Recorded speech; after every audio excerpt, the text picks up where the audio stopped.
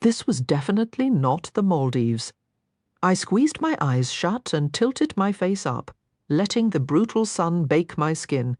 If I focused on the hot wind, I could almost trick myself into believing the dampness trickling down my spine was ocean spray, not just another layer of sweat. Almost.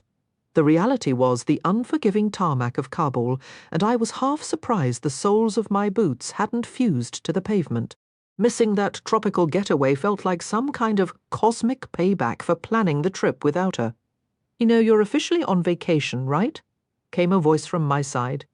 "Keep it down. I am on vacation," I muttered, cracking one eye open to see Torres next to me, his cap pulled low against the glare. "What does it look like?" "It looks like you're posing on a flight line, not a beach." He shot back, a grin in his tone. A smile tugged at my lips. "No." "This is my private overwater villa. Can't you hear the waves?" The steady thrum of helicopter blades cut through the air. "What I hear is you finally cracking up," he grumbled. "Showtime." With a sigh, I forced my eyes open and scanned the skyline, immediately picking out the descending aircraft. Here we go. While I once thrived on the adrenaline of this work, the relentless cycle was wearing thin. The idea of quiet felt like a distant dream. Seriously, how did you end up on this detail? "I thought Jenkins had it," Torres questioned. "Jenkins is down with a fever, and Ward deserves his time off. He's got a family." I adjusted my rifle sling as the transport plane's wheels screeched against the tarmac. "So now I'm playing chaperone for some senator's assistant. Wouldn't be anywhere else." "Thanks, man." Torres had been my brother since the first brutal day of selection, maybe even before. With any luck, Jenkins recovers fast, and I can slip away to the Maldives before the big delegation arrives. I could almost feel the tropical sun. No, that was just the sharp sting of aviation fuel. "Right. Most of the guys I know actually visit their families on leave," Torres remarked, watching the rest of the squad approach, trying in vain to smooth their worn, unmarked uniforms. "Most guys didn't grow up in my house," I replied flatly. My mother passed 5 years back, and the only reunion I'd consider with my father would involve a shovel. The team formed up beside us. Graham moved to my left. "I'm driving?" "Absolutely," I confirmed. I'd already chosen who I wanted for this stint until Jenkins returned. Parker and Elston were staged at the embassy. "Is the whole team present?" Major Webb asked as he joined us, rubbing his jaw. "Well, I'll be damned." "I'd forgotten what your actual face looks like," Graham said with a wide grin, his teeth a stark white against his complexion. Webb mumbled something uncharitable about Washington as the plane followed the ground crew's signals. Being in this unit had its advantages. The easy brotherhood and relaxed grooming standards were top of the list. Getting pulled from leave to guard a bunch of politicians was decidedly not. I'd spent the morning memorizing the profile of Greg Newcastle, a 33-year-old deputy chief of staff who looked like he'd stepped from an Ivy League campus directly into a Capitol Hill office. This fact-finding delegation was here to assess the withdrawal progress. I had a strong feeling they wouldn't like their conclusions. "To recap," Webb stated, pulling a creased sheet from his pocket and addressing the team leaders. "Maroon, your team is on Baker from Congressman Garcia's office," he began, "using our bland operational aliases. Gold, you have Turner from Congressman Murphy. White, you're with Holt from Senator Liu's office. Green, you're responsible for Astor from Senator Lauren's office. My briefing file was for Greg Newcastle. I cut in. Webb checked the paper. Last-minute switch. You have Astor now. Mission parameters are unchanged. That's the office focused on the southern provinces." The one trying to arrange visas for that girls' chess team. Astor! My heart hammered against my ribs. It couldn't be. Impossible. Easy. Torres murmured beside me. "It's not an uncommon name." He was right, besides the last I'd heard. She was at some corporate firm in Manhattan, but that was years ago now. A sudden, unbidden memory flashed of her laughing on a crowded city street, a detail from a life that felt like it belonged to someone else. The rain had thoroughly drenched my coat, and I forced myself to focus as the C-130 settled onto the tarmac. Waves of heat rose from the pavement, making the air waver as the rear ramp lowered and the engines whined into silence. Air Force personnel emerged first, followed by a cluster of civilians in business attire. One of them actually needed help navigating the ramp. Seriously, you can't manage a simple walk down and you thought touring Afghanistan was a good plan? Beside me, Sergeant White. Kelman, for this assignment, let out a low groan. Please tell me that's not my responsibility. Just perfect. Torres mumbled under his breath. I took a slow, deliberate breath, counting silently, but my patience was nowhere to be found. This entire escort mission felt like a colossal waste of our time. The aircrew were all smiles as they approached, their cheerful expressions momentarily blocking our view of the visitors. Of course they were happy. Their job was done the moment these VIPs stepped off the plane. I doubted they'd be grinning if they were the ones tasked with shepherding a bunch of clueless politicians around forward operating bases, as if they were sightseeing stops instead of active combat zones. Major Webb stepped forward, and the airmen directed the congressional aides to the front of their group. There were 6 of them in total. My heart just ceased. I blinked hard as a sudden gust of wind cleared the heat haze. There was no mistaking that golden hair or that brilliant practiced smile. I would have staked my life that behind those oversized sunglasses were the same deep brown eyes framed by lashes I remembered all too well. My hands clenched at my sides, a phantom memory of her curves surfacing after all this time. It was her. "You all right?" Torres whispered, his voice low. "You look like you're about to lose your lunch." "All right?" I was about as far from all right as you could get. Words evaporated in my throat. A decade had passed since we'd first met on a tarmac under vastly different circumstances, and the mere sight of her still robbed me of speech. She extended her right hand to Major Webb for a formal shake, and with her left, she hitched the strap of a familiar worn army green backpack higher on her shoulder. She'd kept that old thing. Then sunlight flashed off her left hand, a reflection so sharp and bright it could have been a distress signal. What in the actual hell? My heart jolted back into a frantic, painful rhythm.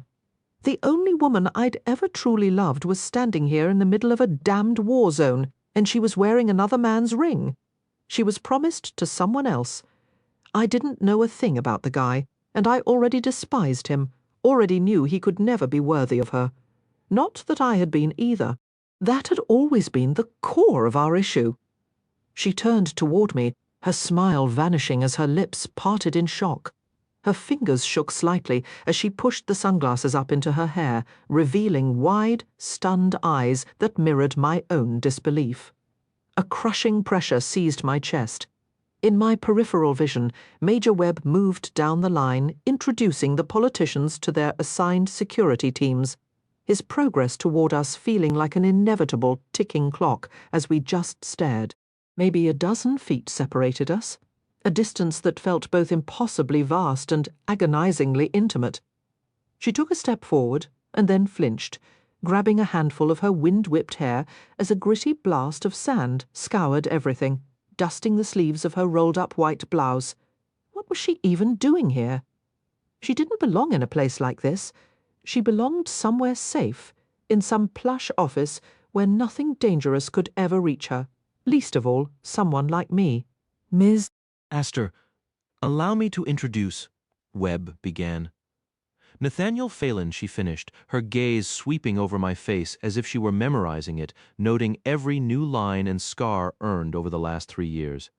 Izzy, I managed to say, the word strangled, my eyes unavoidably drawn to that massive diamond on her finger, flashing like a blatant warning. Who had she agreed to marry? You two know each other? Webb asked, his eyebrows climbing as he looked back and forth between us. "Yes," I said, the single word hanging heavily in the dry, dusty air. "Not any more," she said at the exact same moment. "Damn." "All right." Webb shifted his attention once more, clearly aware of the uncomfortable silence hanging between us. "Is this going to be an issue?" "Absolutely. A massive issue." 1,000 things left unsaid seemed to vibrate in the space separating us, as dense and unyielding as the desert grit blowing across the runway. "Listen, I can arrange for someone else," Webb began. No! I cut him off sharply, There wasn't a chance I'd trust her security to anyone else. She was my responsibility now, ready or not. Webb's eyes widened just a fraction, the only hint of surprise he ever showed before he looked toward Izzy. Miss Astor! It's perfectly fine. Please don't worry about it, she replied with a smooth, practiced, utterly insincere smile that made my skin crawl. Okay then, Webb said, drawing the words out. He turned to me, silently mouthing good luck before walking away. Izzy and I were left facing one another, and every feeling I'd worked to suppress for 3 long years came surging back, tearing open wounds that had never fully closed. Of course we'd run into each other here. We'd always had a talent for crashing together at the worst possible moments in the most inconvenient spots. A combat zone felt almost poetic for our reunion. I thought you were in New York. I finally got out, my voice rough, like I'd swallowed gravel. Somewhere people aren't actively trying to kill you? Oh. She raised an eyebrow and hitched her slipping backpack higher on her shoulder. That's funny, because I was under the impression you were dead. Looks like we were both mistaken. Chapter 2. Izzy. St. Louis, November 2011, 15A. 15A. I mumbled to myself, squinting at the seat numbers as I edged down the packed aisle of the regional jet, my carry-on bag threatening to slide from my sweaty grip with every shuffle. Finding my row, I felt a rush of relief seeing the overhead bin still open, then immediately groaned. A was the window seat. My stomach clenched into a tight ball. Had I seriously chosen a window seat, where I'd have a front row view to every possible catastrophe? Wait! There was already someone in the window seat, head bowed, only the St. Louis Blues logo on his cap visible. Maybe I'd misread my boarding pass. I reached my row, stood on my toes, and tried to heave my carry-on up toward the overhead compartment. It bumped against the lip, but getting it all the way in would require climbing onto the seat or a sudden growth spurt. My grip faltered, and the bright purple suitcase came tumbling straight for my head. Before I could even yelp, a large hand shot out and caught my rebellious luggage, stopping it inches from my face. Good grief! That was a close one, a low voice observed from behind my bag. Need a hand? Yes, please, I answered, fumbling to get a better hold. I saw the blues cap first as the guy somehow twisted around, stood up completely, stepped into the aisle, and balanced my suitcase, all in one fluid movement. Not bad. There we go. He slid the carry-on into the overhead effortlessly. Thank you. I was convinced it was about to knock me out for a second there. I smiled, tilting my head back to look up and up at him. Whoa, he was unbelievably attractive, like stop-traffic, heart-skipping levels of good-looking. A shadow of dark stubble covered a strong jaw. Even the cut and the faint bruise coloring the right side of his bottom lip didn't take away from it, because his eyes, good lord, just wow, those clear, startling blue eyes wiped every coherent thought from my mind. And now I was gaping, and not in the cute, playful way my friend Serena would have flirted while boldly asking for his number and definitely getting it. No, this was full-on mouth hanging open, awkward staring that I couldn't seem to end. Close your mouth. Nope. Still staring. Staring. Staring. Me too, he said, one corner of his mouth quirking up slightly. I blinked. Me too. What? I'm sorry. He looked puzzled. Me too, he said again. I was sure that thing was about to hit you right in the face.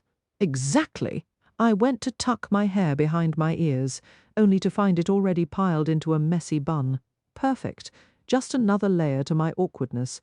Now my cheeks were burning, which meant I was probably glowing like a stoplight.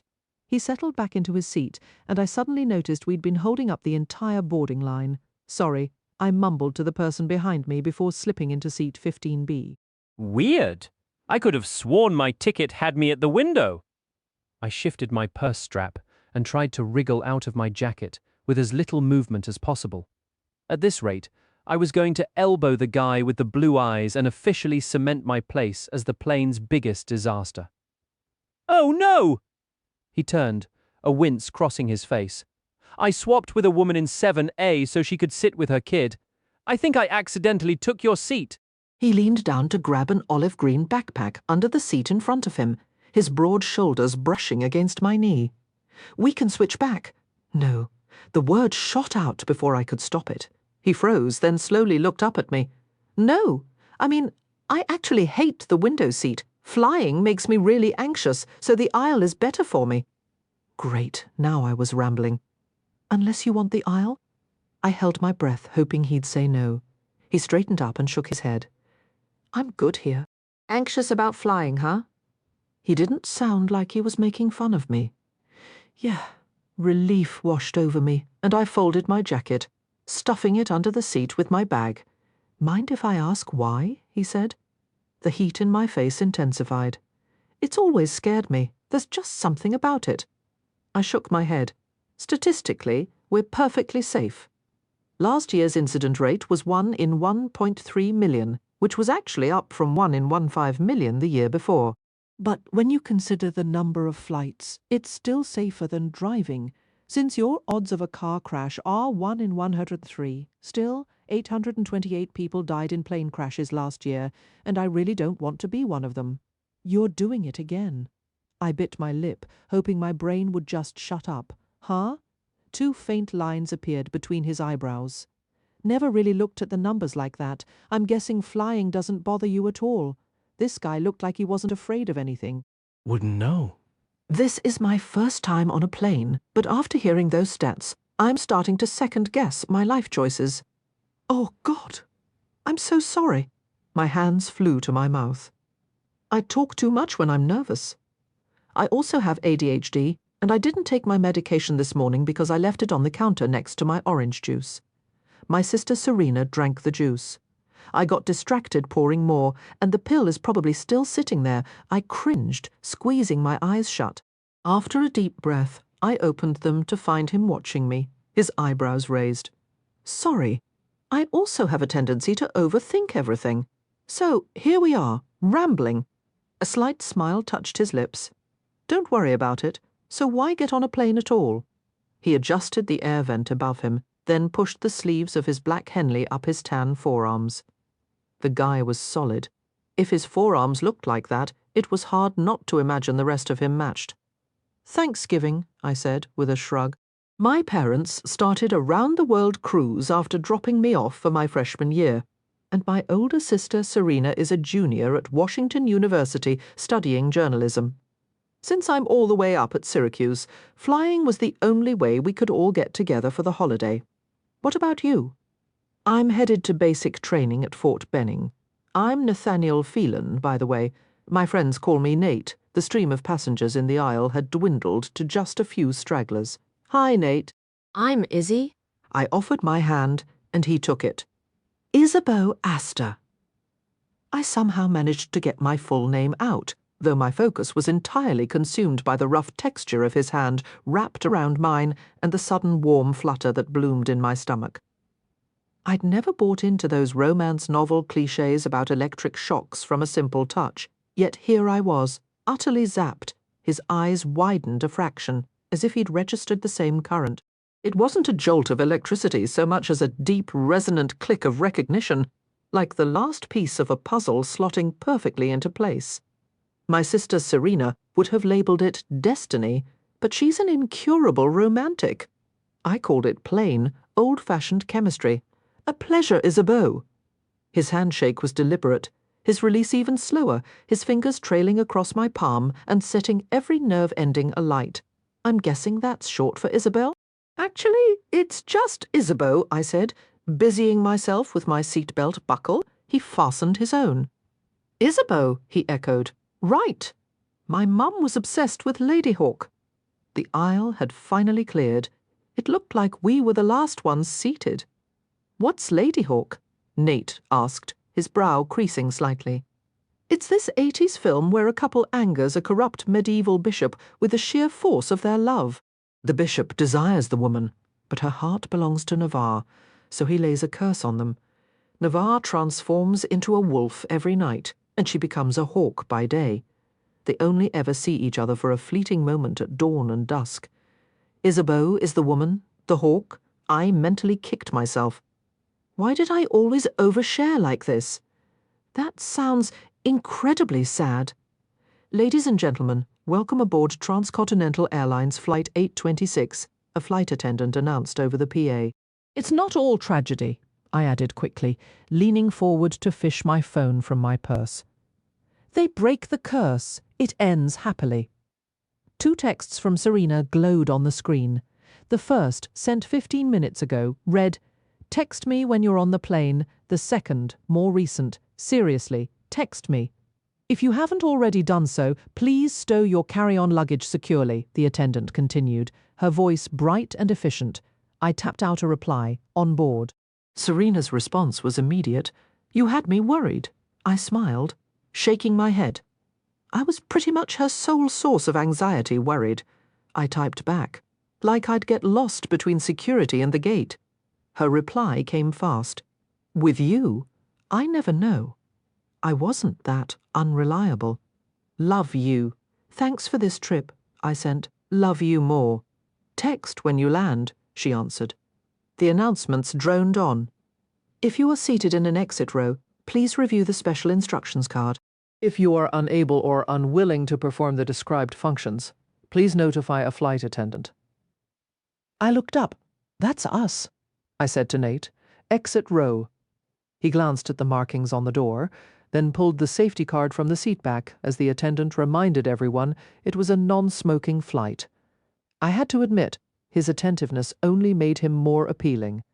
Nate studied the card while the attendant finished her spiel and secured the cabin door. Right on schedule. My anxiety spiked, my heart hammering. I fumbled with my phone, scrolling mindlessly through social media before switching it to airplane mode, tucking it into my vest pocket and zipping it shut. When my throat tightened, I cranked the air vent above me to full blast. Nate slid the card back and settled into his seat, watching the activity on the fog-shrouded tarmac. Our departure was already 20 minutes behind schedule. "Don't forget about your phone," I said, just as the attendant issued the same reminder over the intercom. "It needs to be in airplane mode." "Don't own one, so I'm all set there," he said with a quick grin, then winced, his tongue darting out to touch the cut on his lip. "What happened there?" I asked, gesturing toward my own mouth. "If you don't mind me asking this time," his smile faded. "Let's just say I had a difference of opinion with someone. It's a whole saga." He reached forward and pulled a paperback from the seat-back pocket, John Krakauer's Into Thin Air. He read. This man's appeal was climbing by the minute. Taking the cue, I fished my own book from my purse, finding my place in the 11th chapter of Jennifer L. Armentrout's Half-Blood. A low voice came over the intercom, instructing the flight crew to prepare for departure. As the plane began to reverse from the gate, Nate glanced over. "Any good?" "I'm obsessed." "Though you seem like more of a non-fiction reader," I said, nodding at his book. "How's yours?" He appeared to be about midway through the aircraft pivoted and began its slow roll forward. I drew a deliberate breath in through my nose and let it out through my mouth. "It's gripping, seriously. I found it on one of those 100 books to read before your 30 lists, just working my way down." He looked at me, his forehead creasing. "You all right over there?" "Totally. I lied, my stomach performing a nervous flip. Did you know statistically the riskiest parts of a flight are the first 3 minutes after takeoff and the final 8 before landing? Can't say I did. I swallowed my throat tight. I used to take medication for it, doctor prescribed. Obviously, I'm not about the illicit life. Not that there's anything wrong with that if you are. I mentally winced. Why did my mouth betray me like this? Just not my scene. So why'd you stop the meds? He closed his book. They conk me out. Once in Philadelphia, I almost missed my connection. A flight attendant had to shake me awake, and I had to sprint to the gate. The jet bridge was detached and everything, but they let me on, so no more pills for me. The plane merged into a queue of others, preparing for the taxi. Don't look out the window. You know it makes the anxiety worse? That's understandable, I managed. He cleared his throat, clearly shifting gears. "So, what brings you to Syracuse? What are you studying?" His transparent attempt to distract me made me smile. "Public relations," I said, stifling a laugh. I'm usually great with people until you trap me in a metal tube at 30,000 feet. You're doing just fine from where I'm sitting, he said with a grin, and good grief, a dimple appeared in his right cheek. What about you? Why the army? Why not college? I closed my book, resting it in my lap. Wasn't really on the table. My grades were decent, but not scholarship level, and money was tight. We debated keeping the cable on, let alone funding tuition. Truth is, my family needed me. They run a small farm just south of Shipman, Illinois. He looked away briefly. It's my mum's place, really. My grandfather left it to her. The army will cover college later, so here I am. I nodded, though I wasn't naive enough to pretend I understood. My own upbringing was the polar opposite. The question was always which college, not if. My parents jokingly called my tuition their parentship investment. I'd never faced a choice like Nate's. What do you think you'll do after you finish your service? He frowned slightly. Haven't mapped it out that far. Maybe teaching. I like English. Something with books. But who knows? I might love the army. Special Forces sounds pretty intense, in a good way. Ladies and gentlemen, this is your captain. Welcome aboard Flight 826, non-stop to Atlanta. You've probably noticed the heavy fog this morning, which is causing some delays. We're currently 22nd in line for takeoff, so we're looking at a wait of approximately 40 minutes or more before we're airborne. A unified sigh rippled through the cabin, mine included. A 40-minute delay wouldn't make me miss my connection to Syracuse, but it was going to cut things uncomfortably close. The pilot's voice came over the speaker again, promising clearer skies ahead and a chance to make up for our delay. A chorus of call button chimes echoed through the cabin as passengers worried over their connecting flights. "Are you headed to Atlanta too?" I asked Nate.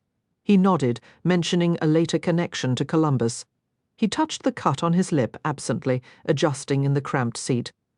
"I've got some antiseptic and pain relievers in my bag if you need them," I offered. He looked amused.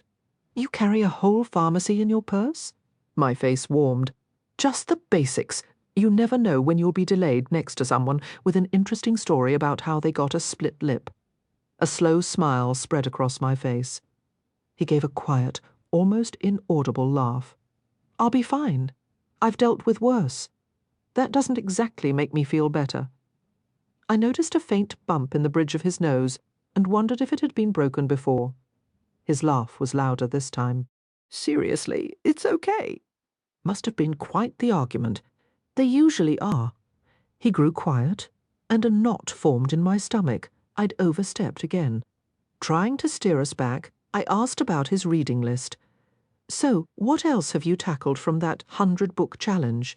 He looked up, thinking, "The Outsiders by S.E. Hinton," I finished, then immediately cringed at interrupting. "Of course. I think they issue that book to every guy, with a hint of a rebellious streak in freshman year." I couldn't suppress my grin. "Hey, wait a minute." He feigned offense, leaning back. "What about me? Screams bad boy. I was raised on a farm." I laughed, momentarily forgetting we were inching toward the runway. That build, that face, the cut on your lip and those scraped knuckles? My eyes drifted to where his sleeve met his wrist, catching a glimpse of dark ink. "And tattoos?" "Textbook bad boy material. I imagine you've left a trail of disappointed hearts behind you. Who uses plethora in casual conversation?" His smile widened, which only amplified mine. Rebel or not, Nate's smile was undoubtedly potent. If we weren't trapped on this plane, I might have entertained some very reckless ideas. People who were good little college students. That's who. "I'll plead guilty to that," I said, raising my eyebrows. "You've even mastered the whole brooding literary vibe." Very Jess Mariano. "Jess who?" He looked genuinely puzzled. "Jess Mariano," I repeated, feeling momentarily lost in the aqua-blue shade of his eyes, which reminded me of mountain lakes near Silverton, not icy, but vivid and clear. From Gilmore Girls. Never watched it. He shook his head. "Well, if you ever do, just know you're basically Jess, only taller, and let's say more visually striking." I immediately clamped my mouth shut. More visually striking, huh? He teased, his knowing look sending a fresh wave of heat through me. Forget I said that, I mumbled, tearing my gaze away to unzip my vest. Why was it suddenly so warm in here? What other books are on your list? His eyes narrowed a fraction, but he mercifully followed the new topic. I've gotten through Fahrenheit 451, Lord of the Flies, The Last of the Mohicans. Now that is a fantastic film, I sighed, the moment he promises to find her before leaping over the waterfall. Pure magic. The definition of romantic. Seeing the movie doesn't count? He shook his head, laughing. And it's not a romance. It's an adventure with a love subplot, not a full-blown romance. How can you possibly claim it's not romantic? Because the book has some key differences, he said with a shrug. Differences like what? You really want to know? Absolutely. It was my comfort movie, my go-to for solo ice cream nights nursing a bruised heart. Cora dies. My mouth fell open. Nate winced apologetically. You did ask. Well, I'm definitely never reading it now. I'll just keep my perfect movie version, I grumbled as we crept forward. Staring out the window at the grey fog did nothing to improve my mood. The view outside was practically non-existent. We spent the next several minutes debating a few more titles from his list. I'd tackled The Great Gatsby back in high school, but something like Band of Brothers was still on my to-read pile. All right, he said, shifting in his seat. What would make your personal top 100? I leaned back, thinking as the plane taxied. Pride and Prejudice, absolutely. Then East of Eden, ugh. I had my fill of Steinbeck with The Grapes of Wrath, he cut in. Trust me, East of Eden is on another level, I insisted, as though my conviction alone settled it. Let's see, The Handmaid's Tale and The Immortal Life of Henrietta Lacks was incredible. Oh, have you gotten to The Hunger Games? The final book released last year, it's fantastic. Not yet. I just finished The Adventures of Huckleberry Finn before grabbing this one, he said, tapping his paperback. Maybe I need a more current list. Hey, don't knock Huck Finn. There's something timeless about floating down the Mississippi. It was good, he conceded. I won't have much time for reading in basic, but I tossed a couple books in my bag anyway, he added, his voice dropping. A buddy who went through last year said they confiscate almost everything at check-in, but I still hid my iPod in a labelled baggie, just hoping. How old? I caught myself, biting my lip. It wasn't my place to ask, though he seemed around my age. How old am I? He finished for me. I nodded. 19 last month. You? 18 until March? Just a freshman. I traced the edge of my book cover, needing something to do with my hands. Aren't you nervous about the flight? His forehead creased. No. About joining the army? There are, you know, actual wars happening. I thought of my roommate, Margot, who lost her older brother in Iraq, but I kept that to myself. Outside, spray misted the window as we finished dacing. Yeah, I've heard a thing or two about that, I said. That dimple appeared again. He drew a long breath and stared ahead, weighing his words. Look, it would be a lie to say I haven't thought about the whole life and death part. But here's how I see it. Wars come in all shapes. Some are just louder. That's all. People have been fighting my battles for me my whole life. This time I get to fight back. And honestly, the payoff feels worth the chance. I mean, if you hadn't gotten on this plane, we wouldn't be talking risk and reward, right? He turned, and our gazes held. Suddenly, my desire to be off this aircraft had nothing to do with turbulence and everything to do with Nathaniel. If we'd met on campus or back home in Denver, this wouldn't have a 2-hour expiration. Then again, in Denver or at school, I probably never would have struck up a conversation. Chatting up attractive strangers was Margot's specialty. I usually gravitated toward the quiet, approachable ones. I could mail you books, I said softly. If you're allowed to have them and run out over there, you'd really do that? His eyes widened in genuine surprise. I nodded, and the smile he gave me made my heart hammer against my ribs. Flight attendants, prepare for takeoff. the pilot announced over the speaker. Our turn. The attendant nearby reminded a passenger, a few rows up, to stow their tray table, then moved to his jump seat, facing us. I clutched the armrests as the engines roared, and we surged forward, the force pressing me deep into the seat. The fog had thinned just enough to glimpse the blur of the runway's edge. I shut my eyes, steadied my breathing, and forced them open. Nate glanced over, then extended his hand palm up. I'm okay, I muttered through clenched teeth, focusing on inhaling through my nose, exhaling through my mouth. Take it! No biting, I promise. Fine. I took his hand and he wove our fingers together, his warmth seeping into my chilled skin. Go on, squeeze, I can take it. You might live to regret that offer. I gripped his hand with all my strength, my breathing growing rapid as the plane gathered speed for takeoff. Somehow, I don't think I will, he replied, his thumb moving in a soothing circle over mine. 3 minutes, right? That's the worst part. That's what they say. He brought his other wrist over, starting a timer on his watch with a few quick presses. There. When this hits 3 minutes, you're free until we touch down again. You're being incredibly kind. The tires vibrated noisily against the tarmac, and the cabin shuddered as we accelerated. I held his hand in a death grip, surely cutting off his circulation, but I was too focused on drawing air into my lungs to feel properly ashamed. I've been called plenty of things in my life, but kind usually isn't one of them, he said, giving my hand a reassuring press as the wheels left the ground. Ask me a question, I rushed out, a parade of catastrophic possibilities flashing behind my eyes. Anything at all. My heart hammered against my ribs. All right, he agreed, his forehead creasing in thought. Have you ever really watched pine trees move in the wind? Excuse me, pine trees, he repeated, glancing at his watch. Everyone goes on about palm trees swaying, but pines have their own rhythm. It's one of the most calming sights I know. Pine trees, I echoed, considering it. I don't think I've ever paid attention. Exactly. What's your top movie? Titanic, I said without hesitation.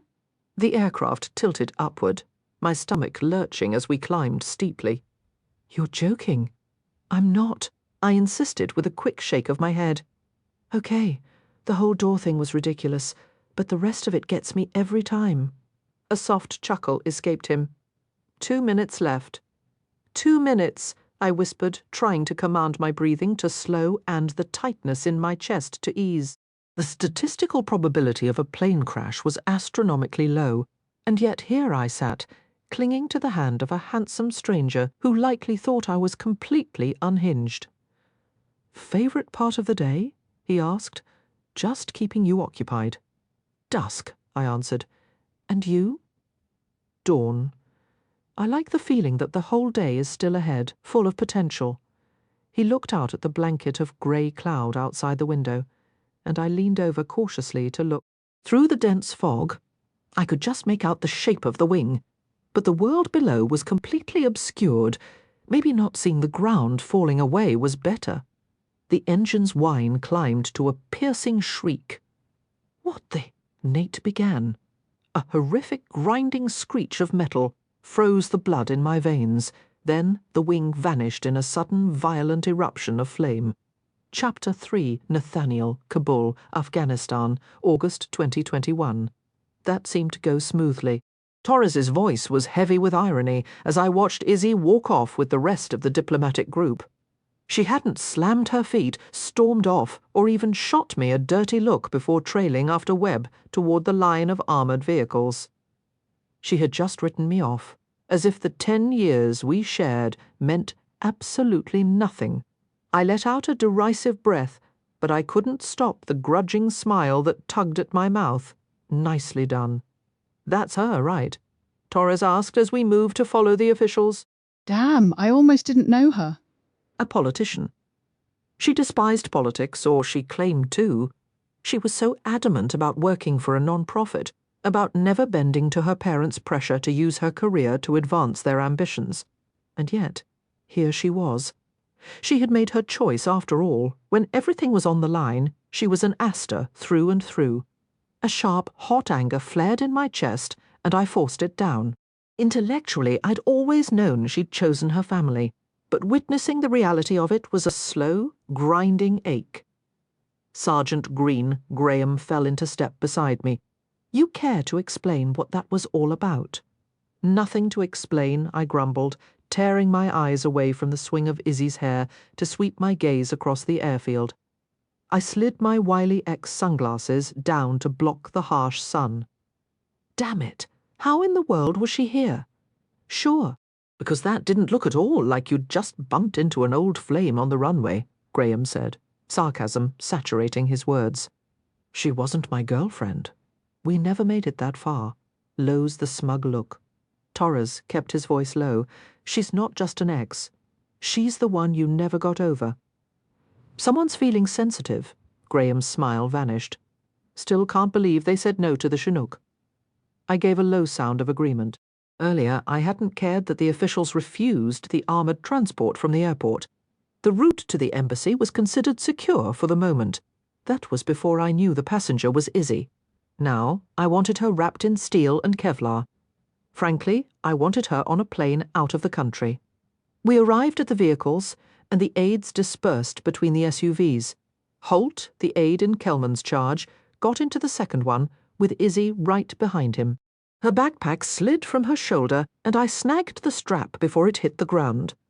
The olive-green fabric was faded and soft, the shape worn flat from use. But the circular scorch mark near the zipper was unmistakable. The air left my lungs in a rush, a bitter smile touching my lips as I held it up, my gaze finding hers behind our sunglasses. The tinted lenses were a barrier, making her impossible to read. Her posture was a study in composure, but her eyes had always been the true window to her thoughts.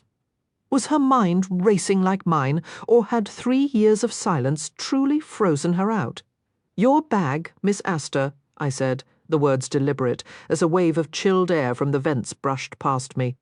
Her lips parted slightly, a quick swallow before she took it, settling it on her lap. "Thanks. Can we get more air back here?" Holt asked the driver, loosening his tie as sweat tracked through the stubble on his flushed neck. Graham glanced back from the driver's seat, a soft chuckle escaping him. "Afraid not. It's already cranked. It's just a special kind of hot here." Holt slumped against the seat, looking utterly defeated. "For crying out loud," Kelman muttered, already moving to the rear tactical seats. A swift check confirmed the luggage was loaded and all personnel were secure. I swept my eyes over the perimeter once more, catching Webb's signal before he entered the lead vehicle. "Showtime! Seatbelt!" I instructed Izzy, closing her door before she could reply. There, she was behind the best armor I could offer. I took the front passenger seat and pulled the door shut. "Move out." I gestured forward as the gate began to roll open. The familiar mix of lemon and Chanel No. 5 drifted into the space. The pressure in my chest intensified, a sharp ache as I shoved back a flood of memories I had no time to entertain. That ring on her finger might be new, but some things were stubbornly the same. She still carried the scent of endless summer evenings. Graham shifted into drive and followed the lead car, taking us into the heart of Kabul. Every sense heightened, cataloguing the route, the pedestrians, the other vehicles, hunting for any anomaly. "Roughly how long to the embassy?" Holt asked, mopping his neck. Kelman was in for a long week with this one. He was going to be a monumental headache. Not that I didn't have my own distraction. Isabeau Astor was in the back seat, less than an arm's length away for the first time since that rain-soaked night in New York when everything shattered. When did she leave the law firm? When did she decide to work for a senator? Her parents probably threw a party. They were always about the right connections. What other surprises did the last few years hold? Focus? That depends on traffic, sir, and whether the wrong people found out you were coming and decided to send a message with a rocket launcher. Graham answered, his southern accent stretching out the final words. A flush of heat crept up the back of my neck. I didn't need to turn around to feel Izzy's stare fixed on me. It was the same intense focus I'd have given her if our roles were swapped. Keeping my eyes forward, I watched the traffic swell as we crossed the 1-mile point. The green zone was coming up fast. So, Are we talking 5 minutes? Or more like 10? Holt asked, already wriggling out of his jacket. I had to physically stop myself from rolling my eyes. We'd already be there if we'd taken the helicopter, Kelman pointed out from the back seat. It was decided that would send the wrong message about our confidence in local security during the withdrawal, Izzy stated, shifting her backpack on her lap. Her tone was all official protocol. Who in the world decided public relations were the top priority in a combat zone? I shot back, glancing over my shoulder just in time to see her chin lift defiantly. Senator Liu, Holt supplied. Funny how the folks arriving in armoured helicopters next week are the same ones telling us to drive today, Graham remarked dryly, maintaining a careful gap from the vehicle ahead. Politicians, gotta love 'em. We passed the 2-mile marker, making decent time. How the visit is perceived does matter, Izzy insisted. Seriously, every instinct I had was screaming to get her on the next flight out of the country, and she was worried about optics. The fact that you care more about perception than actual security is precisely why you shouldn't be here, I snapped, turning enough to catch her eye. Her mouth fell open in shock before I looked away. Focus?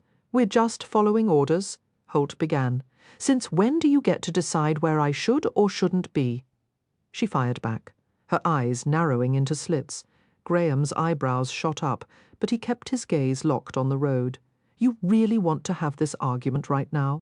Part of me thought it was for the best. At least in the car I couldn't reach out and either shake some sense into her or kiss her until that wedding band slipped off. Who was this guy anyway? Some privileged heir her father endorsed? Someone with the right political ties and family name they'd always envisioned for her? I wanted to have this conversation 3 years ago, she challenged, leaning forward against her seatbelt until I heard the distinct click of the lock engaging. Am I missing something here? Holt asked, slowly, loosening his collar. No, she snapped. Yes, I answered at the same instant. Okay then, Holt muttered, looking between us before wisely deciding to stay quiet. I've been in gunfights with less tension in the air, Graham mumbled under his breath. Shut it, I ground out. He wasn't wrong, and that just irritated me more. The next few miles passed in heavy silence as we entered the green zone. Only a fraction of the strain eased when we pulled up to the relative safety of the embassy. The fancy chevron-patterned windows across the front were just for show. The real protection was the reinforced concrete wall behind them, built to withstand an explosion. I wasn't convinced, however, that it could withstand Izzy and me being trapped under the same roof. Graham parked and I stepped out, adjusting my weapon before opening Izzy's door to find her wrestling with her seatbelt. This ridiculous thing. She yanked the strap and stabbed at the release button. The sight took the sharpest edge off my anger, and, against my will, I almost smiled. It was so utterly Izzy. If she stayed this rattled, she wouldn't just fumble, she'd start rambling. God, I'd missed her unfiltered rambling tangents. Here, let me help, I offered, leaning in. I've got it, she insisted, shoving her sunglasses onto her head and shooting me a look that conveyed a whole sentence without a single word. I raised my hands and backed out as she tugged furiously at the strap. Turning, I scanned the perimeter again, lifting my own sunglasses now that we were in the shade. Webb was already out of the lead vehicle. Not supposed to be here, she seethed, yanking the belt in time with each word mocking my earlier statement. You're not. This is the last place on earth you belong, Iz. Honestly, did she have a death wish? Nice to see you haven't changed a bit. She gave another sharp tug on the seatbelt, the mechanism groaning as it tightened another notch. What is wrong with this stupid thing? I leaned in before she could protest, jamming my thumb against the release. The buckle popped open with a snap, and her hands flew back, the cold metal of her ring scraping across my skin. At least I'm a jerk who can work a seatbelt.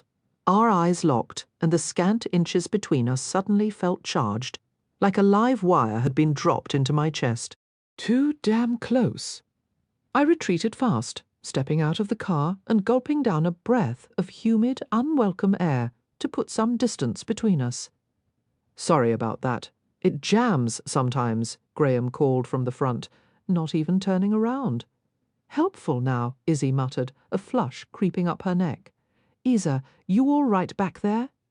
Holt's voice came from behind me as the rest of the team began moving toward the embassy's secured entrance. Isa, my head tilted as Izzy slid out of the vehicle, hoisting her backpack onto one shoulder. That's me! She shot back, brushing past me without a second look. Her name is Isab. Holt began. I know what her name is. I interrupted, sharper than I intended. Webb hung back by the door, observing our little scene with a tilted head that promised a pointed conversation in my very near future. It was bad enough Izzy knew my real name, a fact we definitely needed to discuss, but I was acting like an idiot, and I knew it. The frustrating part was, I couldn't seem to knock it off. You've always been Izzy to me. I caught up to her as we passed the third manicured hedge lining the walkway. She froze, then whirled to face me right under Webb's watchful eye. Izzy was a naive teenager who needed looking after. I'm not that girl anymore. If my being here is a problem for you, then do us both a favor and reassign me. I have actual work to do, and I'm not spending the next 2 weeks trying to earn your approval. Her finger shot out, stopping just short of poking my chest before she spun on her heel and marched through the embassy doors. So, I'm guessing she's still mad. Torres quipped. I ignored him and the dull, grating ache behind my ribs, letting out a long, controlled breath. I'm going to ask you this once more, Sergeant Green. Webb fell into step beside me as we headed inside. Is this going to be an issue? Because in all our years working together, I have never seen you this off your game. Not once. That was because nothing threw me off balance like Isabeau Astor. She wasn't some casual distraction. The woman was a force of nature, a comet blazing through the sky that could either make dreams come true or obliterate everything in its path. And right now, she was on the other side of the conference room's glass wall, shaking the ambassador's hand with a polished, confident grace that spoke of a whole life I knew nothing about. Maybe she had a point. Maybe she wasn't my Izzy anymore. Not that she'd ever truly been mine to begin with. We have some history, I conceded.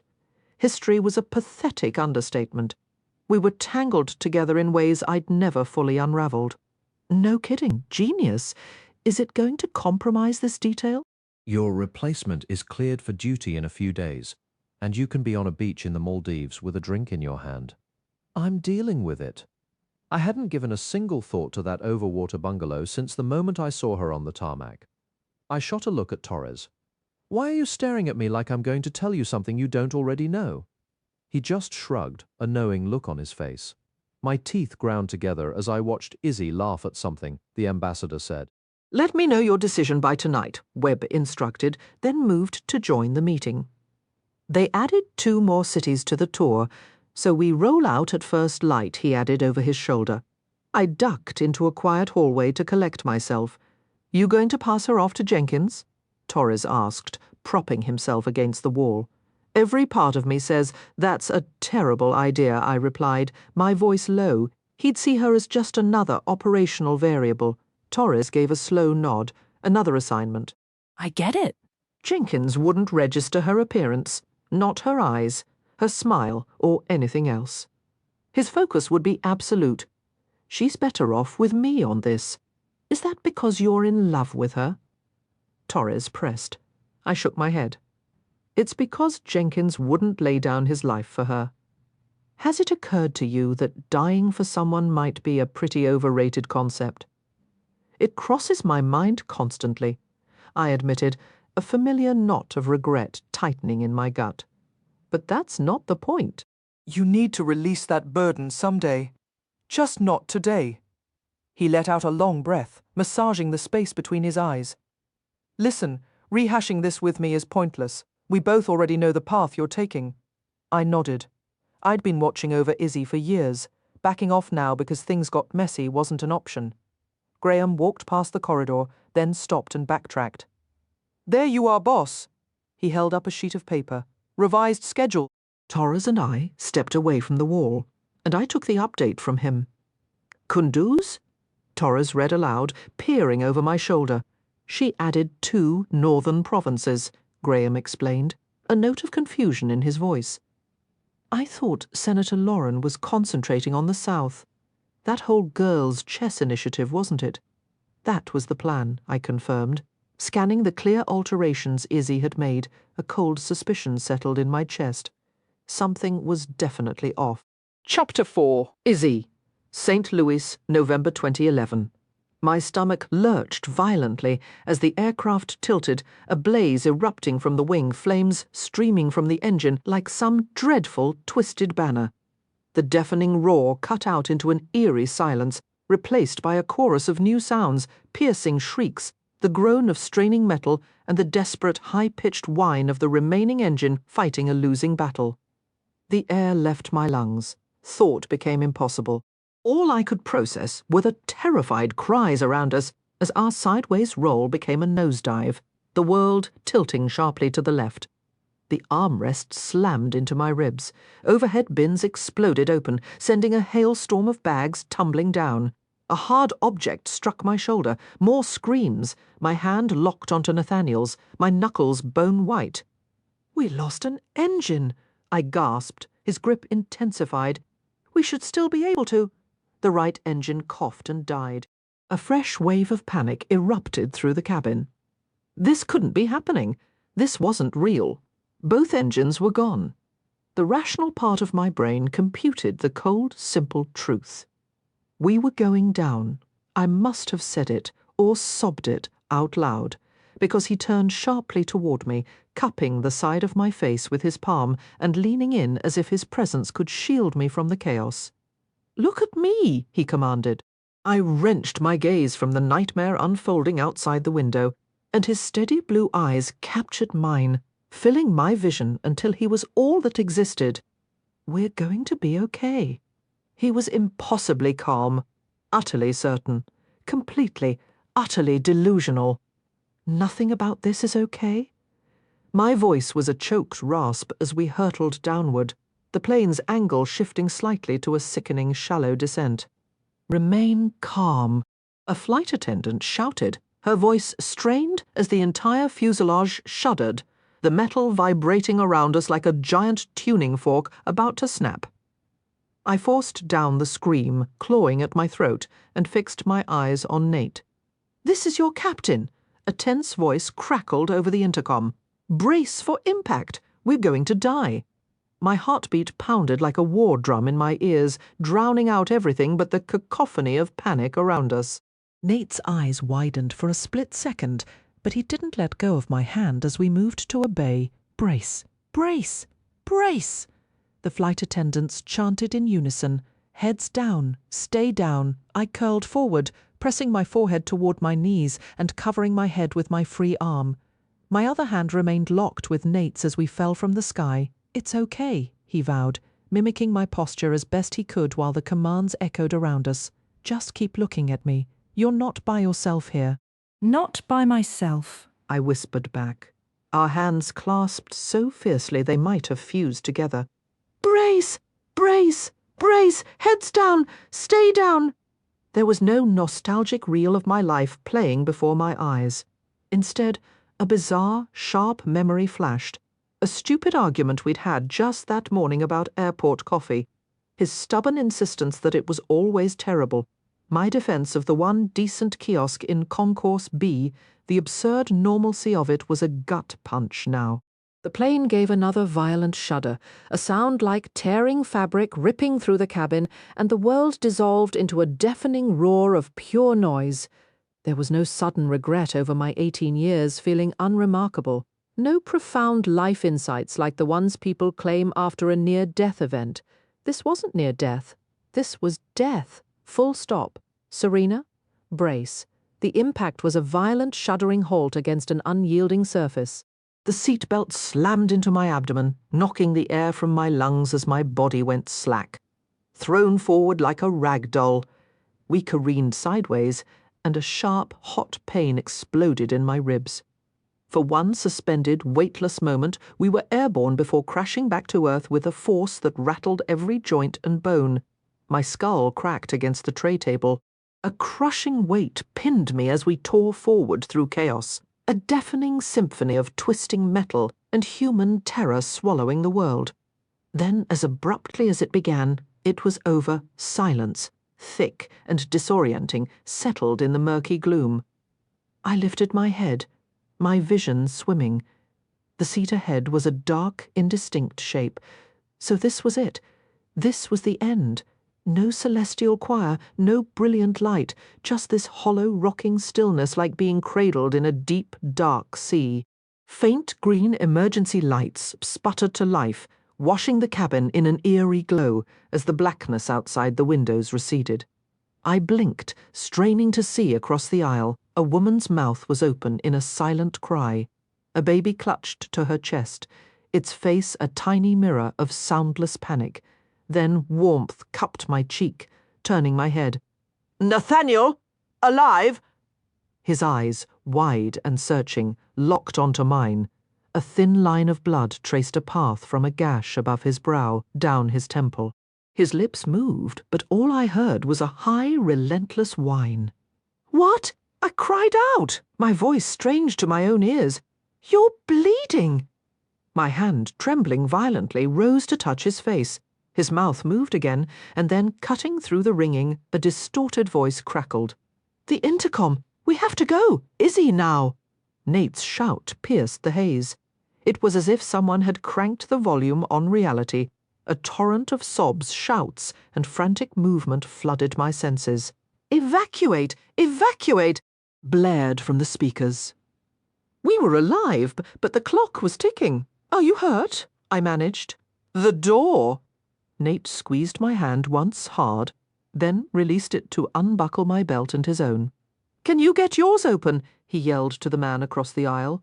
"Working on it," came the reply. Nate stood, his broad frame filling the space as he wrestled with the emergency exit handle. A shocking, icy rush of water poured over my feet, soaking through my shoes. "The river," I whispered, the truth dawning with a cold dread. We were in the water. People were already surging into the aisles.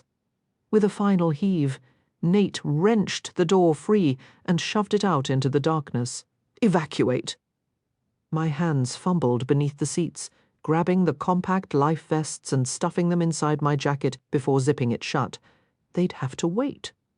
The baby's cries now pierced the air, competing with a man's furious cursing as he fought with another exit. "Izzy!" Nate's hand found mine again, pulling me upright as the frigid water climbed past my ankles. Someone jostled me hard from behind in the escalating panic. Nate climbed out, dragging me after him onto the freezing, solid metal of the wing. The vast, dark expanse of the Missouri River stretched around us. "You take that side!" I yelled over the growing roar of water as it began to wash over the wing's leading edge. His jaw tightened in protest, but he released my hand, and we positioned ourselves on either side of the opening. "Your hand. Give me your hand." I reached into the doorway toward the struggling woman. She lifted her arms, and together, Nate and I hauled her onto the wing. "Forget the bag!" Nate barked into the cabin before turning to help the next passenger out. The second emergency exit finally gave way, a woman stumbling out onto the frozen metal surface. "Watch your step!" I called, catching her arm to keep her upright. We worked in a frantic rhythm, pulling person after person from the cabin's dark interior. "I've got her," I said, reaching for the wailing infant clutched to another passenger's chest. I tucked the furious, pink-swaddled baby close as Nate helped the mother onto the wing. With a tearful thanks, she gathered her daughter and moved aside. I shifted my position, the river now washing over the wing's edge, and saw the scene at the front, exits, rafts deployed, flight attendants waist-deep in the icy water, guiding people in. A man was struggling into an inflatable raft as water poured through the open doors. "We're going under," I stated. The reality, cold and absolute Nate, gave a grim nod. How many souls were on board?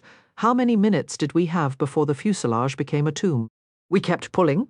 A man, a woman, another, a terrified child, until the wing was crowded, and no more cries for help came from within. "Is that everyone?" Nate shouted into the darkened cabin.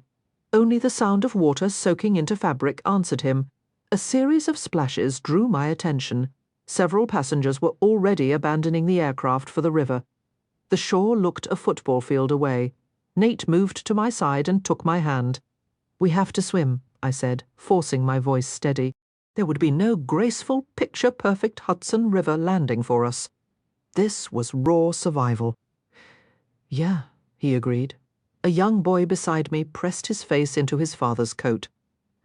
"I don't know how to swim," he sobbed. "The life vest's here." I fumbled in my own vest, tore open a plastic packet with my teeth, and thrust it at the father. He stared at me, stunned. "We left ours behind. Take it." "I'm okay," I offered, what I hoped was a convincing smile, then retrieved the second packet. Got yours too? I told Nate, pressing it against his chest. He glanced from the vest to me and back, then shook his head. "You put it on." "Swim team 6 years," I countered, the claim feeling distant. "I'm good." His gaze flickered between me and the growing panic around us. "Where's the mother with the newborn?" he yelled. A hand waved from further down the wing. "Get this to her," Nate instructed the father beside us, who passed the vest along a human chain. Patches of fluorescent yellow began to appear as others inflated their vests. The wing shuddered, water lapping higher, and we all shuffled back in a useless attempt to counterbalance the inevitable. The plane lurched violently, a collective scream tearing through the air as 2 people lost their footing and plunged into the drink. "Look at me," Nate commanded, tilting my face up with his fingers. Why did he look so out of focus? "Damn it, your pupils are blown," he muttered, his touch feather-light on a throbbing spot above my brow. "And you've got a serious egg growing here? Ringing ears? Blurry sight?" "Both," I admitted. "You've got a concussion." His eyes swept past me, taking in the plane's nose as it submerged, the water devouring the cockpit windows and rushing toward our exit. "Everyone's out. We're out of time, and this thing will be fully submerged in moments. We have to swim for it. Can you handle that?" A sharp, insistent pain radiated from my ribs. "I'll make it." He nodded, his grip on my hand becoming an anchor. "We stick together. The water's barely above freezing this time of year." Another loud splash echoed from the opposite side of the sinking aircraft. A laugh, brittle and sharp, escaped me. "And we don't even get a door to use as a raft. Talk about method acting for your favorite disaster flick, huh? The absurdity of it all was almost funny. You're cracking jokes now." "Perfect timing," he said, but there was no humor in his eyes. Without warning, the plane pitched forward, its nose diving toward the riverbed.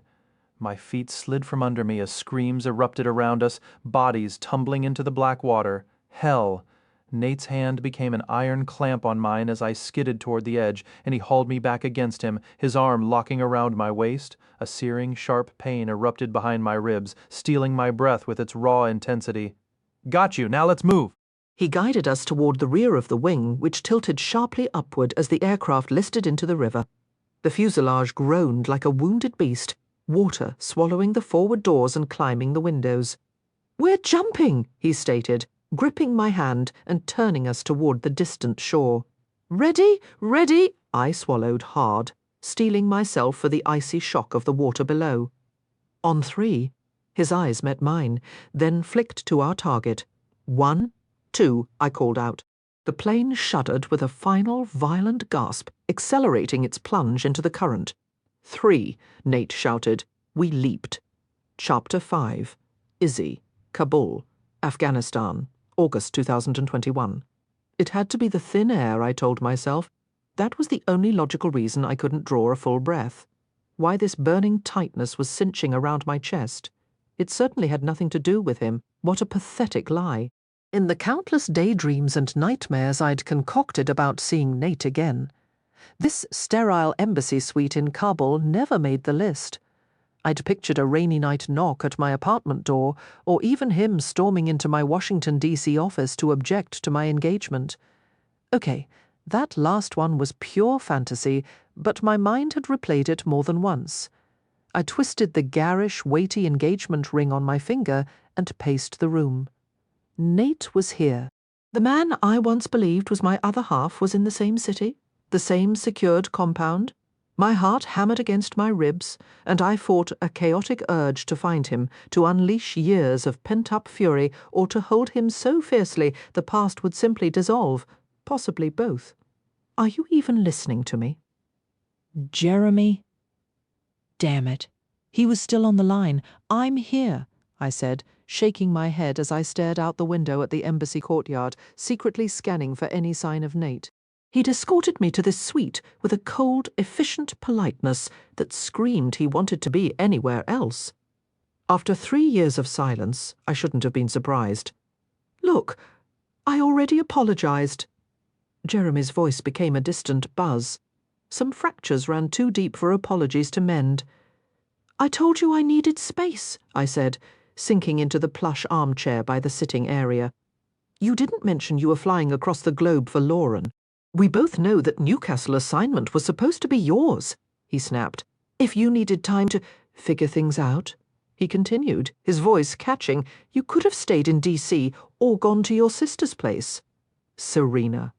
A fresh, sour wave of nausea hit me, so potent I could taste it. Jeremy, this trip is about my choices, not yours. If you had listened to a single thing I've said for the last month and a half. I rubbed my temples and let out a weary, humourless laugh. But then you've been a little preoccupied, haven't you? I searched for a clock. 8:16 p.m. local time, and the jet lag was a physical weight. My body craved sleep, but my mind knew surrendering now would only prolong the adjustment. We've both been buried in work, Isa. Can't we just discuss this like reasonable adults? His patronising tone made me sit up straight. I'm not ready for a discussion. 3 firm knocks sounded at the door. There's someone at my door? Let me guess. Is it Ben Holt coming to make everything better? Jeremy shot back. This isn't over. It is absolutely over. My voice climbed, and I yanked the door open with all the elegance of a startled animal. It swung wildly, rebounding from the doorstop. A large, familiar hand shot out, catching it just before it could swing back into me. A hand I knew as well as my own, attached to a tattooed forearm, filled the doorway.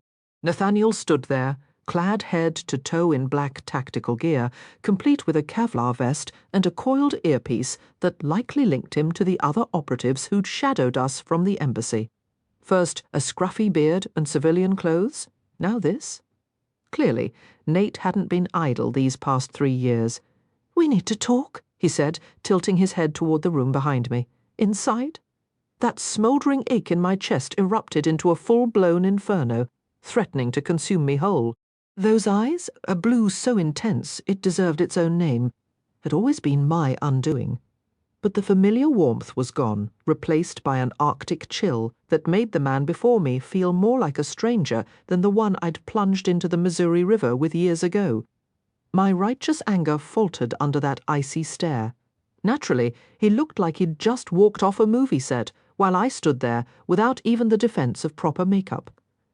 That is not how a partnership works. Jeremy snapped in my ear, concluding a rant I'd barely registered. Let me come get you. I'll take the company jet. I can be there by morning. Now? Nate whispered, a muscle feathering along his jaw. I have to go, I told Jeremy, ending the call before he could argue. I took a step back, and Nate moved past me into the suite, the familiar scent of clean earth and spearmint brushing my senses. He still smelled the same. Did that irresistible come-hither fragrance just naturally seep from his skin? Or was it something he applied? He didn't stop or speak as he moved through the sitting area, checking behind the drapes before striding into the bedroom as if he owned the place. Well, not this room, at least. I'm not stashing anyone in the shower, Nathaniel, I called after him, settling on the edge of the desk and leaving my phone behind. Jeremy could wait. I didn't have the answers he wanted. Not yet, and possibly never. Hilarious. Nate's voice floated back from the bedroom. Every muscle in my body coiled, primed for a fight with this new, you-shouldn't-be-here version of him, yet some deep, traitorous part of my soul inexplicably settled just because the infuriating man was nearby. Just ensuring there aren't any hired guns lurking behind your curtains. He walked back in with that efficient, confident stride, went to the window, gave a slight nod to whatever he saw in the courtyard below, and then turned to face me. Nobody wants to assassinate me. My boss was another matter entirely, but she wouldn't arrive until next week, and her travel plans weren't public. Yeah, he said, his expression utterly flat as he held my gaze from across the room. They do. What the hell are you doing here, Izzy? Izzy! No one called me that anymore. From the moment I entered Senator Lauren's orbit, I became easier, straightforward and professional. I could ask you the same thing. I shot back, folding my arms over my chest. Heat flushed my cheeks as I felt the bulky fabric of my old college hoodie beneath my arms. I was dressed for sleep, barefoot in pajama pants, completely unprepared for a confrontation with Nate. Nate, after 3 silent years. This was our reunion. Not with him returning to explain his disappearance, but because, once again, we proved to be those 2 magnets fate couldn't resist throwing together. It was absolute nonsense. Nice earpiece, by the way, I continued, forcing the words past a tightening throat. A tumult of emotions wrestled inside me, anger, hurt, a stupid flicker of hope, until the raw pain won out, sharpening my tone. At least someone here knows how to reach you. I'm being serious. So am I. His jaw tightened once. Then again. Say it. Whatever you've been biting back all night, just say it. He mirrored my stance, crossing his arms.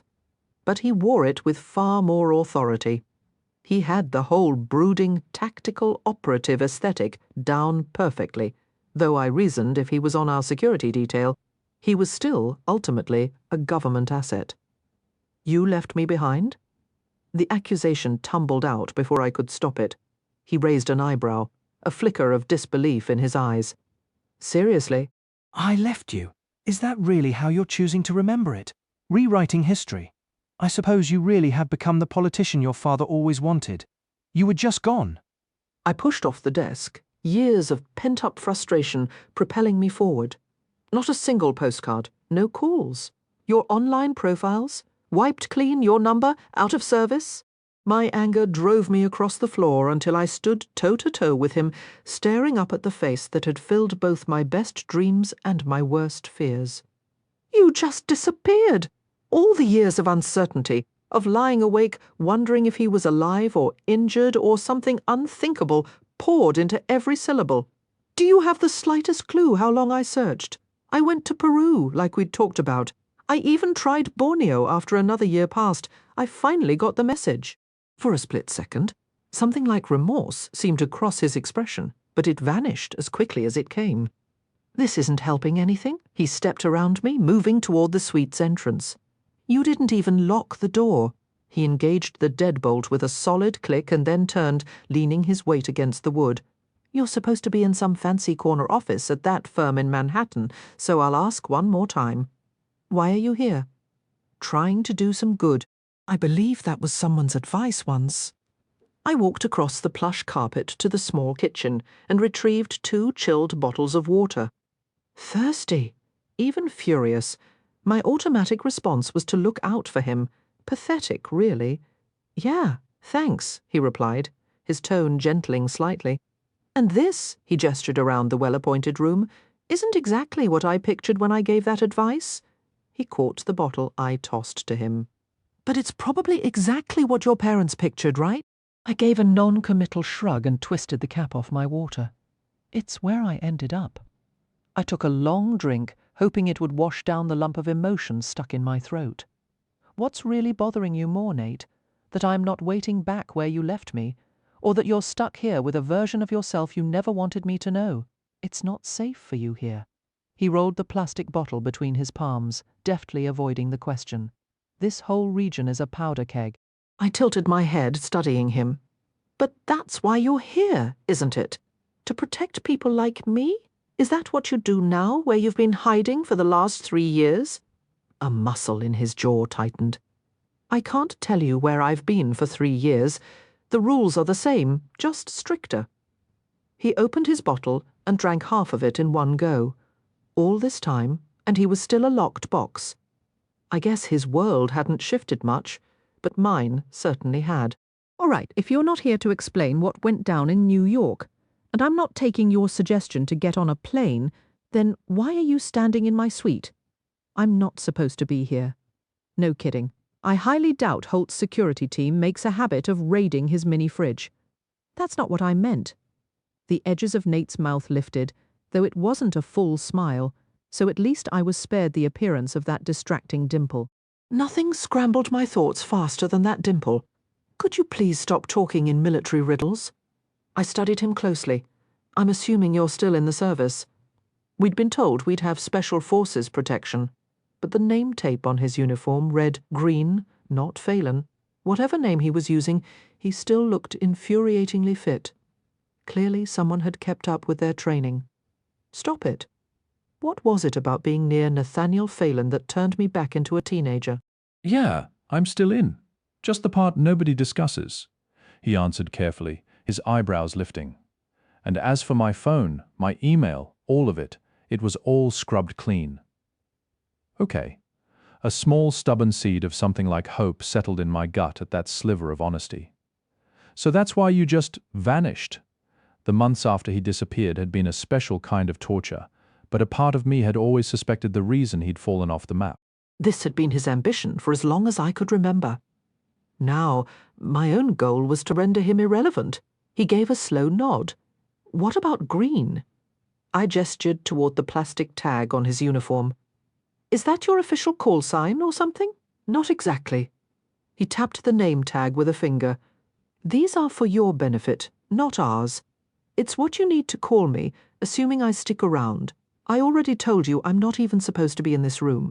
His gaze drifted to the window before snapping back as if holding my stare was somehow agonizing.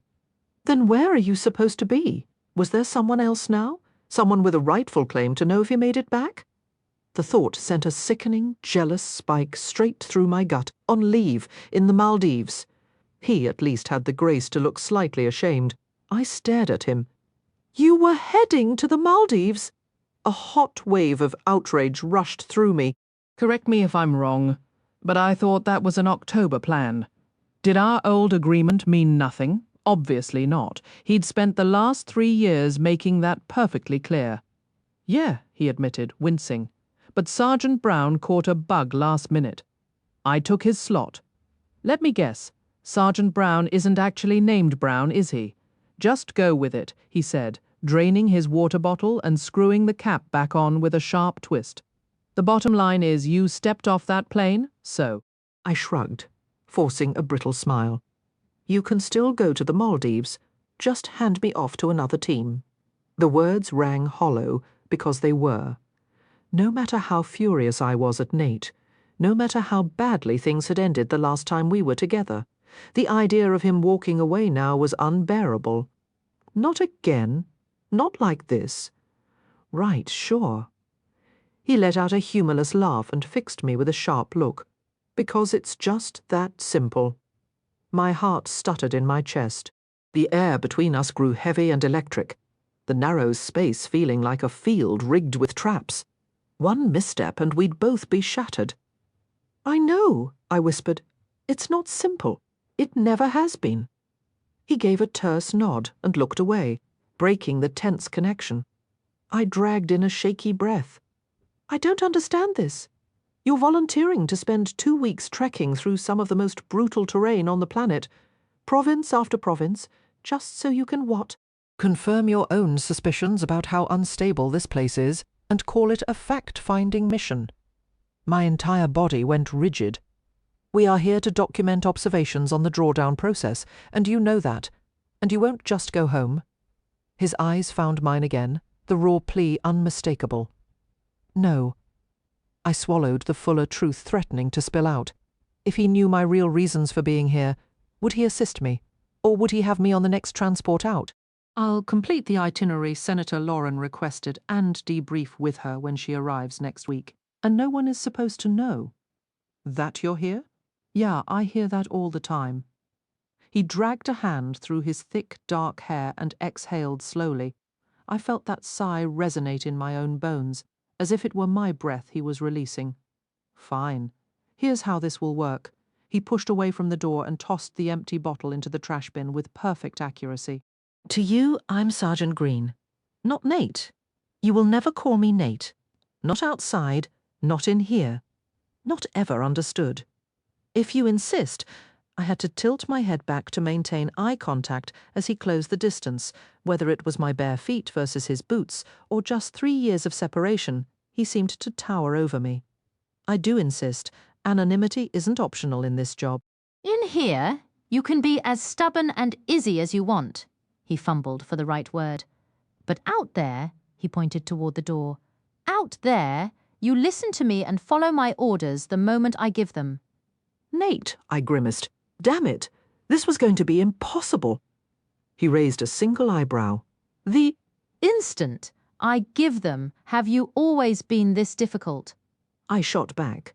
That's rich coming from you. I rolled my eyes and crossed my arms tightly.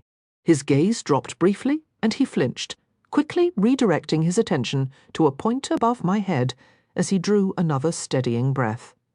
I'll be at every meeting, every meal, and I'll even be the guy waiting outside the bathroom door. That's a vivid image, I remarked. He explained that he'd be right across the hall every night I was in Afghanistan, handing me a small remote on a black cord. If you're ever in real danger, press this. I'll be there. I looked at the gadget and let out a dry chuckle. So I have to fly into a combat zone just to get your number. He took a step back, putting space between us. Isabeau, he said quietly. I slipped the remote into my pocket.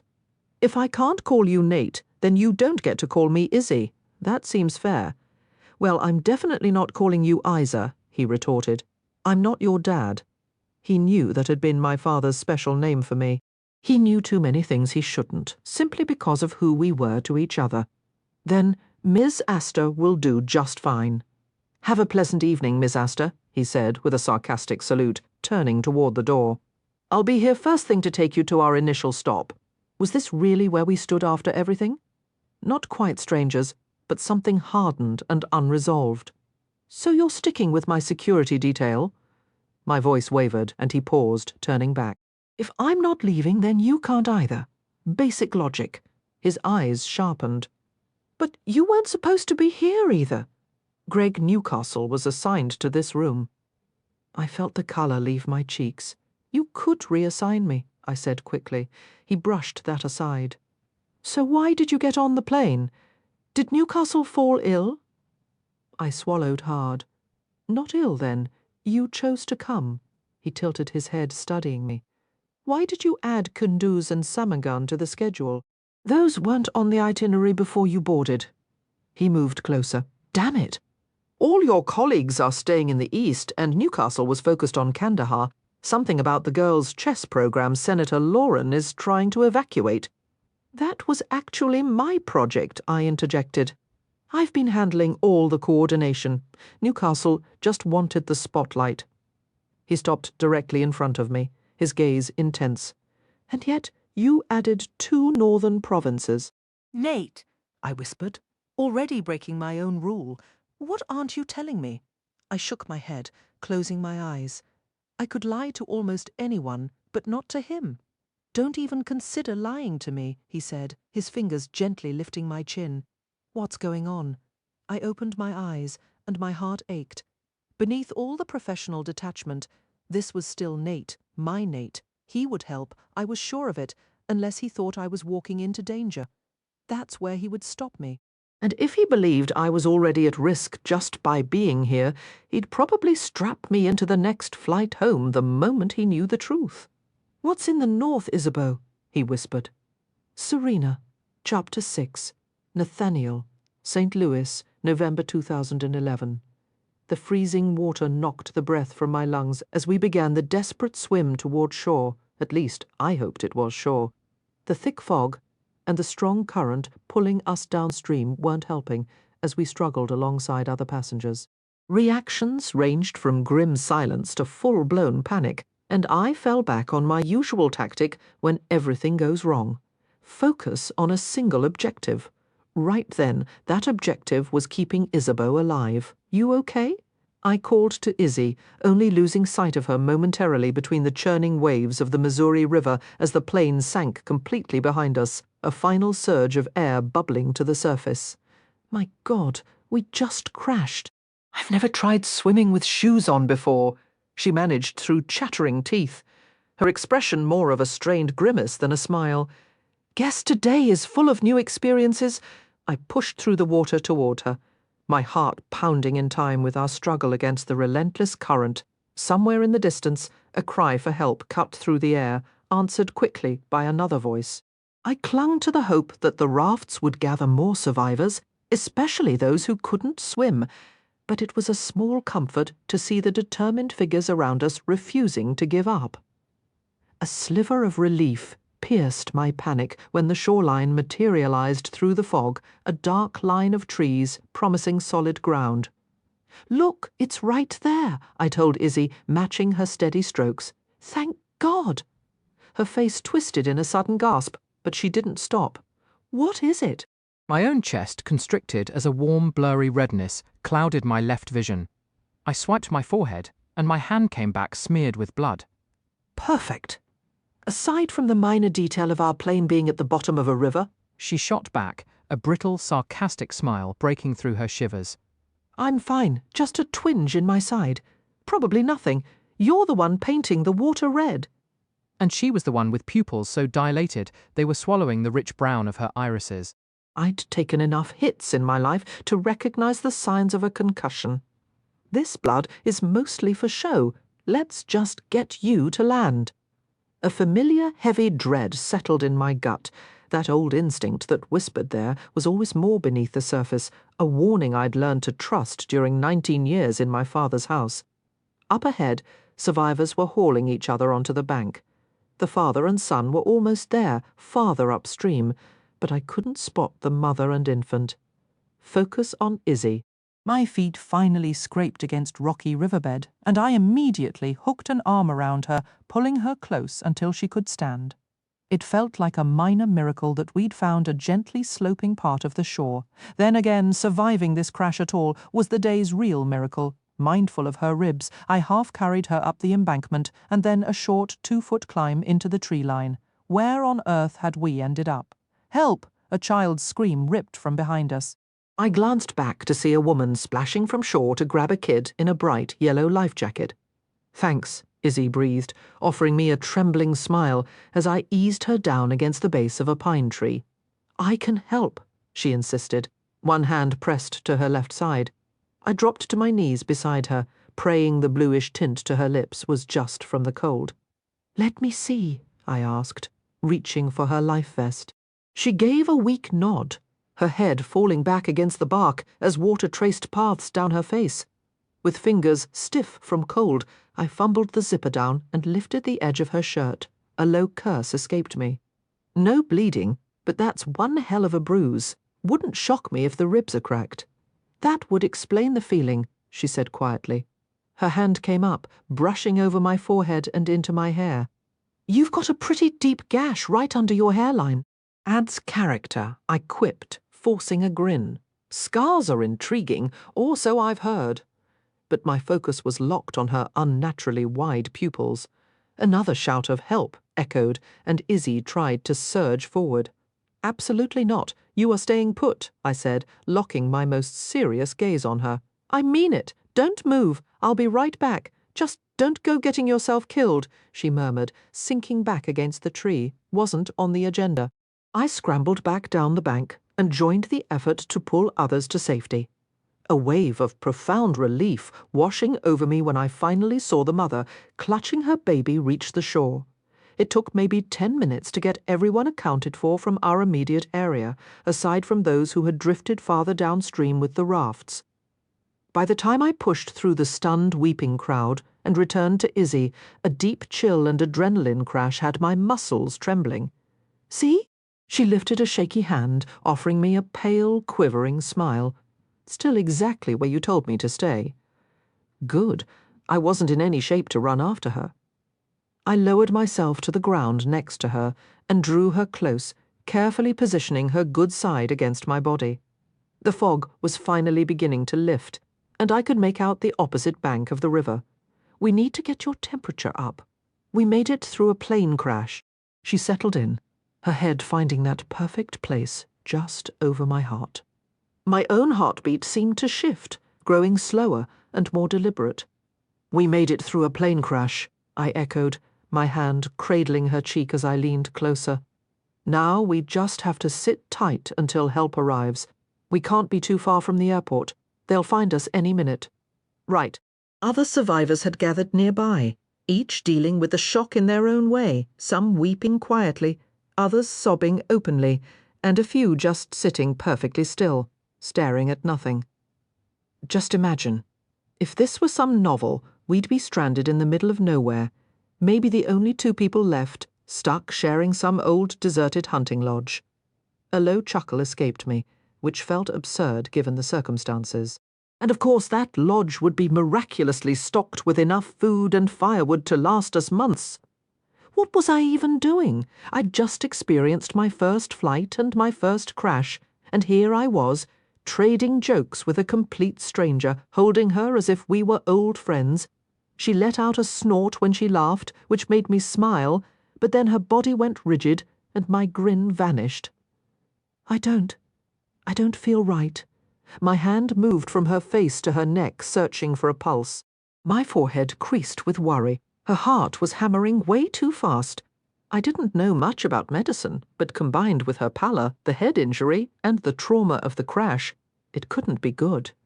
Just hang on. They're almost here. The wail of sirens cut through the air in the distance. Hear that? I'm sure that's them. Let's just pray. There's actually a road nearby. Are you sleepy? She murmured, her weight leaning more heavily into me. I'm just so incredibly tired. You have to stay awake. A chill of fear, sharper than the cold from my wet clothes, shot down my back.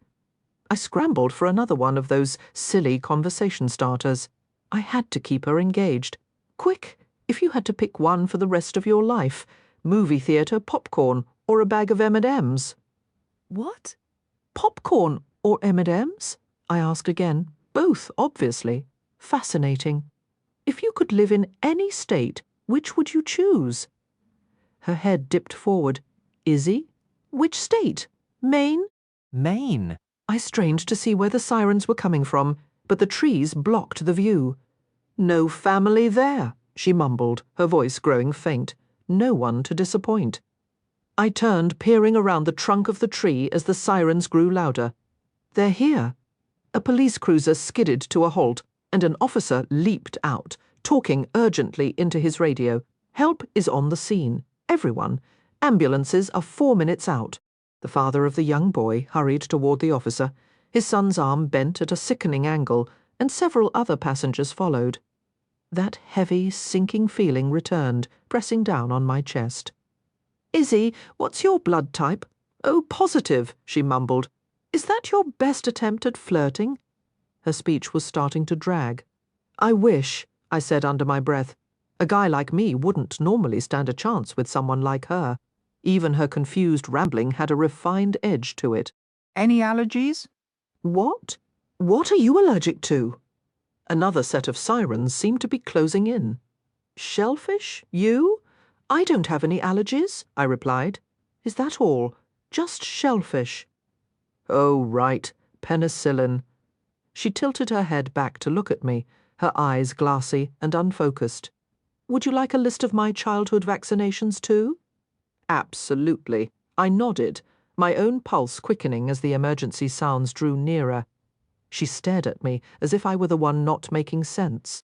I broke my arm when I was 7, but that was from a trampoline accident, and Serena, her eyelids drifted shut. Izzy? I gave her a gentle shake. Open your eyes. Her eyes snapped open. Tell me more about Serena. I pushed myself to my feet, muscles protesting, and lifted Izzy into my arms as the first of 2 ambulances pulled into view. What's she like? Perfect. She sighed, her head lolling against my shoulder. She's gorgeous, sharp, and never at a loss for words. Probably a family trait. I bypassed the first ambulance, already swarmed, and made a beeline for the second. Nate? I planted myself directly in its path, forcing it to halt. Stay with me, all right? Her plea was almost lost beneath the wailing sirens. I'm not going anywhere. The paramedics cut the sirens and stepped out. I caught the eye of the nearest one. You have to help her. Her body went slack in my arms, her eyelids fluttering shut. Save her. The paramedic rushed to the rear as the doors flew open and a stretcher was lowered. Right here, he directed, and I gently placed Izzy onto the crisp white sheets. What happened? A second medic nudged me aside, beginning her assessment. She complained about rib pain. I dragged a hand through my hair. There's massive bruising and her heartbeat felt. Damn, the paramedic muttered, checking her pulse while another fastened a blood pressure cuff. Way too fast, I finished. Her speech started to slur and, think, what else did she say? Her left shoulder, it was hurting her, blood pressure's dropping, one noted, and the shared glance between them spoke volumes. Nothing good. We need to move name, one asked, as they secured Izzy to the gurney and lifted her inside. Izzy, I said, battling the impulse to shove past and climb in beside her. Isabeau, what was the rest? Come on, penicillin allergy, and she's O positive. The driver sprinted past me to the cab. Family only, the medic in back stated, already connecting lines. I'm guessing you're her, he looked up. Don't leave me. Husband. I moved without hesitation, stepping up into the rig. I'm her husband, ruptured spleen. That was the diagnosis they gave me 4 hours later. 4 agonizing hours spent in a bleak waiting room after changing into dry scrubs and calling my mum to say I was alive. My time was split between watching the crash play out on a national news loop and tracking the relentless sweep of the clock's second hand above the door. I also made a point of utterly ignoring the clipboard in front of me. How was I supposed to know her insurance details? Because you claimed to be her husband. The surgery was estimated at 90 minutes, which meant I'd been fidgeting in this torturous chair for the past 2 hours, plagued by doubts. Did I make it worse when I lifted her? Or when I dragged her from the river? Are you certain I can't bring you anything else? An airline representative approached, her eyes wide with shared anxiety. Guess we were all in over our heads. She'd collected our names upon arrival. I'd given her Izzy's and had been fluttering around our small group ever since. The news reported passengers were scattered across 3 local hospitals. I'm all set, I told her. Beyond the 11 stitches in my forehead, there wasn't much else they could do for me. All right, she offered a strained, sympathetic smile. Also, an army rep mentioned they'd send a local contact for you, but that was hours ago. I stiffened. I'd promised I wouldn't leave. You are? She checked her clipboard. Nathaniel Phelan, correct? The one en route to basic training?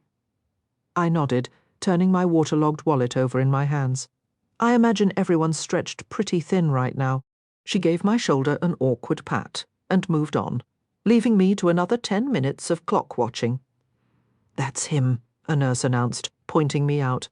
My hopes lifted, expecting a doctor, but instead a woman stood beside her. She was a bit taller than Izzy, with warm brown hair and concerned eyes. The family resemblance was immediate and undeniable. You're married to Izzy, she demanded, storming toward me with the intensity of a provoked bull. I rose to my feet.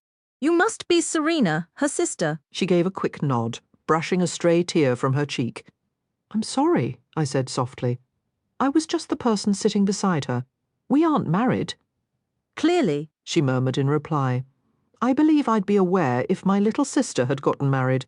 I told that lie because I gave her my word I wouldn't abandon her, and then I might have falsified a consent form for the operation. Her eyes widened in alarm. An operation? When I arrived at the reunification center, all they said was that she was here. It took me nearly an hour to connect it to her flight, and I've been searching everywhere since. She shut her eyes, drawing a shaky breath, and opened them again, once she seemed steadier. Explain this surgery to me, I motioned to the empty seat beside me, and we both sat down. The impact caused a ruptured spleen, 2 fractured ribs, and a concussion. There was internal bleeding. She nodded, processing the news with a composure I admired. All right. And you authorized the procedure? I felt I had no other choice. I passed her the clipboard. I'm hoping you can complete most of that. I'll handle it. She gazed at the paperwork as if it were written in code. Do you believe she'll pull through? I have to hope so. She was awake and talking right up until the paramedics took her. I went back to nervously flipping my wallet in my hands, my eyes drifting to the clock. Oh no, she's allergic to penicillin, I interjected. She mentioned it. The medical team is aware. She leaned back in the chair, her focus fixed on the door the surgical team had been using for hours. It was fortunate she was seated next to you. I'm not sure I'd label anything about today as fortunate, except for the simple fact we survived. Sometimes that's the only fortune you get. The door to the left swung open, and 2 men in camouflage uniforms entered. My stomach dropped. Nathaniel Phelan? One called out, scanning the waiting area. That's me. I raised a hand and stood. Quite a day you've had. Are you medically cleared to depart? One asked. I nodded. Just required some stitches. Good. Let's get you moving. He gestured toward the exit. Grabbing the clear plastic bag holding my belongings, I walked over to them. Is there any possibility of waiting? The woman I was with is still in surgery. They exchanged a glance, and I immediately knew the answer wasn't in my favor. Is she your spouse? No, I shook my head. Your mother, sister, daughter? The other soldier inquired. No, I'm just concerned about her. Sympathy creased his forehead. I'm sorry, but our orders are to escort you out. If she isn't immediate family, we really need to proceed. Rules are rules. A tightness gripped my chest, and I nodded. Just one moment. Serena was still working on the forms when I approached her. I have to leave. She looked up at me, her eyes a slightly lighter shade than Izzy's. Thank you for looking after her. I shook my head. Damn it all. I couldn't even ask her to call me with news. Just tell her I didn't want to go, but I had no choice. I will, thank you. She reached out, took my hand, and gave it a firm squeeze. Thank you. I can't express it enough. Don't thank me. Drawing a deep breath, I turned and walked back to the soldiers, then followed them out. Isabeau would be all right. She had to be. I refused to accept that fate, or any higher power, would put her through such an ordeal only to let her lose. But I would never know for sure. We can arrange another flight for you, or a bus, if you're not feeling up to flying right now. I'm sure they'd grant a waiver to delay your basic training if you wanted, one soldier said as we left the hospital. No, I tightened my grip on the bag containing everything I now owned, with nothing waiting for me at home. No, I'm ready to go now. Chapter 7. Nathaniel, Kabul, Afghanistan, August 2021. Change your mind, I told Izzy the moment she opened her door the next morning. If I'm honest, it sounded more like a desperate plea than a command. Slaying had never been a problem for me, but last night was different.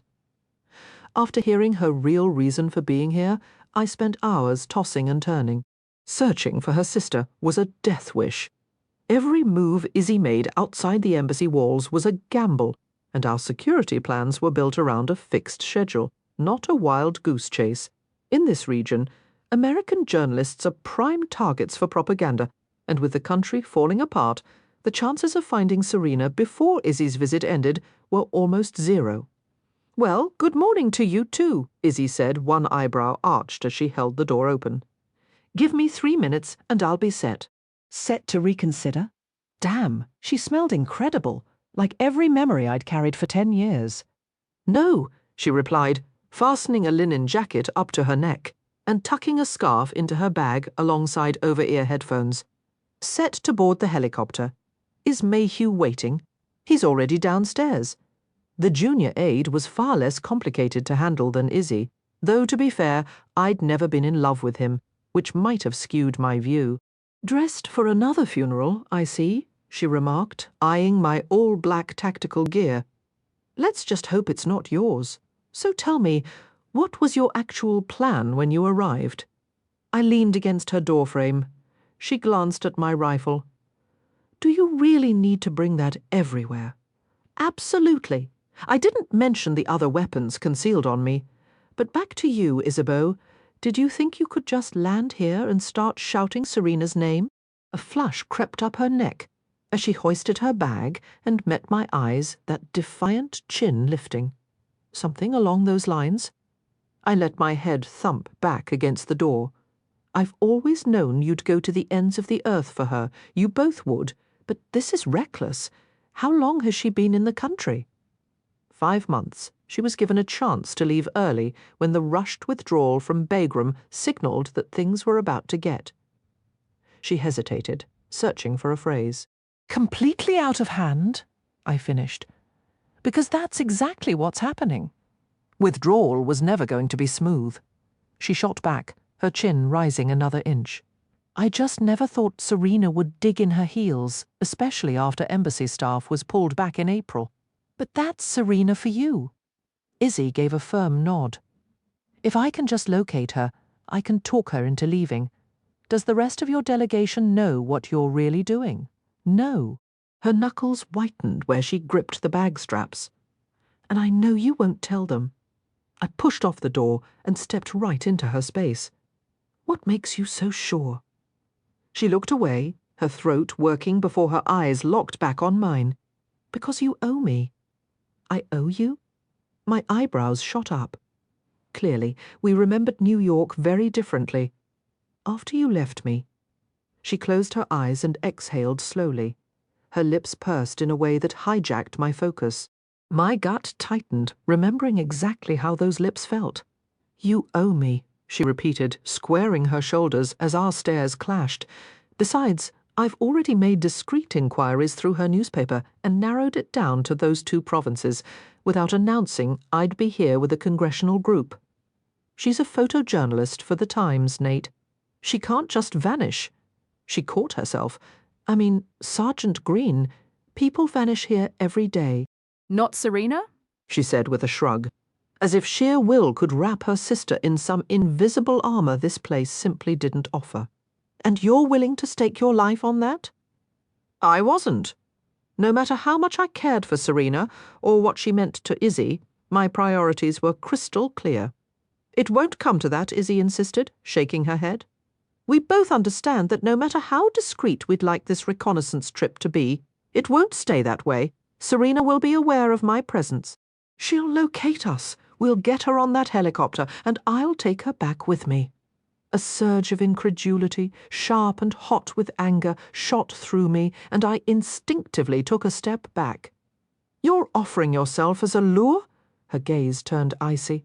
Let's not pretend you're suddenly worried about my safety.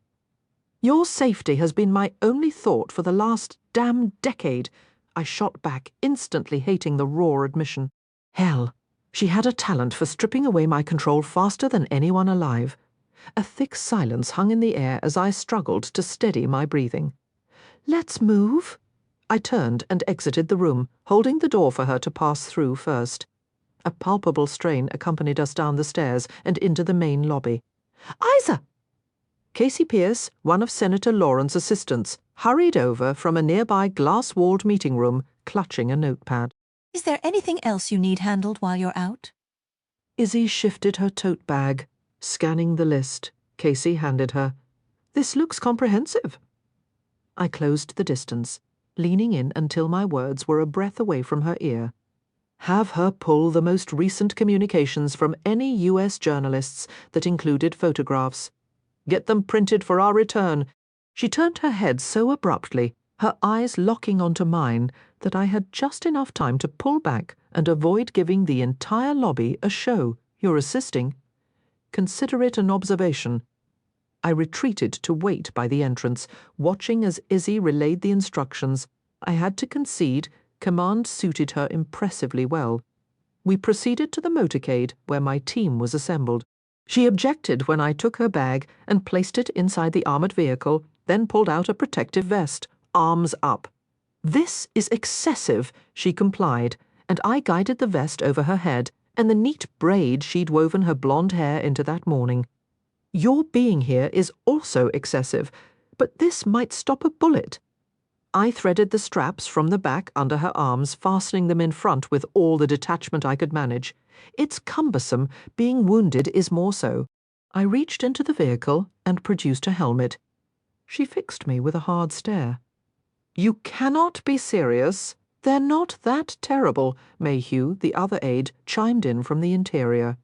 No special exceptions. I gave Izzy a shrug. Put it on, or you remain here. I wasn't about to let her take a headshot on my account. She jammed the helmet on, then climbed in beside Mayhew. I took the front passenger seat as the rest of the team boarded. And moments later, we were moving through the embassy gates, heading for the staging field just down the road. We passed through a wire gate onto the grass where 6 Blackhawks were in various states of preparation.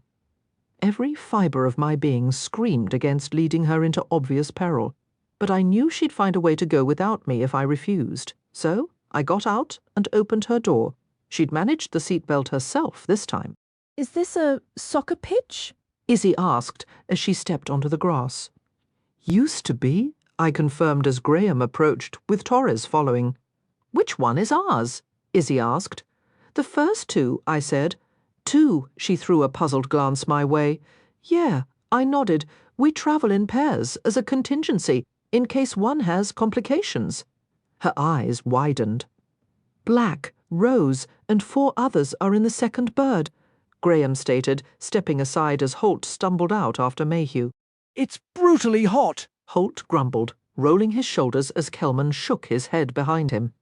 The sudden, absurd normalcy of complaining about the weather amidst the tension almost made me laugh, a stark, sarcastic twist in the day's grim proceedings. That works. We'll take the lead aircraft, I told Graham, then turned to Kelman. Good luck managing that today. I allowed a slight grin as Holt mopped the sweat from his neck. I could say the same to you, he replied, his gaze lingering on Izzy as she stared at the Blackhawks, her eyes wide before she hastily shoved her sunglasses on. Seems you've got a real case of the jitters. Damn it all. What was she doing? I moved toward her, the dust from the tarmac clinging to my boots, and gently took her arm. Bending close so she could hear me over the whine of the engines, I asked, I'm guessing that fear of flying never really went away.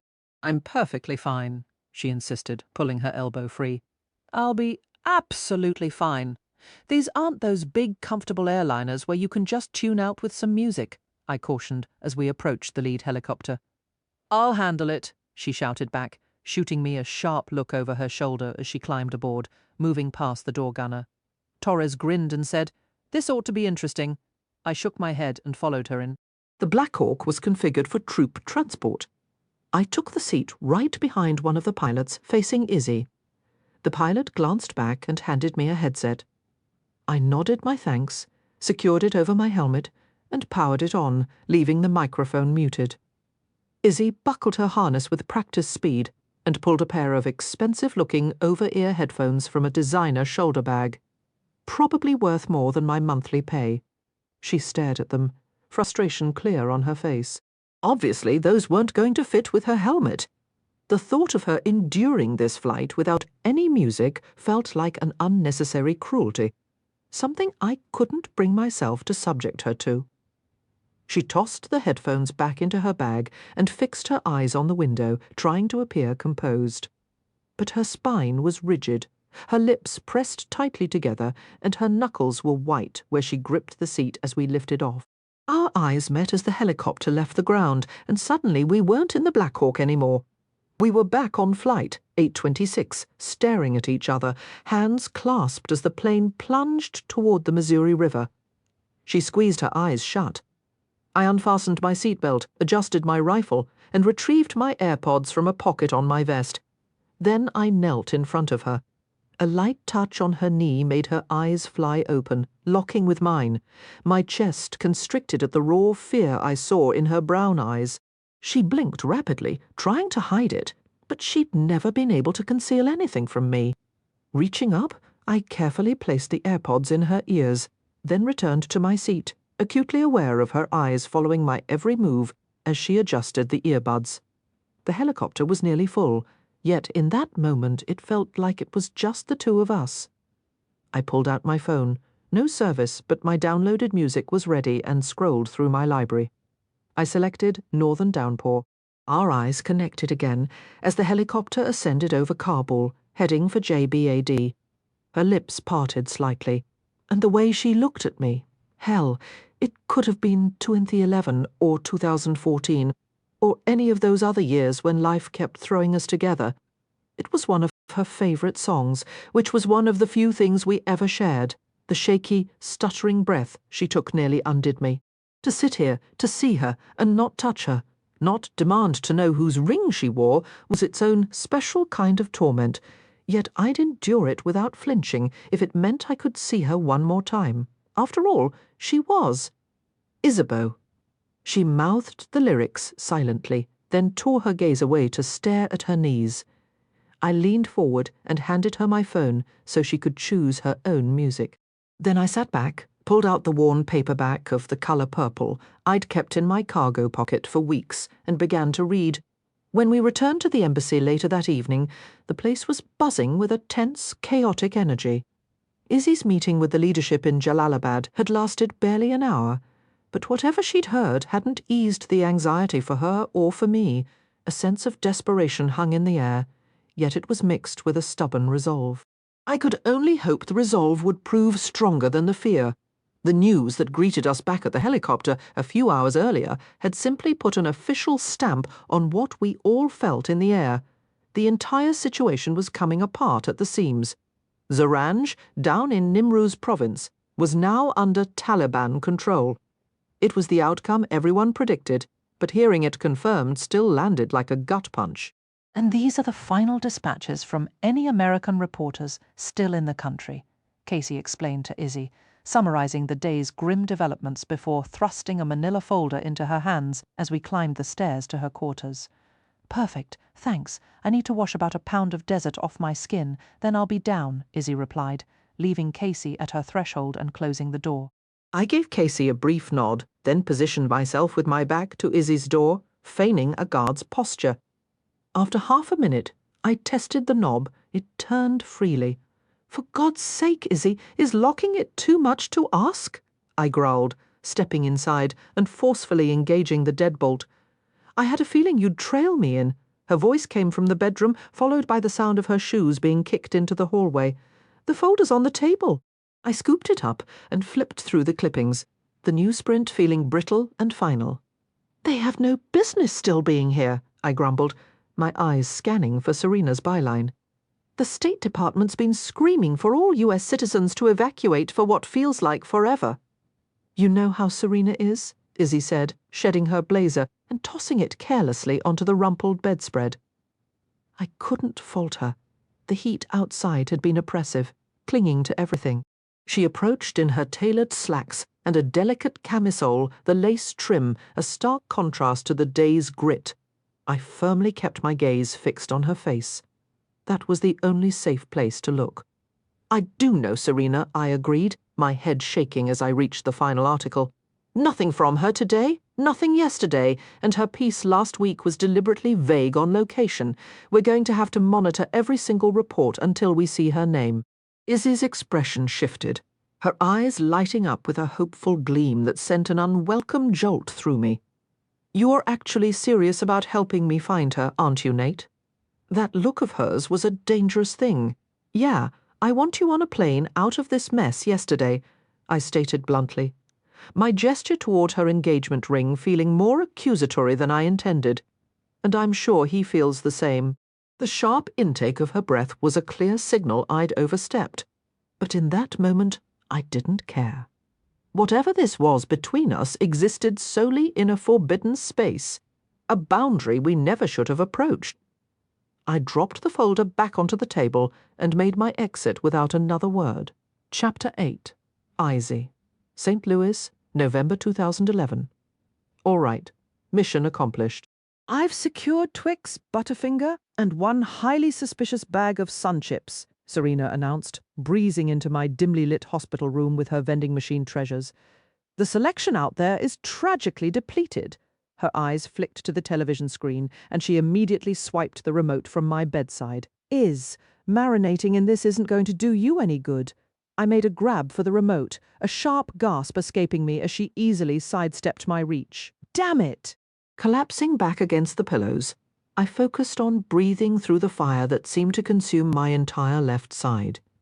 "Ouch! Sorry, Iz," Serena said, her face falling as she handed the remote back and sank into the worn armchair she'd claimed since I woke up that morning, though she confessed she'd been planted there since the night before. 2 fractured ribs and a ruptured spleen had done a number on me, draining my blood supply until a couple of transfusions patched me up enough to sit here and complain. At least I was alive. We all were, which was nothing short of a miracle, given the aerial footage now playing on a loop. "I'm just thinking, if I watch it enough, maybe it'll jog something loose," I told her, attempting to shift into a more upright position and instantly regretting the movement. "Everything just hurts." "Then use the magical button," she insisted, leaning over to place the pain medication pump in my hand. "You had major surgery yesterday, remember? Oh, and your plane fell out of the sky. Cut yourself some slack and press the button." "That'll just make me foggy and put me to sleep," I argued, my eyes glued to another replay of the amateur video captured by a fisherman on the Missouri River. The sight was utterly terrifying. Our plane had emerged from the mist like a screaming projectile, narrowly missing the man's boat before slamming into the water with catastrophic force. It was a brutal reminder of the chaos and of the stranger whose quick actions in the icy current were the only reason I was here to watch it at all. Serena offered me the Twix bar, her voice gentle. "Are you absolutely certain you want to remember it all?" I unwrapped the candy and took a bite, the caramel sweetness a small comfort as I considered her question. "It's the moments after the river that are hazy," I admitted between chews. I recall the takeoff, the terrifying realization we were going down, and the scramble to escape the plane. The water was freezing. I trailed off, shaking my head slightly. But his name is just gone. Everything else about him remained vivid, the deep worry in his eyes, the strength of his hands hauling me onto the riverbank. The nurses said he kept me talking and alert, then carried me to the waiting ambulance. Without him, I would have bled out alone under that tree. "I'm so sorry," Serena sighed, opening a bag of chips. "I wish I could help, but I was in total panic mode. I wasn't paying attention to anything." She glanced at me, then at the muted TV screen replaying footage of the rescue, footage shot long after I'd been whisked away. I can confirm he was definitely good-looking, though. "I remember his face perfectly," I said, rolling my eyes. I remembered the book he was reading, that he'd grown up on a farm and was joining the army to pay for college. It was only his name, and everything after collapsing against that tree that had slipped into a fog. "And he cared enough to tell everyone he was your husband," Serena added, a teasing smile playing on her lips. "He signed all your surgical forms. Somehow, he also knew your blood type and allergies, which means you must have been coherent enough to tell him. And seriously," she fixed me with a stern look, "the doctor said no TV with a concussion." I sighed a deep, weary sound and clicked the TV off just as a nurse entered for another round of vitals. Thankfully, she left the lights low. My head throbbed like it was packed with dynamite. "Can I get you anything else?" she asked, noting numbers on the chart clipped to the foot of my bed. "The chart? No, I'm okay, thank you." I managed a weak smile. She left, softly closing the door behind her. "Serena, get the chart." My sister's brow furrowed. "What?" "The chart," I said, gesturing weakly. "If he signed for my surgery, his name has to be on it." "Brilliant!" She sprang from her chair, leaving her snacks behind. "You're the one who should be studying journalism, not me." Studying. A cold dread washed over me. I had to get back to Syracuse, but the mere thought of boarding a plane made my stomach clench. I'd need to be sedated into oblivion, maybe even with an escort, and even that might not be enough to get me down the jet bridge. "How am I ever going to get back to school?" I whispered, more to myself than to her. Serena lowered the bed rail and sat beside me, the mattress dipping under her weight as she passed me the clipboard. "We'll figure it out, Iz. Just because they're discharging you tomorrow doesn't mean you have to rush back to New York." Mom and Dad will understand if you need time. If you do want to go back, I'll skip a few classes and we'll drive. It's not a big deal, or Mum and Dad will be here soon. They can drive you home to Colorado if that's what you need. Thank you, I murmured, placing the chart on my lap. I just don't know how I'll ever set foot on a plane again. Had he? When he left with those soldiers yesterday, did they put him right on a flight to Fort Benning? My fear was fresh, but at least yesterday wasn't my first time flying, a small, bitter consolation. We'll take it one step at a time, Serena said softly, just as the phone on the bedside table rang, making us both jump. I strained to reach it, a sharp protest of pain shooting from my side. The stitches, the ribs, my bruised spleen, all yelling in unison. Every inch of my body ached with a deep, furious resentment. Serena moved quickly around the edge of the bed to grab the phone, sweeping her long hair back from her face.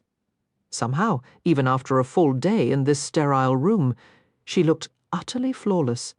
If I didn't adore her so completely, I might have hated her for it.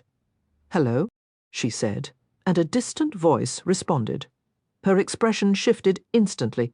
"Oh, thank goodness I sent word through the cruise company, but I had no idea when it would reach you. When do you plan to return?" She silently mouthed Mom and Dad to me, listening intently. "She's all right. They're discharging her tomorrow. They repaired her spleen, she has a concussion, some broken ribs, and plenty of bruises. But the critical part is over. She's right here if you'd like to." Her forehead creased.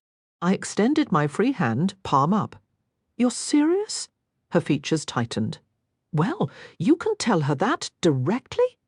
She shut her eyes briefly, took a breath, and passed me the phone. A cold knot of dread tightened in my queasy stomach. "Hello? Isabeau?" It was my father's voice. "Oh, sweetheart, I'm so terribly sorry you've had to endure this." My eyes stung, but I fought back the tears. It was the same overwhelming surge I'd felt when I first saw Serena by my bedside, as if my feelings were too vast to be contained. "I'm managing," I said, the words thick in my throat. "That's exactly what Serena told us." My mother chimed in, and I could easily imagine them huddled around the receiver, each leaning in to catch every word. "We're so relieved she's there to look after you for the next few days. You'll be back by then, won't you?" I wedged the phone between my shoulder and ear and began absently turning the pages of my medical chart. "Well," Mom began with a sigh. "Honey, you understand how long we've planned for this voyage. If you're truly out of any immediate danger, there isn't a compelling reason for us to cut it short, is there?" I stopped breathing, my hands freezing mid-motion. Serena settled on the side of the bed, her watchful eyes fixed on me with an intensity I couldn't bear to face. "We'll see you at Christmas after all." "That's merely a month from now, and I'm certain you wouldn't want to fall behind in your studies, which is all that our rushing back would really achieve." Mom continued, her voice smooth. "You're not coming home?" I had to voice it, to confirm I'd actually heard them correctly. My parents were virtuosos of language, experts in implication. Serena found my hand and gave it a firm squeeze. "If they're releasing you tomorrow, then you must be well on the road to recovery," Dad stated, his tone shifting to the brisk, practical one he used in board meetings. "I know this has been a tremendous ordeal, Isabeau, but consider this a chance to demonstrate your resilience, to prove your strength." "A chance? It wasn't an ordeal," I argued, feeling my heart contract painfully. "It was a plane crash. My plane crashed. I had to crawl out of an emergency exit onto the wing and swim to shore while I was bleeding inside. And despite all that, they weren't coming back. And we are incredibly proud of you," Mom exclaimed, as if I'd just won a championship. I suppose all those years on the swim team finally came in handy. Not that they'd ever attended a single meet. "We are aware you crashed," Isabeau, Dad cut in. "Which is precisely why you have full authorization to use my credit card to book a new flight back to Syracuse. Don't give it a second thought. We'll handle everything. Don't give a second thought to anything except their absence. Understood?" "I don't know what to say. No need for thanks. Covering your travel is the least we can do," Dad said with a light laugh. And we're looking forward to seeing that Dean's List when we return. You cannot be serious. Of course we would come home if you genuinely, truly needed us to. Isabeau, Mum said, her voice softening slightly. I'm sure we could get reimbursed for the remainder of the trip, and there's always next year to finish it. Right now, Rose, don't coddle her. Serena confirmed she's being discharged, which means she's perfectly fine. She's an Astor. Aren't you, Isa? Dad pressed his question hanging in the air like a verdict. The Astor family motto echoed in my head. We do what must be done. Of course they assumed I'd breeze through this latest crisis just like all the others. What was I supposed to say? Demand they cut short the first real vacation my dad had taken in a decade, where for once he wasn't glued to his phone? I looked up and caught Serena's eye. She offered a soft, understanding smile. We'll figure this out, she murmured, her voice steady, like always. I managed a nod, swallowing hard against the tightness in my throat. I'm okay. Serena's got me covered for school. Naturally she does, Dad replied, his voice swelling with that familiar pride. We'll see you at Christmas. I know this is awful, sweetheart, but we're glad we talked. We love you. We love you. Mum chimed in brightly. We'll find you something wonderful at the next port of call. Ah, nothing says I care like a souvenir. Can't wait. Love you both. After we ended the call, Serena set the phone down with a sigh. I'm really sorry. I honestly thought she dropped into the armchair, her sentence unfinished. No, you didn't, I said, my tone gentle but firm. Let's not do that. Let's not pretend. Our parents' world revolved around Dad's business and their own lives. Serena and I were the polished accessories displayed when convenient. The truth of it made my chest ache as I took my next breath. You've got me, she said, leaning closer. Always. I know. I squeezed her hand briefly, then drew a shaky breath. Tears wouldn't solve anything. I turned my attention to the folder in my lap, rifling through pages until I found the first set of documents. Here it is. Serena stood and peered over my shoulder at the bed. Are we sure that guy wasn't a doctor? This handwriting is atrocious. Nathaniel? I whispered, my finger tracing the messy signature. The rest was illegible. How did you even get Nathaniel from that scribble? She shook her head. All I see is an N and some kind of abstract art.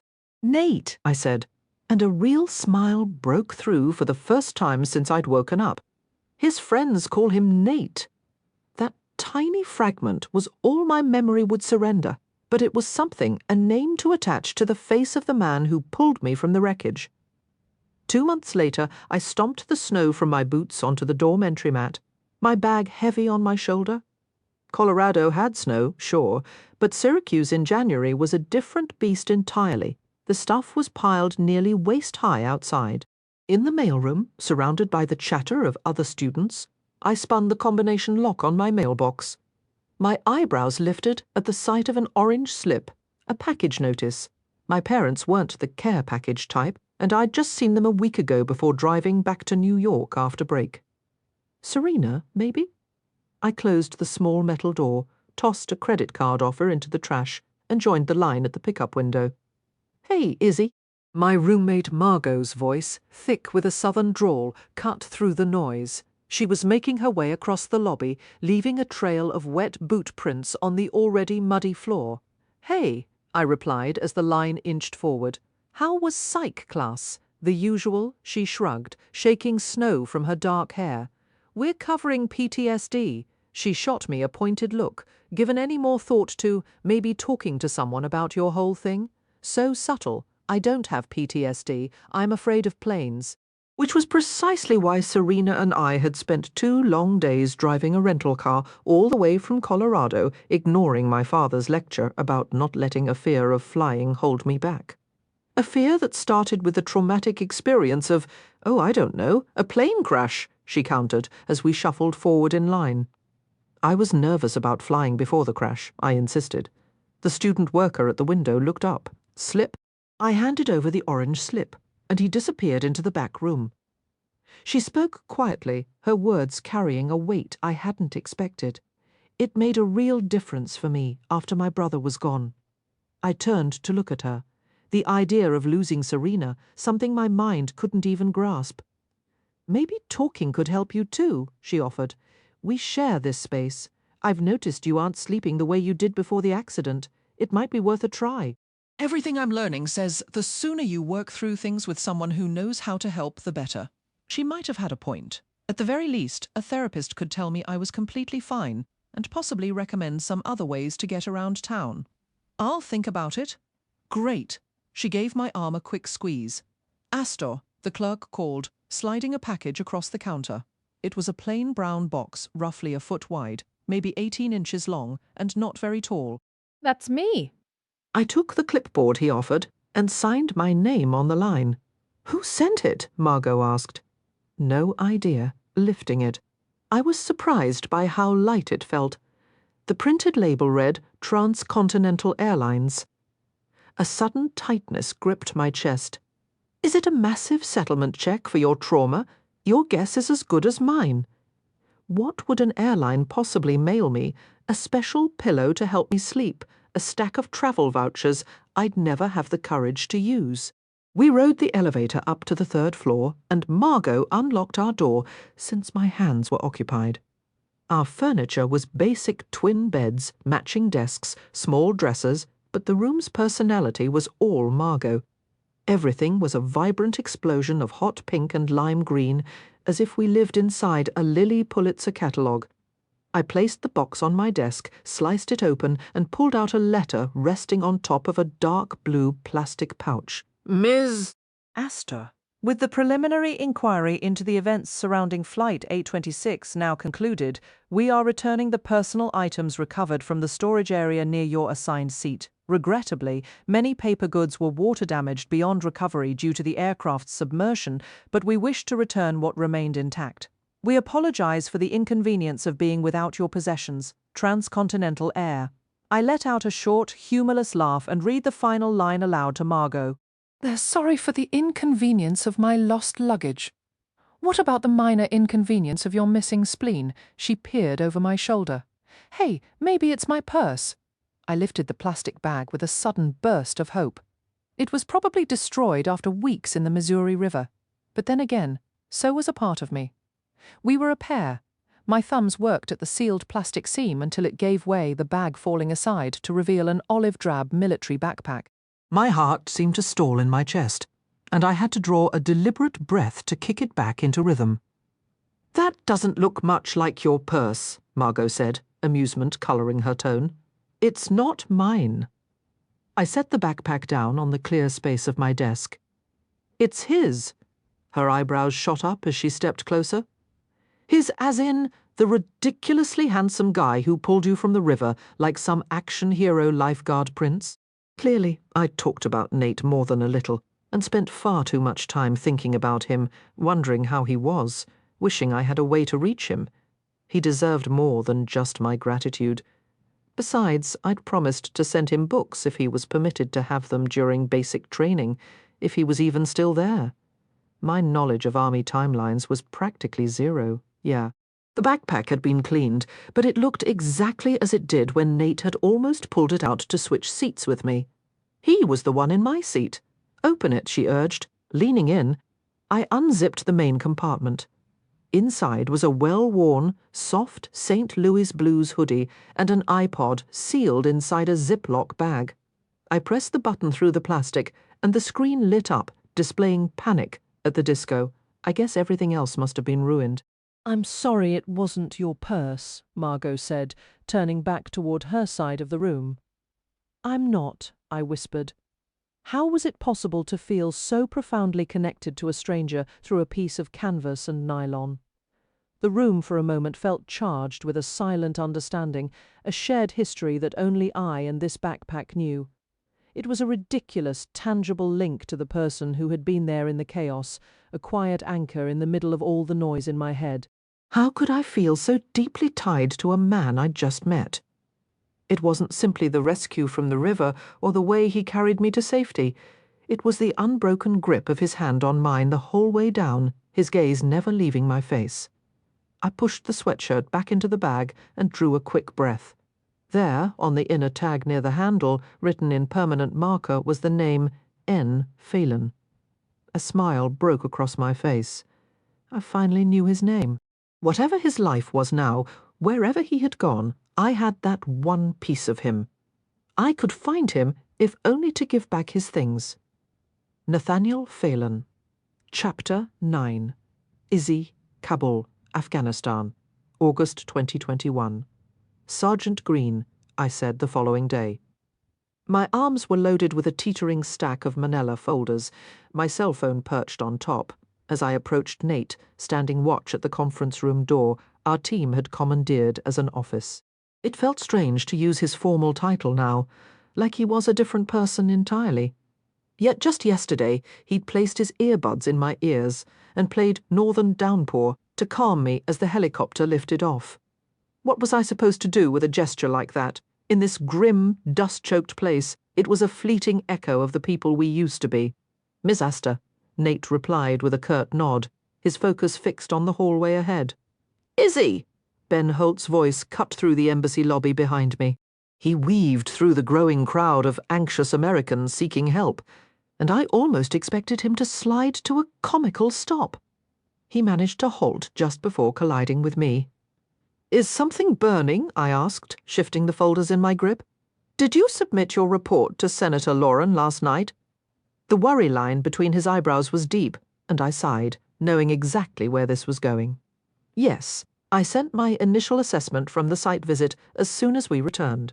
It had been late, and I was emotionally drained from the tension of both flights. But the work didn't stop. Casey is still polishing the final draft in the conference room. Damn it, Ben muttered, tilting his head back briefly. Do you always have to be so efficient? It would be nice if you let the rest of us catch up sometimes. A playful glint softened his brown eyes. Not efficient, I corrected as my phone began to vibrate with an incoming call. Just responsible. If I don't get my notes in, the junior aides can't start theirs. The phone skittered across the top folder with each buzz. Jeremy's name and picture filled the screen. Of course, his third call today. Here, let me, Ben offered, but he was a heartbeat too slow. The phone slid from the stack and clattered onto the polished floor, bouncing once. Where Ben fumbled, Nate moved with the reflexes of a cat, snatching the device before it could hit the ground again. I was intensely aware of Nate's presence beside me, the shift of his posture. If I hadn't been watching his face, I would have missed the slight furrow of his brow as he glanced at the caller ID. Just decline it, I said quietly, my pulse quickening at the thought he might answer. I wasn't prepared for the conversation Jeremy was demanding, nor the very different one we needed to have, and I certainly wasn't ready for Nate to speak to him. That was not an option. Nate might not have known Jeremy, but Jeremy absolutely knew who Nate was. I couldn't even blame Jeremy for resenting him. I hadn't enjoyed competing with a memory for my fiancé's attention either. Except Nate wasn't a memory anymore.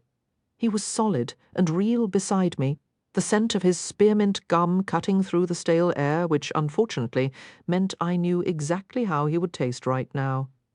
You're sure? Nate's ice-blue eyes lifted to meet mine, his fingers suspended over the decline button. Completely, I said, nodding with a certainty I rarely felt about anything else. Wow, you're quick, Ben remarked, peering past the folders in my arms to see the phone screen. That's Jeremy, right?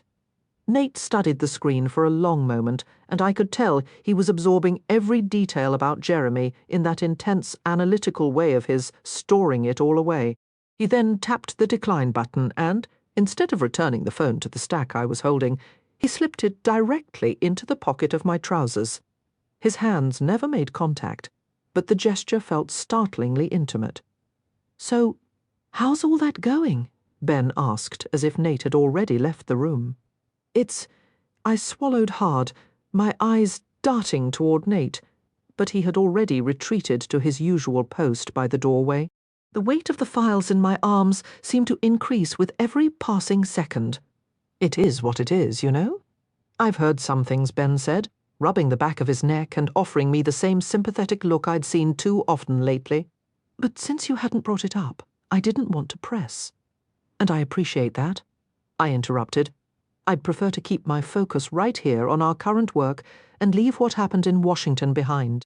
The decision I was wrestling with wasn't for public discussion, especially not in the rumour-fueled environment of DC. Understood, he said, his tone gentler. But if you ever need to talk, he reached out as if to touch my shoulder. I'm around. With a final nod, he moved past me into the conference room. Let me take those. Nate was suddenly beside me, lifting the stack of files from my arms before I could answer. The immediate physical relief was profound. Whatever he's fishing for, don't give it to him. Seriously? I turned to face him fully.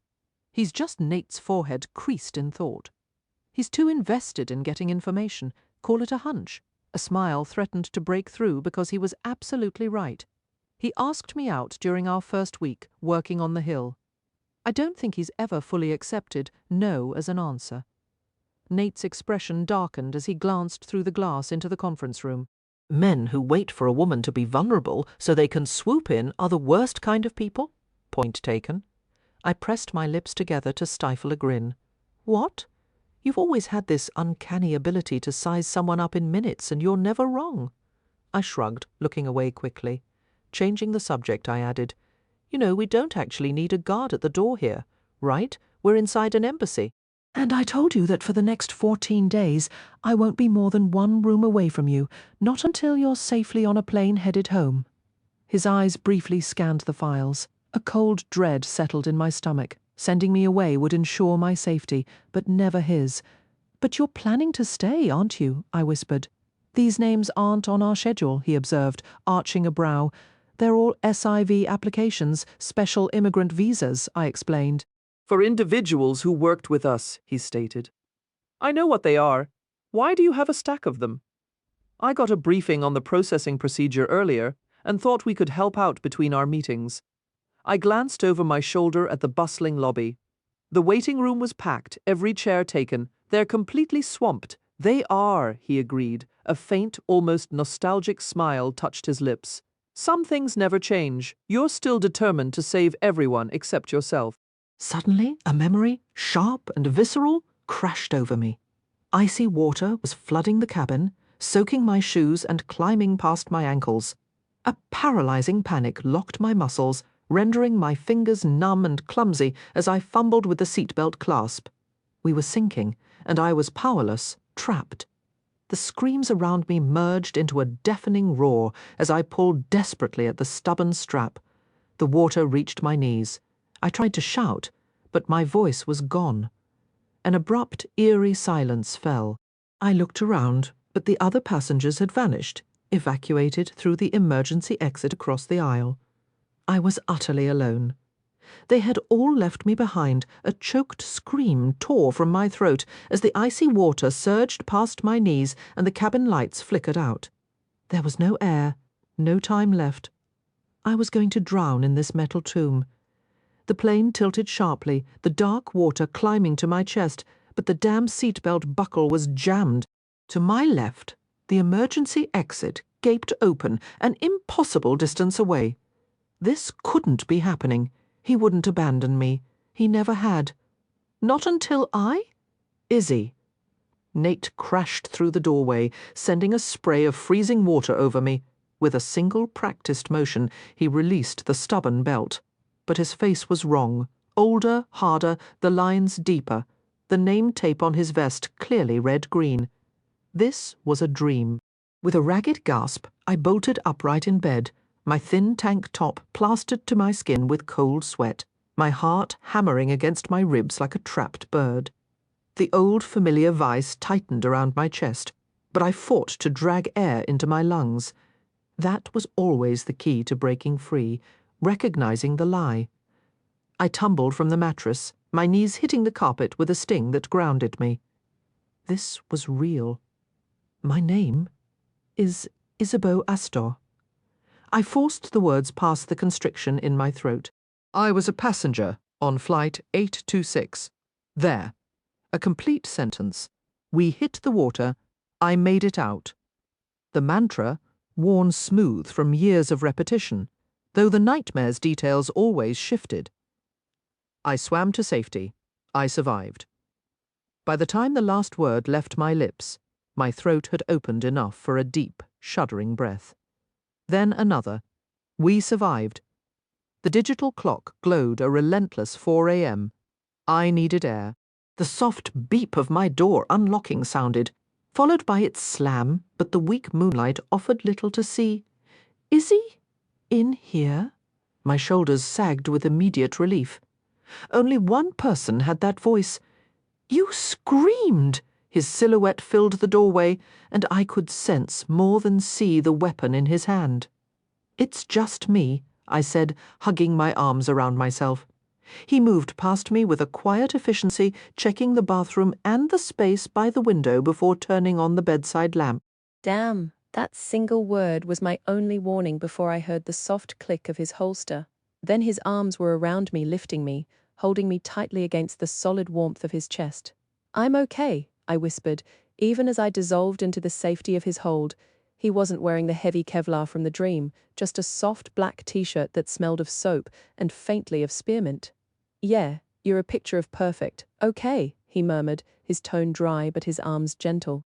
He carried me to the living room, sat on the couch with me in his lap, and switched on the lamp. Hell, you're drenched. I knew I should move, should put respectable distance between us, but I only drew my legs up and curled closer, because in that moment there was no safer place on earth. Just a nightmare. A violent shiver racked me as the sweat cooled on my skin. Nate reached behind him, tugged the blanket from the back of the couch, and draped it over me, wrapping one arm securely around my shoulders. His other hand began a slow, rhythmic stroke up and down my arm. Would a hot shower help? No water. I shook my head, fighting the instinct to press my face into the curve of his neck. He smelled unfairly good. The plane, he guessed, his chin resting lightly on my hair. Yeah, the plane. Silence settled around us, thick and comfortable, my frantic heartbeat gradually slowing to match his steady rhythm. This was what I cherished about being with Nate. The quiet never felt empty or demanding.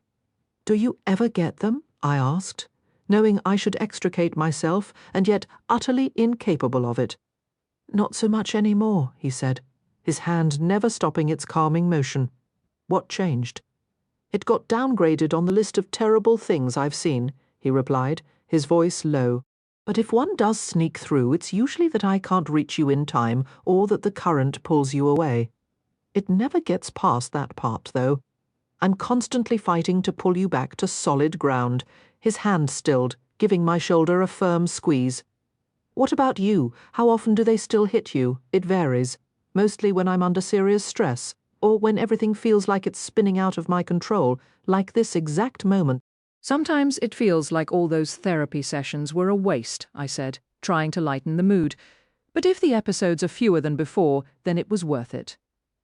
Given how resistant he'd been to the idea years ago, I seriously doubted he'd embraced that mindset, since a stretch of silence settled between us and the sheer inappropriateness of this whole situation hit me like a punch to the ribs.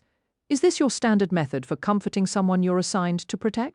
Not even close, he muttered, shaking his head. And I knew without looking that faint, familiar smile was playing on his lips, the one that always made my chest ache with the memory of his kiss. I couldn't stay like this, tucked against him as if I weren't promised to another man. But are you, really?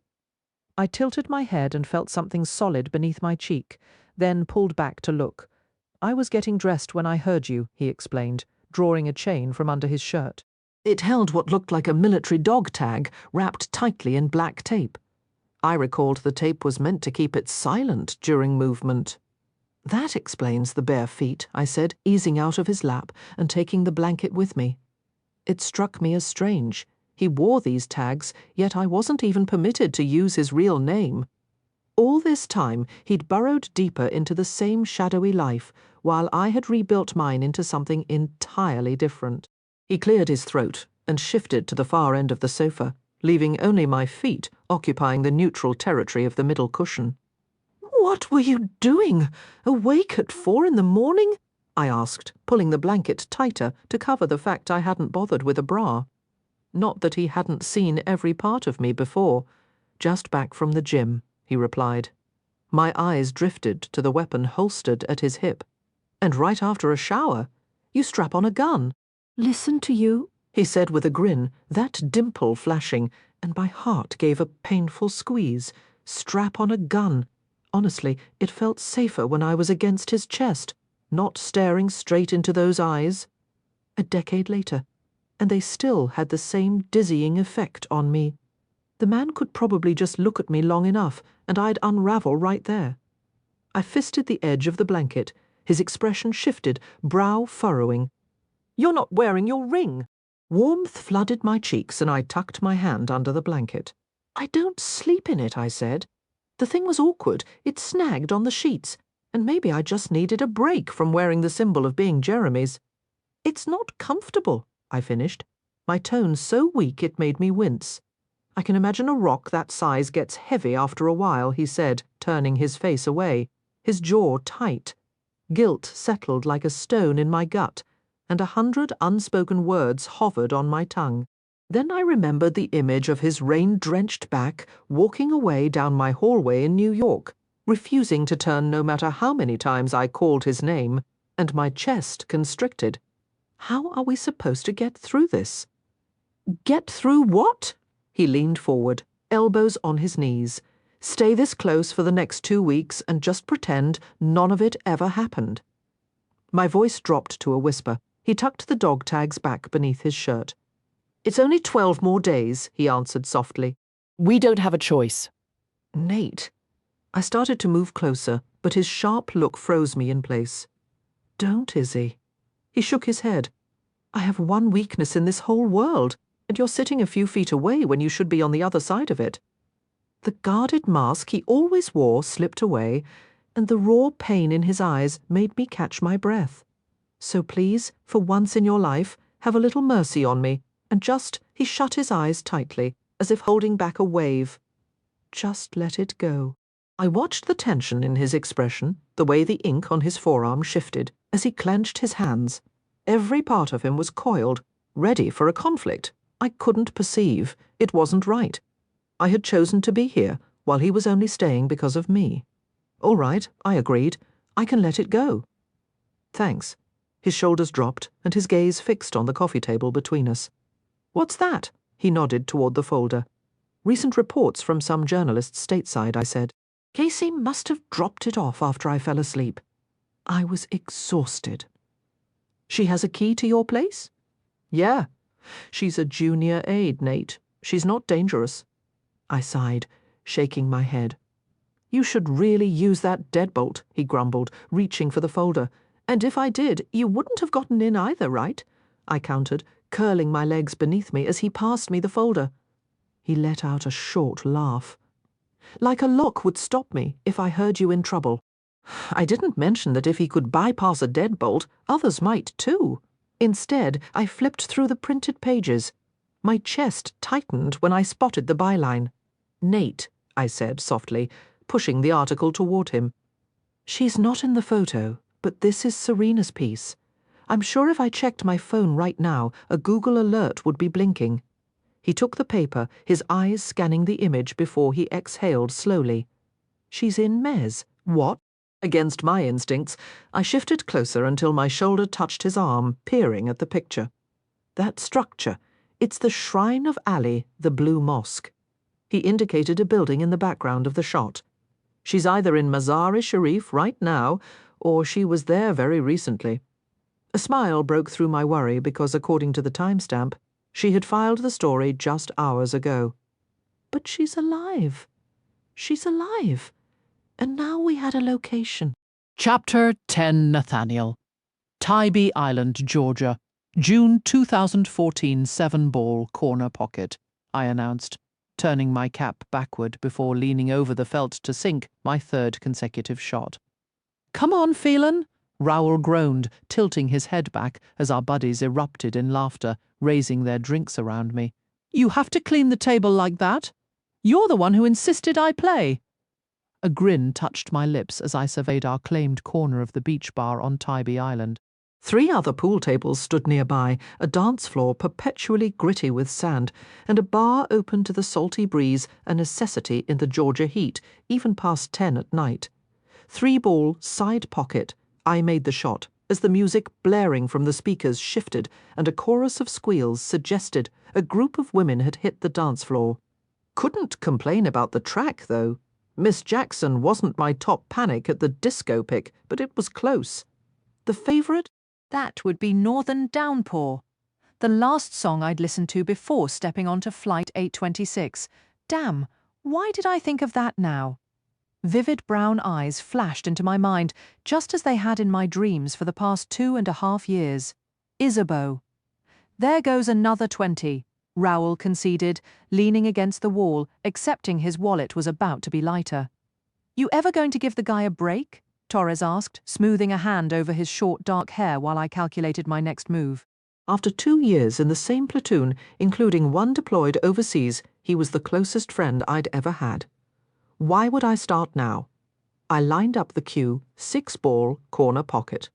Another of Raoul's 20s vanished. Regretting that bet? I called over my shoulder to Raoul. I thought you were just a farm kid from Illinois. He glanced at the rest of our platoon gathered for the night. Did anyone know he was this good? Everyone shook their heads. Torres chuckled, taking another pull from his beer. Man never stops talking. Fitz shifted his lean frame, peering around me as I examined the pool table. I'd put too much spin on my last shot, leaving myself with a terrible angle on the 1 ball. Pretty sure a whole sorority just hit the dance floor, Fitz noted. Nearly every guy in my platoon turned to look, which wasn't surprising. It was just the single men out tonight. The married ones were spending their last weekend before deployment with their families. That's a bachelorette party, Torres said, a grin spreading as I moved to the other side of the table to find any decent shot. A cluster of women danced into view, a sea of bright pink tank tops circling one in white, wearing a glowing veil. Yep, definitely a bachelorette party. You could have helped my cause by clearing a few of your balls, Raoul, I said, leaning down to focus. Raoul just grunted. I glanced up as the nearest woman on the floor spun, arms high, blonde hair whipping to the beat. It was just a flash, but my heart lurched and my grip faltered, sending the cue ball skidding uselessly across the felt. Guess your streak had to end. Raoul laughed as I straightened up, my eyes already scanning the crowd with a fierce intensity. That wasn't her. A different blonde was now at the edge of the floor. Or was it the same one? Was my mind playing the cruelest trick? The thumping music seemed to drag the memory right to the surface. It couldn't be her, but the sudden rush of adrenaline in my veins argued otherwise. I shoved my pool cue at the nearest person and moved. Phelan, Fitz called out, but I was already pushing into the heart of the dance floor before I could reply. The strobe lights flashed as the song changed, turning faces into a blurry mosaic. I turned left, right, then left again, searching the features of every woman in a pink tank top caught in the stuttering light. 6, no, 7, and none of them were her. Damn! Was I losing it? I'd seen some terrible things overseas, and the plane crash had messed with my head in ways I tried not to dwell on, but full-blown hallucinations. I wasn't that far gone, was I? You all right? Torres asked, appearing at my side as I stood stranded in the middle of the pulsing crowd.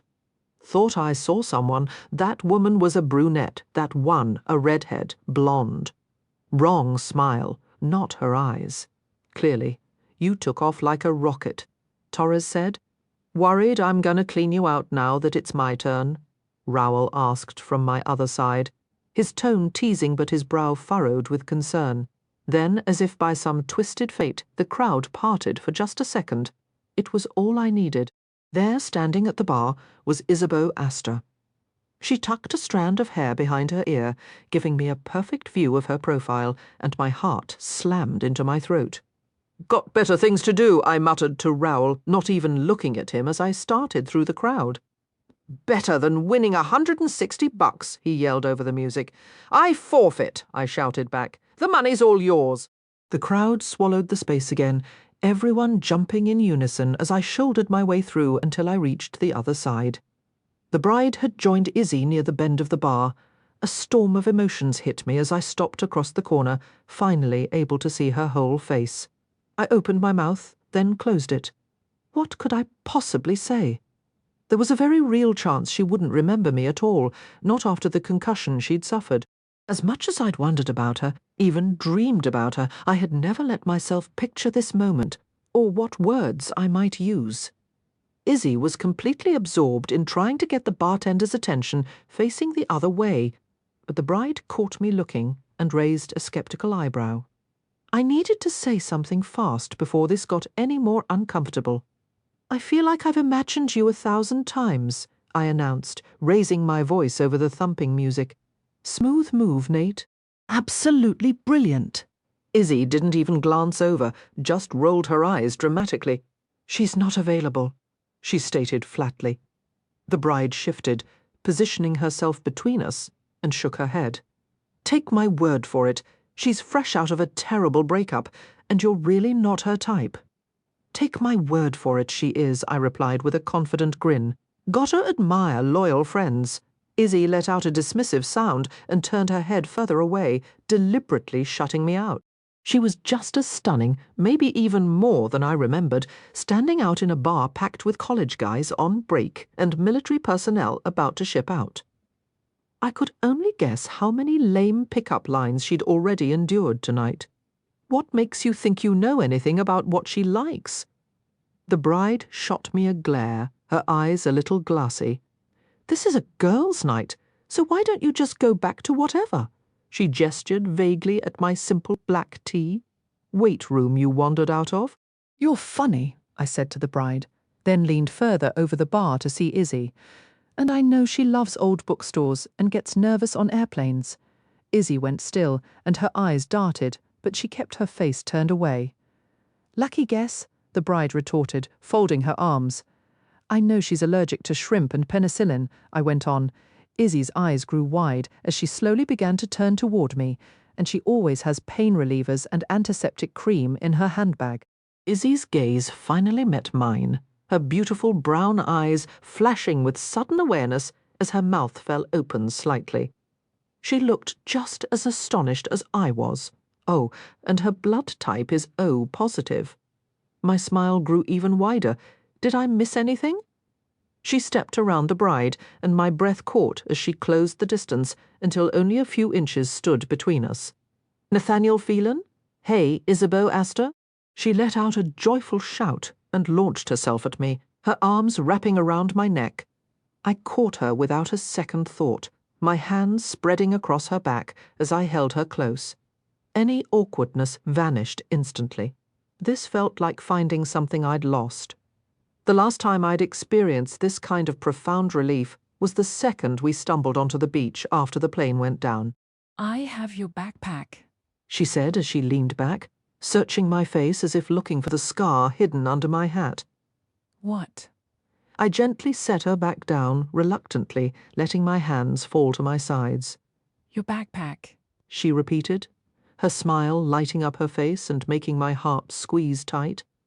Damn, that immediate bond I'd felt with her on the flight wasn't just in my head, it was vividly real, shining right in front of me. The airline mailed it to me, because you were originally in my seat. "You're kidding!" My eyebrows shot up. She nodded, her grin matching mine. "I've got your sweatshirt and your iPod, which, by the way, I can't believe you sealed in a plastic bag. But it actually worked. I almost dropped it when the screen lit up. I don't have them here, obviously. They're back at my place in D.C., but I'm not even sure which box they're in. Between graduating, moving, and now Margot's bachelorette weekend, I haven't had a second to unpack." She rambled, raising her voice over the bass. She still talked a mile a minute when she was excited, and it was the best sound in the world.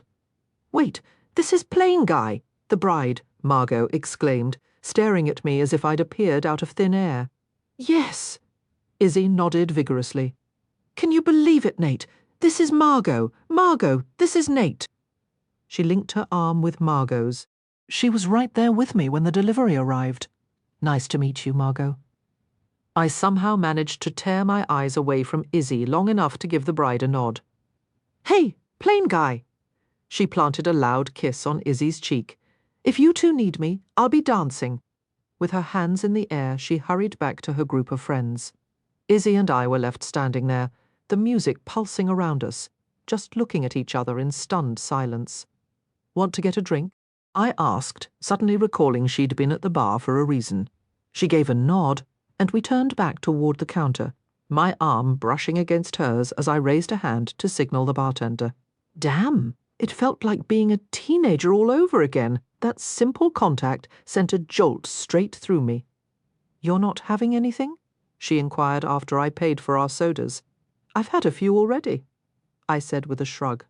There was no way I was going to numb even a moment of being with her again. How about we take a table outside? Definitely.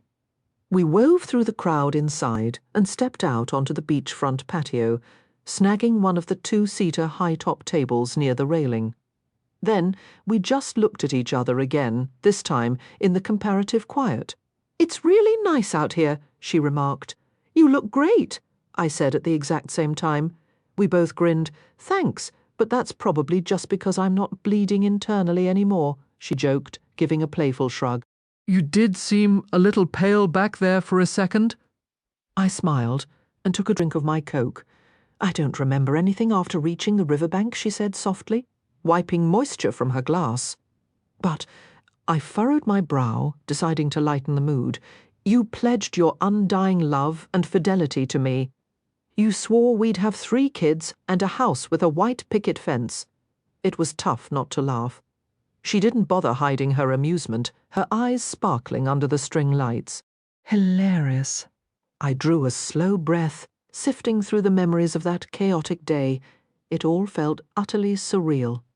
We helped you over to a tree so you could sit down. I started, and then I recounted everything I could recall. You saved my life, she said quietly, when I reached the part about the ambulance. Not really. Technically, that was the paramedics. There you are, Fitz called out, crossing the patio toward us. You vanished. He glanced at Izzy's shirt, and with someone from the wedding party, I see. Izzy, this is Fitz, I said, taking a sip. Izzy extended her hand, and Fitz shook it. Hi, Fitz. I'm Isabeau Astor. I'm Nate's wife. I clapped a hand over my mouth to keep from spraying Coke everywhere. His wife? Fitz's eyebrows shot up as he looked at me. Do Justin and Julian know about this, considering they're his best friends? Raoul and Torres definitely didn't know I'd lied my way into an ambulance for a woman. According to my medical paperwork, Izzy said with a laugh that stirred every feeling I'd tried to lock away since deployment. Somehow, I managed to swallow without making a fool of myself. I thought you said you didn't remember anything. My sister filled me in, she explained, leaning back in her chair. Your sister had to tell you that you were married? Fitz asked, propping his elbows on the table. Please, continue. Phelan here shares next to nothing about himself. I lied to the paramedics so I could ride in the ambulance with her. I admitted after the crash. Izzy finished. We were seated next to each other when the plane went down. Fitz's head snapped toward me. You were in a damn plane crash. I shrugged. How did you think he got? Izzy leaned across the table, reaching for my hat. I dipped my head so she could take it. She lifted the hat with one hand and brushed my short hair back with the other, clearly revealing the scar to Fitz. That? I knew there'd be a scar. 11 stitches, I told her. You got that scar in a plane crash? Fitz's voice broke. Yep, Izzy confirmed, setting my hat back on my head before sitting down.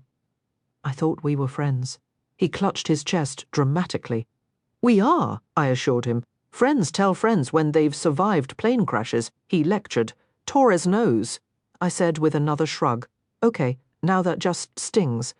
He hammed it up, staggering back as if wounded. You told Torres, but not the rest of us. Maybe I was saving the story for the right moment. For what? This deployment instead of the last one? This deployment, Izzy asked, and the concern in her eyes made my chest tighten. My mom was the only one who seemed concerned about me. The atmosphere shifted instantly. Yeah, I confirmed with a nod. We ship out shortly. When? A faint crease formed between her eyebrows. Very soon. The actual departure was the day after tomorrow, but that wasn't information for sharing. Fitz cleared his throat beside me. Well, I'm going to head back in and catch Rowell absolutely destroying Torres at pool. It was a pleasure, Mrs. Phelan. Technically, it's Mr. Astor, she corrected, her smile polite but not fully reaching her eyes. Doesn't surprise me. He's a good man, always been a real supporter of equality. Fitz gave my shoulder a firm pat before disappearing into the bar. For a brief moment, the roar of the ocean drowned out the muffled music from inside. Can you say where you're headed? She asked. Afghanistan? It was all over the news networks, so I wasn't exactly leaking state secrets. Her expression immediately darkened. You've already done a tour there? I nodded. Got back just under a year ago. I joined my unit a bit late and left a little early, so I didn't do the full rotation. An improvised explosive device had cut that deployment short by a month, but I was walking and talking, which was the important part. And they're sending you back already? Her eyes flashed with frustration. How is that even remotely fair? Fair isn't really a concept that gets much play in this line of work, I said, adjusting my stance. So that's what this is. She gestured toward the bar's entrance. One last hurrah before you go. Pretty much. We're based out of Hunter. It's roughly 30 minutes from here. I seized the obvious chance to steer the conversation elsewhere. And you're living in D.C. now, but you're down here for a bachelorette party. I just relocated to D.C. for law school. I did a quick mental calculation, and the numbers didn't line up. Wouldn't you be starting your senior year of college this fall? I graduated a year early. She shrugged, trying to play it off as nothing, but then her gaze dropped, lingering a beat too long on her glass of soda. That told me it was a big deal, and not necessarily a good one. Anyway, Margot is from Savannah. She wanted the party nearby for her sisters, since the actual wedding is up in Syracuse next month. Our flight back is tomorrow morning, and here we are, in the same random spot, with just a 12-hour overlap. I couldn't help but stare, committing every detail of her face to memory. 2.5 years had passed, leaving subtle marks, but she was exactly as I remembered. Some coincidence. Serendipity, she said, and her smile hit me with a physical jolt in any other circumstance. I'd have asked for her number right then. But she lived states away, and I was heading into a war zone. I didn't want to leave you there. The words escaped before I could stop them. Her eyes went wide. At the hospital, I clarified quickly. I wanted to stay until you woke up, to know you were okay. But my recruiters arrived to collect me. Serena told me about that. She let out a soft sigh. I couldn't remember your name. Everything was hazy from the concussion. I made out Nathaniel on my hospital paperwork. Your handwriting is truly unique, by the way, and then your bag was delivered. Under a little flap, it said N. Phelan.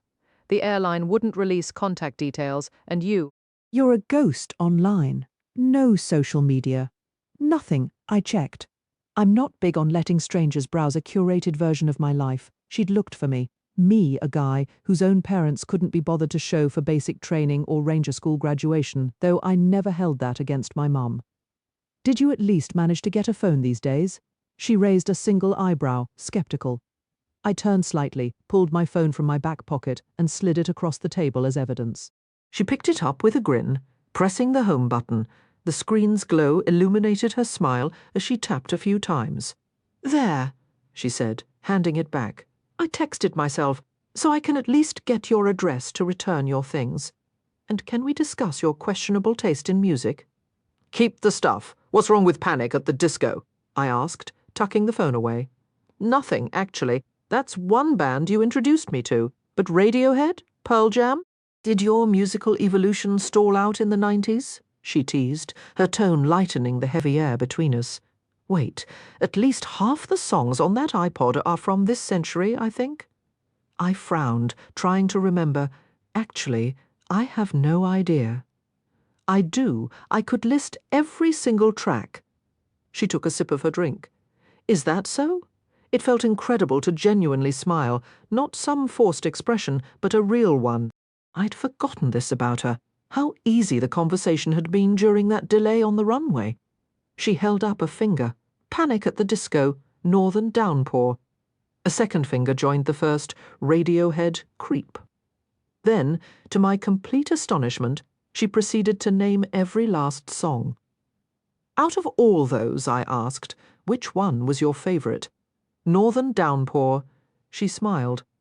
I remember you doing that too, asking me things just to keep my mind occupied. Maybe I was genuinely trying to learn more about you. Fair enough. Then it works both ways. What's your favourite from that list? Same, ironically. Northern Downpour. We stayed out there for hours, drifting between topics of music and books. She updated me on her college years, and I shared about the courses I'd squeezed in during the year we weren't deployed. I skillfully dodged every question about my time overseas, not because her stories didn't deserve a reciprocal honesty, but because I refused to let that miserable year steal a single second of this time with her.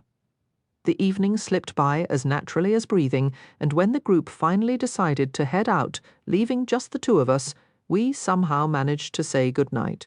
I pulled her into a tight hug. This person I'd endured the unthinkable with, the one I would have given anything for a real chance. Have a safe flight tomorrow, okay? I won't be around to drag you out an emergency exit this time. I'll do my best, she sighed, hugging me back and fitting against me with a perfection I never knew existed. Don't get yourself killed over there. I'll do my best. I rested my chin on her head, closed my eyes, and breathed in the mix of ocean air, citrus, and a faint, unforgettable perfume. As she walked away with her friends toward the rental house she'd mentioned, it felt like she was taking back the missing piece I'd just rediscovered. She was almost out of view when Torres and Raoul finally emerged from settling their bar tab. "Man!" Fitz called out. "You guys totally missed Plane Crash Girl. What?" Torres glanced at my face, then followed my gaze down the street. That was Izzy. I watched until she turned the corner. You're kidding me. Torres's eyes went wide. I missed meeting the legendary Isabeau. I saw you two on the patio, but I didn't want to interrupt if you were making a move. He shook his head in disbelief. That was really her? Really her? I confirmed with a nod. Raoul just looked confused. What plane crash are you talking about? On the drive back to base, with me as the designated driver for half the group, I told them the whole story. Sleep was hard to come by that night, and when it finally did, my dreams were filled with her. No plane wreck, no rushing river, no sirens, just her. My phone rang the next morning as I finished a 9-mile run. I didn't recognize the number, but I answered, still catching my breath. "Hello, Nate?" A smile broke across my face instantly. "Izzy?" "Yeah," she said with a nervous laugh. "Listen, you're not leaving today, are you?" "No," I replied, staring at the stack of boxes packed for storage in my barracks room. A sudden vivid memory flashed of us once getting caught in a sudden summer downpour in Chicago, laughing as we ducked under an awning. Why is everything okay? I juggled the phone, pulling off my sweaty shirt and tossing it into the laundry pile. I didn't get on the plane. Chapter 11. Nathaniel. Kabul, Afghanistan, August 2021. I had just pulled my body armour over my head and fastened the straps when 3 sharp, urgent knocks hammered against my door. I opened it to find a woman who was far beyond furious. "What do you mean? I'm not coming with you." Izzy shouted up at me, her hands planted firmly on her hips. She stood ready for another day at the office, clad in black linen trousers and a blouse that skimmed her collarbone, but the high heels brought a smile to my face. That perfume, I swear. Izzy was the only person I knew who could wear Chanel in the middle of a war zone. "What makes you think I'm going anywhere?" I asked, leaning one hand against the doorframe and gripping the handle with the other. She looked me over, her gaze lingering on my tactical gear before arching an eyebrow. "Because Sergeant Orange or Blue, whatever his actual name is, informed me he'd be posted outside the conference room today while we work. I'm perfectly aware you wouldn't swap out my security detail unless you were leaving yourself." She shot back, sparks in her eyes. "First, it's Sergeant Black. Second, we're not having this argument in the hallway like a couple of theatrical undergraduates." "Fine by me." She slipped under my arm and strode into my room, crossing her arms as she surveyed the space. It wasn't a suite like hers, Just a standard room with a private bath, the closest thing I had to being back home. For accommodations here, this was practically the Ritz-Carlton of Afghanistan. I let out a heavy sigh, realizing there was no ejecting Izzy without causing a spectacle, and closed the door for privacy. I thought you wanted Serena located. I called in every favor I had to arrange a flight, and I'm going to check if she's still in the area. That's why I asked Sergeant Black to watch over you, since your team has no meetings scheduled today. We were slated to resume travel tomorrow, but given the deteriorating situation, I was hoping to persuade her onto a plane home if I could bring Serena back. I'm coming with you, she declared, lifting her chin. You have absolutely no reason to join me, I replied, shaking my head. It's not happening. You don't get to decide where I go. I moved forward until the toes of my boots met the tips of her heels. Actually, that's precisely my role as the head of your security. Remember, you agreed to follow every directive out there, I said, gesturing toward the door. You only get to have your tantrums in here. Her mouth fell open. I'm not having a tantrum, Nathaniel Phelan. You are. The corner of my mouth lifted slightly. Like it or not, Isabeau, you're a senior congressional aide. Unless you have a compelling reason to step into danger, I'm not about to dangle you in front of the enemy like some tempting little prize. And what if I do have a reason? You don't. I altered your schedule this morning the moment I read the intel suggesting Kunduz could fall today. Just a few hours earlier, she'd been curled in my lap, a moment I was desperately trying to forget. It had been a lapse in judgment, but seeing her kneeling on that floor, trembling like a leaf, I'd acted on pure instinct, as I always seemed to do with her. There is no chance you're keeping that appointment. She swallowed and gave a slow nod. I appreciate that, even if I hate it. Closing her eyes, she rubbed the bridge of her nose. Honestly, I'd feel a whole lot better if your entire polished team got on a plane and called this trip off. Cut your losses, Izzy, I urged, the plea clear in my voice. We have a job to do, she countered. Senator Lauren is still arriving next week, which is a mistake. I took a step back, needing a break from the intoxicating sweetness of her perfume filling my lungs. This country is going to collapse a lot faster than anyone predicted. The reports said we have 6 to 12 months, she argued, but the tight press of her lips told me she knew I wasn't exaggerating. Yeah, well, I trust what I'm seeing on the ground in a place I know intimately more than some optimistic analysis drafted from thousands of miles away. What's happening out there, I pointed toward the window, is not anyone's best-case scenario. I'm not an idiot, Nate. I know that. A flicker of panic brightened her eyes. Serena is still up there. I already know what she looks like, and I've got people in the area keeping an eye out. By the time I reach the city, someone should have a location. I'll be back before we eat. She might not even recognize you. Isabeau shot back. I raised an eyebrow. Seriously? That's your big concern? She looked away, but not in defeat. That tightness in her expression wasn't stubbornness. It was guilt. What did you do, Izzy? She took a slow breath. Mazar-e Sharif is still secure. You can't possibly believe that.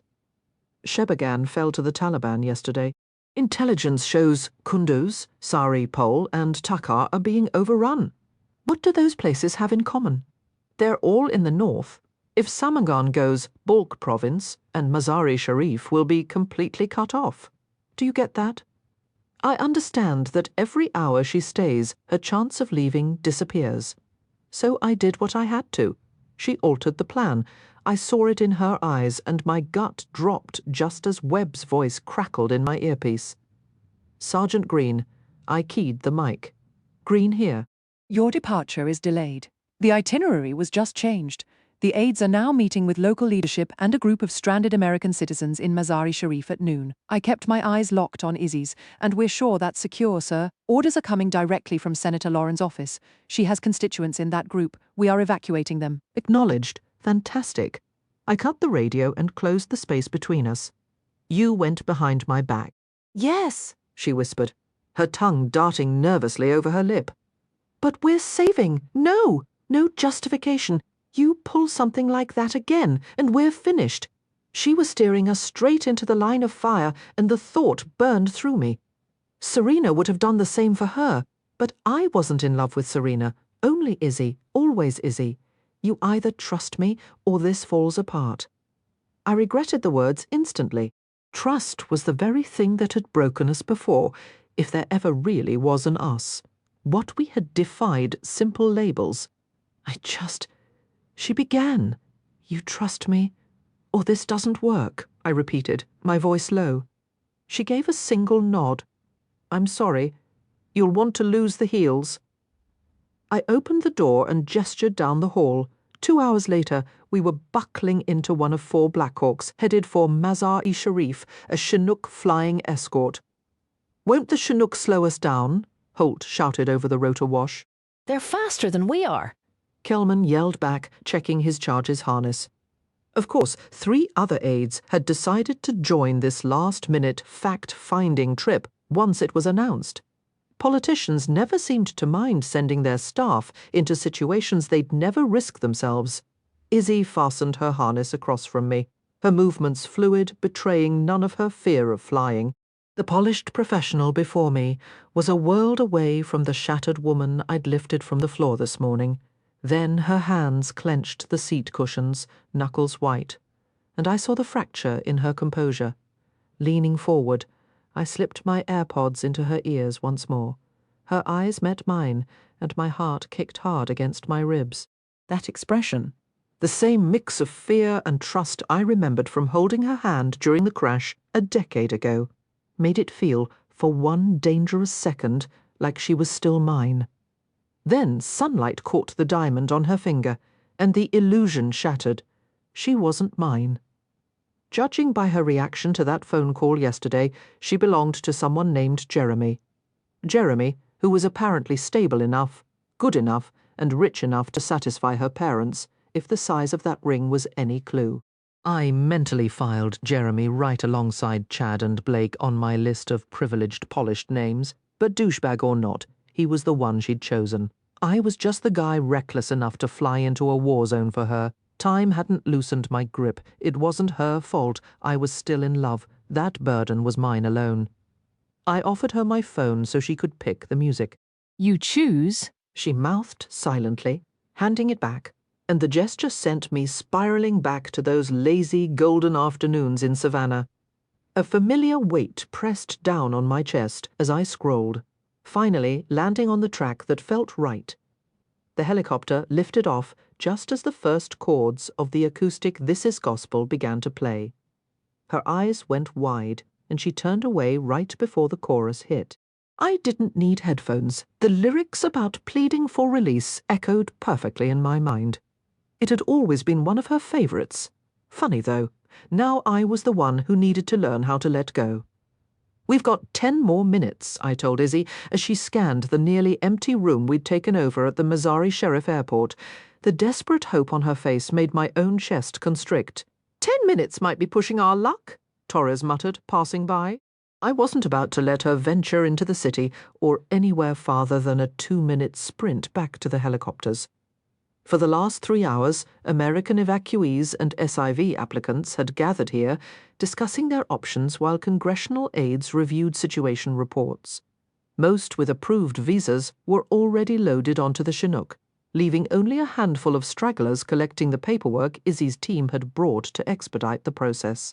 And you still won't let me go look for her myself? Izzy asked again, the light in her eyes fading. Running through the streets yelling Serena's name isn't a plan, Izzy. It's a good way to get the wrong kind of attention. Part of me hated her naivete. Another part was grateful for it. It meant I'd succeeded once in shielding her from the worst of this world until she'd decided to walk right into it. Our local contacts say she knows someone is asking for her. But they didn't tell her it was me? Izzy's gaze snapped from the departing civilian she'd just assisted back to me. You mean, did I announce that a U.S. congressional aide is out here on a personal rescue mission? No. I like you breathing. She stood up so fast her chair screeched against the linoleum. I immediately tracked the reactions of the few remaining non-team members in the room. all now edging toward the exit as Graham began securing the area. I'm not leaving her behind, Izzy hissed, keeping her voice low but sharp. I shot a look at her interpreter, who wisely stepped back. Though Torres lingered nearby, he always stuck close when he sensed my temper rising. You will, if she's not here in 10 minutes, I said, leaning in. You gave me your word you'd follow my lead out here. I'm holding you to it. In 10 minutes we leave, with or without Serena. Izzy's whole body went rigid, her eyes narrowing into blades. So I just spend the rest of my life wondering if she's alive or dead, wondering if there was one more thing I could have said or done to bring her home. No, nah, she winced, then quickly composed herself. Sergeant Green, I won't do that, not ever again. I don't believe she's referring to her sister any more. Torres murmured, stepping back. Understood, I replied, and she lifted that defiant chin of hers. Miss Astor? I began again, lowering my voice, acutely conscious of our audience. You cannot be held responsible for the choices others make, or for the fallout from those decisions. It was a minor miracle we'd avoided this conversation until now, but I refused to have it in riddles, and this crowded room was the worst possible setting. Are you certain about that? She hugged her waist, careful not to disturb the printed silk scarf covering her hair. I've had years to think it over, and I'm fairly convinced that if I had just looked at someone and said, "Please don't go," they might have listened. Her eyes held mine, and I felt my heart plummet. She had never asked. Not directly. Then again, I'd never given her a reason to believe I would have remained. Hey, Isa, ready to go? Holt approached, pausing to glance between us, his impeccably shaped eyebrows lifting. Am I interrupting something? No, I said. Yes, Izzy countered instantly. Right. Well, I'm heading out with Baker and Turner, he said, backing away slowly. Kelman whistled as he passed, ushering Holt out the door and leaving only Graham and a couple other operators in the room. If I hadn't promised her these 10 minutes, Izzy would already be strapped into the Black Hawk. Did you ever think about me? She asked, her voice dropping to a whisper. I clenched my jaw, battling the impulse to tell her the truth that I had, every single day. That's a complicated question. I finally managed. She blinked. Not in that way. I mean, did you ever consider what it was like to sit for years wondering if you were off somewhere fighting, or if you had just died? The final word caught in her throat. Do you have any idea how many nights I cried myself to sleep, sick with fear that you were lying in an unmarked grave somewhere? That I wouldn't even know where to bring flowers. Damn. My stomach twisted, and I released a slow breath, fully aware of my team attempting to give us privacy. This isn't the right time. It's never the right time, she shot back, a bitter laugh escaping her. That was always the issue, so I suppose it's comforting to know some things stay the same. You ask me to forget, she motioned between us, all of this, and then you have the nerve to play that specific song in the helicopter. Forgive me, Sergeant Green, but not all of us can just walk away without a backward glance. You moved right on to the next mission, didn't you?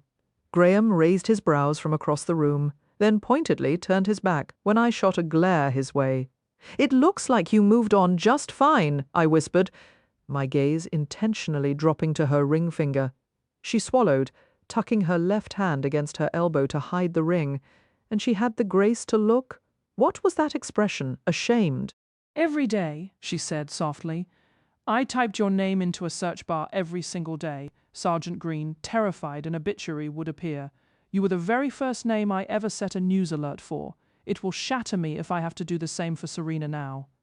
I looked away, the image she painted constricting my chest. That alert had been a lifeline for me in darker times. She had been my lifeline. I owed her a debt I could never fully repay. But that didn't mean I was prepared to dissect our past on an emotional operating table just for the sake of closure, a concept people love to chatter about but rarely truly find. There were things I could never tell her, wounds I could never reopen. But this honesty, this raw moment, was something I could offer.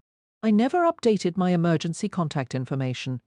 I confessed quietly, dropping my voice to a near whisper after we had been practically shouting. Her eyes widened in surprise. I never filed the new forms. I explained, shaking my head. If something had happened to me, you would have been notified. They might not have given you all the details, the where or the how, but you would have known. It might have taken a day or two to find you, since the last address I had was still your old one in New York. Her whole face softened then, and the raw sadness in her gaze cut straight through me. So now, when you go back to your real life, you'll know. I went on, my hands tightening at the memory of that engagement ring on her finger. No news means I'm fine. Unless you want me to update it, your last name probably won't stay Astor much longer, and it might raise questions with your fiancé. No, she said firmly, shaking her head. Don't change it. Unless, of course, there comes someone else who needs to know more than I do. She shifted her feet and looked away briefly before meeting my eyes again. Is there someone else who should be listed? Right through here, Elston announced, as he pushed open the front door, sparing me from having to answer Izzy. Thank you, Sergeant Rose, a woman's voice replied from behind him, a voice I knew. My head turned toward the sound, hope surging through me that this had actually worked. Izzy took off running, weaving around tables, and past Graham without slowing down. Elston barely stepped aside before she threw her arms around the woman. Serena, Chapter 12, Izzy, Tybee Island, Georgia, June 2014.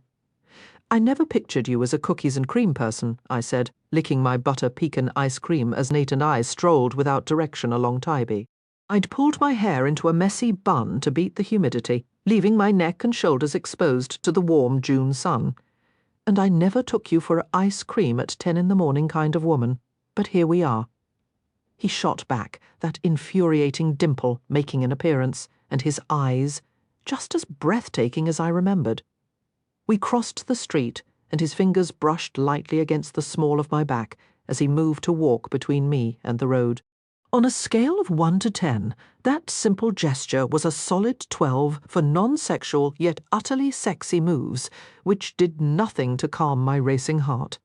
Something inside me had shifted the moment I recognized him last night, and as much as I wished I could go back to being the person I was yesterday, I couldn't not when I felt this inexplicable, chaotic pull toward him, as if we were somehow tied together. This was the man I'd called from the airport just 2 hours ago, perched on my suitcase outside departures while Margot watched, concerned I'd end up stranded. I wasn't worried, not even a little. He hadn't left me on that plane or let me drown in the river.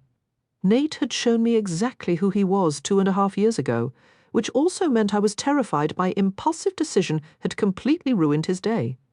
"Are you sure I didn't wreck your plans?" I asked, peeking up at him from behind my cone. "I wasn't thinking clearly when I changed my flight this morning. I was just standing there, watching everyone else check their bags, and I couldn't do it. Oh God, I was rambling now, and the words kept tumbling out. I couldn't leave if there was even the smallest chance I could steal a few more minutes with you. And I know how that sounds. My nose wrinkled, kind of creepy. And it's worse because I didn't even ask last night if you were seeing anyone. For all I know, you could have a girlfriend, and now I've just tossed a giant wrench into your whole Izzy," he cut in, raising his eyebrows beneath his St. Louis Blues cap and resting his hand on my bare shoulder. Wow, his touch felt really good. I don't have a girlfriend. If I did, you would have known last night, and I definitely wouldn't be standing here with you right now. The corner of his mouth lifted into that familiar smirk, and a warm, electric feeling shot through me. Honestly, if I had one, she wouldn't be my girlfriend by now. So this strange magnetic pull between us, did he feel it too? I had to ask so. I didn't completely wreck your plans by changing all of mine. He shook his head, his expression softening. There is literally nothing I can imagine that would be better than spending my last day here with you. Well, except maybe if you stopped insulting my perfectly good cookies and cream. Seriously, butter pecan? That's the taste of someone's great-grandmother. He took a decisive bite from his own cone, as if to prove a point. It is not just butter pecan, I scoffed, defending my choice with mock indignation. It's a historic flavor, a classic. It has dignity. I licked slowly up the side of my own cone, and his eyes followed the movement intently, a spark of heat flashing in them before he looked away. Last days stateside. The reality of those words hit me, and my stomach did a slow, sinking flip. He was leaving tomorrow. I still can't believe you're here, he said, shaking his head with a look of pure wonder that I was sure mirrored my own. Same, I breathed out, turning to continue our slow walk down the charming, tree-lined street. The afternoon sun was warm on our shoulders. I've lived here a few years, so me being around isn't exactly a miracle, he said with a shrug, finishing his ice cream in another efficient bite. Who eats ice cream like that? Someone who's used to moving fast, I guessed. But you showing up today? That's the real surprise. Tossing the rest of my cone away, I spotted a familiar bookstore ahead. Are you still working through that reading list you mentioned? Slowly, he admitted, wiping his hands. It's tough to find quiet time between college courses and, you know, the occasional person taking potshots at you. But I'm getting there. I stopped walking so abruptly my own feet tangled. Nate turned his brow furrowing as he took in my expression. Damn, sorry. I keep forgetting that's not normal dinner conversation for most people. It's fine, I said, forcing a smile that felt brittle on my face. It wasn't fine. The casual way he mentioned being shot at was terrifying, a stark reminder of the life he was returning to. It felt like a cold hand had closed around my heart. No, it's not. Forget I said that, he said, his voice firm. He tossed his napkin in a nearby bin and scanned the street, his eyes lighting up with a new idea. I've got a plan. He held out his hand. I took it without hesitation, his fingers warm and sure around mine. Lead on. 2 hours later, we were settled on a wide wooden swing overlooking North Beach, the gentle sway lulling us into a peaceful rhythm. My legs were stretched across his lap, my feet propped on the opposite railing. The slat at my back pressed uncomfortably into my spine as I pored over the pages of Outlander, marking passages with a neon yellow highlighter. He was doing the same with his copy of Their Eyes Were Watching God. I didn't care about the minor discomfort. In all my 21 years, I couldn't recall a moment feeling more perfectly, completely right. I still can't believe that's the book you picked for me, he muttered, glancing over before dragging his highlighter across a line in his novel. His idea had been, in a word, perfect. He'd guided me back into the bookstore and proposed a trade. I would pick one of my favourite books I guessed he hadn't read, and he would do the same for me. We bought both, plus a 2-pack of highlighters to share. A little romance won't kill you, I said, a smile playing on my lips as the salty ocean breeze flipped the pages of my thick paperback. Besides, they're making a show out of it. It premieres in August. You'll be thanking me then. I'll be on the other side of the world in August, he said quietly. The side of his hand brushed against my knee as he adjusted his grip on his book, and a flutter of sensation erupted low in my belly. I was acutely aware of every detail about him. The confident, slightly crooked way he wore his baseball cap, the meticulous care he'd taken earlier when spraying sunscreen on my shoulders and back so I wouldn't burn in my jean shorts and the bikini top I'd changed into for the beach. And you'll be starting classes again, right? He flipped a page, his eyes scanning the text. Yep, Georgetown, I answered, my own highlighter, hovering over a particularly swoon-worthy line. I couldn't help but picture his face reading it, even though he'd be thousands of miles away. The thought was equal parts sweet and aching. You don't sound too thrilled about it, he observed, tilting his head to look at me from under the brim of his hat. From what I understand, that's an excellent university. I lifted a hand to block the sun, trying to see his expression better. It's not that I'm ungrateful for the acceptance, it's just... My shoulders slumped with a sigh as I watched the weekend families enjoying the beach. He moved slightly, and for a brief moment his hands cradled my face as he settled his cap onto my head. For the sun, he said. I smiled at the thoughtful act, my fingers tracing the edge of the brim. I've never actually worn your hoodie, I said suddenly. I mentally kicked myself. I'd skipped my ADHD medication today, thinking a weekend of just flying around meant I could do without. The meds always ruined my appetite, and sometimes I just wanted to enjoy snacking. Now my thoughts were tumbling out unfiltered. You should, he replied. Wear it, I mean. You've had it longer than I ever did at this point. Same goes for the backpack and the music player. Consider them yours. His dimple appeared, and my heart gave a little jump. Consider this an official transfer of ownership. You don't want me to mail it back. That had been my only excuse to ask for his address, since I figured he wouldn't be getting texts for the duration of his upcoming deployment. No, he said. I kind of like the idea of you having it, as long as it didn't get completely ruined in the river. He made a face.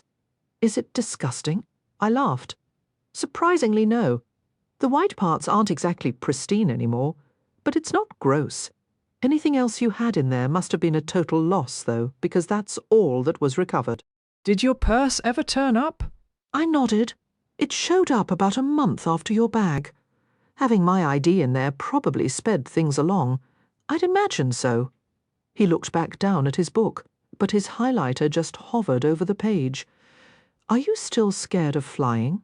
He asked quietly. I've always wondered if the crash messed me up for good. I finished highlighting a particularly steamy passage. I wasn't going to phrase it like that, but now that you mention it... He gave me a sheepish look. I didn't set foot on a plane for a year and a half, I admitted, flipping ahead to a chapter I loved. It took a lot of therapy, for the fear and the nightmares. A chill crept up my spine despite the growing heat. But I have ways to manage both now. Coping mechanisms. Exactly. It's not like I can just stop a panic attack. We survived an actual plane crash. Sure, we got the best possible version of a worst-case scenario, but I can never again convince myself the odds are practically zero. The fear is real now. I studied him. You never had a problem flying after everything. He gave a half shrug. They put me on the next flight out of St. Louis, so I just got on it. His throat moved as he swallowed. I told myself if fate wanted me to die in a crash, it would have happened already. I get the nightmares, though. I do that whole "you're safe now, you're home" mantra thing I saw on some therapist's YouTube channel. My eyebrows rose. Some therapist's YouTube? Having a psychologist's notes in your file isn't exactly career positive in my line of work. He highlighted another line and kept reading. I do what I need to in the moment, and then I keep moving. Like you said, he added, glancing over. A coping mechanism, I suppose. Is there anything that scares you? There has to be something, right? Of course, turning into anything like my father. He reached into his backpack and pulled something out. Gum? No thanks, clearly, that subject was closed. He put a piece in his mouth, and we spent another hour just like that, swinging gently on the beach swing, annotating our favourite books for each other. By the time we were done, the sun was directly overhead, and my skin was damp with sweat. Feel like going in? I asked, nodding toward the ocean. Sounds perfect. We tucked the books into his backpack and walked toward the water, choosing a spot well away from everyone else. The cool shock of the waves was a sudden welcome relief from the stifling heat, washing away the salt and the weight of our conversation. For a little while, we just let the water lift us, the silence between us comfortable and complete. He pulled 2 towels from his bag, and I raised an eyebrow. Last of the packing, he explained before I could ask, we undressed. For me, it was just sliding out of my denim shorts and kicking my sandals aside. I tried not to stare as he pulled his shirt off, but I failed spectacularly. Honestly, Nathaniel Phelan was sculpted to be admired. His stomach looked like it belonged in a fitness ad, all defined muscle and sharp lines that made my mouth go dry. His chest was broad, his arms strong, and his skin was sun-kissed to a perfect bronze. "Ready?" he asked, and I couldn't help smiling when he did a second take at my bikini. I wasn't in his kind of shape. My curves hinted at a lot of library hours this year, but the heat in his eyes made me feel beautiful. I took off his hat and shook my hair loose. Ready? We stepped into the water, and I gasped as a cold wave hit my stomach. Nate laughed and dove under with the ease of someone who swam far more than I did. When he surfaced, the water was at the waistband of his shorts, and I watched, mesmerized, as it streamed off him. Then I moved closer, my hand lifting toward the faint silver lines just above his abs. What happened? His jaw tightened briefly before he smiled. Ruptured my spleen in Afghanistan last tour. Now we match. My eyes widened as the waves pushed against us. Plane crash? I tried to joke, eyed. A chill ran through me that had nothing to do with the water. You were blown up? The vehicle I was in was... He reached out and tucked my hair behind my ear, his fingers cool. Don't look at me like that, Izzy. Like what? I whispered, as another wave rose higher. Like I'm worried. My mum worries enough for everyone on the planet. You don't need to. I'm fine. See? He held his arms out and turned slowly. But I didn't admire his back the way I had moments before. Now all I saw were places he could be hurt, every vulnerable spot. Do you like it? I asked, when he faced me again. What you do?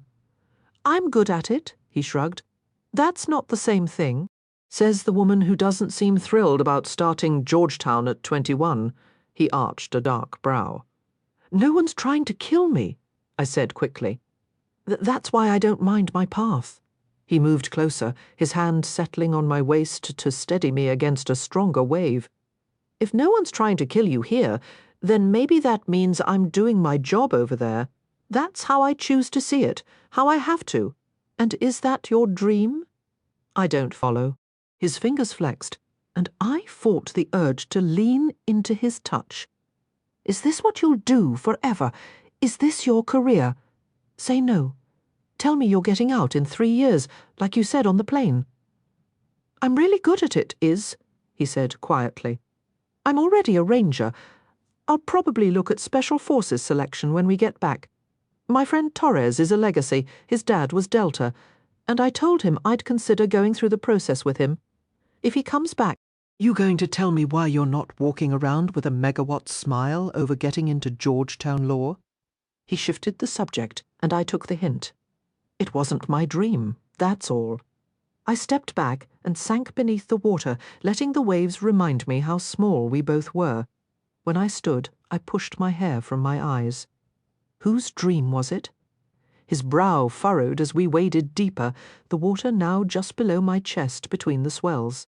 I couldn't hold his intense blue stare any longer, and glanced away. You don't owe me an explanation. I won't ever pressure you into sharing something you're not ready to give. He dragged his hands through his hair in frustration. It's not like I've earned the right to know. If you add up every minute we've actually spent together, what does it even total? Maybe 18 hours.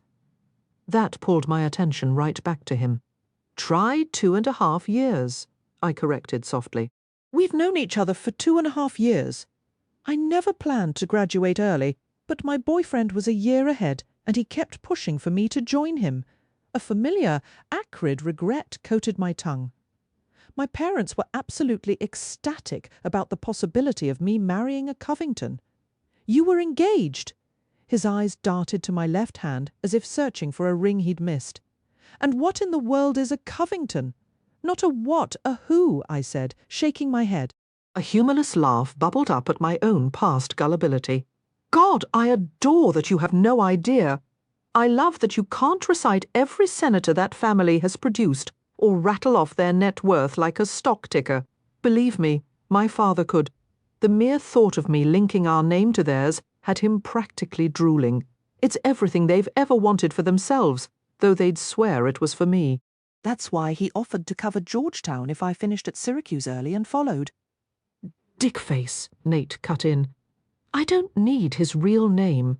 Any guy dumb enough to let you go, which X clearly means he did, automatically qualifies as a dickface. My laugh this time was genuine, free of the old bitterness. Yeah, we can definitely go with that. Dickface, of course, got into Georgetown too, so we started making all the plans. I let out a long sigh. I'll even admit it felt good, for once, to be the daughter who met their sky-high expectations. They came to graduation and threw this massive party. We rented an apartment near campus, put down the deposit, the whole 9 yards. My brow furrowed at the memory. I should have listened to my gut, or to Serena, who told me flat out she didn't like him. She has this spooky ability to see right through people. The water lifted me as a stronger wave rolled through. Anyway, He got a last-minute acceptance off the waitlist at Yale just before graduation. So now he's in New Haven? He chose a different school over you. Yep, I sputtered as salt water hit my face, and Nate immediately pulled me tight against his solid chest. My heart did a ridiculous little flip, but beneath my palm, his heartbeat was a steady, reassuring drum. Focus, and I, in my infinite naivete, suggested we try long distance. He politely declined. He mentioned Yale offered a, let's say, broader selection of women who weren't considered new money. Dickface, Nate grumbled. Total dickface, I agreed. Yet, strangely, standing there in the cool Atlantic surf with the warmth of Nate's skin under my fingertips, I was suddenly overwhelmingly thankful to be single. Nate was the polar opposite of everything Dickface represented, open where the other was calculated, brutally honest instead of politically slick, recklessly brave, and yet with me, incredibly gentle. My parents are still nursing their profound disappointment over losing their almost in with the Covington dynasty. So here I am at Georgetown, living out someone else's abandoned dream, and I haven't the faintest idea what to do about it. Then claim it, he said, his voice firm as he lifted me easily against the pull of another wave. Find a way to make it yours. Find a way to matter. Feeling brave from the way he held me, I reached up and combed my fingers through his damp hair. By this time tomorrow, I'd be back in a DC dorm, and he'd be heading toward a combat zone. If I could really make a difference, I whispered, I'd find a way to make you stay right here. Something raw, a deep, unmistakable yearning flashed across his features. That would require an act of Congress, sweetheart. His eyes dropped to my lips. Guess you'll have to run for office. I've never had the slightest interest in politics, I murmured, as the ocean pushed my body flush against his. Me either, he said, his arm locking around my back. Izzy? Nate? I was utterly captivated by the curve of his mouth. I'm going to kiss you. The absolute conviction in his voice sent a wave of heat across my skin. Is that right? I traced my lower lip with my tongue, catching the taste of salt from the ocean air. Yeah? He leaned in deliberately, leaving me all the time in the world to stop him. So if this isn't what you're looking for, it is. I lifted my chin, closing the small distance until my lips just grazed his. It was barely a touch, a whisper of contact, yet it ignited every nerve I possessed, and every single one screamed for him. His blue eyes widened, then darkened before his mouth captured mine in a kiss that stole all reason. His lips were cool, but his tongue was warm as it swept past them, tangling with my own. The clean taste of spearmint and salt washed away every other thought. A current of pure electricity sparked over my skin. More, I needed so much more. His fingers threaded into my hair, angling my head to take the kiss deeper. I'd been with men before, but I'd never been kissed like this, as if I held the very rhythm of his heart, with a devastating blend of skill and raw, desperate hunger. It was, without question, the greatest first kiss in all of recorded history. A low sound escaped me, and he hoisted me up until our faces were level, his mouth never leaving mine. My legs wrapped around his waist of their own accord, my ankles locking at the small of his back. Kissing Nate wasn't merely everything I'd imagined, it surpassed it completely.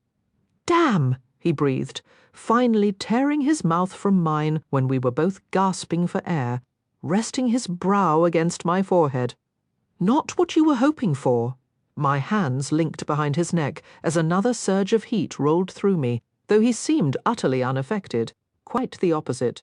He pressed his lips to my jaw, then the hollow of my throat, before finding my mouth again. Exactly what I hoped for. And then some. I fucking knew it would be like this with you. Chemistry, I murmured, but the word whispering at the back of my mind was different. Destiny. There was simply no other explanation for this pull between us. It's bigger than that, but pinning a label on it feels wrong, especially when we only have a handful of hours before your plane leaves. He looked at me with an intensity that felt like a photograph being taken, memorizing my face. Our timing is spectacularly bad. My legs tightened around him as I brushed a kiss against his cheek. Our timing is a disaster. His hand smoothed down my back, stopping just short of where I wished it would go. I wanted him completely, in every way possible, until the last light faded from the sky. Then give me the next few hours.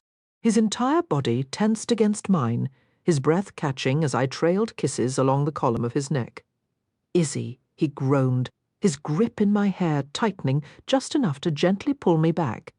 The sheer want in his eyes softened the ache of the interruption. I don't want hours. I want nights, days, weeks on end. I want to take you to a room and lock the door until I've learned every curve of you, discovered every place you love to be kissed, figured out every single way to make you fall apart, and then listened until your voice is raw from calling my name. That's, he shook his head slowly. Yes, that's a definitive yes. Everything he described sounded like perfection. I was going to say it's insane. He flashed a grin, and the glimpse of his dimple made my knees go weak. And I'll probably hate myself for saying this next week when I'm replaying this moment on a loop in my head. But I want the one thing we can't get, Izzy. I want time. I know. I want it too. I wanted a real shot, a slow, unfolding chance at whatever this could become. Does that mean you're finished kissing me? Hell, no. His mouth found mine again, this kiss long and languid, the pace shifting into a patient, deep exploration. I'll kiss you any time you ask, Isabeau Astor. Promise. I smiled against his lips. Promise. And he kept that promise. He kissed me until our skin grew pruned in the water. He kissed me as we toweled off, as we walked to his pickup truck, and before and after our very late lunch at a roadside diner where our shared slice of cherry pie went mostly forgotten. He kissed me until my lips felt tender, and I knew the shape of his mouth as well as I knew my own. Then, all too soon, my suitcase was checked. The novel he'd picked out for me was safe in my carry-on, and with every step toward the airport security line, a hard knot of emotion tightened in my throat. What if the moment we were waiting for never actually arrived? What if this was everything we were ever going to get? What if? Enough. He turned me gently in his embrace, his hands framing my face. Whatever is going through your mind, just let it go. My eyes burned, and I knew it wasn't from the sea air or the bright sun. What if you don't make it back? His forehead creased with concern as he leaned in, his lips brushing softly against my skin. I'll come back. You can't promise that. My fingers twisted into the soft cotton of his shirt, holding on tight. You don't need to be concerned about me. I have an annoying habit of surviving things. He pulled me closer, his chin resting on my hair. You say that as if it will keep me from thinking about you every single day for the next 12 months. No. His hands moved to my shoulders, holding me at arm's length, his gaze so fierce it stole the air from my lungs. Don't do that either. Don't you dare spend your days just worrying. Don't waste your life waiting for me, Izzy. I opened my mouth, but no sound came out. My heart felt suspended, balanced on the sharp edge of his words, ready to shatter. I won't do that to you, he said, his thumb tracing a slow path across my cheek. You deserve so much more than that. What if I choose to do it anyway? My voice cracked, betraying me. Please don't, he whispered, the plea barely audible. You just changed everything for one person. Don't let the next several months slip by for another. He raised an eyebrow, a hint of a smile touching his lips. And don't for a second think this is about me not wanting you or any other nonsense. God, the things I would do for you if I only could. So what does that make us? We're... He paused, taking an unsteady breath. We're just us, Nate and Izzy. Undefined, I said softly, echoing his earlier sentiment that putting a name on something so inexplicable wouldn't be fair to either of us. If you decide to write, then I'll write too. If you don't, there's no pressure. I want you to chase every single opportunity you find in DC, even if one of those opportunities is another person. I pushed back, feeling suddenly petulant. Maybe it was immature, but I didn't care. Not when it felt like we were about to toss aside this incredible chance we'd been given, all because he didn't want me to put my life on hold. He met my challenge with a steady, unblinking look and nodded. Even if it means someone else. Every minute I've spent with you is a gift I never earned, and I won't let the thought of you back here, missing out on anything, be because of me. And in a year, I leaned into the warmth of his hand against my cheek. Could be sooner. I'd just like to plan for the worst-case scenario. What happens when you're finally home? He let out a long breath, then dipped his head and kissed me as if we weren't standing in the middle of a bustling terminal. He kissed me like we were the only two people in the world, with no future waiting to pull us apart. You know the best thing about not putting a label on this? My reluctant independence? I grumbled. He chuckled. No, the potential, Izzy. That's what we are. Pure potential. Potential. The same reason he loved watching the dawn. Every instinct screamed to cling to him, but I released my grip, because it was what he asked for and, if I was honest, likely what I needed. I had just ended a relationship that lasted 2 years, starting another one now, when I was sure to ruin it with all my unresolved issues, was the last thing I wanted to inflict on Nate. If there was ever a real chance for us, he was correct. This wasn't the time. I kissed him one final time and took a step back. Just stay safe. They were the last words I could recall from the accident, but they felt right for this moment too. I wasn't sure what that meant about our story. No plans to do otherwise. The corner of his mouth lifted, but it didn't reach his eyes. I stared at him. That's exactly what you said. I know. He stepped back, shoving his hands into his pockets. I remember everything about you. Now go catch your flight so I can remember this too. Potential? The ache in my chest was so profound it was hard to draw a full breath. The very best kind. He flashed me that grin, the one with the dimple, and then he was gone, swallowed by the moving crowd. Chapter 13. Izzy, Mazar, Sharif, Afghanistan, November 2021. Serena. My arms flew around my stunned sister, locking over the backpack on her shoulders, and I held on with everything I had.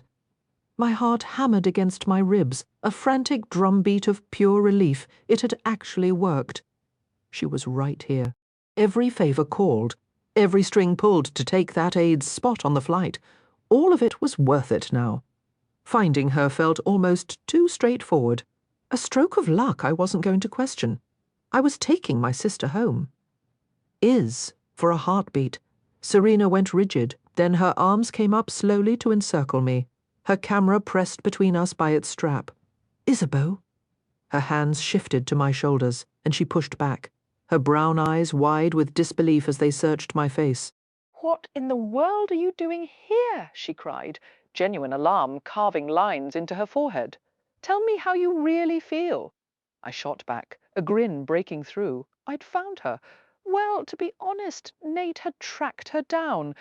She looked exhausted, like she hadn't slept properly in weeks, and my fierce hug had dislodged her practical button-down shirt and blue headscarf. Minor details, all fixable. I am dead serious. Her fingers tightened on my shoulders, her voice climbing with panic. You have no business being here. I stared at her. Anticipating her irritation was one thing, facing the full force of it was another. I came here for you. You did what? All right. She was beyond annoyed. She was furious. A sudden disturbance broke out behind Serena, and she spun around. He's with me. He's my interpreter, she told one of Nate's team members. Whether his call sign was white, grey, or brown, I couldn't recall. The operator, as Nate would say, lowered his weapon and allowed a man with a trimmed beard to enter. He hurried to Serena's side, his eyes darting between us with a mix of surprise and a familiarity I didn't reciprocate. Izzy, this is Taj Barich, my interpreter, Serena said, each word sharp and aimed directly at me. Taj, this is the sister I've mentioned, the one who is supposed to be safe in Washington. He offered a brisk, cheerful nod. A real pleasure to meet you. Likewise, I replied, as Nate stepped up beside me. Serena's eyes went impossibly wide, her jaw going slack as she stared at him. "You cannot be serious." "Good to see you, Serena," Nate said, one hand resting on the rifle slung across his chest. "No photos of me or my team." "I'm well aware of the rules with your profession," she retorted, her gaze narrowing as she finally released my shoulders. "I can't believe you actually brought Izzy. He didn't bring me anywhere." I snapped, taking a step back. Believe me, if it were up to him, I'd already be on a plane out of here. If it were up to me, you'd never have gotten on a plane to begin with, he muttered, then turned to Serena. She replaced another aide. I didn't know she was in the country until her boots hit the runway, or I would have stopped it. Wonderful. Well, you can both stop right now, I said, crossing my arms. I'm an adult who makes her own choices, a concept you two clearly struggle with. It was a reckless choice. Isabeau. Serena fired back, her voice rising once more. "Do you have any clue how dangerous this place is?"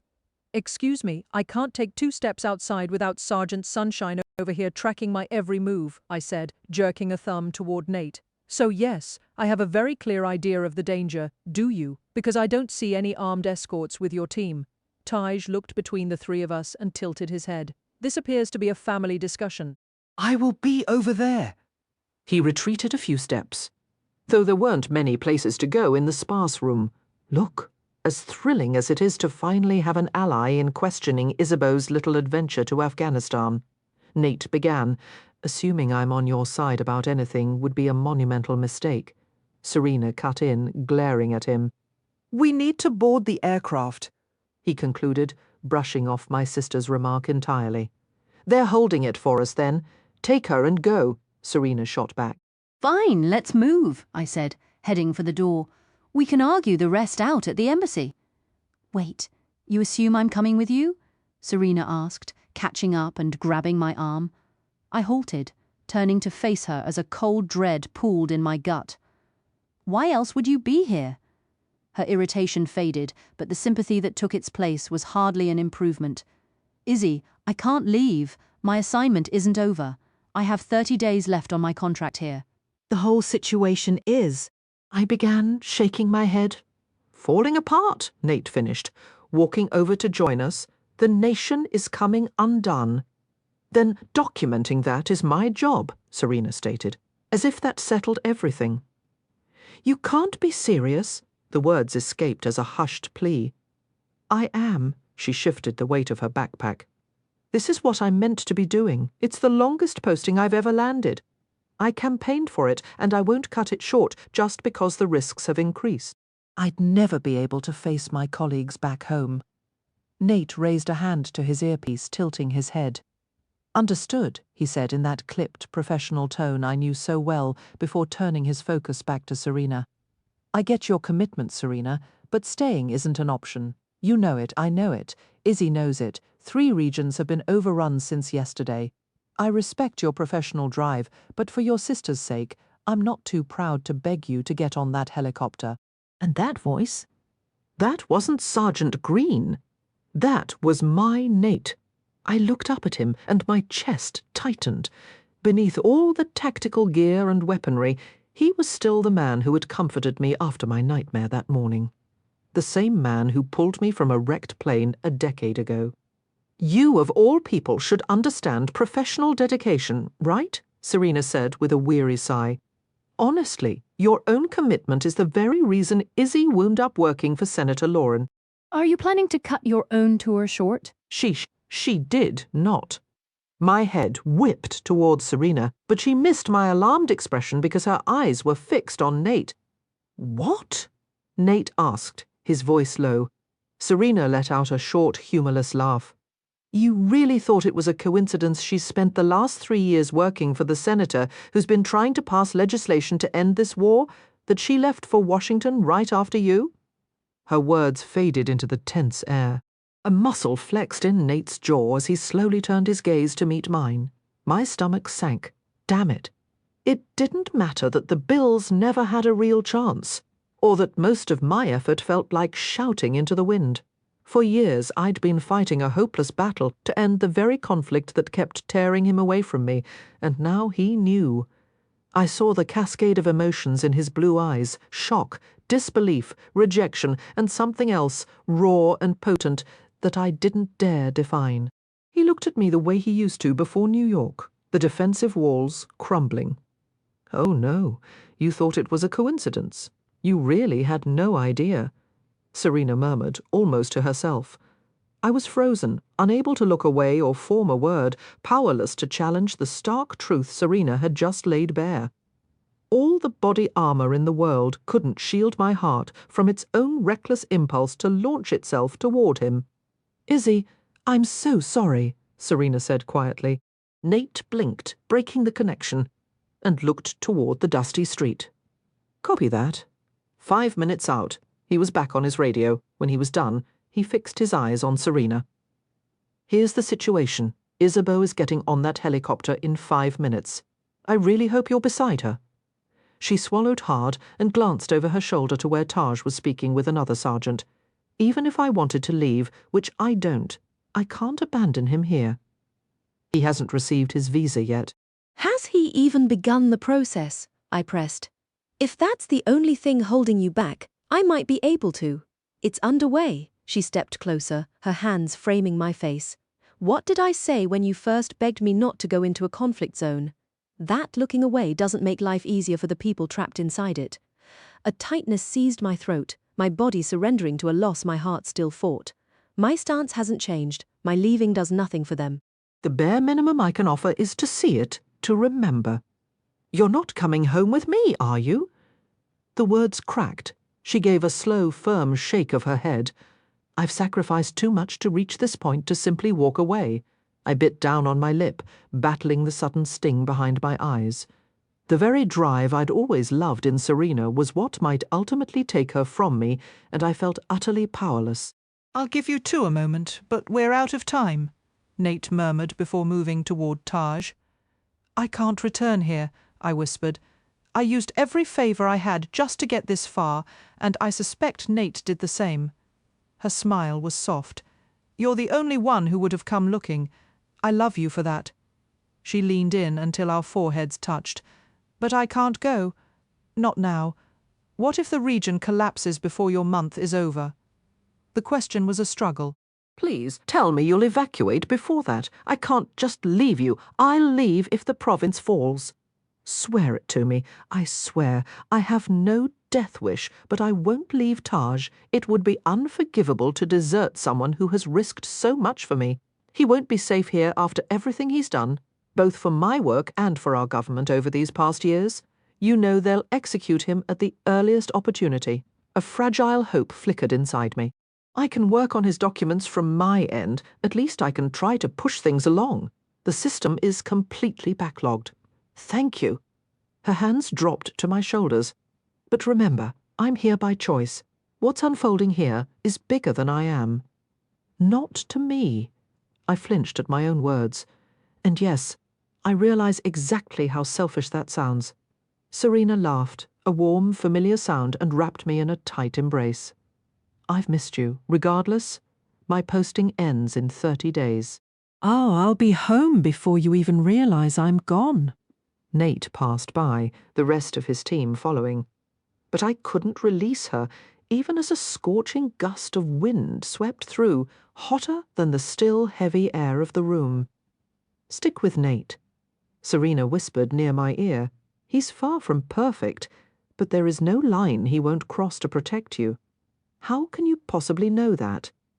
I found the will to lean back and search my sister's face. A knowing smile touched her lips. Because I see how he watches you. Seems some things never really change. I shook my head. He's been a complete jerk since I landed. The only reason he looks at me is because I'm his responsibility. But that wasn't the whole story. Feeling the weight of a stare, I glanced back to find him waiting in the doorway, his posture tense. I turned back to Serena. Though there have been a few moments where he was just himself. We're navigating an incredibly strange situation as best we can. Are you really? She took a small step back, her fingers trailing down my arms until she clasped my hands. If I had to promise to leave under a certain condition, then I need a promise from you, too. What do you want me to promise?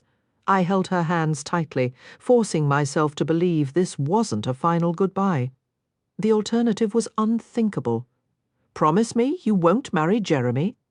She tapped the engagement ring on my finger. I stared, stunned. There was no way she could know. Is this because he's Mum and Dad's pick, or because you've always disliked him? She had, after all, made her spectacular disapproval very public the night he proposed at our family's lavish, crowded Christmas gala. Her voice dropped to a whisper, her stance relaxing as she smiled at me, the expression so familiar, it was as if we were back in our old Washington, D.C. apartment instead of standing in the dust of a conflict zone. It's because I see how you look at him, too. She tilted her head pointedly past my shoulder. You can't marry one man when your heart belongs to someone else. I'm not. I tried to pull my hands free, but her grip was firm. You are, she insisted, giving my fingers a final, knowing squeeze before releasing them, and Jeremy was never the right fit. Stop accepting less than you're worth.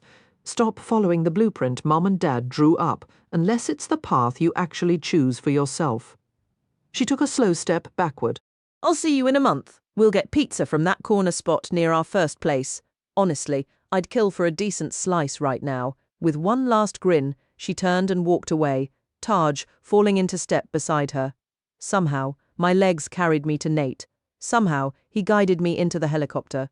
Somehow, I kept breathing as we lifted off, leaving my sister behind in Mazar-e-Sharif. During the flight to Kabul, Nate gently placed his earbuds in my ears, filling them with my favorite songs, but the music did little to quiet the storm in my mind. I'd held her just for a moment, and now she was gone again. Our return flight to the States was in 10 days. Was there any chance I could persuade Serena to come with us by then? How had I let things unravel so completely?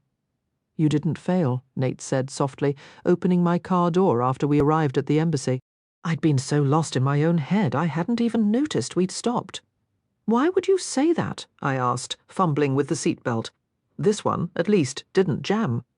Because I know you, he replied, his voice steady. I know how your mind works. He was right, of course. It feels an awful lot like failing, I admitted. The blistering heat pressed down on us as we walked toward the building's entrance. She made her choice, Nate said, holding the door open after we passed the Marine Guards. Serena has always been impossibly stubborn about her missions. I nodded, but the acknowledgement did nothing to ease the ache. The cool air of the embassy foyer was a relief against my skin as we headed for the stairs. All I wanted was to hide in my room and sleep through this crushing sense of defeat. Fortunately, the hallway was empty, giving me a chance to slip by, unnoticed. Nate and I climbed the steps in silence until we reached my door. Is what Serena said true? He asked suddenly. About why you started working for Senator Lauren? Why you went into politics at all? I froze. Oh, God. I'd nearly forgotten Serena had let that slip. I opened my mouth, scrambling for a response, when a door down the hall swung open, sparing me from an immediate reply. Finally! I've been waiting here for hours. A man's voice snapped, thick with irritation. Both Nate and I turned to see a figure storming toward us, his face coming into devastating focus with each step. It wasn't just any man, it was Jeremy. My stomach plummeted. I'm tired of you avoiding me, he declared, his hand closing roughly around my upper arm. I flew across the... he began, but his words cut off as Nate tore him away. Jeremy's body thudded against the wall beside me. Nate's forearm pressed against his throat. Didn't anyone ever teach you to keep your hands to yourself? Every muscle in Nate's frame was taut with menace. Oh no, stop. I pressed a hand against Nate's shoulder. If he hurt Jeremy, the fallout could ruin the career he'd sacrificed so much for. Don't. It's fine. I'm fine. Isa, Jeremy choked out. You know him? Nate asked, his gaze sharpening on me with a mix of suspicion and disbelief. Yes, I nodded, forcing down the lump in my throat. Jeremy had never manhandled me like that before. Of course she knows me, Jeremy rasped, straining theatrically. Nate lowered his arm and took a step back. For all these years I'd never seen the two men standing side by side, but now that I did, The contrast between them was staggering. Jeremy was impeccably groomed from his styled dark hair to his designer shoes. His face was perfect, and I was certain he'd deploy that practiced charming smile in an instant, confident it would win anyone over. But he had no idea who Nathaniel was. Nate stood a few inches taller, solid with muscle, and carried an air that warned you not to test him. Nate's smiles were rare, given only when deserved. Each scar he bore seemed to add to his presence, making him even more compelling. "I'm her fiancé," Jeremy announced, adjusting the expensive tie I'd gifted him, a ridiculously fine accessory for a place like this. The brief pain in Nate's eyes felt like a physical blow, but he shut it down fast, his gaze shifting to take in Jeremy anew, his attention locked onto the badge pinned to Jeremy's jacket, the one bearing the name Jeremy Covington. Nate's posture turned to stone. "I don't know who you think you are." Jeremy started, stepping too close. Very bad move. He's with my security team. I cut in quickly. "Let's just take this inside." This was spiraling. I had to separate them before things escalated. "We can talk in my room." My hands shook as I searched for my key, but Nate already had his out. He opened the door smoothly and stepped aside, holding it as Jeremy strode past into the suite. I followed, hesitating to look up at Nate, whose expression was now carefully blank. "It's complicated," I whispered. Seemed straightforward to me. His quiet scoff carried clearly. "You're marrying that guy." Chapter 14. Izzy, Gorgetown, October 2014. I've been considering taking some leave. Probably not this year, since you'll be in class during my block leave, basically, vacation time. But maybe next year we could choose somewhere new to both of us and just go. Drop everything for a week or two and simply exist. I know you've likely seen more of the world than I have. Travel wasn't an option when I was younger. The one upside to being deployed is the savings I've piled up. So if you're interested, include a list of places you'd like to visit in your next letter. Let's pick somewhere warm, Izzy. Somewhere with a beach. Somewhere I can XXXX. He'd scratched out that last part so forcefully the pen had torn the paper. I let out a breath and placed the letter on the kitchen counter. How could I miss someone this much when we'd shared so little actual time together? "How many times have you read that one?" Serena asked from the cooktop, where she was finishing dinner. "A couple," I said. Finding silver linings was something Nate and I shared, and one good thing after Jeremy left me for Yale was Serena moving into the two-bedroom apartment when she joined the post. She sometimes complained it wasn't the times, but I was just thrilled to have her here. "Try 100, she mumbled, flipping a grilled cheese. The exposed side was definitely overdone. "You know, I can cook, right? I shared an apartment with Margot's senior year at Syracuse. It's not like I'm helpless." "Your job is to study," she said, aiming a cheese-dotted spatula at me. "Study, Isabeau. Don't obsess over letters from Nate. They're not love letters." I grabbed the paper, protecting it from any stray cheese that might leap from the pan. He made it clear we aren't together. "Sure." She raised an eyebrow. "You look just like Mom when you do that," I muttered. She snorted and snatched the letter from my hands. "Take it back," she demanded, holding it over the now smoking grilled cheese. "You're going to burn the place down. Take it back." She hovered the letter above the pan. "Fine, I take it back." I reached for it, but she danced away and began to read. "Serena!" She let out a low whistle, leaning against the opposite counter. "He's got a way with words. That one. I'm aware." I lifted the pan from the stove and shoved the window open, hoping to clear the smoke before our easily irritated neighbours in 3C started pounding on the wall. She held the letter, reading the final line with a drawn-out breath. "Promise me you're actually living out there, not just getting by. See? Even the man who was obviously head over heels for you thinks you need a social life. It's an odd way to show it. But if it gets you out of this apartment, I'm on board. First of all, Nate is not in love with me. People in love don't shove you toward other men and tell you to have fun while they're deployed. I grasped his intention, truly. but acceptance was a different matter. In this scenario, she fluttered the paper as the burnt smell faded. That's precisely what a person who loves you would say. I have to hand it to him. He could have easily asked you to wait around in Georgia, miserable and missing him. Instead, he considered what you needed. She wrinkled her nose. I think you might have stumbled upon the last decent man alive, and I don't give a damn what Mom and Dad think about him. My parents knew little about Nate, but they'd been vocal that seeing an enlisted soldier was a significant downgrade from a Covington. After that remark, I didn't bother clarifying we weren't officially dating, honestly. Whatever Nate and I were felt like a major upgrade from Jeremy, who had slid into my DMs last week, a message I'd cheerfully deleted. That guy had a lot of maturing to do. Why are you so invested in my social calendar anyway? I perched on a kitchen stool, thumbing through delivery apps. It felt like our childhood, left to our own devices while our parents attended another fundraiser, except now we were supposed to be grown-ups.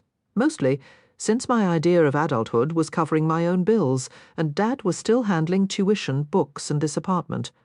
I wasn't exactly the model of self-sufficiency, not like Nate was, because there are still plenty of good guys who aren't permanently out of reach, she said, glancing up.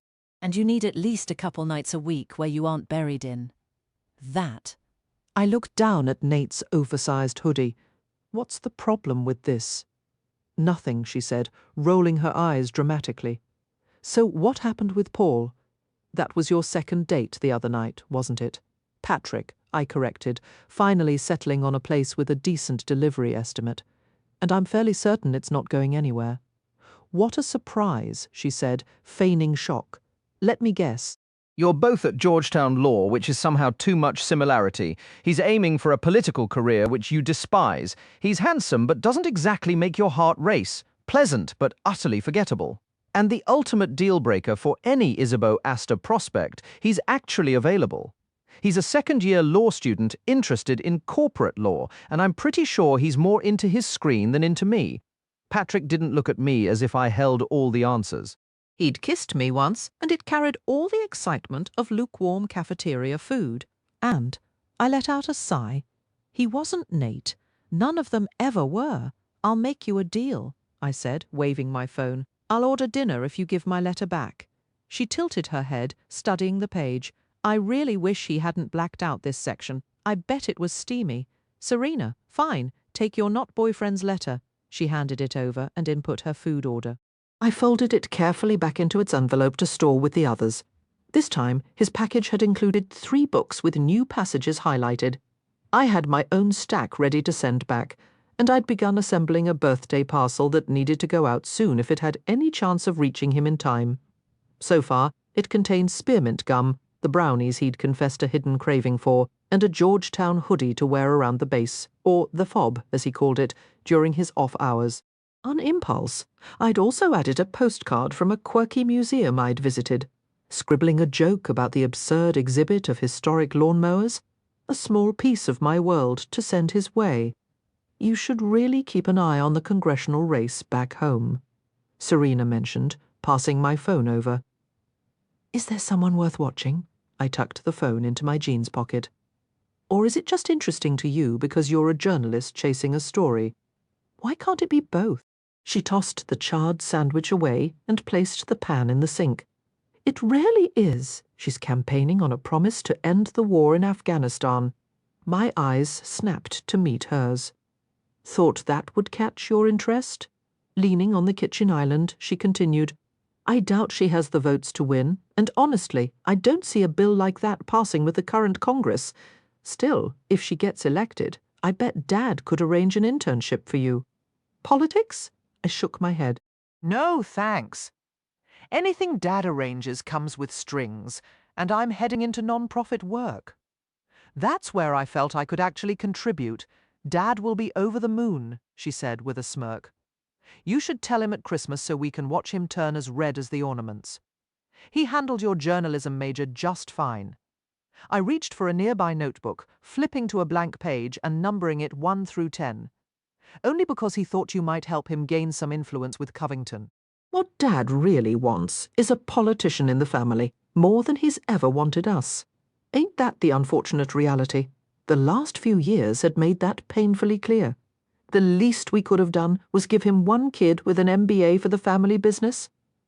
I'm not working this hard to get out from under his control just so he can put a leash back on and steer me wherever he wants. No way. She shook her head firmly. We agree on that.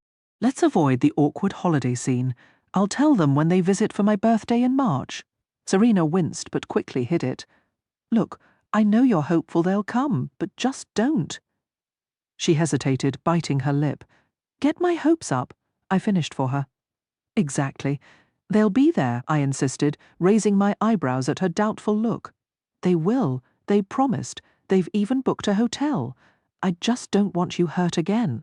They aren't exactly reliable, which is why I think you'd be better off with someone who is...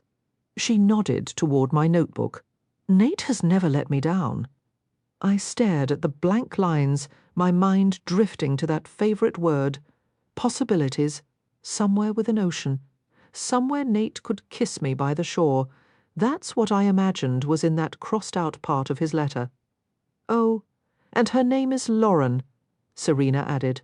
Who? The candidate running for Congress, Ileana Lauren. I'll check her out. The least I could do was see if she deserved my vote. I tapped my pen beside the number 1, then wrote a single word, Fiji. By December, my stack of letters had grown massively along with my stress. Law school was tougher than I'd imagined. Finals left almost no time for reading, and I was barely keeping up my side of the conversation with Nate. True to form, Nate never complained about my near month of silence, just kept writing, saying how proud he was that I was tackling law school. Christmas turned into a stiff display of expensive gifts and those awkward, quick hugs, but January came, and I found my footing again. Never apologize for doing what you need to. That's what Nate wrote in a letter at the end of January. In February, I managed not to ruin a relationship for a whole 3 weeks. By the 4th, I ended it, coincidentally. That was the same week Mum and Dad cancelled their trip to DC for my birthday to open Dad's new offices in Chicago. I didn't know Nate's father, and he'd never said why he feared turning into him. But I was beginning to understand that feeling about my own. Being a top priority for my parents wasn't something I needed, but cracking the top 10 list occasionally would have been a welcome change. You're doing it again. Margot's voice came through the phone during our usual weekly chat in March. Come on. I gave it a solid 4 dates, I replied, balancing the phone against my shoulder while I finished putting away the last of my folded laundry. Not everyone finds their perfect match and gets married by 22. You're not 22 yet, she pointed out. That's tomorrow, you know what I mean. I hung up my favourite blouse and tucked Nate's sweatshirt into the drawer under my bed. I just don't believe in leading someone on when I'm already certain it's not going anywhere. Nothing is ever going to work out if you don't genuinely try. She scolded. My eyes drifted to the stack of letters on my desk. I can't argue with that logic. A burst of laughter echoed from the living room. Sounds like a party out there, Margot noted. Serena's boyfriend is here, which is exactly why I'm barricaded in my room. How's school going? Fine, Mum. I could practically hear her eye roll through the phone. Seriously, I'm weirdly on top of my work for once. And it's Friday. I have the whole weekend ahead of me to watch TV or write to Nate. Margot sang out, her tone teasing. You're beginning to sound a bit like Serena. Serena thinks Nate is wonderful. I'm just... She fell silent. I dropped the empty laundry basket onto the floor of my ridiculously tiny closet. Go ahead, say it. I'm holding off on forming an opinion until it's more obvious whether you two are some kind of meant-to-be romance, or if it's just the shared shock from the accident that's holding you together. And how are your classes going, future psychologist? I asked. Not that the same thought hadn't crossed my mind a few times. But missing him this intensely, months later, had to signify something deeper. Through our letters and the brief moments we'd shared, I felt I understood Nate more than I ever did that jerk Jeremy. Letters don't leave much room for the kind of empty posturing you get on awkward dinner and movie dates. I'm practically failing one of my classes, Margot confessed. Do you mean actually on the verge of failing? I asked, stopping what I was doing. Or just terrified of ending up with a C. Honestly, Is there even a difference? I couldn't help but smile. Yes, there absolutely is. But seriously, is there anything I can do to help? Short of moving back to the frozen wasteland of upstate New York and personally bringing me coffee every single afternoon just so I can gaze upon your lovely face. Right, besides that impossible task, the doorbell chimed, but I just collapsed onto my bed, knowing Serena would answer it. Then no, just keep listening to me complain during our calls. Always happy to oblige, Izzy. Serena's voice carried down the hall. I've got to go. I think our food is here. We exchanged quick goodbyes, and I hung up. Izzy! She shouted again. Coming! I yanked my soft flannel pajama pants higher and zipped my Georgetown sweatshirt over my chest, hoping to avoid scandalizing Serena's guest during the 2 seconds it would take to grab my dinner and retreat back into my cave. I opened my door to find Serena beaming at me with a grin that was unsettlingly wide. What's up? Luke's roommate is away for the weekend, so we'll have his whole place to ourselves. I'm heading over there now. He's just packing a bag for me. She looked so utterly thrilled that I couldn't bring myself to mention. My birthday was tomorrow. That sounds incredible. Have a fantastic time. I plastered on a smile and hoped it looked convincing. She wrapped me in a tight hug. You're going to have the absolute best birthday. Swear to me you'll actually step outside this apartment. I promise. It was a complete lie. I might venture out far enough to get coffee from the place down the street, but that was the extent of it. I was already mentally scheduling a full-blown couch marathon. She leaned back and scrutinized my face as if she had a built-in lie detector. All right, your dinner is on the kitchen counter. Love you is. Love you too. She gave my hand a quick squeeze, then dashed out, grabbing her boyfriend's hand and closing the front door before I even reached the living room. Okay, that was strange. I mumbled to myself, turning toward the kitchen and the inviting smell of the Chinese food that had just arrived. The sight of the man leaning against my kitchen counter stopped my heart. He wasn't supposed to be here. He was supposed to be an ocean away. Nate stood there in jeans and a coat, his worn backpack at his feet, looking as if he'd just stepped off a long flight. Even with the clear fatigue in his blue eyes, he was so breathtaking, I forgot how to inhale. Nate! My voice was a whisper of disbelief. He was in America, in my home. A slow smile touched his lips, that familiar dimple appearing, and my pulse took off at a gallop. I didn't think I just moved, launching myself over the back of the sofa without a care for the cushions I sent tumbling. He caught me before my feet even touched the floor, his arms wrapping around me as I buried my face against his neck. You're really here, I breathed, my words muffled against his skin. He held me tighter, my feet swinging slightly. Happy birthday, Isabeau. It was without question the greatest gift I had ever received. Chapter 15. Izzy, Kabul, Afghanistan, August 2021. My back pressed against the closed door of my suite, a frantic rhythm beating in my chest for all the worst reasons. Jeremy was here, calmly inspecting the modest seating area and the small kitchenette as if appraising a hotel room. So much for avoiding this conversation for the last month and a half. It was happening now, ready or not. A hot wave of anger washed over me. Who did he think he was, showing up like this?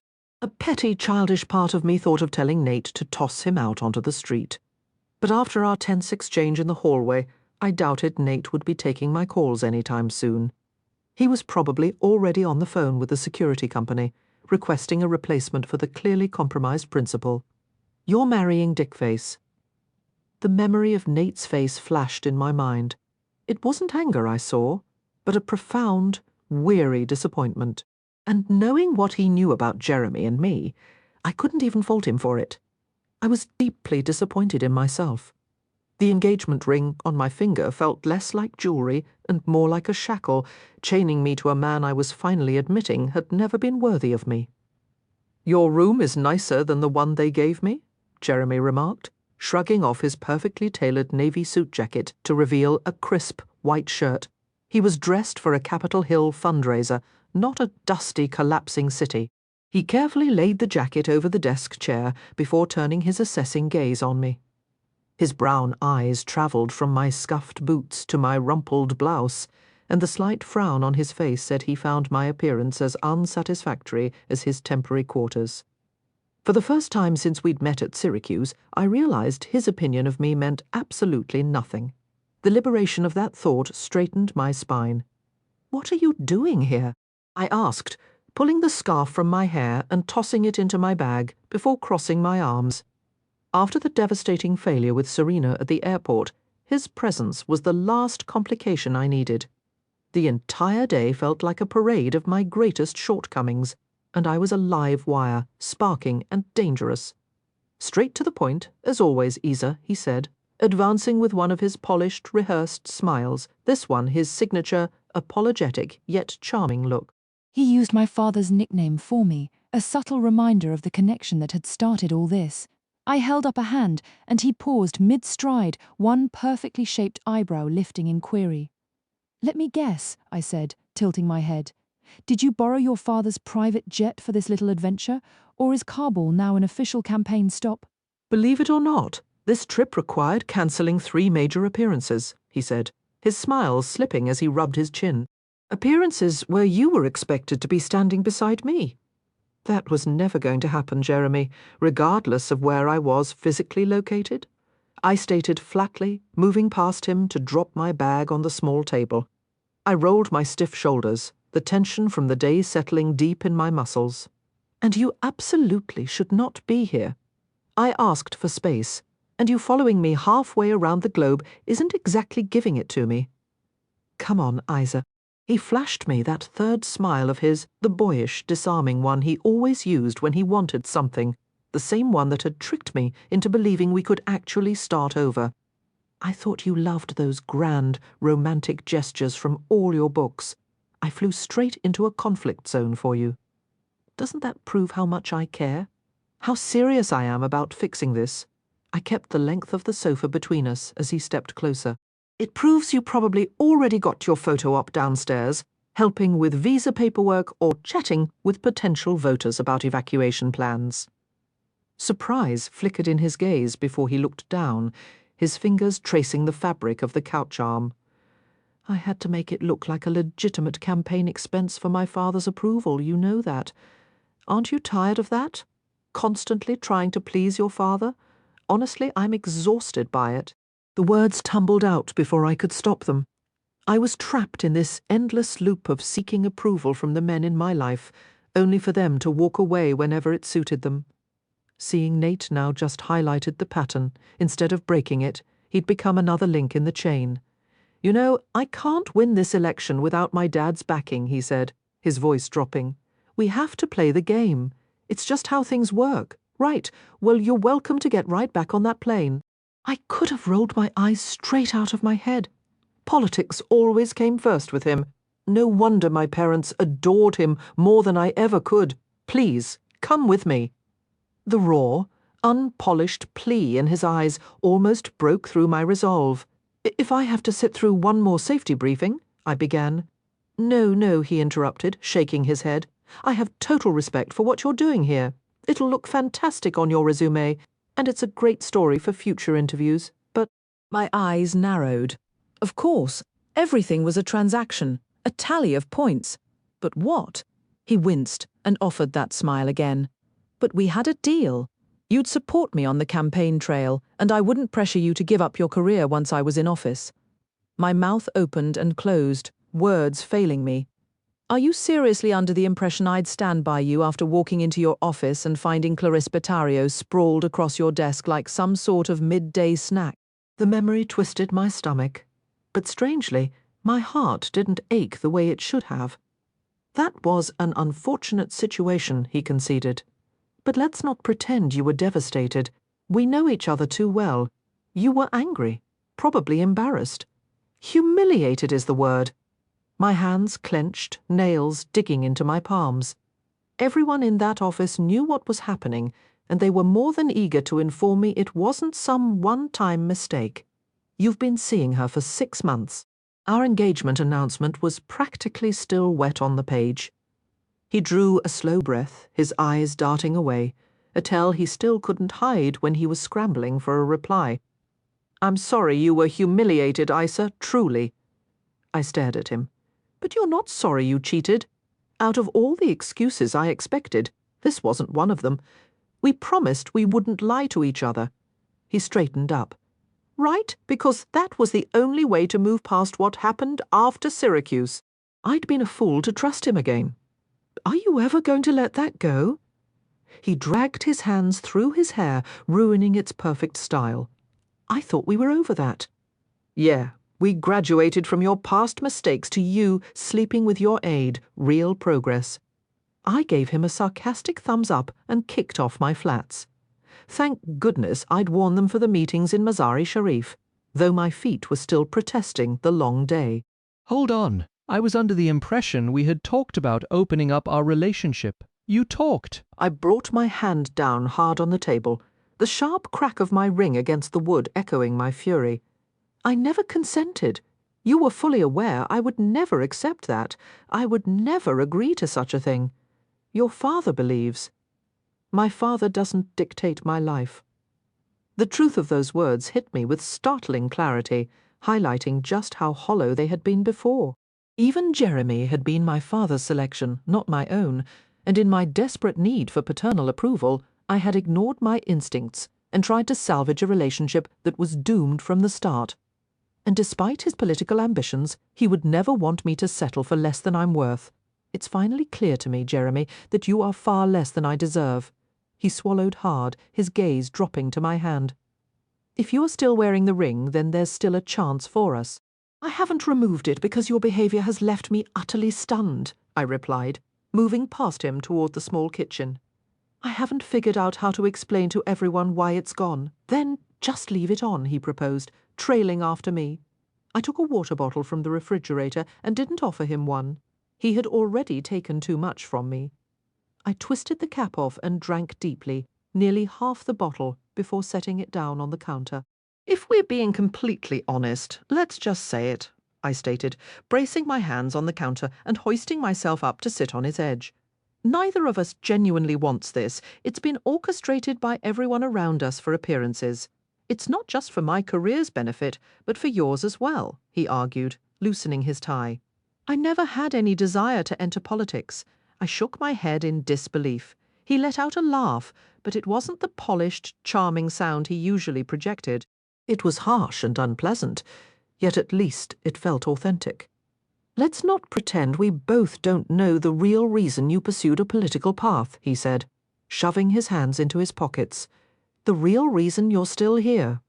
I tightened my grip on the counter's edge, bracing for the cutting remarks that had made him so successful in the district attorney's office. After all, public service looked far more impressive on his record than private law ever could. Don't act as if there haven't been 3 people in this relationship since the moment I saw you again in Washington 2 years ago, his eyes narrowed. Or did you think I didn't recognize your bodyguard out there, as if you didn't keep his photo on your refrigerator for our entire first year together? You've never moved on from him. I may have been with other women, but I certainly never loved any of them. Other women? How could I have been so blind? How could we possibly have had a devoted, committed relationship when there was never any space for me in your heart? Jeremy pressed on. You might not want to hear it, but we both know he's been standing between us for the last 2 years. So yes, I looked for someone who actually wanted me, because you never truly did. It didn't matter that he left you back in New York. You're still hung up on him. I drew in a sharp breath but didn't contradict him. Choose your next words very carefully, Jeremy. He raised his hands and took 2 steps back, exiting the kitchenette. Oh, forgive me for speaking against the saintly Nathaniel Phelan. Tell me, is he why you've been ignoring my calls? The reason you were so eager to take Newcastle's spot on that flight? Did you know he would be here? Have you been enjoying the same kind of fun you're condemning me for? I don't owe you any explanations, I said, lifting my chin defiantly. But just so you understand, I'm nothing like you. No, I didn't seek Nate out. He was simply assigned here and ordered to protect me. Naturally he was, Jeremy muttered, glaring at the wall as if he could see Nate standing on the other side. That's just how it always is with you two, isn't it? You have a way of just showing up in people's lives, don't you? Jeremy said, his voice tight. What's your point? The connection between Nate and me was something I hated, yet couldn't help but be amazed by, and it certainly wasn't a topic for Jeremy. He lunged forward, fingers grazing my arm before I twisted away. Try that again, and I'll scream. You'll be dead before you hit the floor. Nate doesn't care who your father is. The threat was out before I could consider the risk to Nate's career over a confrontation I should have managed alone. But it worked. Jeremy retreated a step, his face flushing an ugly red. Tell me, have you slept with him? I mean, since you've been here. Are you actually asking me that, as if I'm the one who betrayed our relationship? I hopped down from the counter, keeping my hands free, ready to hit the panic button in my pocket if his grabbing turned into something worse. He slammed me into a wall, Isa. A faint smug twist touched Jeremy's lips, not quite his full politician's smile. Sounds like a pretty passionate reaction to me. A pretty reckless one, too. He is my security. I forced the words out, each one sharp. Security would have restrained my wrist. Your guy went straight for my throat. He blinked, his expression shifting into one of cold calculation. Wait, this could actually work. I'm sorry. Every second with him was proving the exact opposite. Look, it stings my pride to admit it, but I can be flexible. I came here to win you back, and that's what I'm going to do. You want to punish me? Go ahead. Keep him. I'll just be more discreet from now on. There it was. Smile number 1, the perfectly practiced empty grin. My mouth fell open. Don't you see? He gave a cheerful, unsettling shrug. It's perfect. Our families are happy. Our careers stay on track, and we both find what we need elsewhere. It wouldn't be the first arrangement like this. Half the relationships in this city are for show. Think of it less as a marriage and more as a strategic alliance. I stared, any lingering feeling for him withering into dust. Maybe some part of me had always known our relationship was one of convenience, but I'd still believed it was built on real affection. The old ache from his cheating was nothing compared to the sharp, breath-stealing pain of knowing Nate was just on the other side of that door. I'd been lying to myself for 2 whole years. This is ideal. Jeremy rambled on, nodding with enthusiasm. Everyone wins, except I don't want you. I tore the ring from my finger. No one knows what happened. We can still fix this. We'll tell the press I flew here out of chivalrous concern for your safety. They'll love it. He ignored me, staring past my shoulder as he laid out his plan for damage control. Jeremy, I said, my voice cutting through his monologue. He finally looked at me, his brow furrowed in confusion. What? I made a mistake, and I'm sorry. I reached for his hand. His face softened as our fingers touched. It's okay. We can fix this. I still want to marry you. I pressed the ring into his palm and folded his fingers over the family diamond. But I don't want to marry you.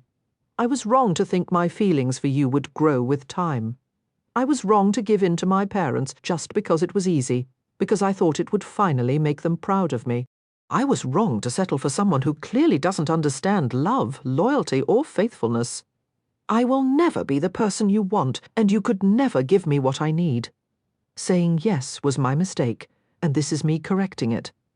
He looked down at his clenched fist, the reality of it finally sinking in. You can't possibly mean that. I absolutely do. I gave a firm nod, seizing the moment his stunned silence offered to slip past him and move toward the desk where his jacket lay. My fingers closed around the luxurious material before I turned for the door, my hand finding the cool metal of the handle. You don't, he insisted, spinning to face me, his head shaking in vigorous denial. You're not saying no to me, that simply isn't happening. A weary sigh escaped me as I pulled the door open, a sudden surge of pity extinguishing the last embers of my anger toward him. Jeremy, I said softly, the name heavy on my tongue. Someone needed to tell you no years ago. His eyes widened in genuine shock. Hey! I called out into the corridor, then froze. It wasn't Nate posted outside my door. It was Sergeant Grey. A cold dread settled in my stomach. Miss Astor? Sergeant Grey inquired, his thick eyebrows lifting in question. Right, I managed, forcing a thin smile. My apologies. Mr. Covington was just on his way out. Could you please ensure he returns to his suite? I asked. Isa! Jeremy protested, but Sergeant Grey swiftly suppressed a hint of amusement. Of course, Mr. Covington. I believe your room is adjacent. To hell with this! Jeremy stormed past me, wrenching his jacket from my grasp. You're going to regret this, Isa, and when that moment comes, I might not be in a forgiving mood. Sergeant Grey maintained a stoic silence, expertly ignoring the outburst. I let Jeremy have his final say, knowing any attempt to continue would be pointless. He'd just talk in circles. Thank you, I said to the sergeant. With a nod from him, I closed the door, turned the lock, and leaned back against the solid wood, sliding down slowly until I was sitting on the floor. Logically, I should have been furious about so many things. My father's endless political manoeuvring, Jeremy's casual dismissal of his own infidelity, or my own foolish participation in a relationship that was doomed from the start. But the sharp, prickling frustration that consumed me stemmed from a harder truth. Jeremy was right about one thing. It didn't matter who I encountered, who I went out with, or who I attempted to love. Nate would always be an obstacle, a permanent shadow in my path, even in his physical absence. How could I offer a heart to someone else when I'd never truly gotten my own back? Chapter 16, Nathaniel, Georgetown, March 2015. I only have you for 48 hours, and you want to waste a night in this place? Izzy's voice fought to be heard over the relentless thump of the bass as we surveyed the sea of bodies moving on the crowded dance floor. I made a promise to your sister, I replied, raising my own voice. Taking you out was the price for her keeping my visit under wraps. My pulse kicked up a notch, reacting to the press of the crowd around us. The sheer proximity, the overwhelming numbers. Too many people stood between us and the exit. Too many strangers to monitor, impossible to track every hand and every movement. Just too many people, period. This had been a spectacularly bad idea, and yet I'd argued relentlessly for special clearance to take a weekend pass before finishing the reintegration training with my unit. Not that those sessions did any real good anyway. I know you didn't sleep at all last night. You must be running on fumes, she began, two delicate lines of concern appearing between her eyebrows. God, I'd nearly forgotten how impossibly long her eyelashes were. Photographs never captured her fully. I'm fine, I insisted. We are not spending your birthday fussing over me. So much for my stealth during those sleepless hours on her couch, though at least I'd kept my personal vow to stay put and keep my hands to myself. Looking at her now, in that V-neck blouse and jeans that seemed engineered specifically to celebrate the curve of her hips, I was fairly certain I deserved some kind of medal. Honestly, I'd earned it the moment she'd offered her bed, and I'd somehow found the strength to refuse. There was nothing I wanted more than to pull her close and reclaim where we'd left off 9 months ago. Her taste, her warmth, her legs locked around me. But there were truths she didn't know, and I had a sinking feeling that once she learned them, she wouldn't want me anywhere near her, bed or otherwise. No matter how intensely I wanted Izzy, the logical part of me understood she was permanently out of reach, in a different league entirely. She'd be out there changing lives soon enough, while my only real talent seemed to be ending them. I was shaping up to be far more violent than my father ever was. At least he never took a life. All right, I said, offering my hand. Let's go get that drink I owe Serena. 1 drink. Then we're gone, she agreed, her fingers threading through mine.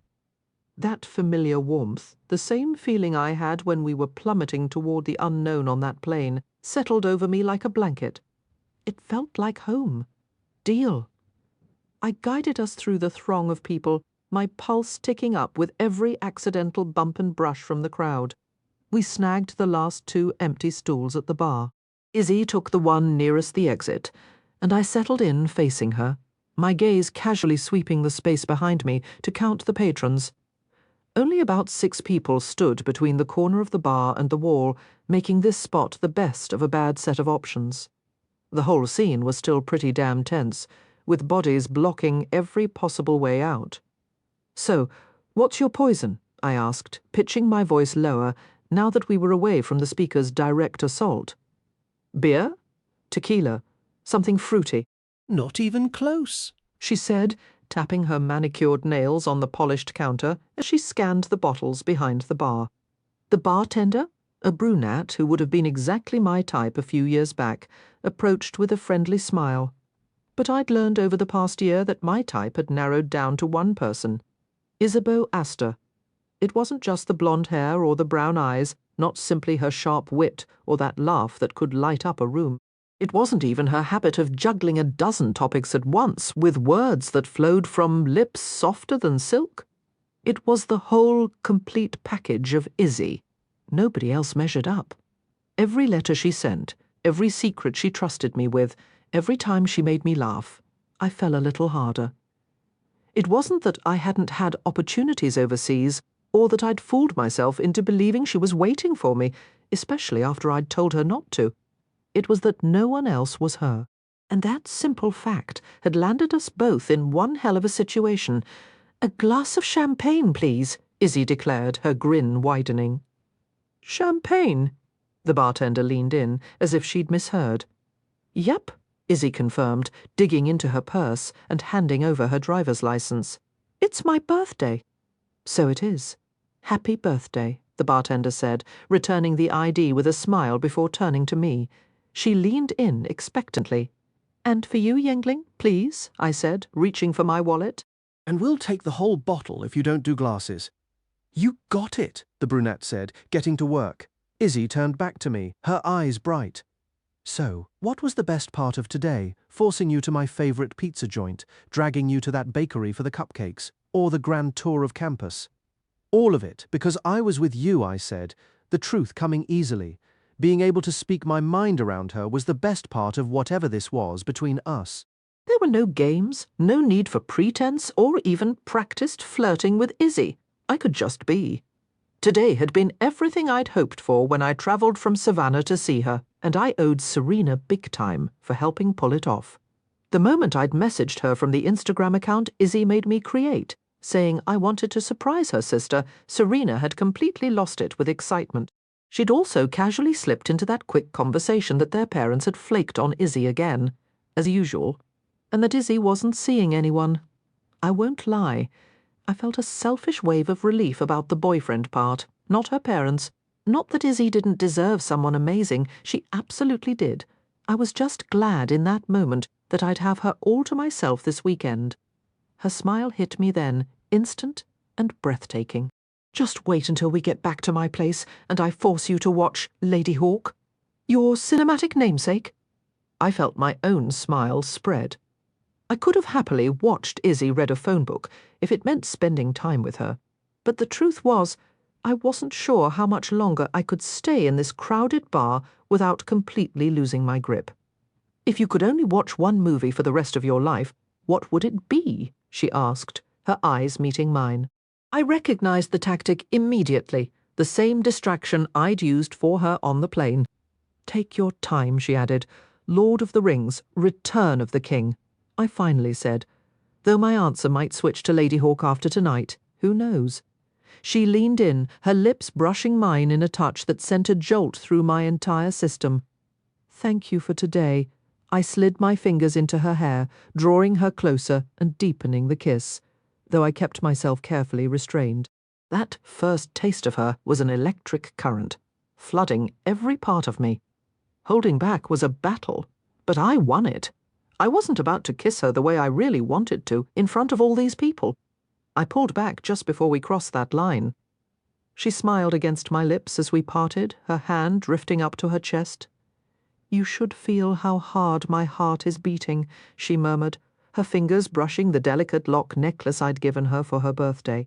She'd argued about the cost, but I believed a classy woman deserved classy jewelry. "Mine too," I admitted, the words clumsy but honest. "With Izzy, I never felt the need to be smooth." "Here you go," the bartender said, returning with our drinks. Izzy leaned back, and I immediately missed the warmth of her mouth. "Thanks." I placed my debit card on the bar before she could even reach for her purse. To start a tab. "We won't need a tab," Izzy said, shaking her head as she took the stem of her champagne glass. We're only having one drink. She glanced at me. And thank you. I'll get your check started, the bartender replied, taking my card to the register. I raised an eyebrow at Izzy. Just one drink. It's your birthday. I'm up for anything you want. I don't want to be drunk on the last night I have you here, she said with a shrug. I understood completely. I wanted to remember every single detail, crystal clear. Happy birthday, Isabeau. I lifted my beer. Thank you, Nate, she said, smiling as she clinked her glass against mine. I'm so glad you came. Me too. After the bartender returned my card, we sat talking about her college classes for nearly half an hour. She sipped her champagne while I barely touched my beer. Every time she tried to steer the conversation toward my deployment, I gently pivoted it back to her. I fought to stay present, to focus only on her smile, her laugh, the light in her eyes, and the overwhelming want I had no idea how to handle. But the walls seemed to be closing in, and people kept pressing closer, reaching around us for the bar, bumping against my back, reaching into their pockets. For wallets. Just wallets. Not weapons. Because I was home in the States, not in Afghanistan, damn it. This hadn't been so bad last time. Then again, I hadn't just endured 9 straight months of hell back to back, facing extension after extension. We were supposed to have shorter, more frequent rotations, but luck hadn't been on our side. I hadn't been physically wounded this time, but I also hadn't stood in 4 separate formations before those makeshift memorials of boots and rifles last time either. I hadn't. Not here.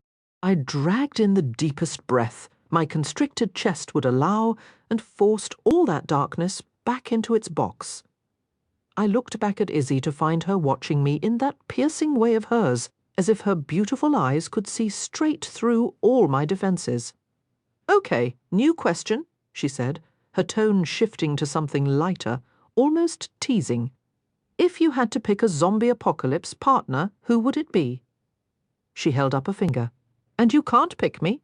That's the simple answer, isn't it? Raoul, I supposed. Torres would have picked his girlfriend without a second thought, and it seemed cruel to strip a man of that, even in a made-up scenario. We've been through hell and back as a team. Fair enough. Now let's blow this joint, she said, nodding at my still full glass. You haven't touched yours. I wasn't about to ruin her birthday because I was coming undone. With an exaggerated sigh, she polished off the last of her drink and set the glass down with a definitive clink. Consider my debt to Serena officially paid. Sliding off the stool, she offered her hand. Truthfully, I'd much rather be anywhere else right now, preferably my couch. With you. No birthday dance. I glanced at the gyrating crowd, and my shoulders tightened on instinct. Not a chance. She wiggled her waiting fingers, and my resistance crumbled. If home was where she wanted to be, that's where we were going. Our hands linked, and I guided us through the throng and out into the night. The sharp March wind was a blessing, washing over my skin and clearing my head with the first deep breath I'd managed since arriving. You all right? She asked, as we began the several-block walk to her place. All right is a flexible concept. I lifted her hand and brushed my lips against her knuckles. The gesture was chaste, but the hint of her perfume sent my imagination spiraling into decidedly unchaste places. I wanted to learn the map of her with my mouth until that scent overwrote every dark memory I'd collected overseas. You never really said what those 9 months were like for you, she murmured, her fingers tightening around mine as we resumed walking. Not even in your letters. I checked for traffic before we crossed the street, scrambling for words that might make sense. Writing to you was my lifeline. I didn't want to taint that by dumping all the garbage on you. What if I wanted you to? She winced. Sorry, that sounded wrong. I mean, what if I wanted to hear it? I understood, I said quietly, drawing her nearer against the chill. She'd refused a coat, a small rebellion that now gave me a reason to keep her close. But that's not birthday talk. Maybe not any day talk. Oh. She nodded, the movement slow. Right? The remaining blocks passed in a stiff silence. I hated. Things with Izzy had always flowed so naturally, and I was the one building the dam. It was necessary. I couldn't let the grim reality of where I'd been bleed into her world. Yet that barrier felt solid and cold between us as we finally stepped into her apartment. I trailed her into the kitchen, where she tossed her purse on the counter and retrieved the bakery box we'd brought home. Cupcake. She set the box down and hoisted herself up to sit beside it, her legs swaying. I need something sweet for movie night. She flipped the lid open, revealing the 10 untouched cupcakes. Taking the peace offering, I leaned in to survey the options.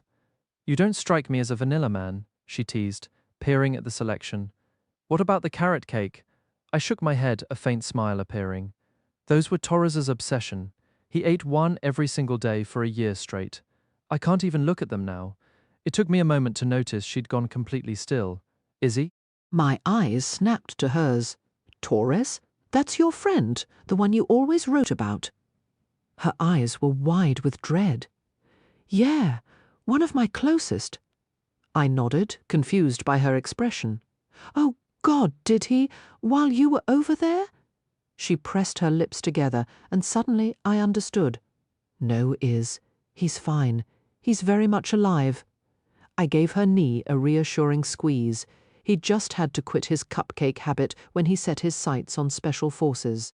He'd spent the last part of our deployment trying to recruit me for the same path, especially when my own resolve was fraying. The tension drained from her shoulders all at once. Okay, that's a relief. Fitz didn't make it. I chose the one that looked like lemon, checking there was a twin before lifting it from the box. Fitz would have grabbed the chocolate.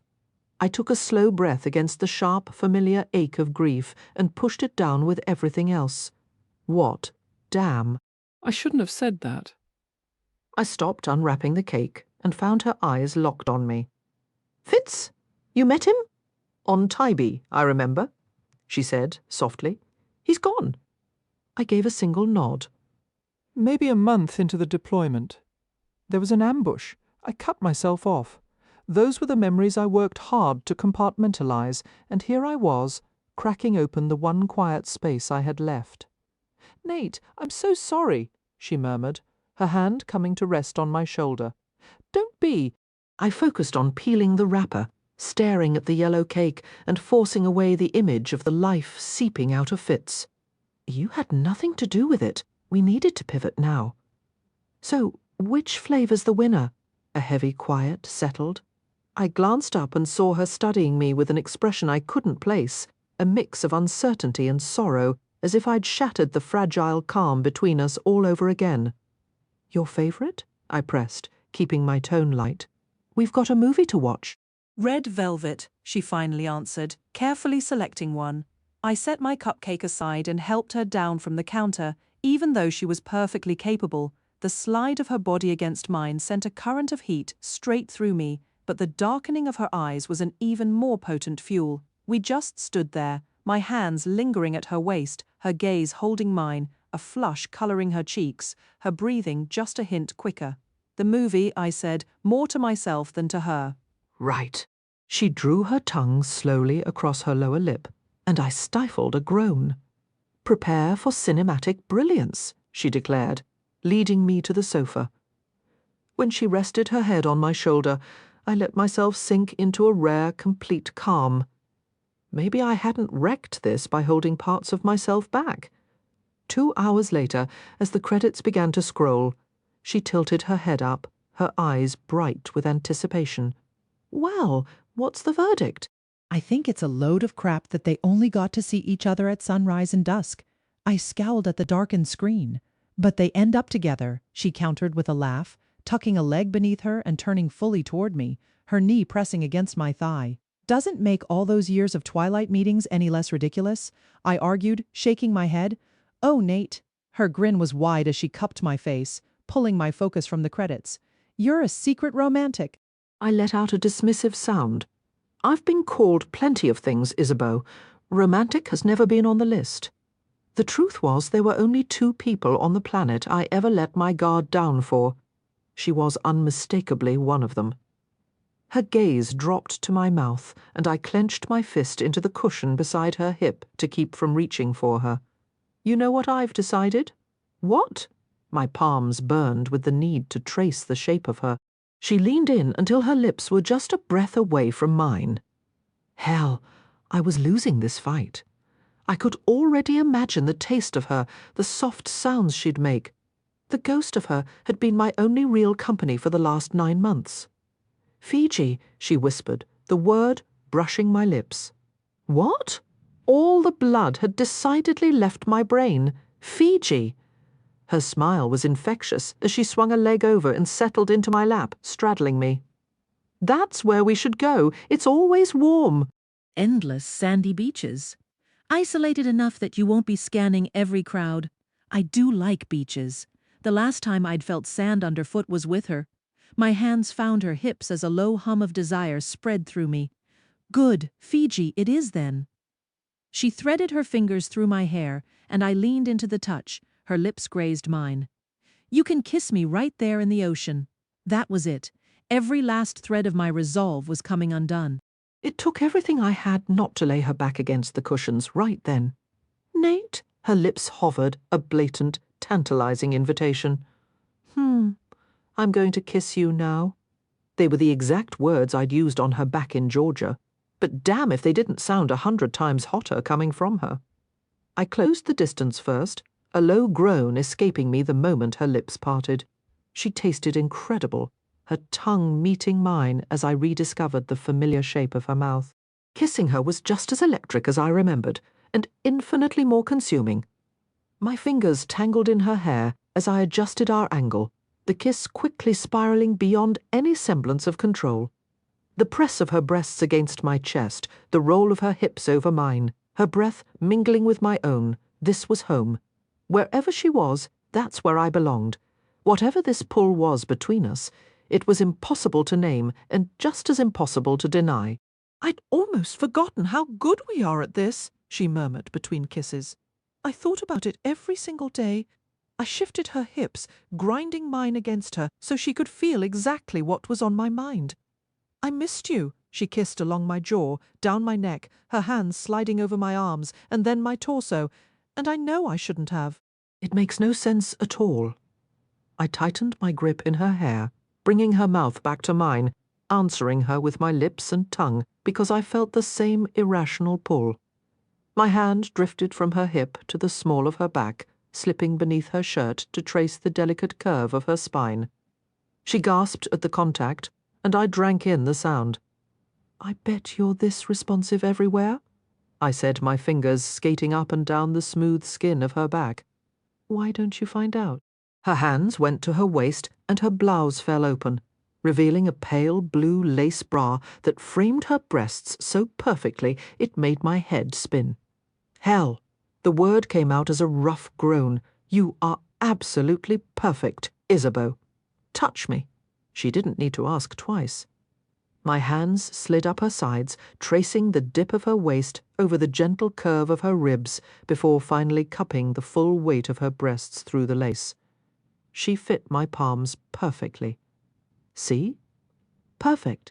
She laughed, a soft, breathy sound, and then she was kissing me again. I lost myself, and every shred of my better judgment, in the taste of her, the sound of her quiet moans, the feel of her nipples hardening beneath my thumbs. I kissed a path down her throat, across her collarbone, then gripped her ass with one hand, lifting her just enough to let my teeth graze a peaked nipple through the fabric. The lace was in the way. I needed skin. Tugging one cup down, I took the tight peak into my mouth, savouring her sharp cry. Nate! Her nails dug into my shoulders. I was painfully hard, straining against my jeans, but the barrier was a blessing. It was the only thing holding me back. I moved to her other breast, giving it the same devoted attention. So sensitive, I murmured against her skin as she trembled. Or maybe I only react this way for you, she breathed out, her voice husky and utterly devastating. The possessiveness hit me like a wave, mine. Some twist of fate, some cosmic joke, had put her right here, and she was mine. Except, of course, she wasn't. There was a very good reason we shouldn't be here, tangled up on this couch, but for the life of me, I couldn't recall what it was. I pushed the thought away, kissing her deeply before wrapping an arm around her and flipping us so she was beneath me. Terrible idea. My hips settled into the cradle of hers as if they were made to lock together. Her hands swept down my back, then tugged my shirt up to continue their exploration over bare skin. All common sense vanished as I rocked against her, drawing out the sweetest sigh I'd ever heard. "Again!" she demanded, her hands sliding to my backside. I pressed a searing kiss to her throat and obliged a bolt of pure, white-hot need shot down my spine. Kissing her made me feel 16 again. All instinct and hunger, zero finesse. "Tell me what you need," I said between kisses as I worked my way back down to her breasts, teasing each peak with my tongue. "I need you to touch me," she murmured, her body rising to meet mine as I pressed against her. There were too many layers between us, too much fabric. That was probably for the best, if I could just recall the reason why. Show me how, I said against her skin, my lips tracing a path beneath her breasts, then lower to the delicate hollow of her stomach, kissing each faint line left from the accident. "Or you could tell me how you'd like to touch me," she countered, a smile playing on her lips even as her spine curved, bringing her closer as my hand neared the fastening of her jeans. I looked up, holding her gaze. "I want to open these jeans and feel how ready you are for me." Her eyes darkened, lips parting slightly. "And then I want to feel you from the inside," I continued, my hand resting on her waistband, watching for any flicker of doubt. "But you have to say it. You have to tell me that's what you want." Her rapid breaths and wide pupils weren't enough. I wouldn't risk this by assuming or pushing past a line. "It is," she breathed, placing her hand over mine and guiding it firmly to the button. A surge of triumph shot through me. Keeping my eyes locked on hers, I undid the button and slowly drew down the zipper. She nodded, catching her lower lip between her teeth, and that small motion shattered my restraint. I moved over her, freeing that lip with my mouth before kissing her, until we were both breathless. As my fingers slipped beneath the lace edge of her underwear, she drew my tongue into her mouth, and I groaned aloud. She was exquisite, heated, slick, impossibly soft. "You're so wet, I could lose myself in you right now," I whispered, circling her clit with my finger, and she arched beautifully off the bed. "Nate!" She rocked her hips against my hand, and the way she said my name made every nerve in my body tighten. I needed to hear it again. "So perfect," I murmured between kisses, slowly sliding one finger inside her. "You feel like fire. What a way to go." I trembled at the sensation, at the way her inner muscles clenched around my finger as I moved, studying every gasp and shift of her hips. "Oh, God," she moaned, her fingers pressing into my back as I added a second finger, wishing it were me instead. Lust wasn't new to me, but this was different. I'd never hung on every sound a woman made, never felt my own rhythm sync entirely with hers, never been so consumed by her pleasure that my own seemed secondary. My entire world had narrowed to Izzy. I didn't just want her to find release. I needed to be the one who took her there. My thumb worked her clit in steady circles, while my fingers curled inside her, finding that spot again and again that made her hips lift and her breath hitch. "You're stunning, Isabeau," I said, softly against her lips, as her thighs began to tremble. "Absolutely stunning." With just a little more pressure from my thumb, she teetered on the edge. I could feel it in her sharp inhales, in the rhythmic tightening around my fingers, in the way her entire body tensed beneath me. "Nate," she breathed, moving against my hand, chasing her climax, and I had to press myself against her thigh to keep from tearing away the last of our clothes and taking her completely. I couldn't do that. She wouldn't forgive me, because she still didn't know. Her back arched sharply, and a cry broke from her lips as she came, her inner muscles fluttering around my fingers in waves. Watching her fall apart, knowing I was the reason, was the single most profound moment of my life. I buried my face in the curve of her neck, kissing her skin, breathing in the faint scent of her perfume as I gently guided her down. Only when she went completely soft beneath me did I slowly withdraw my fingers, leaving the warmth of her body to give her one last tender kiss before I finally sat up. The reason I couldn't let this go any further hit me with perfect clarity. She watched me through a dazed expression, sitting up and reaching for the button on my jeans. We shouldn't. I practically launched myself off the couch, stumbling against the coffee table in my haste. Real smooth. Why not? She raised an eyebrow, her gaze dropping pointedly. I can see you're more than interested. Believe me, I am. That's not the issue. I shook my head, the impending disappointment I was about to cause her being the only thing anchoring me. She deserved far better than a person who blew into her life with chaotic force, only to vanish again. She needed someone who could offer stability. Is this because I mentioned Fiji? She asked, and it required every bit of my willpower to keep my eyes locked on hers and not let them wander. No. Going to Fiji with you sounds amazing hell. I could still remember the scent of her skin, and I was certain that particular perfume would affect me for years to come. Then what is it? I met her wide brown eyes and considered a lie anything to protect the fragile happiness of this moment, but I couldn't. I can't leave until 2017.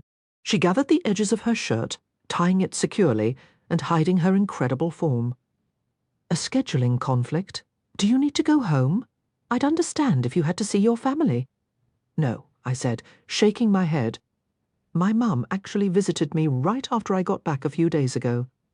Besides, my mum understood that, as much as I loved her, I wouldn't be returning to my hometown while a certain someone was still there. We can't do this because, as much as I wish the timing was right for us, it simply isn't. It isn't. She pulled her knees to her chest, and my gut clenched. It can't be. I have new orders in 3 months. I report to Joint Base Lewis McCord, that's in Washington State.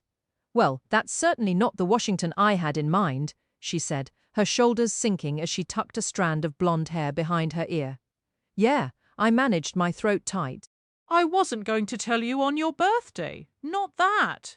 Damn it! What was I even trying to say? Not that it should upset you. Of course it upsets me that you're being sent to the other side of the country, she said, standing and wrapping her arms around herself. A sudden, vivid memory flashed of us once getting hopelessly lost on a back road in Georgia, laughing until we cried, a simpler time that felt 1,000,000 miles away now. And I know I don't have any right to expect anything. You were very clear in Savannah that we aren't a couple, but I was hoping. She closed her eyes and released a long, weary sigh. I don't even know what I was hoping for anymore. I do, I said, stepping closer and cupping her face in my hands. I was hoping I'd be a lot closer than 2,800 miles. I was hoping we could be more than just a maybe. She placed her hand over my heart. Me too. And there it was. All the things we felt and all the things we couldn't have. How long will you be there? She whispered. Probably 3 years, I said, keeping my voice as gentle as I could. She inhaled sharply, and the turmoil in her eyes felt like a physical blow to my chest. 3 years. And that's not everything. Fantastic. I'd been dodging this since I arrived, and now I was marching straight into it. The unit I'm joining is already slated for another rotation in a few months. Another deployment. The words were ash in my mouth, each one seeming to wound her. Her bottom lip quivered. You're going back over there? I brushed my thumb across her lips, trying to ignore the heavy sinking feeling inside. I'm always going back, Isabeau. They're just shorter, more frequent trips now, assuming nothing gets extended. You're in law school. You have far more important things to focus on than a guy who can't even reliably get within 3,000 miles of you. And we already agreed not to try a long-distance relationship, she said, a sad, resigned smile touching her lips. We've had that conversation before. Right, I won't put you through that. Even if I were back in the States, I'd likely be bouncing between schools for training. All we'd ever get are weekends. I would live for those weekends, but I refused to ask her to do the same. Maybe I could make weekends work, I offered. Her fingers tightened in the fabric of my shirt. Until it stopped working. Until the distance wore us down and broke something between us. These past 9 months felt like a lifetime. I missed you every second of every day, Izzy, and we weren't even together. Can you imagine stretching that feeling over 3 years? I bent, resting my forehead against hers. We'd destroy any chance we have before it even began. I don't want to waste our one real shot by taking it when we're not ready. Then why come here at all? She asked softly, her gaze holding mine. Because staying away was impossible. The honesty was plain, but it tangled everything further. And is this your plan for us? Her hand moved to cradle the back of my neck. What are we supposed to be? Distant friends who write letters? Do you want me going out with other guys while you see other women? My jaw tightened. You know, that's not what I want, I forced out. She'd told me about the men she'd seen while I was gone, all law students, all local, all perfectly positioned to give her the happiness she deserved. But it's the reality we're stuck in. I want you to live your life, Izzy. Go to class. Look forward to your Friday nights. I want to hear you laugh and see you smile. Not picture you shut away in your room counting the months until I return. It would destroy me to watch you put your life on hold. We deserve a real chance, and that means waiting until the timing is right for both of us. And right now, it just isn't. Have you ever considered leaving?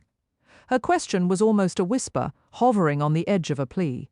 And doing what? I lifted my head. I don't know, she said, with a shrug, her smile not reaching her eyes. On the plane you mentioned wanting to teach. That dream seemed to belong to another life. We could move somewhere with tall pine trees, she went on, her voice gaining a wistful edge. Maybe near a ski town, or one of those lookout towers where you watch for forest fires.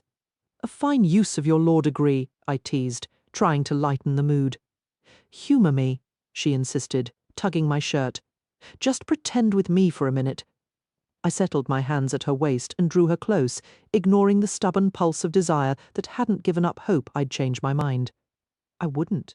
She meant too much for just one night. I was in this for the long run, no matter how far off that seemed. We could open a diner, I suggested with a grin. Can you cook? She asked. Not really, I admitted, my shoulders shaking with a quiet laugh. But I make a killer grilled cheese. I kissed her forehead. There you have it. We'll start a grilled cheese restaurant. She laughed, shaking her head. Come on, let's go to bed. Going to sleep meant we were hours closer to my leaving. I'm sorry for ruining your birthday, I whispered. That was never what I wanted. She glanced at the wall clock. It's 11:30. The night's still salvageable if you come to bed with me, even if it's just to sleep. Just to sleep, I echoed, knowing full well that lying beside her would lead to a sleepless night where I'd replay every fantasy I'd clung to for the past 9 months. It sounded like a beautiful kind of agony, and I was ready for it. She stepped back slowly, and I followed. Chapter 17. Nathaniel, Kabul, Afghanistan. August 2021. You planning to hide in here all morning? Torres asked, leaning in the doorway with one ankle crossed over the other.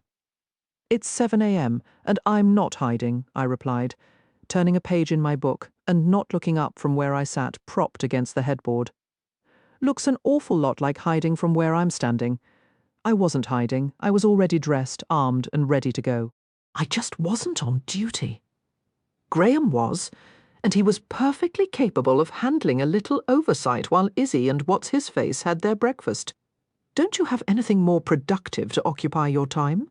I asked Torres, grabbing the highlighter from my nightstand and marking a line, hesitating mid-stroke. Not that I ever intended to give this book to Izzy. There were already dozens just like it, annotated and packed away in boxes. Old habits really do cling to you, don't they? Look, I'm only in here because you clearly can't pull yourself together, he said with a shrug. Otherwise, you'd be out there right now, trying to convince her not to board that flight to Kandahar. My state of mind is perfectly intact, I replied. I read the same sentence twice before finally shutting the book in frustration. And I've come to understand it's not my place to talk her out of anything. She has someone else for that now. Richard. She was marrying Richard. After all the pain he'd caused her, she still accepted his proposal, still slid his ring onto her finger. I pressed a hand to my chest. just above my sternum, feeling the familiar shape of my small good luck charm shift on its chain against my skin. I was long overdue to leave the thing in a drawer, to finally admit it was more of a curse than a blessing, yet every time I removed it, I found myself putting it right back on.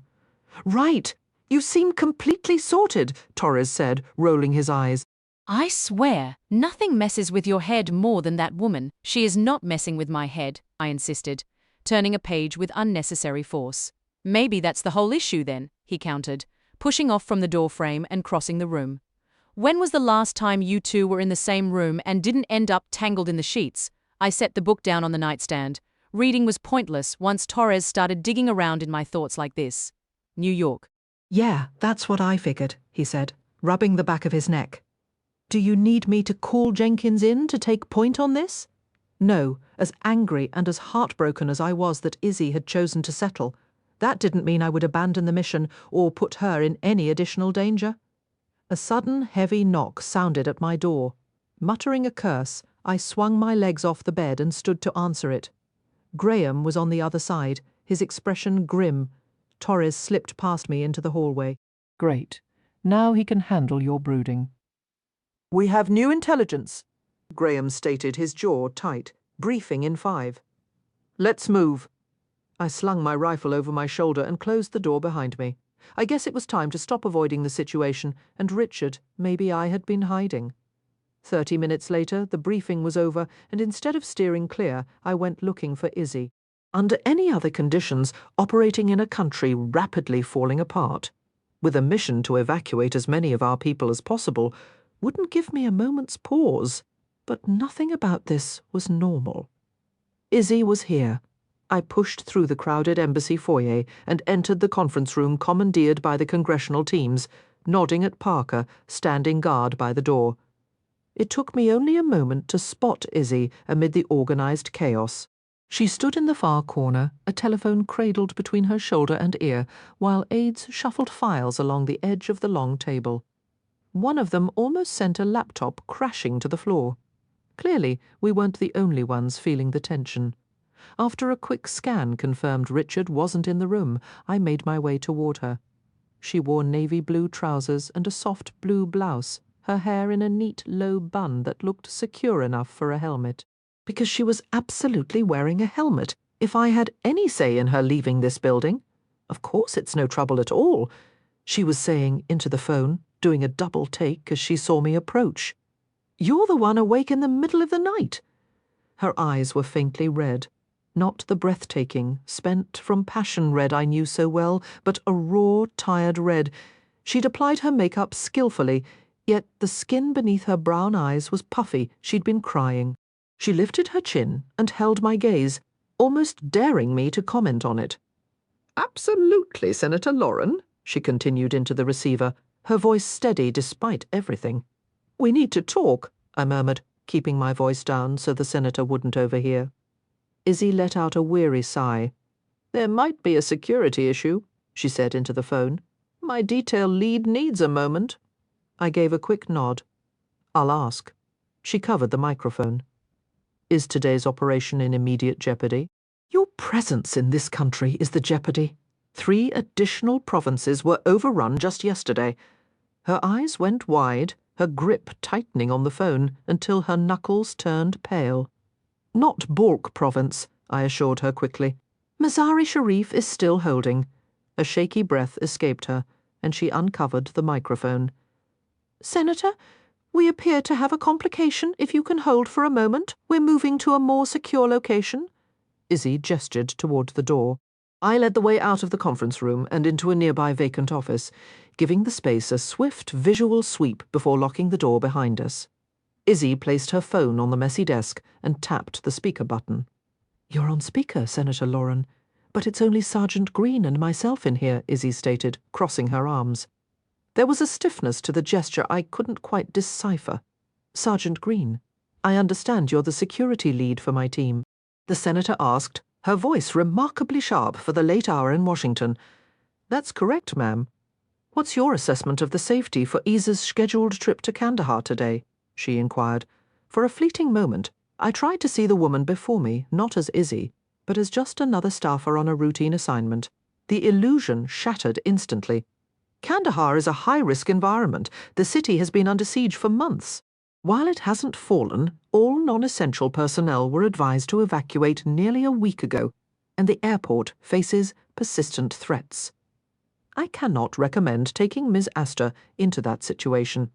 The team's visas are here, and to my knowledge, their extraction is scheduled for tomorrow via the Afghan Air Force. Frankly, I see no operational necessity for the trip. Yes, it would make for powerful imagery, but that photo can be taken tomorrow in Kabul. Hand-delivering those visas exposes Ms. Astor to unnecessary peril. Izzy shifted, leaning against the only clear spot on the desk's edge. I'm not afraid of the risk. Well, I certainly am, the senator countered, her tone growing heavier. And it makes what I have to tell you even more difficult. I stiffened at the shift in her voice. We got a call from the coach this evening. They've expressed discomfort with the current evacuation plan. Izzy's forehead creased. They have, yes, given the city's status. They don't trust the individuals identifying themselves as Afghan Air Force personnel who are, ostensibly, coordinating the extraction. Fantastic, I muttered, pinching the bridge of my nose. Izzy shot me a sharp, silencing look. I understand, she said. Newcastle asked them what would make them feel secure enough to depart and mentioned you were in the region, thinking it would provide comfort. The senator continued. I bit back another curse, seeing exactly where this was headed. Their response was that they'll only trust you, Isa. There it was. I hated being right. Oh. Izzy's hands gripped the desk edge. Because they doubt the Air Force's legitimacy? They doubt their identities, I clarified. It's an unfortunately common issue here.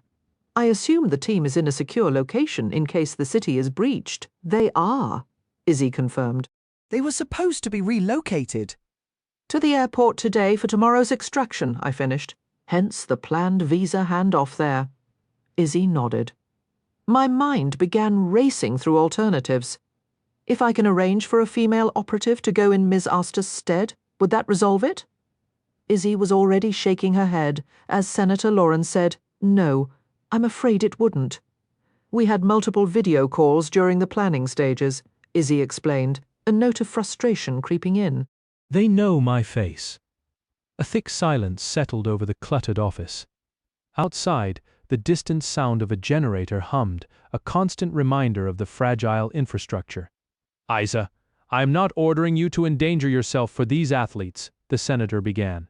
We can't abandon them there, Izzy cut in, her eyes finding and holding mine with a fierce, unyielding intensity. The senator hesitated, her voice softening.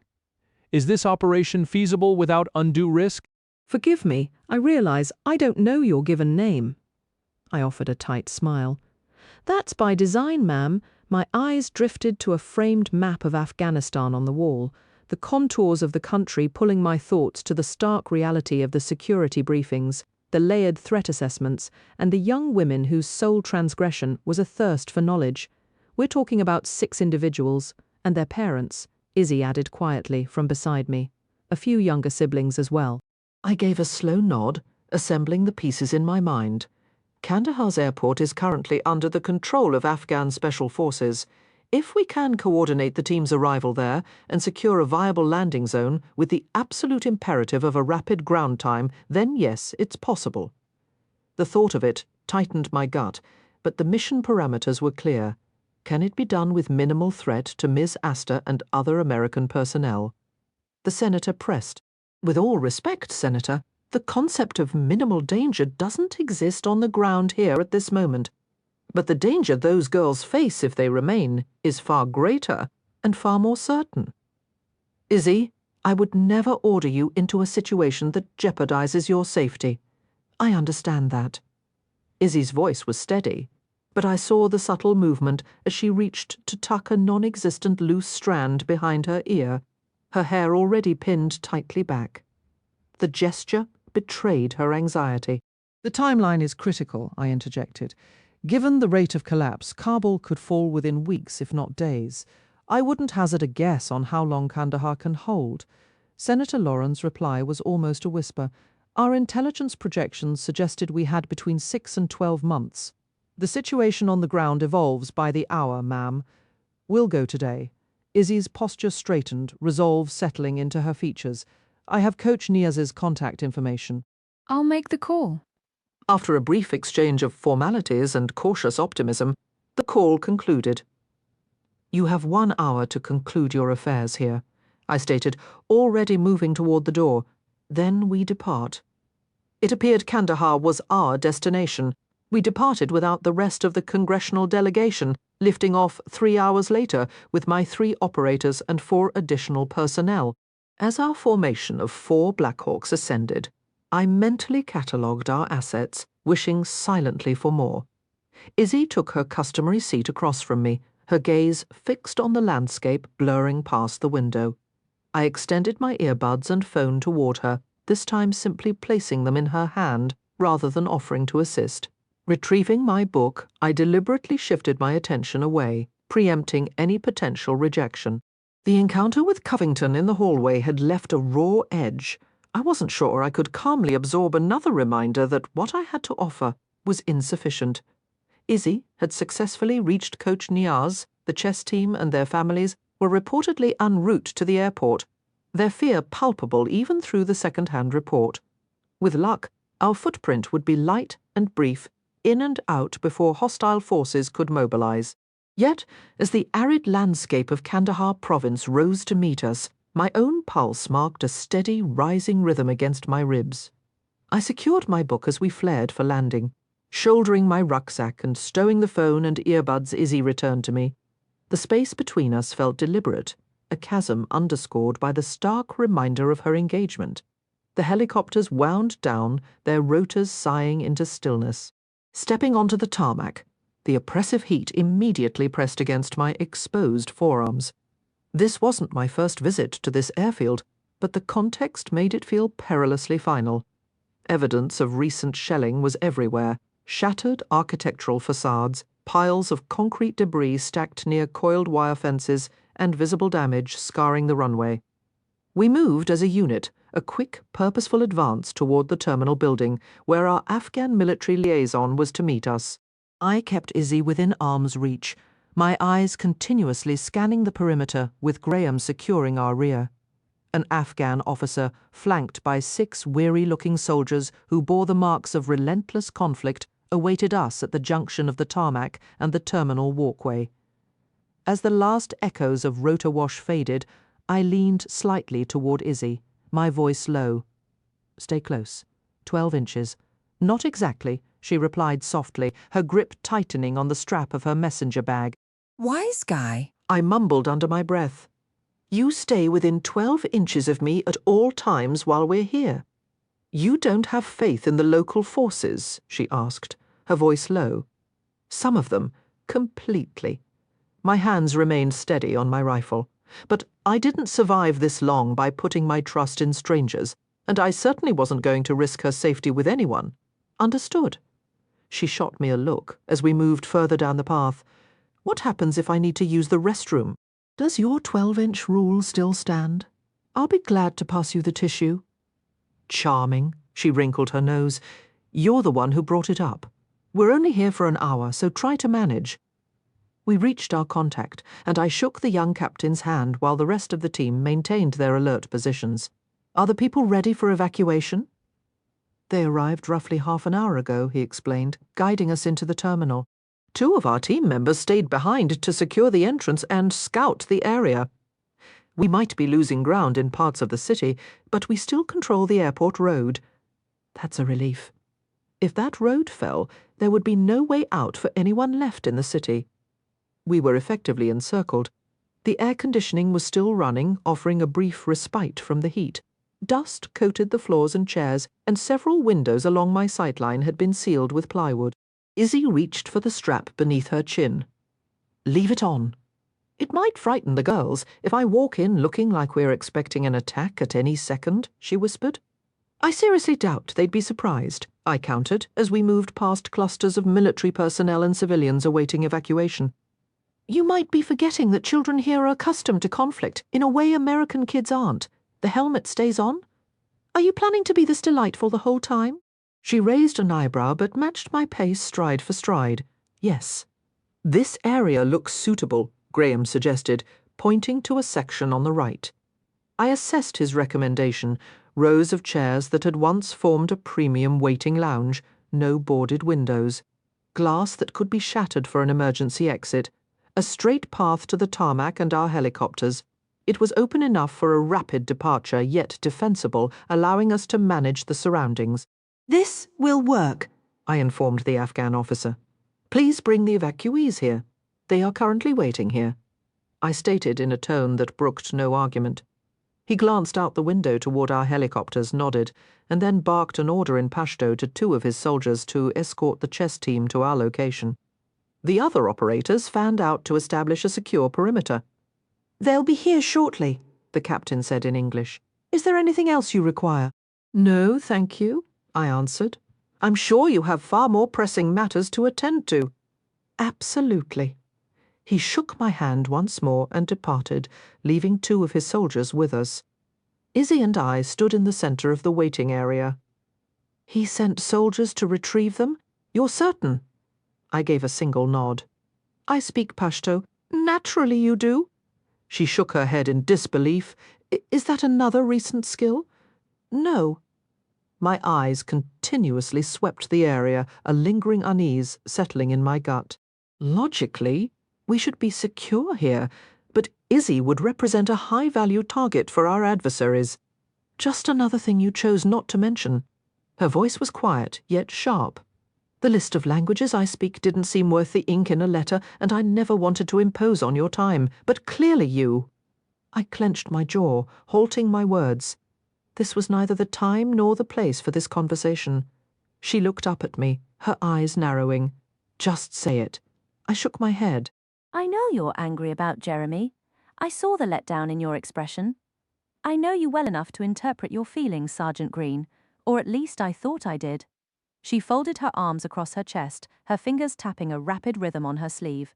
You have no clue what I think about that jerk. Like the nickname isn't a glaring hint. Her fingers only drummed faster. A surge of anger pushed aside my better judgment. He abandoned you at Georgetown, I murmured, keeping my voice low. He really did.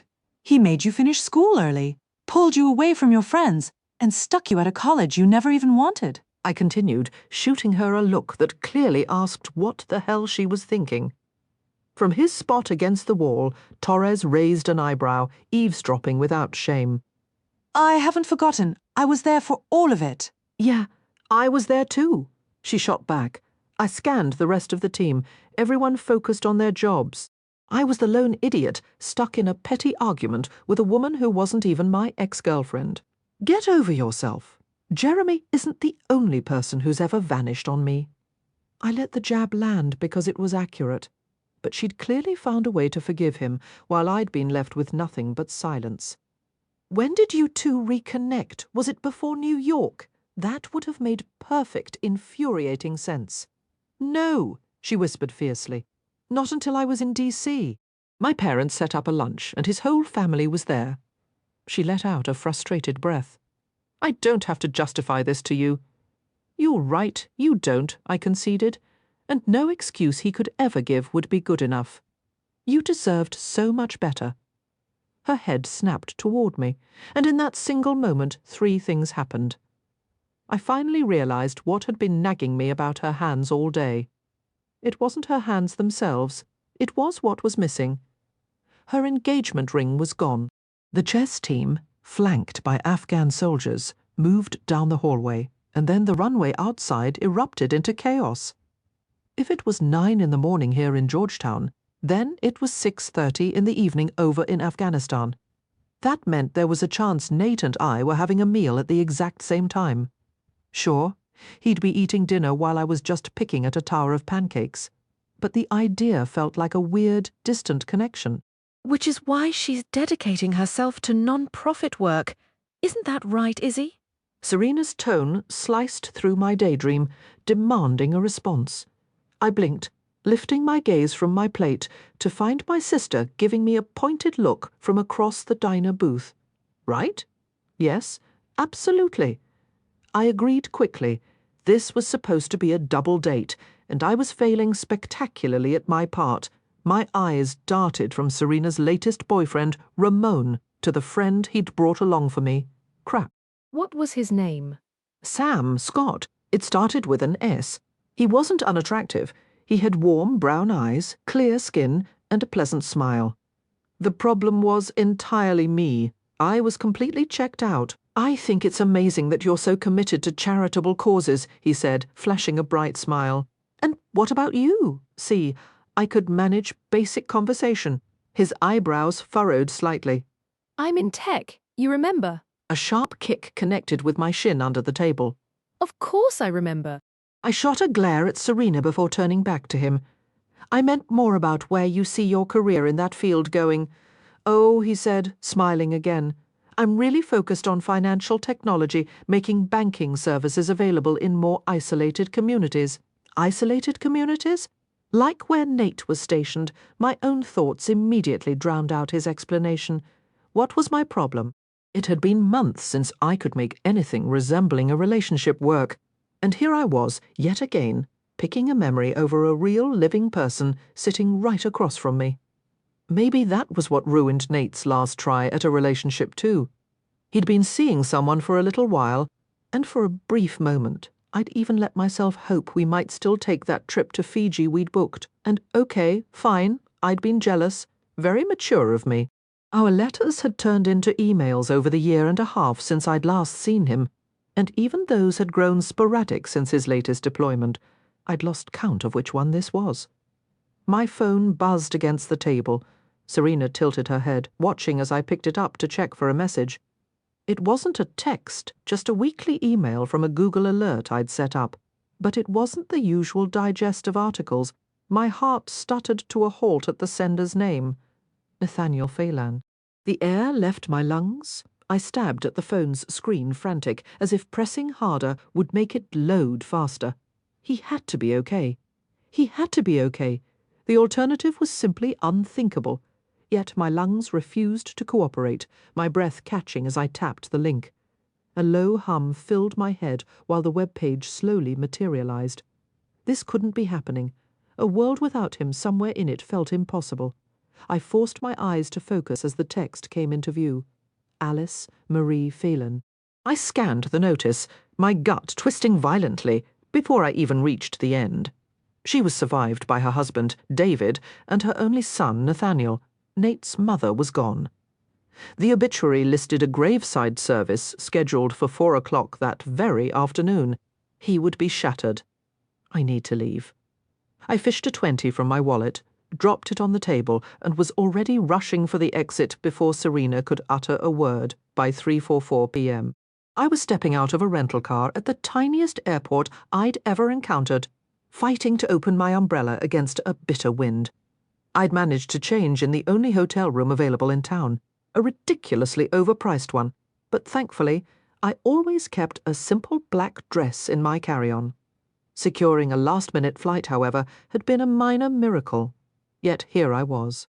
I'd assumed Illinois in December meant snow, but instead a stinging, icy rain hammered my umbrella as I hurried from the car into the cemetery.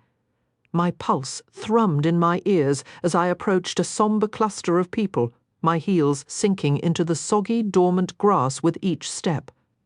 My phone vibrated in my coat pocket, and I clumsily wrestled it free. A text preview glowed on the screen. "Mom? Serena mentioned you bolted from breakfast. Seriously, now she decides to be parental?" I shook my head and stuffed the phone away. The gathering began to move, and I followed the current of dark umbrellas, eventually arriving at the last row of a few dozen folding chairs arranged near an older section of headstones. Up ahead, under a wide green canopy, I could make out vibrant floral wreaths and a closed casket. The procession shuffled forward, some taking seats, and others continuing on to offer condolences to the family before circling back. A wave of sickness washed over me, and I gripped the umbrella handle so tightly my knuckles ached. For the first time, the stark reality crashed down. Coming here might have been a colossal error. In my frantic race against the clock, I never stopped to consider that I might not belong here. Nate likely didn't want me here. He probably had other support. He hadn't called me after all, or maybe he wasn't even present, and I was intruding on a circle of total strangers. Regardless, my presence felt like an intrusion. Maybe just finding a seat in the back was the least disruptive choice. My pocket buzzed again, a persistent, angry vibration. I pulled the phone out. Another message flashed. "Mom, Isabel asked her. You answer me this instant. Mom, do not force me to have you tracked down." I tapped out a hurried reply. "Isabel, my friend Nate's mother passed away. I'm at the funeral. Talk later." I jammed the phone back, hoping that would buy me some peace. Such a terrible loss, a woman murmured behind me. Alice was truly a kind soul. That bend on County Road 5 is a menace, another voice added, dropping to a hushed tone as we passed empty, rain-drenched chairs. Carl said the skid marks indicated the Marshall kid was over the centre line. They say the impact was on the driver's side, so it had been a car crash. Just look at them up there. The first woman sighed, a note of pity in her voice. They can't even bear to stand together. I risked a subtle glance back and saw a woman with a distinctive silver streak in her reddish hair peering past me. "Well, that boy hasn't set foot in this town since he enlisted," her companion replied. "Always was a restless spirit. Can you honestly blame him after everything David put them through?" The woman's voice faded. "Truth be told, none of us stepped in to help him, did we?" I shifted slightly, my gaze searching past the handful of people separating me from the front. And then I saw him. My heart felt like it might collapse, but I made myself take a slow breath. Nate was standing motionless beneath the edge of the funeral canopy, a steady rain darkening his hair and the shoulders of his black coat. He gave a stiff nod to a woman offering condolences, then mechanically shook the hand of the man behind her. My gaze stayed fixed on him as the line crept forward. There was a hollow, automated quality to his movements, a complete absence of feeling that made my own chest ache. An elderly gentleman in front of me turned and clasped Nate's hand. "Your mother was a wonderful person. I'm so sorry, son." "Thank you," Nate replied, the words flat and empty. As the man moved away, I stepped into the space he left and tilted my umbrella back. Nate's eyes, bloodshot and weary, found mine. "Isabeau?" "I'm so sorry about your mum," I said softly, lifting the umbrella to shield us both. For a long, silent moment he just stared. Then his arms came around me, pulling me tightly against him. I could feel the rigid tension in his frame, my cheek pressed to the cold, damp wool of his coat. "I came as soon as I found out." I whispered into the fabric. I felt the slight movement as he rested his chin on the top of my head. "Thank you. I'll see you after," I promised. "I'm staying." His hold loosened, but as I began to step back, he caught my hand and drew me to his side, lacing his icy fingers with mine before turning to greet the next person in line. I did my best to hold the umbrella over him. Only a handful of mourners remained, and I offered each a somber nod, accepting words of sympathy for a woman I'd never known, a woman Nate had clearly adored. After the final person passed, the minister stepped beneath the canopy, and my eyes landed on a man I didn't need an introduction to recognize as Nate's father. Nate had his height and the same strong features, but his father's eyes were a colder, darker shade, and they narrowed sharply as they settled on me. "If everyone could please be seated," the minister said. "We'll begin shortly." Nate shifted subtly, placing himself between his father and me, then took the aisle seat. He winced as I sat on the cold metal chair beside him. "God, you must be freezing." "Don't worry about me," I said, though the damp was already seeping through my coat. I fumbled with the umbrella, trying to keep it over him. He reached for my hand, and I gave it, holding on firmly. "They only had the one canopy," he said, his eyes on the minister. "I thought she should be the one under cover." "You did exactly right." I rubbed my thumb over his cold skin, wishing I had a blanket or some way to warm him. "How did you know?" he asked, glancing over. "I have a Google alert for your name," I admitted, "but it only sends weekly summaries. I should have set it for daily. I would have been here sooner. A faint, almost imperceptible pressure returned to my hand. I'm just glad you're here. If I could have strung two thoughts together this past week, I probably would have called you. I didn't even realize how much I needed you here until I saw you. His gaze drifted to the front, to the casket. It was a car accident, instant. So at least she didn't suffer. That's something, I agreed, unsure what else to say. I noticed then the empty chairs on my other side. But I'm still so sorry, Nate. I can't talk about her, not here, not yet. I just can't. Then don't. He gave a single nod, and the service began. It felt brief, though I only had my grandparents' funerals to compare it to. Two of Nate's aunts shared memories, and his father read a short scripture. But when the minister looked his way, Nate only shook his head, his jaw tight. A biting wind swept across the cemetery, the final prayers fading into the cold air. I mirrored Nate's movements, a silent shadow as the small group of what I assumed was immediate family gathered for the lowering of the casket. His posture went rigid when his father approached us beside the grave. "We need to discuss the farm," his father stated, planting himself squarely in front of Nate. "No more dodging me, son." The man's tone was a roadmap to their history. I remembered a conversation on a different shore, under a kinder sun. Nate had once confessed his deepest fear was turning into the man now glaring at him. He released my hand, his arm coming up to gently but firmly guide me a step backward. "David, this isn't the moment," interjected an aunt with Nate's same dark hair, closing her umbrella now that the drizzle had ceased. Her squared shoulders broadcasted her disdain. I fumbled with my own umbrella, the click of it closing, sounding overly loud in the sudden quiet. "When is the moment?" Nate's father shot back. "He hasn't uttered a word to me since he landed, and we all know his flight back to Afghanistan leaves tomorrow.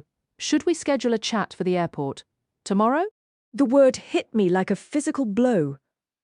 "The will is clear, David," another aunt said, joining her sister. "She left the property to Nate. We've all read it." "It belongs to me," his father insisted, but Nate remained a statue. "I was her husband. When Nate didn't flinch, the man's venomous gaze slid to me. Perhaps your little friend here can talk some sense int. Do not speak to her." Nate's voice was a low crack, and he stepped forward, pushing me back another pace. My breath caught. In all our years, I had never witnessed this cold, controlled fury from him. He speaks. His father threw his hands up in mock celebration. Ready to be reasonable? That land has been my home for decades. I have nothing to say to you. Nate retreated, keeping his body between his father and me. Or you can just vanish again, like you always have. "David, for heaven's sake," an aunt pleaded. "Just walk into the lawyer's office and sign the deed over to me," his father commanded, his voice colder than the ground beneath us. "It's the least you could do after couldn't be bothered to visit her these last 5 years." The cruelty of the accusation made me suck in a sharp breath. "Izzy, I need you to move back now," Nate warned, his tone lethally quiet. "Nate," I whispered desperately, hoping there was some way to stall this until his mother was at rest. He didn't look away from his father, and that told me everything. I retreated several steps. My heart hammering. If he couldn't risk breaking eye contact, it meant he'd learned that lesson the hard way long ago. So polite to strangers, but a disgrace to your own blood. His father sneered. "Just sign the papers and return to your superior new life. You don't want that farm, and you couldn't manage it if you tried." "You're right." "I don't want it," Nate replied, his arms hanging deceptively loose, "but I'm not signing it over to you. So you'll evict your own father?" Nate gave a single, slow shake of his head. "Not today. What is that supposed to mean?" Colour flooded the older man's face, his hands clenching. "It means you can stay, for now." Nate shrugged, a gesture so casual it was terrifying. "For now," his father parroted, his brow furrowed in rage. "For months, for years. I haven't decided." Nate's voice dropped, and even the waiting grounds crew stilled. "But one day I will sell it, and you won't get a warning. You won't get a clue." He shook his head again, a grim finality in the motion. No, I want you to live with it.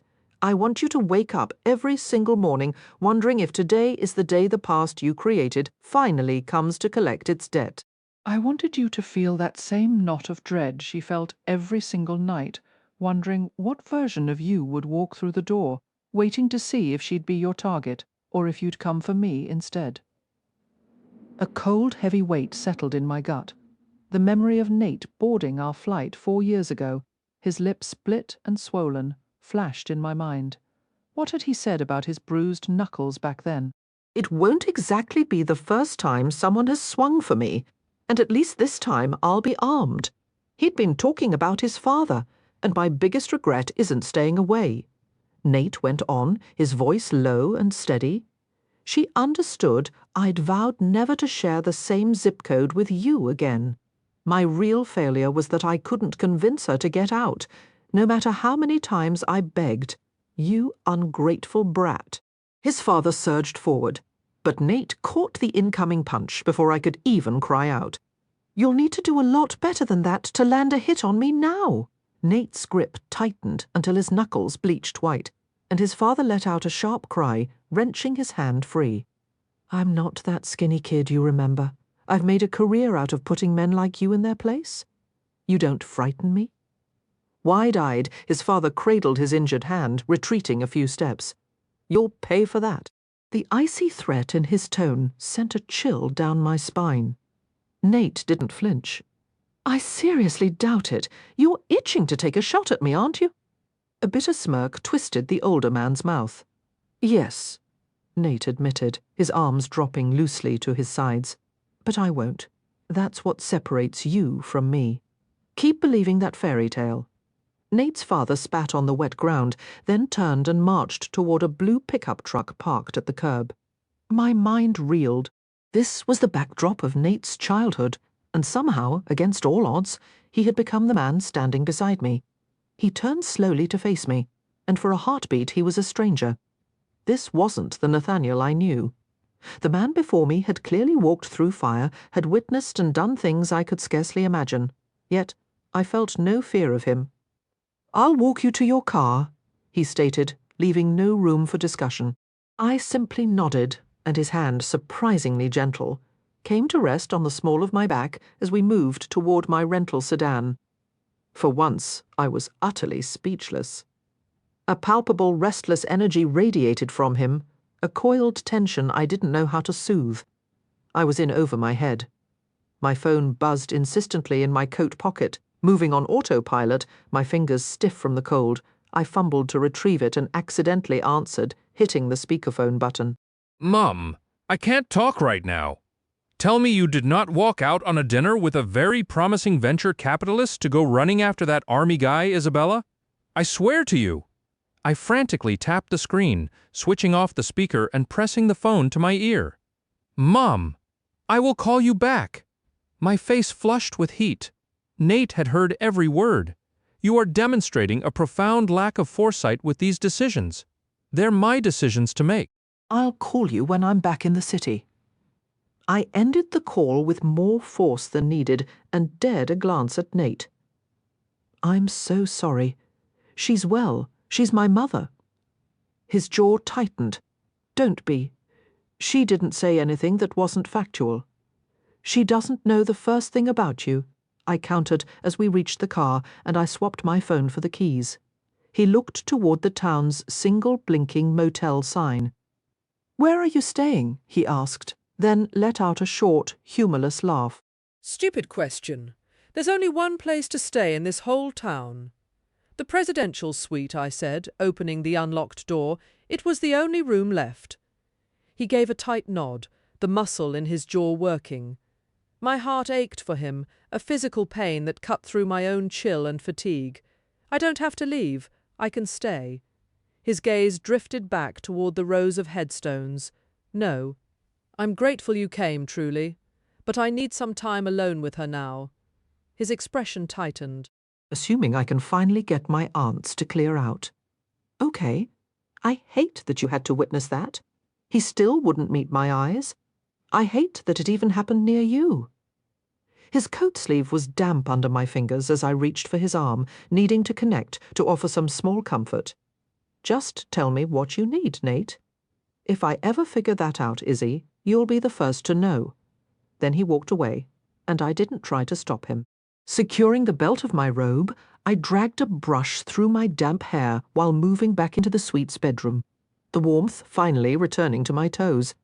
Serena had phoned earlier to apologize for letting it slip to my mum about my abrupt departure from breakfast, but I held no grudge against her. My mother, however, was an entirely different matter. It felt like a low blow aimed at Nate when he was already reeling, even if her true target had been me.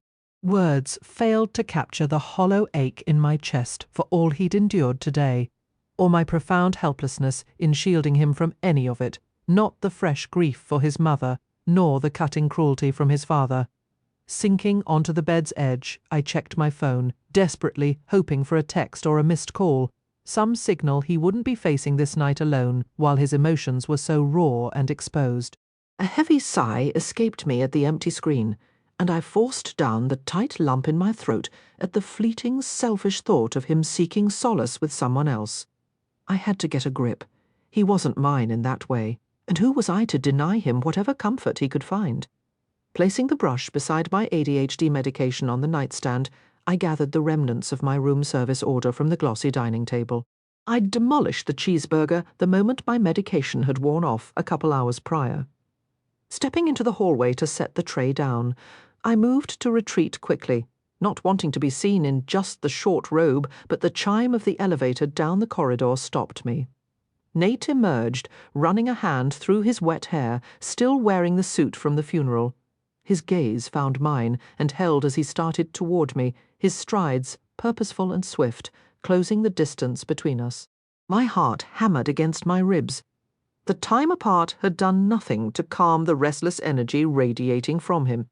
He still carried that dangerous tension, caught between the person he'd been when he lived here and the man he was becoming, whoever the relentless deployments were shaping him into. In the few seconds it took for him to reach me, a quiet certainty settled within. It didn't matter which version stood before me. I was connected to them all. The boy from here had pulled me from the wreckage of a plane. The man he'd grown into had utterly disarmed me back in Georgia, and the soldier he was now, the one who made my heart pound with a desperate longing. Oh! The realization struck me with the force of a physical blow. That feeling tightening my chest, it was love, and he was returning to Afghanistan tomorrow. My feet carried me backward into the room, but I held the door open. He followed me inside, the scent of rain and faded cologne clinging to him. I need, he began, turning as I shut the door. The storm raging in his clear blue eyes was nearly enough to buckle my knees.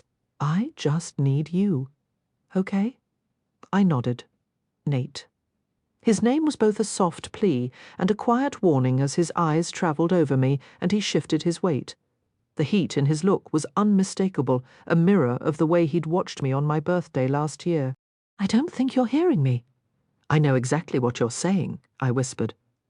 Our eyes locked, and then my back was against the door, his mouth crashing into mine. He tasted familiar, but this kiss was nothing like our past ones.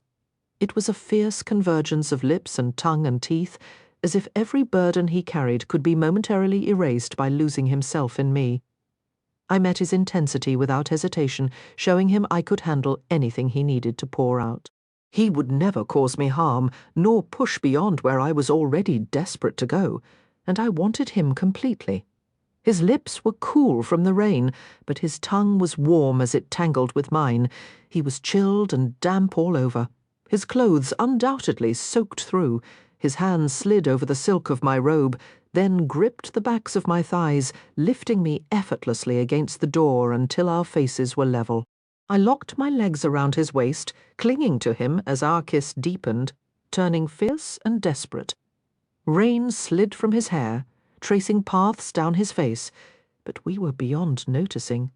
My teeth caught his lower lip, and when he started to pull away, I drew his tongue back into my mouth, savouring the low groan that vibrated from his chest. Desire burned through me, a scalding rush that warmed my skin, even where my thighs pressed against the chilled, soaked fabric of his suit. He moved, carrying me across the suite without ever breaking contact, but he didn't head for the bedroom. My back met the cool surface of the dining table as I wrestled with his tie, finally working the knot loose enough to pull it over his head. The wet jacket came next, shoved from his shoulders to land with a heavy slap on the floor. "Let your legs down," he murmured between deep, consuming kisses. I unlocked my ankles, letting my legs swing free over the table's edge. Perfect. His hands slid up my thighs beneath my robe, and a tremor of anticipation ran through me. I knew exactly what those skilled hands could do, and I was more than ready. Yet the touch I craved most didn't come. My fingers fumbled with the buttons of his shirt, too eager to keep my mouth on his to care about precision. I finally worked the last one free, tugging the shirt from his pants and managing the cuffs while his palms kneaded my skin. He kissed my mouth, my cheeks, my throat, as I fought to peel the damp, clinging cotton from his body. Then I drew back just to look at him. "Nate!" I breathed, utterly captivated by the physique he'd sculpted into something breathtaking. He'd gained more muscle over the past year and a half. His torso was still sharply defined. His abs, a landscape I wanted to explore with my tongue. The deep lines framing his stomach seemed to invite a trail of kisses. I lifted my eyes to his. "You're unbelievable. You're all I think about." His hand cradled the nape of my neck. "Distance doesn't change it. Time doesn't either. I dream of you, even when I tell myself you might be with someone else." "I'm not," I said quickly, shaking my head. "Or when I'm with someone else," he continued, and my heart stumbled. "Are you?" I leaned back, bracing my hands on the table, waiting for my pulse to steady. We weren't supposed to belong to each other. That was our agreement. And yet, in every way that mattered, we always did. No, not for more than half a year he held my gaze, and for a fleeting second, I hated this invisible thread between us, the sharp twist of jealousy I'd felt reading that letter about another woman in his life. But even then, and I know it makes me a jerk to say it, you were the only one I wanted, Izzy. "I know." I nodded. "It's the same for me." He captured my mouth again, the kiss gentler now, but no less intense, stealing my breath and every last hesitation. Then he leaned over me, easing me down until my back lay flat on the table. "I want to see you," he said before kissing me once more. My hands went to the belt of my robe. I tugged it loose and let the fabric fall open, just as it had the very first time he touched me. He lifted his head, his gaze travelling slowly over my body, lingering on places he'd never seen. "My God, you are flawless. You said that last time?" I grinned, fighting the urge to squirm under his heated look. "Nothing's different." His eyes locked with mine, and the raw hunger there made me go pliant, sinking into the table. "I'm going to kiss you, Isabeau Astor." My smile widened. "You've said that before, too?" "Yeah, I know."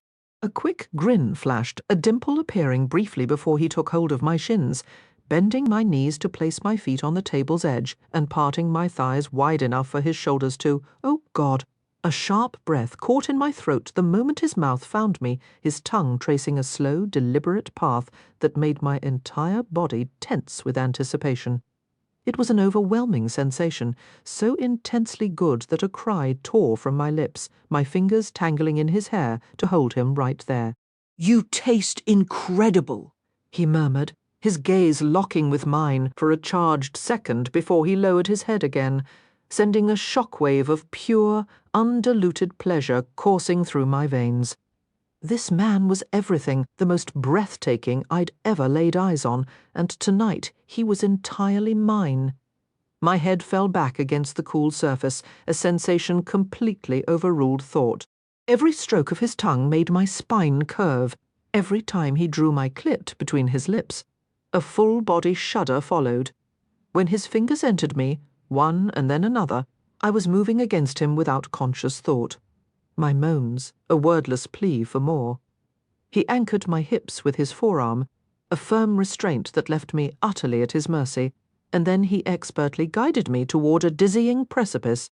He teased when I craved intensity, flicked when I begged for depth, bringing me so agonizingly close to the edge that I could nearly feel the release, only to ease the pressure at the very last second. "Nate!" I gasped, my hands tightening in his hair as the sweet torment began anew. "What is it you need, Izzy?" he asked, his breath a soft, warm caress against my overheated skin. I arched off the table, a gasp escaping me. "I need you." It was the rawest truth I could offer. "Need me like you'll come completely undone if you don't have me?" His tongue swept over me again. "Yes, need me like you can't bear another moment without me inside you." He looked up, his eyes holding mine with an intensity that felt like a vow. "Yes," I whispered. A satisfied nod. "Good.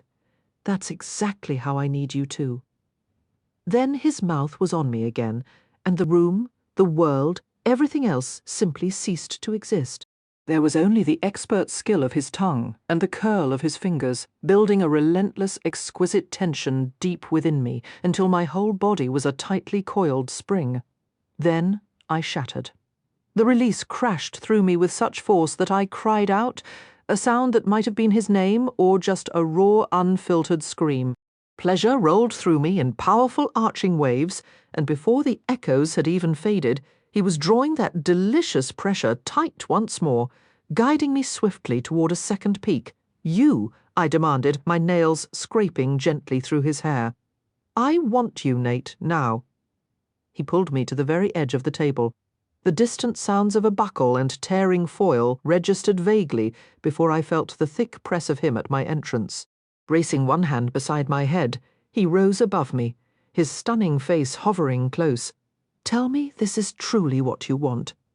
"I've already told you I do," I breathed, my hands framing his face, committing every detail to memory, the clear, focused blue of his eyes, the dark dilation of his pupils, the flush high on his cheeks. And he was right.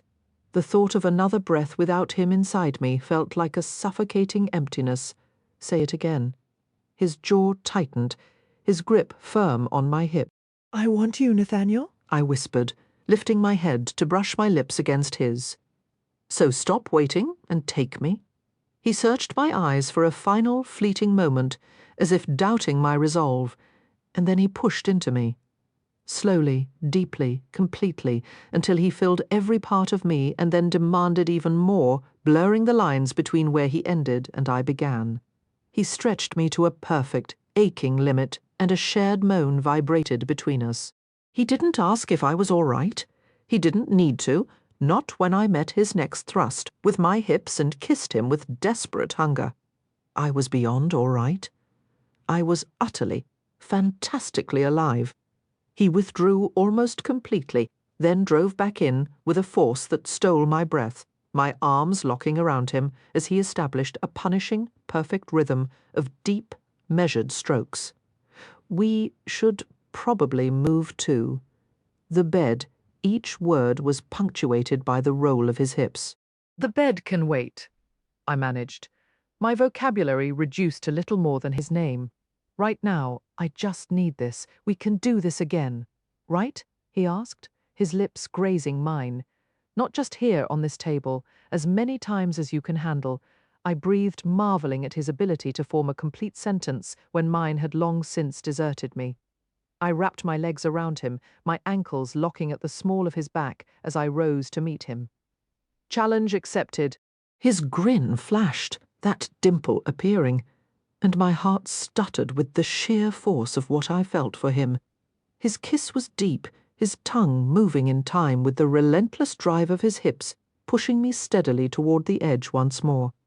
We moved together, breathless and straining, finding that peak again and again until every nerve in my body was pulled taut, singing with a tension that had me gasping short, desperate breaths against his mouth. "God, you feel incredible," he rasped, his own breathing as shattered as mine. "I'll never get my fill. Not ever. The way you hold me, the heat of your skin, how your eyes go dark. Yes, just like that." His hand slid between us, his touch, precise and perfect, and with his next thrust, I was gone. I shattered completely, coming undone and being put back together all in the same instant. His name a whisper on my lips, and the solid strength of his back beneath my hands. The sensation was beyond words, a towering wave I could only surrender to as his rhythm grew frantic, chasing his own climax right behind mine. He shuddered above me with a rough cry, catching his weight on his arms before he could collapse onto me. Afterward, we just stared, breathless, each looking at the other as if we held every secret in the world. Slowly, I relaxed back into the mattress and let my legs slide from around him. "As many times as I can take," he murmured, his mouth curving into a smile so beautiful it made my chest ache. "That's what you promised, right?" I could only nod. "We only have tonight." His brow furrowed, and I understood. Nothing had really changed. Our timing was still all wrong. Tomorrow, he would return to his unit, and I'd be on a plane back to DC. "Then we have to make it count," I said, tracing my fingers along his jaw. And we did. But the next day, tears still streamed down my face as I boarded my flight. Chapter 19. IZ, Kandahar, Afghanistan, August 2021. One moment I was arguing with Nate, and the next, the world exploded. He tackled me to the floor, his body shielding mine as windows erupted in a shower of glass. My heart hammered in my throat, my entire frame frozen. Another blast tore through the air, mingling with the terrified screams of the girls and their parents. "Rockets," someone yelled from behind us. Nate cursed, his arms wrapping around me before I could process it. He hauled me up against his chest and moved with a soldier's terrifying speed, carrying us both behind the relative safety of a crumbling wall. Once my feet found the ground, we crouched, and he pulled me tight against his side, then began barking orders to the chess team in a language I didn't know. They scrambled toward us as another explosion rocked the ground, a chaotic rush of Afghan soldiers running past. 3 more blasts followed in quick succession.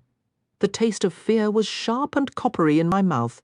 If these girls were hurt because of me, if Nate paid the price for my being here, I would never recover.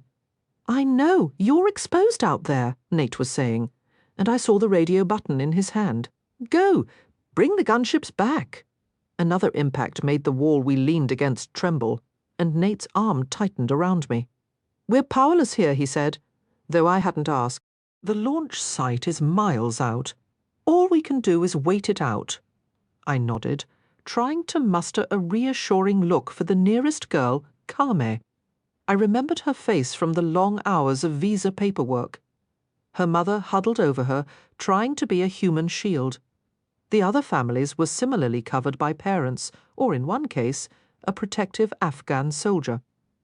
Outside the shattered window, the sound of helicopter rotors faded into the distance. They were leaving.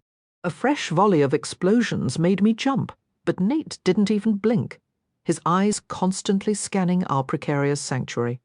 He'd always been so alert whenever we were together, his eyes constantly scanning, always watching everyone around us. Now I finally understood why. Those reactions I used to fret over were the very instincts that had kept him alive out here. A minute ticked by, then another, with no new explosions. "Seems quiet now," Sergeant Grey called from across the waiting area, his back flat against the far wall.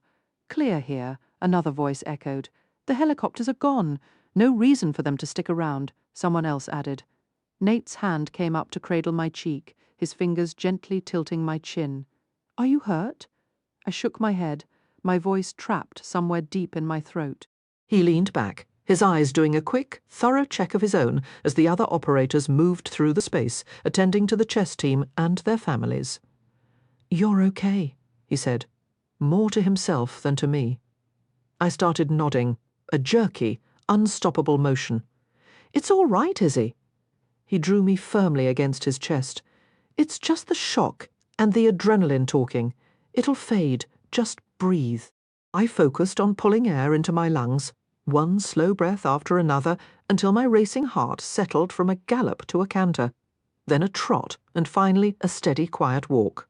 "There you go," he murmured, his hand rubbing soothing circles on my back. "Grey, get me a sitrep." Grey moved off.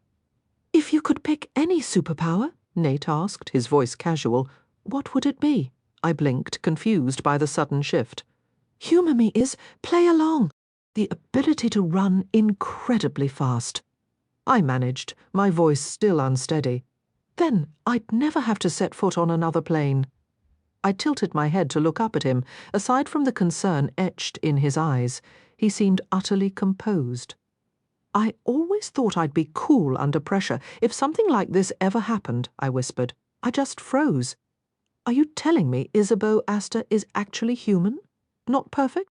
A quick grin flashed, that damn dimple making a brief appearance and leaving me momentarily speechless. You know every single one of my flaws. Including your truly tragic taste in men, he shot back, teasing. I let out a half-hearted scoff. There she is. He brushed his thumb over my cheekbone before standing, pulling me up with him. He took a quick survey of the room where others were doing the same. Hate to be the bearer of bad news, but we're in for a long night. Because the helicopters left us, I said, the reality sinking in. We're stuck and surrounded, he confirmed. But don't worry, our ride will come back loaded for bear. Until then, we'll keep this place secure. The corner of his mouth lifted slightly, and in the meantime, the 12-inch rule is still very much in effect. I rolled my eyes, gathering my composure, and all trace of playfulness vanished from Nate's expression as we went to check on the people we'd spent months trying to evacuate. Much later, we were gathered in one half of the VIP lounge on the second floor, which the team had secured for the elevated sightlines. The operators worked in shifts, some on patrol, some resting, others trying to sleep. Everyone except Nate, who hadn't left my side, only breaking his precious 12-inch rule when I firmly informed him he would not, in fact, be handing me toilet paper. At least he'd let me take off the helmet once they confirmed the immediate airport grounds were clear. The real fighting was miles away now. Darkness enveloped the airfield, and the lounge lights were dimmed as most of the squad finally sat down to eat. It turned out they'd travelled with their own rations, which they'd shared with the families. Now mostly asleep a few rows over, stretched across chairs as if they were just enduring a very long layover. That is not how it went down, Sergeant Rose insisted, pointing an accusing finger at Gray as the others chuckled. Nate shook his head, but a faint smile touched his lips as his teammates traded stories. I assumed they were his friends. The easy camaraderie was obvious, even without names on their uniforms. Seeing Nate smile, even briefly, was a potent distraction. I caught myself watching him, waiting to see if it would happen again. "What?" he asked, noticing my stare. "Just thinking it's been a long time since I've seen you genuinely smile. Of course it happens in an airport." "Damn airports," he said, the dimple appearing once more. "You should eat," he added, passing me an opened, steaming packet of food. "It's spaghetti, and honestly, it's the best choice we've got." He checked his watch. "Your medication is probably fading, so you'll be starving soon." I accepted the packet, surprised. "You remembered that detail?" He gave a single nod. "All right, since it's just our team here," Gray began, relaxing into his chair opposite us. The radio equipment sat beside him, marking him as the communications lead. "Why don't you fill us in on Sergeant Green?" Every operator in the room, including the man stationed at the window, shifted their attention to me. "No." Nate shook his head as I took my first bite. "It wasn't fancy, but it would quiet my hunger." "Oh, come on." Gray protested with a grin, his eyebrows lifting toward me. "It's painfully clear she knows you. You must have stories he'd never share." I curled my legs beneath me on the spacious seat and caught Nate's eye. "Maybe you all are just self-obsessed, constantly talking about yourselves," he shot at Gray. "Unlike you, who shares precisely nothing," countered the blond man I believed was called Black. The bearded guy in the corner had a code name like Lilac or something equally absurd. "You've got to give us something," Gray pleaded, leaning in with his hands clasped. "Please, we won't get another chance like this." I took another bite and met Nate's gaze. He held it for a moment before rolling his eyes in resignation. "Fine. Just—" He sighed heavily. "I'm trusting you." I nodded, understanding the weight of his unspoken life. If he kept his past private, there was a reason he'd been guarded with me too. What do you want to know?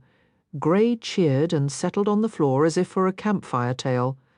How long have you known our guy here? Nearly a decade, safe enough. Did he emerge from an egg, land in a UFO? Lilac chimed in. Swing into town like Tarzan. No, I laughed. He was raised on a farm. The farm, my eyes flicked to Nate, wondering if his father still lived there or had finally sold it. Our gazes met, and his stern expression eased. A farm? Gray's eyes went wide. Seriously? He asked Nate. Seriously, Nate confirmed, looking away with a faint smile. I took another mouthful. What else have you got for us, Miss Astor? Black asked, rubbing his hands together eagerly. He's a sucker for cookies and cream ice cream, I offered with a grin. Traitor? Nate accused, but his eyes sparkled. For a heartbeat, I wasn't in Afghanistan. We were back on a sun-drenched street on Tybee Island, sharing laughs and flirtations over ice cream cones. I could almost taste the butter pecan. It felt like both a lifetime ago and just yesterday. That was Nate for me, distant as a memory and as close as the air between us. This is gold, Gray said, watching our exchange. Was he ever married? I almost choked on my spaghetti, forcing it down. Had Nate met someone and married her in the 3 years since New York? If he had, these men would know. They were his life now. Why did the idea feel like a physical wound? I'd only just removed Jeremy's ring. I had no right to judge, yet I was swamped by a fierce, irrational jealousy for a phantom woman. She would have his heart, his laughter, his quiet smiles, his arms at night, his future, his children. And I despised her. So is that a no? Gray pressed, but he'd never updated his emergency contact. Just once, I answered, ignoring Nate's stunned look. Really? Lilac's eyebrows shot up. Really, I said, my grin widening. At least that's what he told the hospital staff to avoid being thrown out of the waiting room during my surgery. Nate let out a short laugh. I am never living that down. Gray chuckled. This is incredible. Okay, what's the deal with that beat-up, taped-together dog tag he always carries? My forehead furrowed as I looked to Nate. His entire posture stiffened. I truly don't know, I replied, trying to mask whatever turmoil that question had sparked in him. I could explain the story behind this scar. My fingers wrapped around his hand, lifting it so Gray could see the pale line etched across his skin.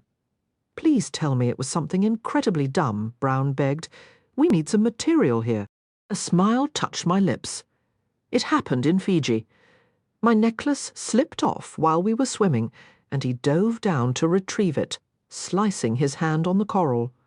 My thumb brushed over the mark before I released his hand, and our gazes locked. Must have been one hell of a necklace, Gray remarked.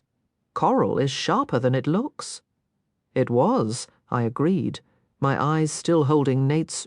I remembered the afternoon we returned from that snorkeling trip, the salt water still drying on our skin, and the way the rest of the day unfolded. A flush of warmth spread through me at the memory, and the sudden intensity in his eyes made me think he was travelling back to that same moment. I still wear that necklace more than any other, considering you gave it to me twice, once for my birthday, and again after you fished it from the ocean. It suited you perfectly, he said, his voice low. I spent half a day choosing it. The fortress of ice I'd maintained around my heart whenever Nate was near didn't just crack. It dissolved completely. The force that had initially drawn us together remained as solid and real as it had ever been. We'd tried to smother it, deny it, and reduce it to ashes, but we'd never succeeded in cutting it loose. At least I never had. It was a permanent thread. A crackle from the radio diverted Gray's focus as he grabbed the handset to respond to an incoming call. Got any humiliating tales for us? Anything we can hold over him? Rose asked. Or maybe it was Lilac. Their voices sometimes blended over the comms. Nate arched one eyebrow. I shook my head. Afraid not forcing my attention away from Nate, I offered Rose an apologetic smile. No juicy secrets here, Green Gray stated into the handset. Nate rose, and stepped across the aisle, closing the distance between us. So what's he afraid of? Gray asked, sliding into Nate's vacant seat. Spiders? Bats? Pickles? I couldn't help but laugh at the last suggestion and shook my head as Nate took the receiver. I knew Nate's deepest fear, but that wasn't my truth to tell, and from everything I'd witnessed, he was nothing like the man he feared becoming. Navarre, he said, his voice so quiet it was almost lost under the barrage of silly phobias being suggested to me. Clowns, puppets, heights. He wasn't scared of any of those, so I stayed silent. Navarre? I whispered, watching Nate's posture stiffen as he acknowledged the voice on the line, his response swallowed by the ambient noise. His call sign, Gray murmured in explanation. The color codes are for your protection. Our call signs are how we identify each other. Navarre. The ground seemed to tilt under me. Isabeau's lover, condemned to see her only at twilight and dawn, fated to love her, yet never to touch her, hold her, or build a true life with her. You all right? Gray asked. I nodded. It seemed Nate hadn't managed to sever our connection either. Chapter 20. Nathaniel. Tacoma, Washington. June 2017. You realize you're not going to convince me to cancel this trip 3 hours before my flight? I muttered from the passenger seat of Torres's truck as we raced toward the airport. We were speeding because he'd insisted on one final brutal workout before I left. Wouldn't dream of it, he said, shooting me a glance before swerving around an SUV and cutting across 3 lanes. I saw the price of those plane tickets. His brow furrowed. Just say the but already. I know it's coming. I braced myself as he took the exit ramp, already regretting not driving myself and dealing with airport parking. Do you have any idea how rare it is that we both made it through selection? He slammed on the brakes at the red light. The fact that I cleared the psych eval was a minor miracle, but I'd become an expert at telling them exactly what they needed to hear. I did. We had just endured 9 grueling weeks in North Carolina for Special Forces assessment and selection, and both Torres and I had earned our spots, alongside Rowell and another teammate from our unit, Pearson. That outcome felt right, given the intense training we'd pushed through together over the past year and a half, both at home and overseas. It was a brutal process, but every ounce of effort was justified. While Pearson was overjoyed to have made it, I understood this was merely a launch pad for Torres, Rowell, and myself. That casual idea I'd once shared with Izzy on a plane, how incredible it would be to join Special Forces, was no longer just a thought. It was my reality. I excelled at my job, and I'd be lying if I said I didn't crave being the absolute best. And you're just going to take off for Fiji, knowing we only have a few weeks to prep for our move to Fort Bragg, Torres said as the traffic light turned green and he steered toward the airport terminal. This trip with Izzy is something we've planned for years, I replied, hearing the edge in my own voice. It's a set vacation. It won't get extended. I'll be back in plenty of time for the transfer. The truth was, I hadn't laid eyes on her since my mother's funeral half a year ago, and the terms of our parting were anything but clear. We'd spent that final night wrapped up in each other, deliberately avoiding any talk of my mom, our undefined future, or the world beyond those 4 walls. I'd slipped away at dawn, leaving her asleep and content, the sheets twisted around her long legs, choosing a silent exit over what would have been a painfully awkward farewell. That memory replayed in my fondest dreams. Her mother's sharp accusation that she was chasing after a soldier, that one haunted my nightmares. Knowing Izzy was out of my league was one thing, hearing it confirmed by her own mother was another beast entirely. You better be back. We promised we'd do this as a team, Torres said, shooting me a sidelong glance. Yeah, I muttered, shaking my head. He was my closest friend, and there was no one else I'd want beside me for the journey ahead. But his intensity had been dialed up lately. Or maybe my own focus was just completely fixed on getting to Izzy. I know the plan. Get through the qualification course, and then it's all about Delta Force. It's going to be incredible, he said, a wide grin spreading across his face. My old man is going to lose his mind when he finds out I'm following in those footsteps." His genuine excitement made me smile. "Does your not-quite-girlfriend know about any of this?" he asked as we pulled up to the departures curb. A knot tightened in my gut as I stepped out of the cab, shutting the front door before grabbing my bags from the back seat. "You have told her, right?" His expression was a perfect blend of concern and disapproval, because from what I understand about Izzy, now that she's freshly graduated from law school, she's probably looking for some kind of roadmap for what comes next. "I'll tell her," I said, hoisting my backpack and dragging my suitcase onto the sidewalk. A sudden, vivid memory flashed of us once getting caught in a surprise downpour during a training exercise, laughing as we were drenched, a stark contrast to the tension I felt now. "What does she even think you've been doing all these months?" A wince crossed my face. "I didn't really get into the details. But she knows you're back stateside at least. I sent her an email a couple of weeks ago to confirm the trip was still happening. Everything important needed to be said face to face, an opportunity we simply hadn't had." "So you're seriously going to board that plane? Hope she actually meets you at LAX, and just pray she hasn't found some stable present boyfriend in the last 6 months." Essentially, yes. She'd said she was coming, but her email reply had been brief, which I'd chalked up to her final exams. That didn't stop my stomach from churning with the fear she might have changed her mind. We'd purchased our tickets back in January, and I'd handled the resort booking, but the monetary cost would be trivial compared to the devastation of knowing I'd ruined everything between us because I couldn't keep my distance that night 6 months ago. "Right," Torres said, lowering his sunglasses to peer at me over the rims. "This whole we exist in a grey area arrangement you've got is going to come back and kick you hard one of these days. I know," I sighed, the weight of his words settling in. "But until that day comes, I'm not going to tamper with the only truly good thing I have going. Don't forget," he added, his tone shifting back to solid, brotherly support. "You just earned your place in Special Forces? That's not nothing." "That's a seriously impressive quality you've got going on," he said with a grin. I returned the smile. "It's true. We are pretty impressive. Thanks for the lift." Adjusting my St. Louis Blues cap, I closed the car door. Hours later, I stood at the Los Angeles gate for the flight to Nadi, my foot tapping with restless anxiety as the departure time neared. I double-checked my boarding pass, confirming the gate. I was in the right place. Izzy wasn't.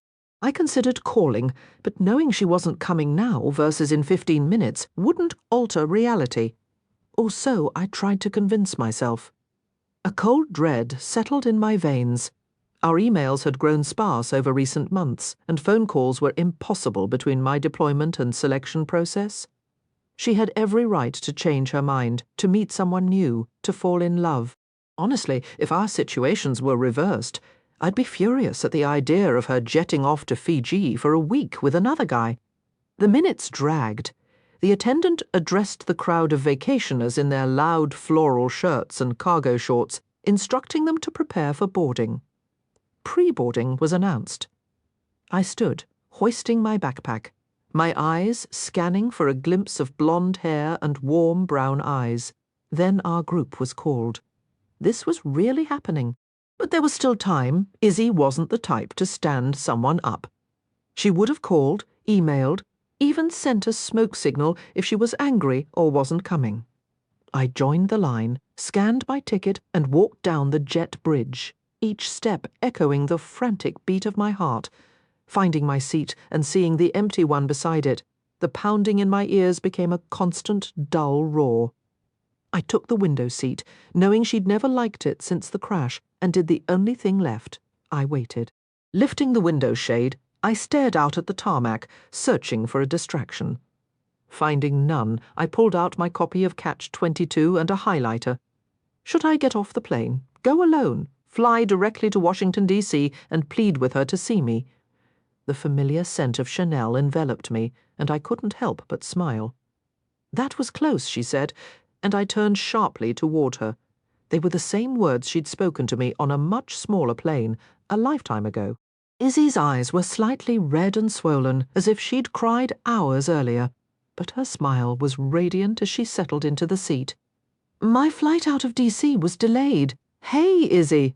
My eyes hungrily took her, in the loose honey blonde hair, swept into a bun, a few stray strands framing her face, the soft curve of her lips. I wanted nothing more than to lean over the armrest and kiss her deeply. I'd missed her more than I had allowed myself to admit. Hey, Nate, she replied softly, her gaze tracing over my features as if checking for new wounds or scars. There were none visible to her. You've been crying. My gut clenched. She nodded. Want to talk about it? Just give me a name, and I'd handle it. I ended things with someone I cared about, she said with a shrug. It wouldn't have been fair to him to take this trip. I don't regret it. It was the right decision. She fastened her seatbelt and reached for my hand, intertwining our fingers. The guilt of knowing I was the cause of her pain made it hard to breathe, but the simple touch of her hand in mine felt like coming home. Izzy, I whispered, the ache in my chest robbing me of better words. I would do anything to shield her from hurt, even if it meant I wasn't the one she chose. You didn't have to do that, and you don't have to be here now. You can walk off this plane right now, and there won't be any hard feelings. I still had to end things with him, though. She let out a soft sigh, leaning back and turning so her cheek rested against the seat as she looked at me. No matter how much I cared for him, it wasn't enough. I'd choose 1 week with you over a lifetime with anyone else. That wouldn't have been fair to either of us, you understand? I thought of all the connections I'd severed, knowing I'd be seeing Izzy again soon, or realizing that no one else made me feel the way she did. Yeah, I get it. The ache in my chest deepened, and I lifted her hand, pressing my lips to the soft skin on the back of it. I owed her so much more than this. I was determined to make it right. The gentle surf washed over our feet a full day later as we strolled along the empty shoreline. We'd taken one flight, then another, collapsing side by side in exhaustion once we finally reached our overwater bungalow, a splurge I tried not to dwell on. For the first time in what felt like years, I slept through the entire night. Waking up beside her, watching the steady rhythm of her breathing, was the closest I'd ever come to pure peace. Or maybe that moment was right now, seeing her smile down at the water, the morning sun warming her bare shoulders beneath the thin straps of her sundress. So, what are you thinking about for next year, she asked. We haven't even been here 24 hours, and you're already planning next year? I slid my hand into my pocket, my fingers finding the small box I'd carried with me. I'm still debating between renting those jet skis or finding a trail to hike later. She tucked a strand of hair behind her ear and grinned up at me. It gives me something to look forward to. It took us 2 whole years just to get to this beach, so who knows how long it'll take to plan another getaway. Fair point. My eyes swept over the island's beauty.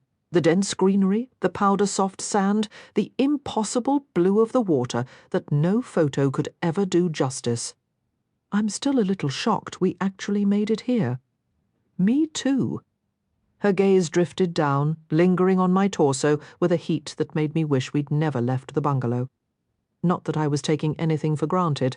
I'd keep my hands politely in my pockets for a week straight if it meant I got to spend this time with her. Her brow furrowed suddenly, and she stepped directly in front of me, bringing me to a halt. What's this? Her fingertip traced a faint line, a scar nearly hidden within the ink of my tattoo sleeve. Of course she'd spotted it. I could never hide anything from Izzy. She always noticed, whether she decided to ask about it or not. It's nothing to worry about, I said quickly. She arched a skeptical eyebrow. It was a piece of shrapnel, I admitted with a shrug. Happened right around the time I went back after my mum's. I swallowed hard, and her eyes snapped up to meet mine. It was minor, 4 stitches and a course of antibiotics. Her lips pressed into a thin line, and she adjusted her grip on my arm, her thumb gently stroking the old mark.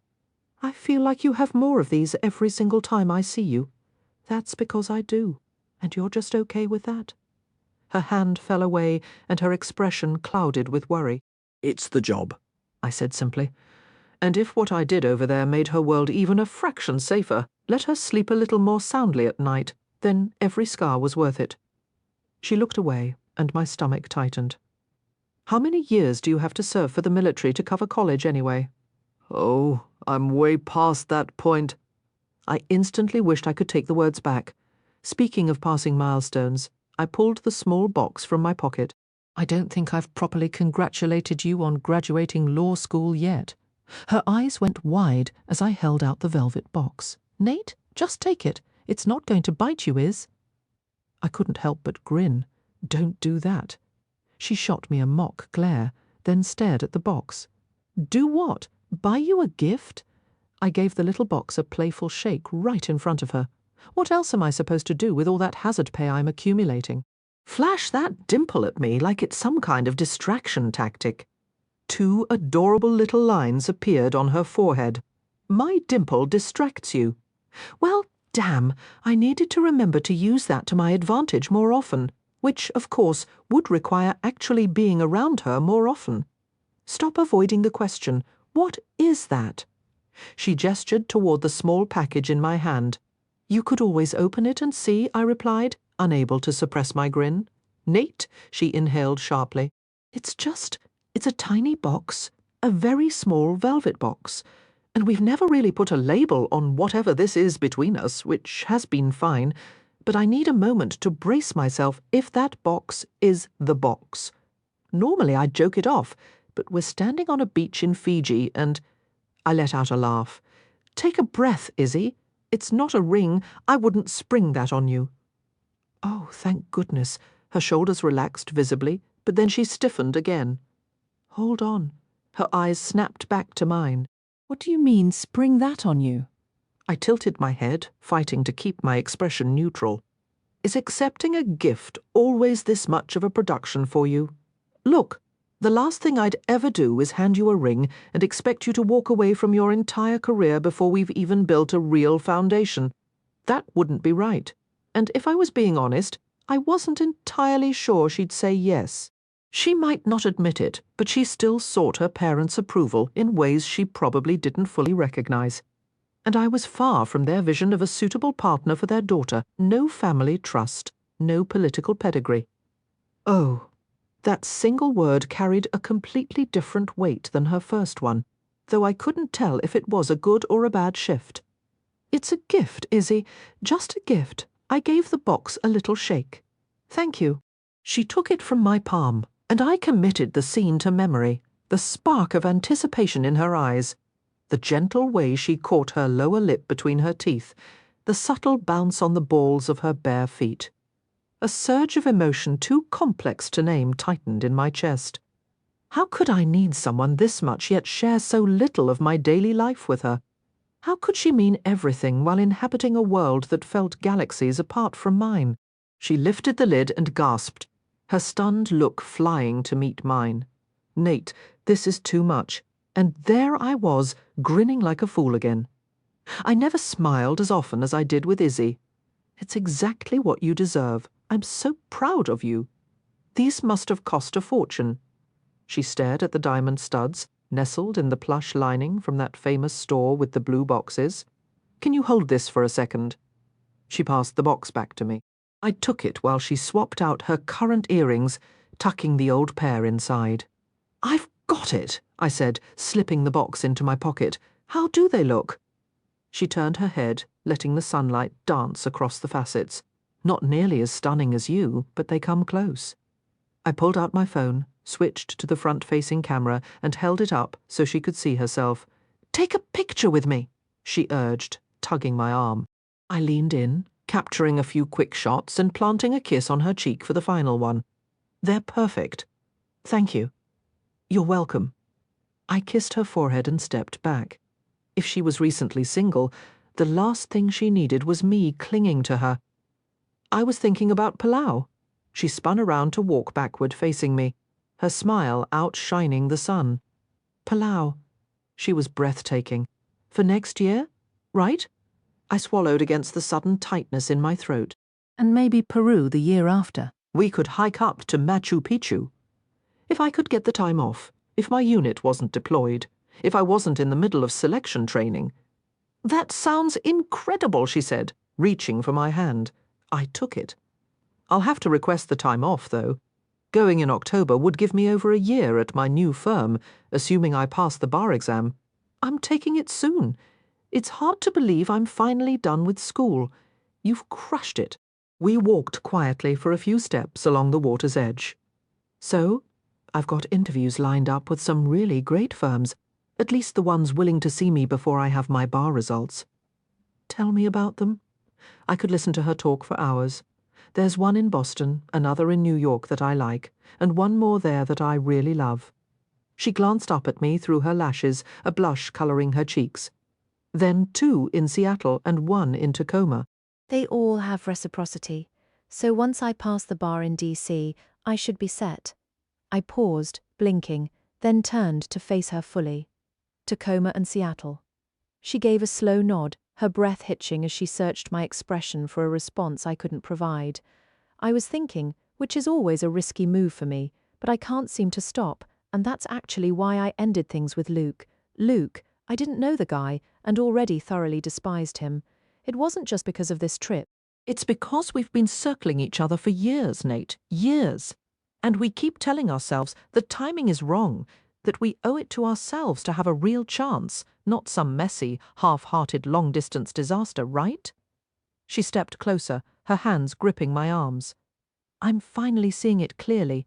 Anyone I date is just filling space because I'm waiting for you, waiting for us. Izzy, I cupped her cheek, absorbing every word while my heart fought against them. I've graduated now, Nate. I can go anywhere. Do anything you could leave if you wanted to. Her fingers tightened, and the raw intensity in her eyes, in her voice, made my chest ache. We could actually be together, not just trading emails and letters and annotated books, but really together.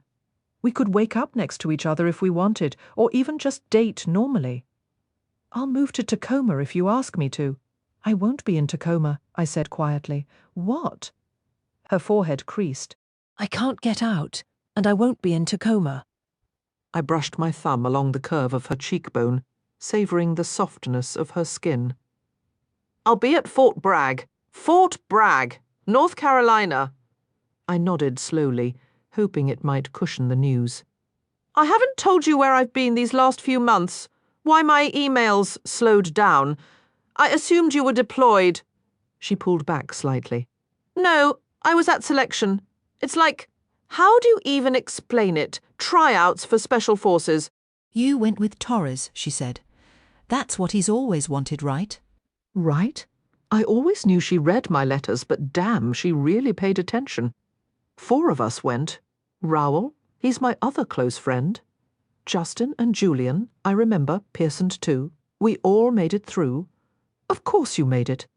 She offered a strained smile that didn't touch her eyes as she stepped back, out of my grasp. You're not getting out. You're digging in deeper. I nodded again, feeling like one of those nodding toys people put on dashboards. Yeah, it'll be about a year of training, and then...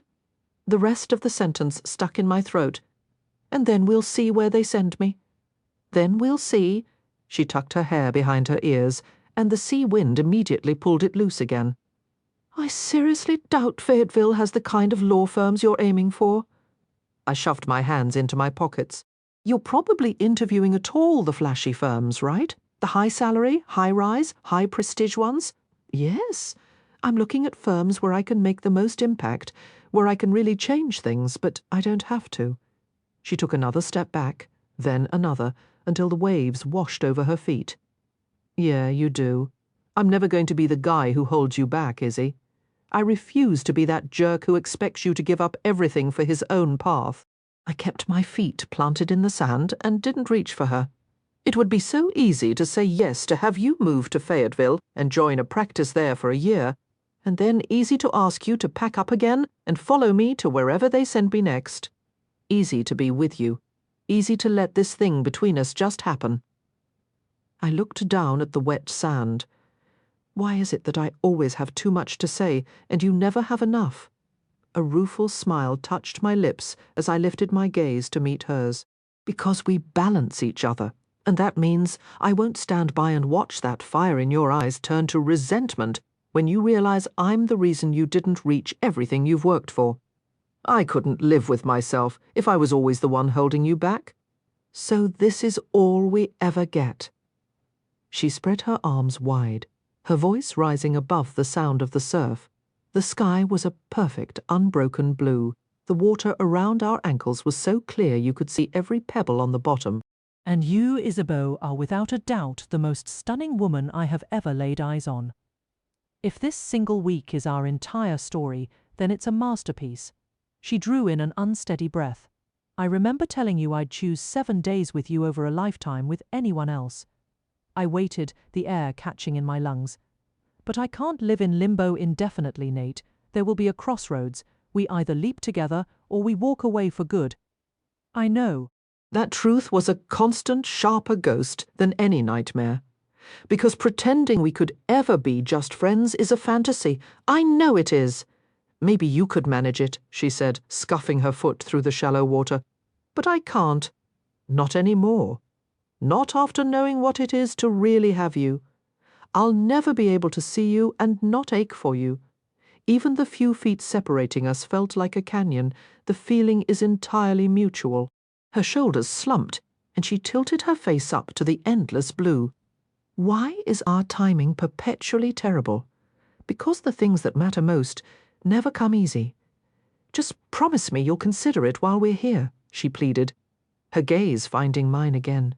Imagine what it could be if we stopped being a what-if and became a what-is. I can do that? I'd already obsessed over that scenario more than she could possibly realize, always arriving at the same impossible wall. Yet refusing her was beyond me. Her smile in return made the lie worthwhile.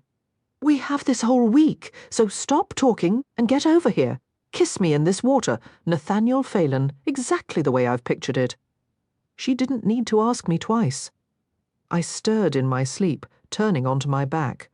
The pillow under my head was warm, but the rough fabric of the case scratched against my skin. It was the scent that anchored me, sharp notes of metal and spearmint woven through something deeper, something uniquely him. My conscious mind recognized the dream as it always did, and I fought to sink deeper, to hold on to it. Fingers traced a gentle path down my cheek, and I leaned into the touch. Time to wake up, Isabeau. His voice was a soft, familiar velvet, just like those mornings in Fiji when he'd rouse me slowly, building a heat that could only be quenched when he finally joined us together. I don't want to, I mumbled. Waking meant he'd vanish, and I'd be left to face another day of not knowing where in the world he was. You have to, he murmured. It's almost time. You're always leaving, I sighed, turning my head and letting my breathing even out, trying to drift back under. Have you ever thought about just staying? More times than I could ever tell you. His fingers combed through my hair. But we can't remain here. We have to move. This wasn't the dream I wanted. I wanted the cramped, cozy kitchen of my old Brooklyn apartment. I wanted to open the front door and find him waiting. I wanted a redo on every harsh word. Izzy. His voice was still gentle, but held a new urgency. I dragged my eyes open, and there he was, looking down at me.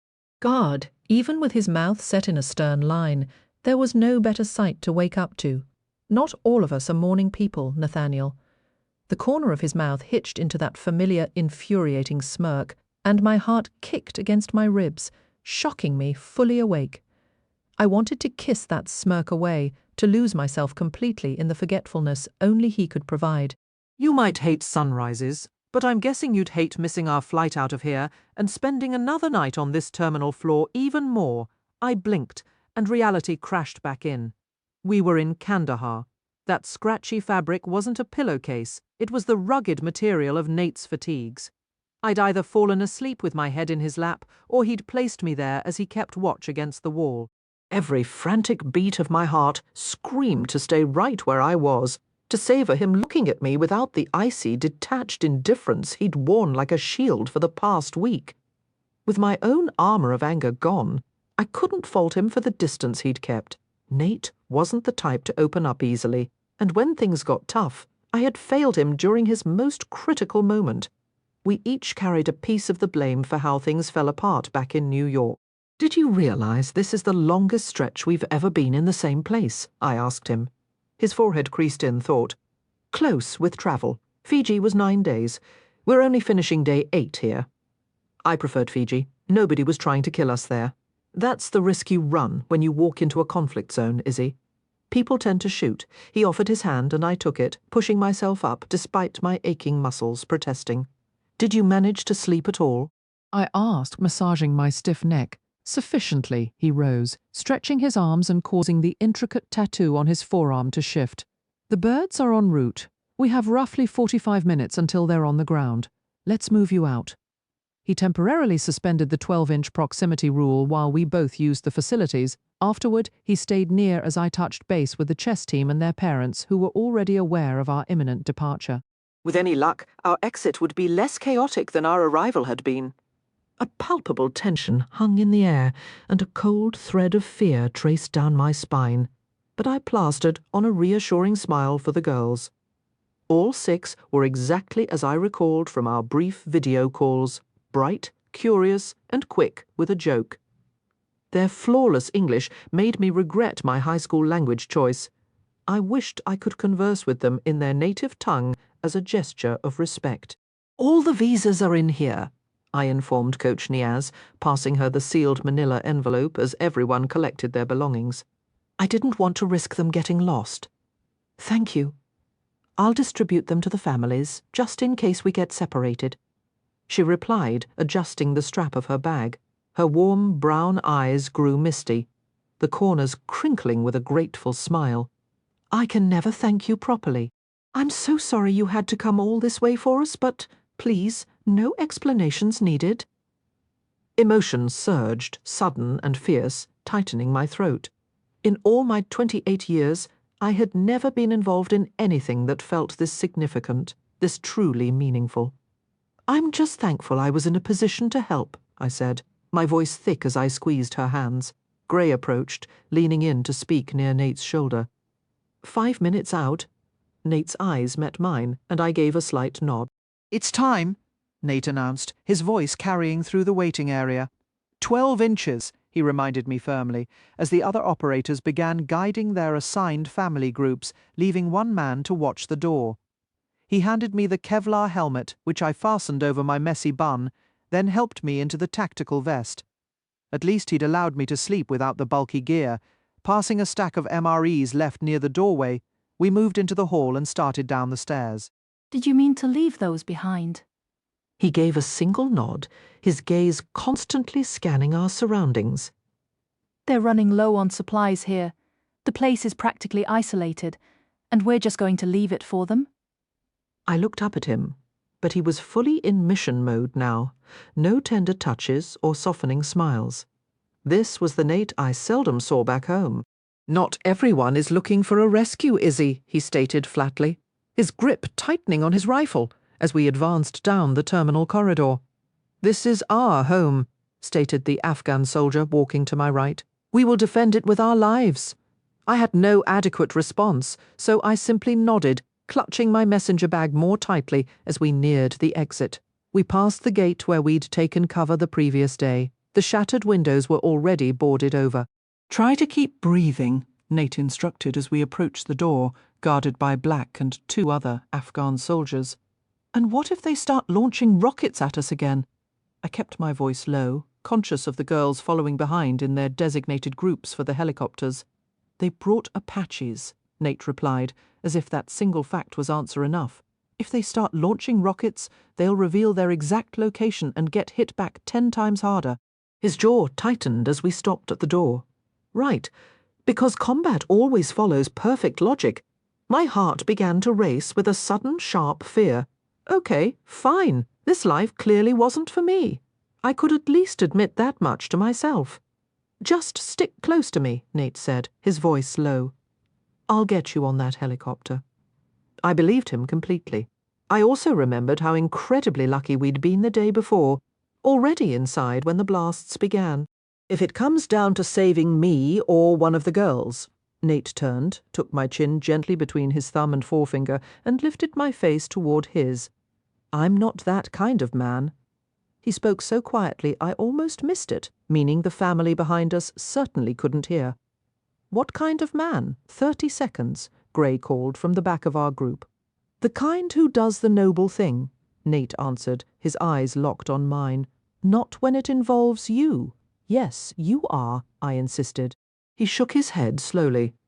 There's a fundamental difference between you and me always has been. If you knew the planet had 24 hours before some catastrophe hit, where would you go? I stared, thrown by the strange, distracting question. Serena would be chasing the story, and my parents aren't exactly the hugging type, so I guess I'd go wherever I could help the most people. A faint, ironic smile touched his lips. His gaze dropped briefly to my mouth before he released my chin. See, that's the difference. I didn't get a chance to ask what he meant. The heavy thump of rotor blades filled the air, and through the glass I watched 4 helicopters settle onto the tarmac, while 2 more streaked past overhead. Move! Nate shouted over his shoulder as the doors flew open. We were hurried through by another operator and the Afghan soldiers. My pulse hammered as we rushed down the same walkway we'd used yesterday. It felt different now, somehow longer, more endless. The arched passages overhead seemed less ornate and more vulnerable. Or maybe it was just my own perception that had shifted. The moment we broke into the open air of the runway, my heart tried to claw its way out of my chest. We passed a fresh, jagged crater in the concrete that definitely hadn't been there before, and the roar of blood filled my ears. Nate guided me across the cool tarmac, still untouched by the morning sun, toward the farthest helicopter. The door gunner waved us aboard, and Nate practically lifted me into the Black Hawk, pushing me in first. I didn't argue. I found my familiar spot and moved aside so he could follow, but he didn't climb in. My head snapped toward the open door. Nate remained on the tarmac, looking back toward the terminal. I stopped breathing. If the past day had taught me anything, it was that every second mattered, and my heart marked each one as he stood there, utterly exposed. Then Lilac appeared, flanked by 2 Afghan soldiers, one of whom carried little Cammy. He set her gently inside the door before letting her go, and the rest of the family shuffled into the helicopter, taking the seats directly across from me, their breathing ragged and eyes wide. I leaned over and buckled Cammy into the window seat, the one Nate usually took, while her parents struggled to secure her little brother and themselves. Finally, Nate and Lilac climbed aboard. The moment Nate's thigh pressed against mine, I drew a full breath, then another, until they came too fast. He was okay. We were okay. The helicopter lifted, and the ground fell away beneath us.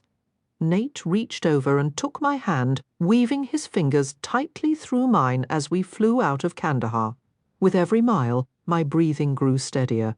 I knew it wouldn't last, that he wouldn't hold on forever, and he didn't. His hand eventually slipped free, and I felt the loss instantly, sharply. But he didn't know my left hand was bare for a reason. I still hadn't decided whether to tell him, or whether he'd even want to know. The moment our wheels touched down, the girls rushed over for quick, tight hugs before being whisked away with their families into waiting SUVs, bound for the airport. It was brief. Understated. Exactly right. Look at you actually changing lives, Nate remarked, guiding me toward our vehicle. It does feel good, I confessed, settling into the seat. Might be the most meaningful thing I ever do. If this was what my entire time in Washington had been building toward, every second was justified. Nate shut my door and took the front passenger seat. I wore a smile all the way to the embassy compound. That smile vanished the instant we stepped into the frantic lobby. Peering through the agitated crowd, I saw the glass-walled conference room we'd commandeered was completely vacant. "You gonna track down Dickface and let him know you're in one piece?" Nate asked, his words fading as he noticed where I was staring. His commanding officer approached, his expression grim. "Solid work extracting the team?" "Where is my team?" I asked, a cold dread pooling in my gut. "State Department ordered a partial evacuation of the embassy," the major stated, glancing between Nate and me. "I'm sorry to be the one to tell you, but the rest of your delegation departed several hours ago with the congressional candidate, the one whose visit was unscheduled, Covington." My knees buckled slightly, and Nate's hand pressed firmly against the small of my back to steady me. "What do you mean? They left?" he demanded, his voice a low rumble. "The senators cancelled their trip, and they boarded the plane," the Major explained, his tone softening as he took in my shock. "You should probably call your boss. I had been abandoned." Chapter 22. Izzy Vise, Fiji, June 2017. Few sights rivaled the shimmering path of moonlight dancing on the lagoon's surface from the deck of our overwater bungalow. I turned my head, looking back through the wide open doors, and let my gaze travel over the broad expanse of Nate's bare back as he slept soundly on what had, over these past 5 days, unmistakably become his side of the bed. The sheet was draped low, just above the tempting curve of his backside, and the soft glow from the lamp traced every relaxed line of muscle. Okay, fine. Perhaps there was one thing on this earth more breathtaking than a Fijian moon. A warm breeze teased the silk of my thin-strapped nightgown, and I turned back to the water. It was the deep quiet of night, and our deck was secluded from any onlookers, not that anyone in the neighbouring bungalows was likely awake, but while Nate moved through the world with a stunning, utterly unself-conscious, naked confidence. I didn't share that particular boldness. I also couldn't find sleep. He had thoroughly loved my body into a state of blissful, euphoric weariness, but my mind had raced on long after his breathing had deepened into slumber. We only had 48 hours left. 2 days, and then we'd return to the States, back to the real world, back to a life of perpetual uncertainty about where we stood or when we'd next see each other. Back to a pattern where I pushed away any man who dared get close, for the simple, pathetic reason that he wasn't Nate. When I ended things with Luke, my tears weren't from a broken heart. I cried because I'd wasted months with him and only managed to achieve a lukewarm like, a feeling I was embarrassingly ready to discard. Love. That word was reserved for one man, and he was fundamentally unavailable to me. I was hopelessly, permanently in love with Nathaniel, and Nathaniel alone, and he steadfastly refused to let me all the way in. I was perpetually held in his gravitational pull, permitted occasional glimpses of the pain I knew churned beneath his calm exterior, yet doomed to watch from the sidelines as he accumulated fresh wounds. Maybe my devotion stemmed from him saving me all those years ago. Maybe it was the unique ease I felt solely in his presence, the way I could be utterly myself, and that was not just accepted but cherished. Maybe it was the look in his eyes at his mother's funeral, as if I were the only life raft in a sea determined to pull him under. Or maybe it was his infuriating magical ability to obliterate all my sensible reasoning with a single kiss. Whatever the mysterious alchemy that held my heart captive, it existed only with him, and we only had 2 more days. How could anyone expect me to waste a single hour of that on sleep? I hugged myself, gazing up at the moon as if it could offer the clarity I desperately needed. Was relocating to North Carolina the right move? Should I abandon the career I'd envisioned just to be with him during the handful of days he'd actually be home, especially when it seemed that wasn't what he truly wanted? A sudden rustle pulled my attention back to the bed. Nate's body twitched violently. I crept closer, careful not to make a sound, watching for any sign of distress. After a long moment, I eased onto my side of the mattress, drawing my legs up slowly to avoid shaking the frame. He jolted again, a sharp cry escaping his lips that made my breath catch. He was trapped in a nightmare. "Nate," I whispered, leaning over to brush his shoulder gently. "Nate, wake up!" He moved with a speed that froze my heart. In an instant, my back was against the sheets, and Nate was above me, his eyes wild and focused, his forearm. It pressed against my collarbone while his free hand swept across the bed as if searching for something. "Nate!" I gasped, my stomach lurching. A wave of horror washed over his features, and he recoiled, his weight vanishing from the mattress as he scrambled toward the edge. "Oh, God!" he breathed, the colour draining from his face. "Izzy! I'm so sorry, Izzy." I shifted back against the headboard, my mind struggling to process what had just occurred. I didn't mean to. He lifted a hand as if to touch me, then let it fall. Did I hurt you? No, I said softly, my heart aching at the devastation in his expression. I'm all right, I assured him. He buried his face in his hands. I'm so sorry. I'm fine, Nate. Just startled. My pulse was still racing, but it was nothing compared to the tightness in my chest, hearing the anguish in his voice. Nate, look at me. He slowly raised his head, his eyes meeting mine. You didn't hurt me, I repeated, shaking my head as reason began to pierce through the shock. You were having a nightmare, and I surprised you. I never should have reached for you like that. I know better. I know about PTSD, and I just forgot. I'm the one who should apologize. Don't you dare apologize to me. He drew his knees up to his chest. I moved a little closer, but stopped halfway, leaving space between us. You didn't choke me. You didn't pin me down. You didn't throw me across the room. You did not hurt me. He slid off the bed and pulled on a pair of shorts. And I'm not going to. What does that mean? My stomach dropped as he walked through the doors and out onto the deck. Nate! Try to get some sleep, Izzy. He turned to face me but kept moving backward. You have no idea how sorry I am. I think I do, I began, but Nate pivoted and dove cleanly off the deck into the dark water below. I hurried to the railing, but even the moonlight didn't show where he had surfaced. Nate! I called out in a hushed shout, not wanting to disturb the quiet night around us. He didn't reappear. I waited on the deck for 20 minutes, the cool air raising goosebumps on my skin. Then I waited in bed for what felt like another 20, though time had lost all meaning. Eventually, I closed my eyes just for a second. I woke gradually, stretching my arms overhead before letting my hands drift to where Nate should have been.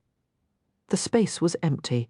My eyes flew open and I sat up, staring at the vacant side of the bed. I'm right here, Nate said from my left. I turned to find him sitting on the sofa in the corner, already dressed for the day. Dark shadows lingered under his eyes. Were you up all night? I slipped out of bed and took the other end of the couch. I couldn't sleep after what happened. His voice faded, and he looked away, then leaned forward to hand me a sheet of paper from the coffee table. Anyway, I made a list. It's all the places we've talked about these past few days. I took the paper and scanned it. Palau next year, then Peru, followed by Borneo, the Canary Islands and the Maldives. Did I miss anything? He rested his elbows on his knees, leaning in. The Seychelles, I added. Right, he said, and handed me a pen. I looked from him to the pen, then took it and carefully wrote Seychelles in the blank space at the bottom.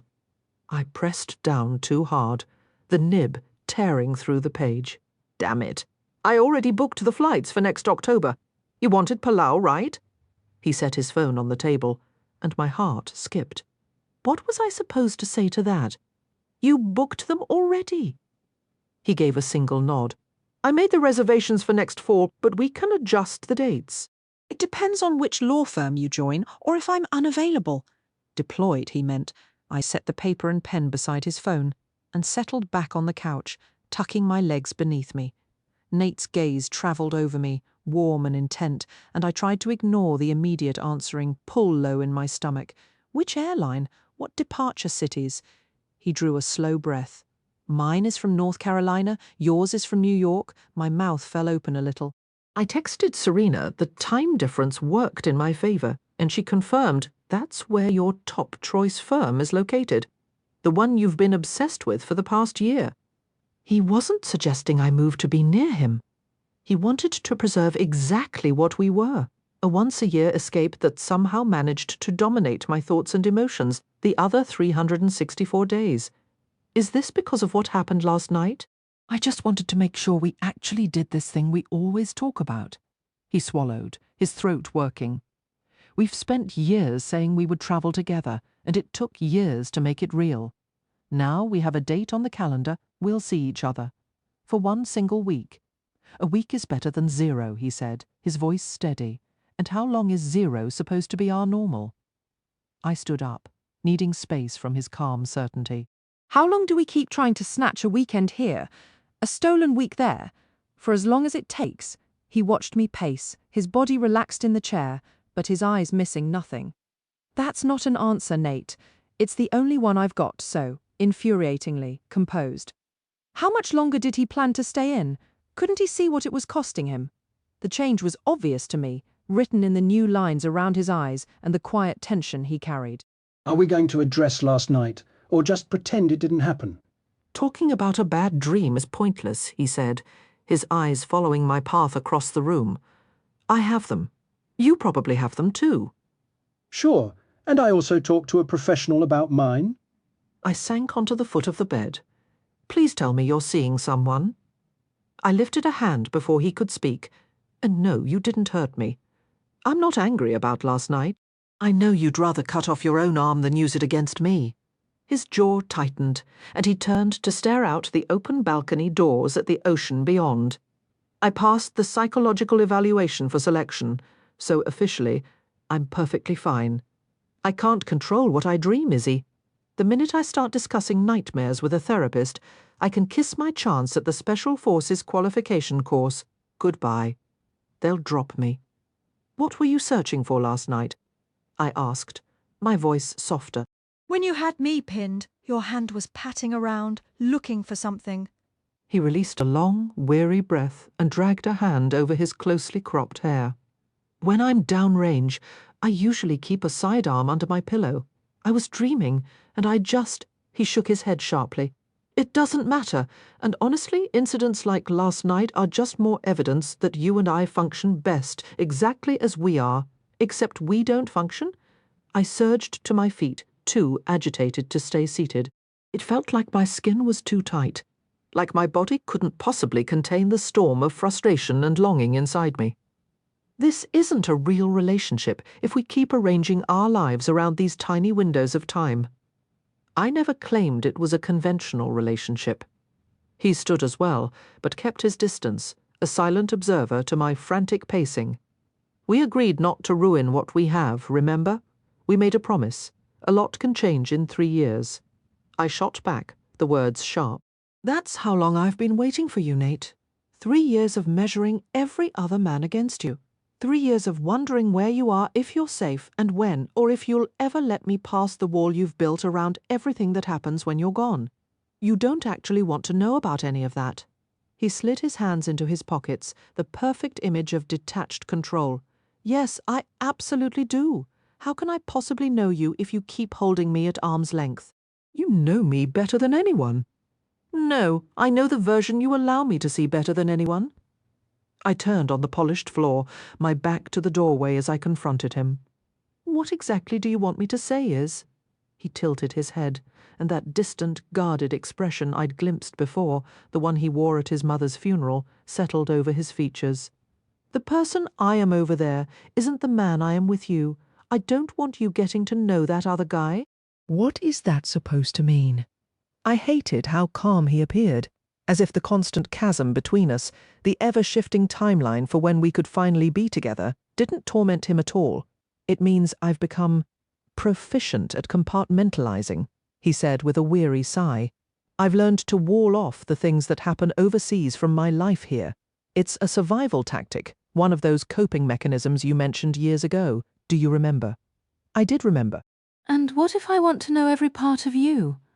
You don't, he stated, shaking his head with absolute conviction. I do, I insisted. No, you don't.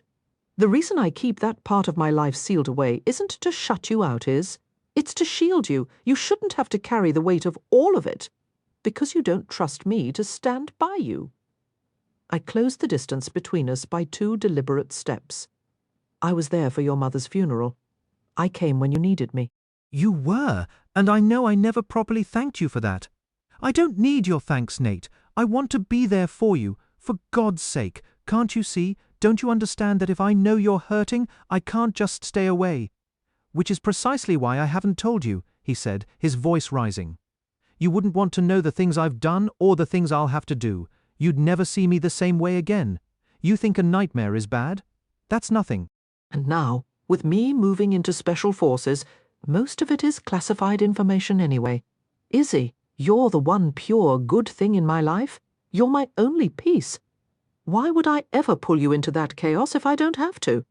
So I'm just never supposed to understand what you endure or how to help you. My chest tightened, my hands curling into fists. Why would you even want to? Because I'm in love with you. The words burst out of me, and I immediately gasped, clapping my hands over my mouth. Oh, no! I hadn't meant to say that. His eyes widened. Isabeau, don't! My face burned as I retreated through the bungalow and out onto the deck. For a wild second I considered diving off the end and swimming for the next island. Anything to escape this conversation. You can't be in love with me, he said, following me out, his expression utterly shattered. And you can't tell me what to feel. I shot back, my back meeting the wooden railing, leaving me nowhere to go. Can't we just pretend I never said it? No, we can't. He moved forward, stopping only when he had me cornered, his hands gripping the railing on either side of me. Why not? You're asking me to ignore your entire life when we're apart. You're asking me to subsist on whatever scraps you decide to share in a letter or an email. I lifted my chin, trying to muster a glare, but the raw worry and fear in his eyes softened my anger. Because everything that happens when we're apart is the noise, he said, his voice dropping. This is what's real. He took my hand and pressed it firmly against his chest. This heartbeat is the only reality I'm living for. I could feel his heart pounding unevenly beneath my palm. And yet you won't let me love you? He shook his head, a look of profound sorrow crossing his face. You can't, Iz. You just can't. I'm not worthy of you. Not now. Look at what happened last night. One bad dream, and I had my arm at your throat. He cut himself off, swallowing hard. I'm not just scared. I'm terrified of wrecking the only chance we'll ever have. You want honesty? That's it. I can't lose you. His gaze held mine, and I felt a fissure open deep inside my chest, a fragile fault line I dared not examine. But you won't let me truly have you either, I whispered. And in that moment, the full, painful truth finally dawned on me. He had made his choice, and he was determined to walk that road alone, shutting me out. His life would be a series of battles, and mine, if I stayed, would be to witness the slow transformation of the boy I met on a flight 6 years ago into whatever endless conflict would mold him into. A sharp, aching fissure tore wider in my chest. I'll take whatever you're willing to offer, I whispered. His hands framed my face, his gaze reaching deep. Then we'll share whatever we can, he said softly. He leaned in, his forehead resting against mine. It's all I have to give, Izzy. I know it falls short, but it's everything I am. When his lips met mine, I dissolved.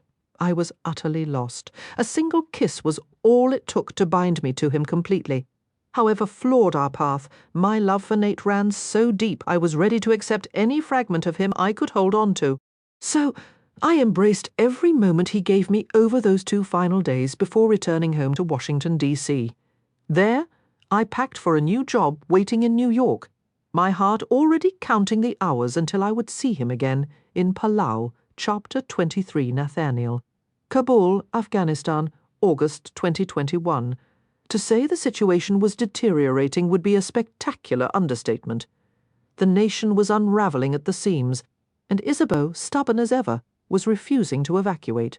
That choice was about to be taken from her. We'd been back in Kabul for a day, and the embassy had devolved into pure bedlam, for every soul inside its walls begging for sanctuary or an escape route. 10 more clamoured at the gates. The temporary evacuation site at the airport was undoubtedly a scene of even greater desperation. We were sitting atop a mountain of explosives, watching the spark race up the fuse. The blast was inevitable. The only unknown was the precise second it would hit. Herod, Webb announced, pointing to the surveillance image of the fallen province projected in the basement conference room we'd taken over. Everyone was present for the noon briefing except Graham, who was shadowing Izzy on my direct orders. Webb clicked to the next image. Lashkar Gah. That means all of Helmand province is now under Taliban control. My teeth ground together, the tension in the room already thick enough to choke on, spiked another degree. We'd all served here long enough to know the early predictions of the government's stability were hopelessly optimistic. but witnessing the collapse in real time was a silent, gutting experience. Add Kandahar to the list, Webb stated flatly, clicking again. The screen filled with more grim footage. 2 of Afghanistan's 3 major cities were gone. The Special Operations Team holding the airport. Unit 03? Parker asked, leaning forward from his seat across from me and voicing my own unspoken question. The subtle twitch of his dark moustache betrayed his stress. Holding for now, Webb replied, but their position is unsustainable. They're isolated. Evacuation is only possible by air, and supplies of food and ammo are critically low. So, in a word, screwed, Black muttered. They're completely screwed. Afghan Special Forces are attempting to coordinate a relief effort, Webb said. If our orders change, you'll be the first to know, which was a polite way of saying we were ordered to stand down and do nothing. My jaw ached from clenching. Those men were trapped, encircled, and running on empty.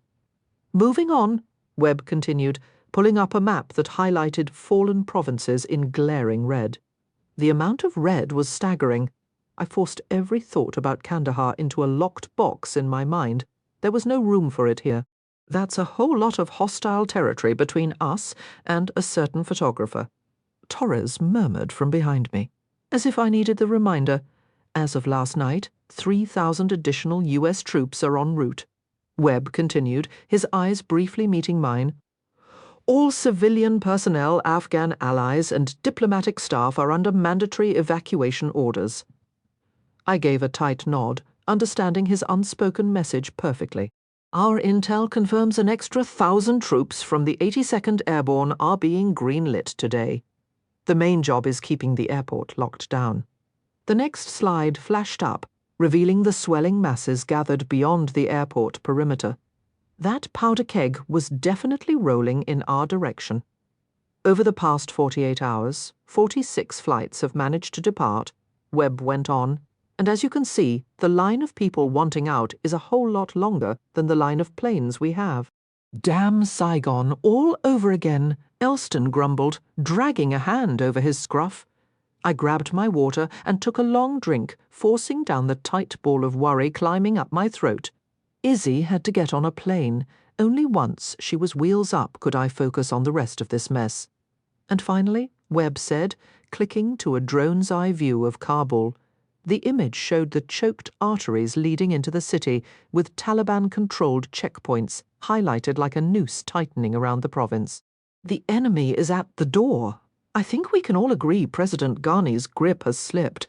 We were staring down the same nightmare scenario as Kandahar. A chorus of creaking chairs filled the room as people shifted uneasily. What about Mazar-i-Sharif? I asked. Holding, for now, Webb answered, but nobody's placing bets on how long. That seemed to be the motto for this entire operation. Now that most of the congressional delegations are clear, our mission parameters are changing, Webb stated. Distributing assignments, we broke into our standard 4-person teams, some tasked with evacuating high-profile individuals, others with various logistical duties. As the briefing wrapped up and everyone stood, Webb caught me. Green? I nodded, lingering as the room emptied. The door clicked shut about Miss Astor. She'll be on the first flight out. Senator Lauren received her formal request to stay and assist the ambassador. He raised an eyebrow. I'm going to strangle her. I pinched the bridge of my nose. Senator Lauren found the request admirable and has approved it, but only under the condition we extract Miss Astor safely when the moment arrives. And I think we both feel that moment is accelerating. Oh. And he added, if we could also arrange for a photographer to get a few shots of her aide hard at work since we missed our golden PR chance with the girls' chess team. Right? Politicians and their never-ending photo ops. He snapped his laptop closed, plunging the projector screen into a featureless blue. Is there something I should understand about why your principal would choose to remain in a country that's quite literally falling apart? Her sister is a photojournalist, currently on assignment in Mazar-i-Sharif. I scratched at the several days' worth of beard on my jaw. Ms. Astor refuses to leave until her sister, also Ms. Astor, does. Stubbornness appears to run in the family. Also, Serena's interpreter is still waiting on visa approval. I see his eyes narrowed just a fraction, a tell I knew meant he was processing the intel and running the new variables. I have zero desire to deal with an angry senator or to gift wrap a new propaganda video for the Taliban. Same here. That wasn't going to be her story. He gave a short nod. Keep your regular team. Getting both sisters out would be ideal, given their visibility, but the priority is the younger one. Understood. A familiar pressure settled in my chest. I cared what happened to Serena, but I wouldn't trade Izzy's safety for hers. The trouble was, Izzy would never make that choice herself. Leaving Webb behind, I stepped into the hallway where Torres was propped against the wall waiting. "How's your headspace?" he asked, falling in beside me as we moved down the poorly lit corridor. "Just peachy, can't you tell? I've seen calmer energy from a guy guiding 3 planes onto one runway during a thunderstorm. But if you're sticking with peachy," he shrugged. "I am," I muttered, pushing through the door into the packed lobby and heading up toward Izzy's room. The embassy staff had completely taken over her conference room, scrambling to conduct as many interviews as possible to push visas through. Graham was posted outside her door, and his dark eyebrows arched in surprise as he saw me approaching.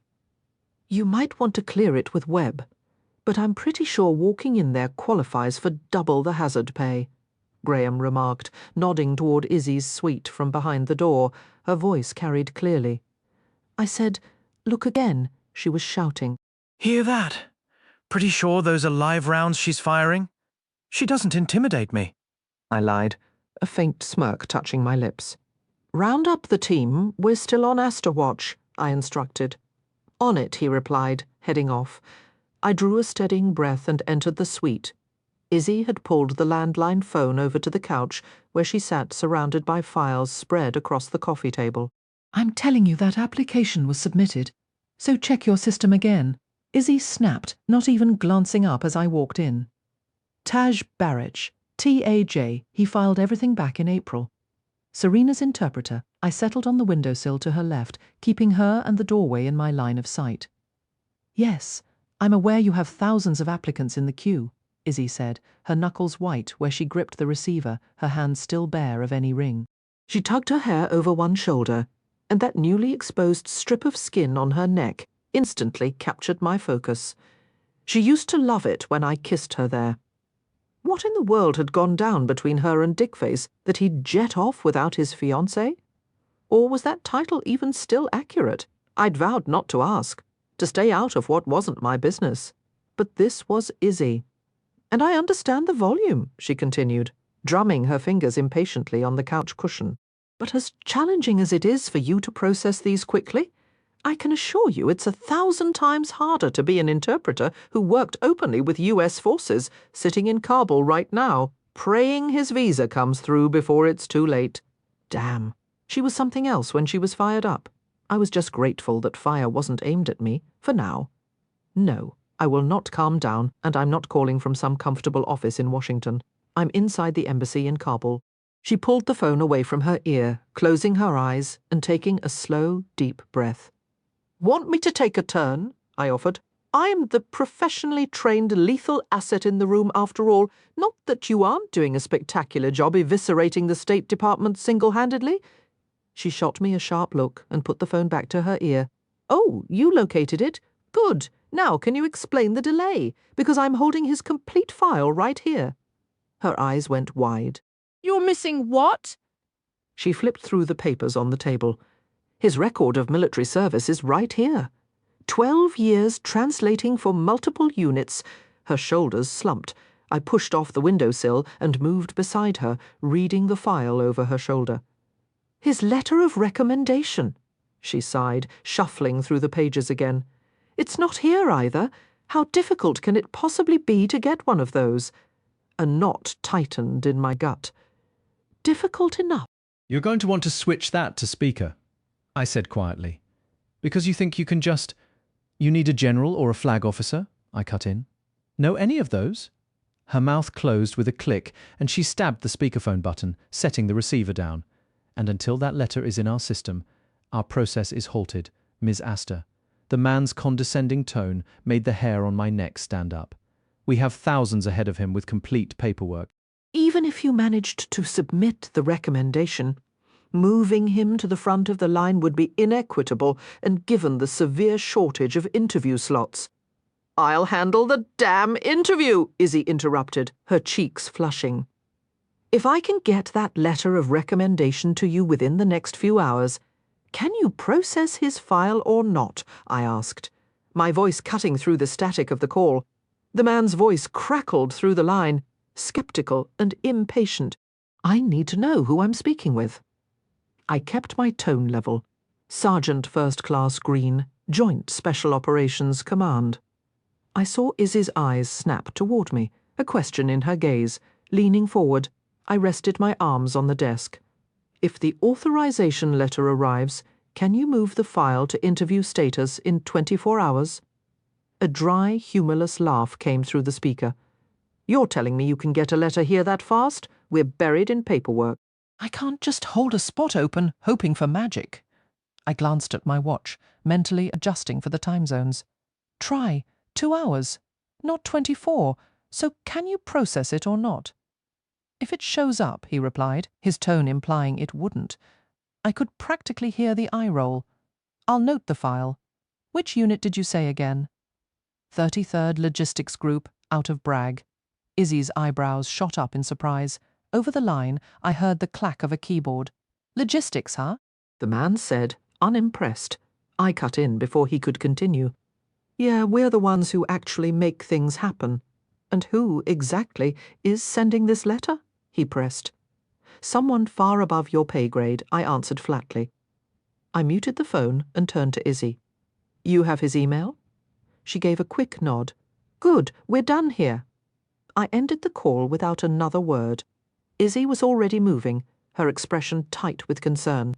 What's your plan? She asked as I scooped up Barrich's file. I'm fixing the one problem I can actually solve.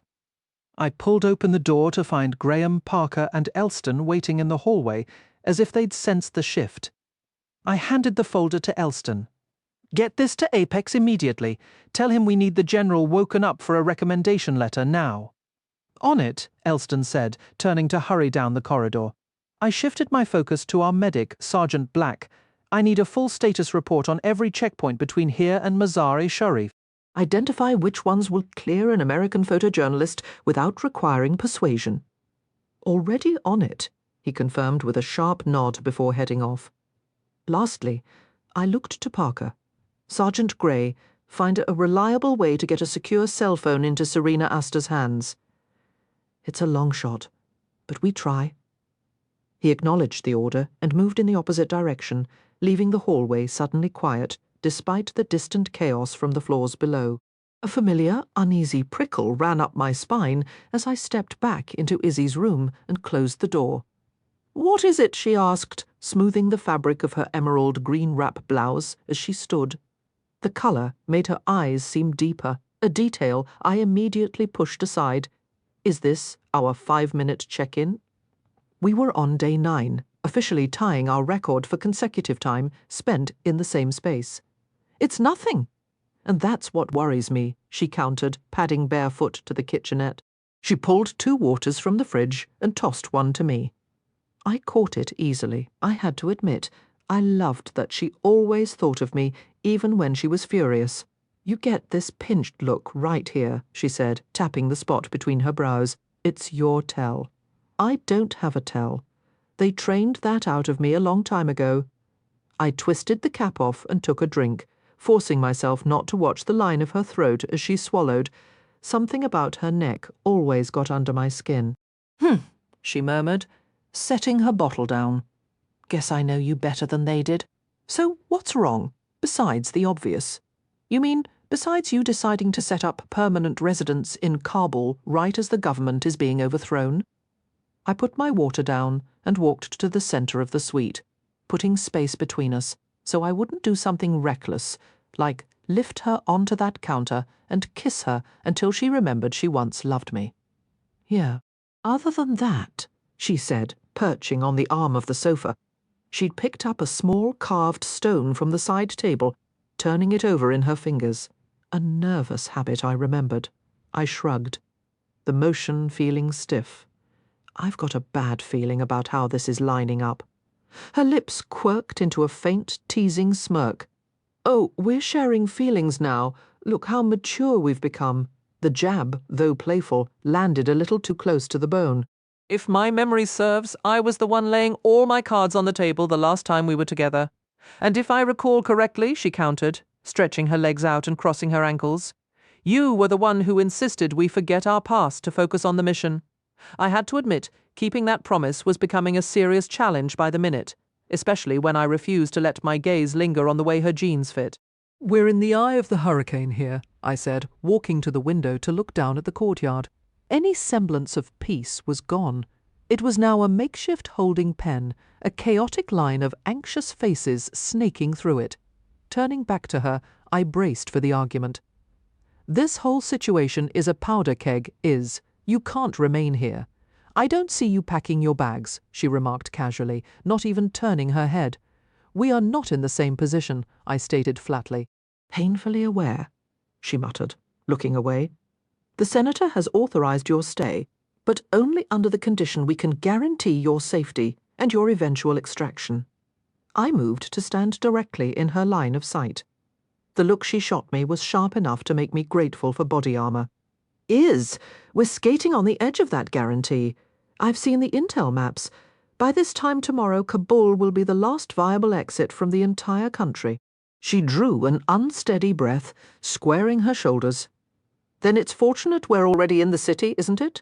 I am not leaving without Serena. My jaw tightened. I'm working every angle to get your sister out, but my direct orders are for you. And when that moment arrives, I will personally ensure you're on a plane, regardless of your readiness. What's your plan, Nate? She stood, arms folded defiantly. Toss me over your shoulder like some caveman. I closed the distance between us in 2 strides, forcing her to lean back to maintain her glare. If that's what it takes. Absolutely. You have no concept of the extremes I will reach to keep you safe, because I'm your duty. Her words were a sharp indictment. Because protecting you is all I've ever truly managed to do since the day we met. Isabeau, my hands clenched with the urge to pull her close, to make her understand. She's my entire world, Nate. She held her ground as the familiar electric tension crackled in the air between us. To my parents, I'm an accomplishment. To you, I'm a ghost. And Serena. She rubbed the bare finger on her left hand. She's the only person who has ever been there without conditions, the one who never walked away. I will not abandon her to die. If I leave, she has no one left here who gives a damn. We both know what that means for her. So your alternative is to die alongside her? Because that is a distinct probability. There are over 400 miles of contested ground between her and safety, assuming she even agrees to come. Every aircraft we have is already tasked. I can't summon a ride for her with an app, and we are out of time. You are out of time. Her lower lip quivered, and I cursed under my breath. I am owed a day, she finally whispered, her voice thick. A day? I echoed, incredulous. For all the years I spent waiting for you to come back, the very least you can give me is 24 damned hours to see if she'll agree to leave one day. I recoiled as if struck. I'm sorry. Her eyes widened in shock, and she pressed a hand to her mouth. Nate, I didn't mean that. That was unfair. And if she isn't here in 24 hours? I asked, forcing my voice level. Will you stop being so stubborn and finally let me do my job? Will you and your team be leaving with me? Her eyes held a pleading look so achingly familiar it sent a jolt through me. You know I can't. And there it was, that expression of profound disappointment and hurt I seemed destined to cause her. You'll stay behind while this whole country collapses in on itself. A bitter laugh escaped me. Careful, you almost sound like you give a damn what happens to me.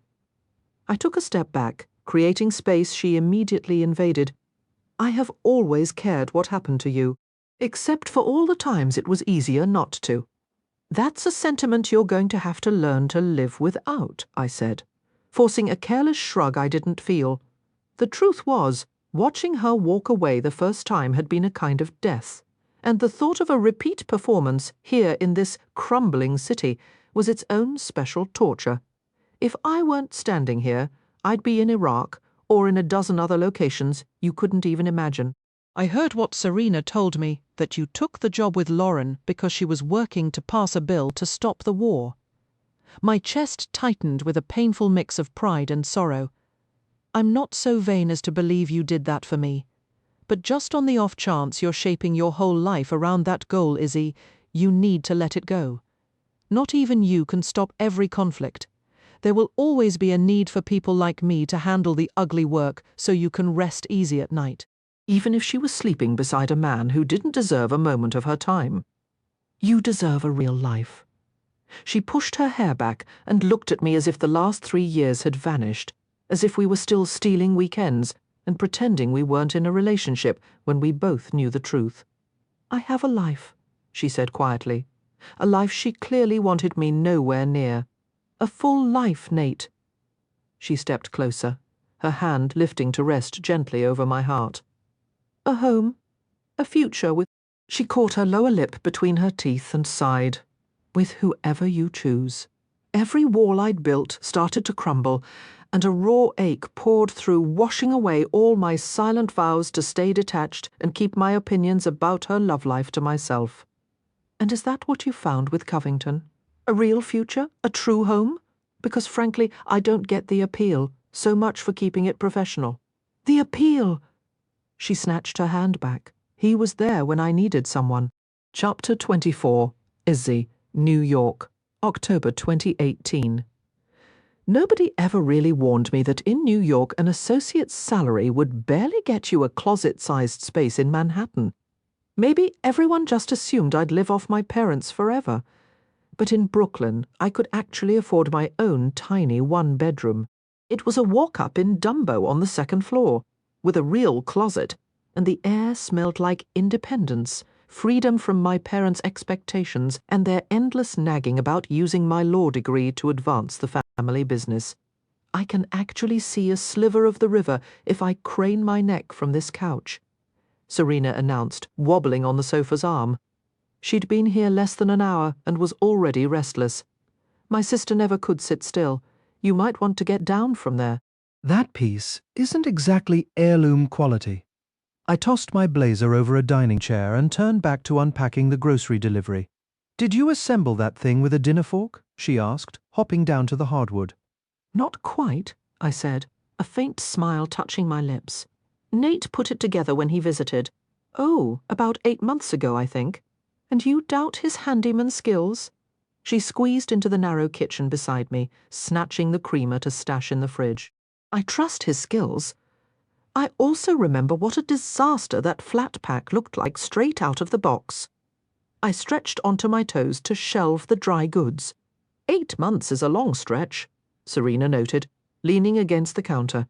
Have you seen him since? Not once. My heart squeezed tight. From his texts and letters, he's been away more than he's been home. If he's not in some training program, he's... I shrugged, because the truth was I had no idea. Is that typical for special forces or whatever he's doing now? How should I know? I passed her a bag of coffee beans. Right behind you. The reality was I'd hardly heard from him in over half a year, and when I did, the messages were brief and gave nothing away. She shifted sideways to put the coffee away without moving from her spot. But you have heard from him, right? Yeah, I said, finishing with the last bag and leaning back against the counter. The silence that followed was heavier than I expected. I mean, it hasn't been in the last month, but he mentioned he was going to be tied up. There was some sort of exam he was preparing for, though he didn't elaborate, which was my cue not to bring it up. Tied up? Serena raised an eyebrow just as Tybee, my 6-month-old Maine Coon, leaped onto the counter. You know you're not allowed up here, right? I scolded him gently, giving his chin a scratch before placing him back on the floor. Not that he'd ever obey. Tybee had shown me that cats operate on their own schedule, with a glorious indifference to rules. Honestly, I admired their total lack of concern. I gave a slight shrug. He sent a text saying he wouldn't be available to talk this month, but he'd meet me at O'Hare. Serena stared. So you're just going to fly to Palau tomorrow and cross your fingers he shows up at the airport? It worked before, I said with another shrug. I didn't have any real reason to doubt. Nate was one of the few people I knew who was consistently reliable. With Nate, no news usually means everything's fine. If there was a problem, he'd tell me. When he visited over Valentine's Day, we mapped out our trips for the next 4 years. We couldn't book flights or most hotels yet, so Nate hired a travel agent and spent an amount I don't even want to consider to lock everything in once dates opened up. It was incredibly, almost overwhelmingly romantic, and it signaled he was committed to this arrangement for the long haul. He even mentioned that his own wife didn't see him much. And let's be honest, I wasn't even his girlfriend. Barring any schedule changes for deployments, which he said were practically guaranteed. I'll just have to hope I can get the time off when he has leave. She studied me, her gaze sharpening. And it doesn't bother you that you have no idea where he is or what he's doing half the time? Of course it bothers me, I admitted, my shoulders rising and falling in a resigned gesture. But it's not really my place to demand those details. What if something happened to him? She asked, hesitating over the words. Then, hopefully someone, likely one of his buddies, would let me know. She tilted her head, scrutinizing me. He could have a whole other life down in North Carolina, a wife and kids, and you'd never know. She pointed a finger at me. And don't you dare shrug at me again. I straightened my posture. He doesn't. I might not know his exact assignments, but he's always been honest with me about seeing other people just like I am with him. And how long has it been since you went on a date? 2 months. Hugh had been a colossal error, a pathetic attempt to distract myself and see if I could move on from Nate. I pushed away from the counter and walked through the dining room into the living area. I thought you were on vacation this week. Stop grilling me like I'm one of your investigative pieces. I'm not. She slid off the counter and followed me into the bedroom. I'm just concerned about you. Join the club, I thought, but I kept that to myself. I stepped into my closet, shedding my work clothes and changing into pajama pants and the hoodie Nate gave me for Christmas, which had some obscure unit logo on it. Thanks again for taking the week to watch Tybee, by the way. Don't mention it. I genuinely had nothing else going on. I walked out to find her sprawled across my bed, staring at the ceiling. You don't have to humour me. I know how much you're putting into that new paper. Apparently not enough, she sighed. I lay down beside her. Talk to me. I didn't get the assignment I wanted. They're sending a more experienced photojournalist, she said, her voice taking on a mocking tone. But not to worry. I can keep covering Capitol Hill until my big break comes.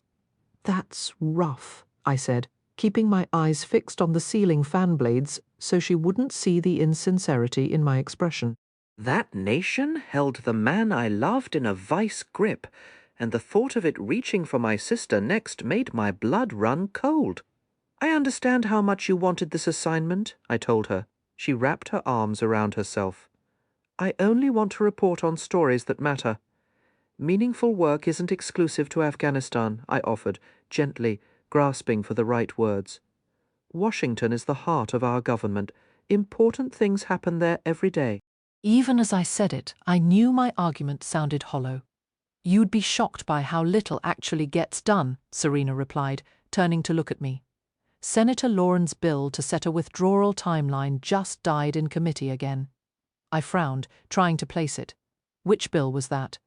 The one about ending our military commitment overseas. Oh.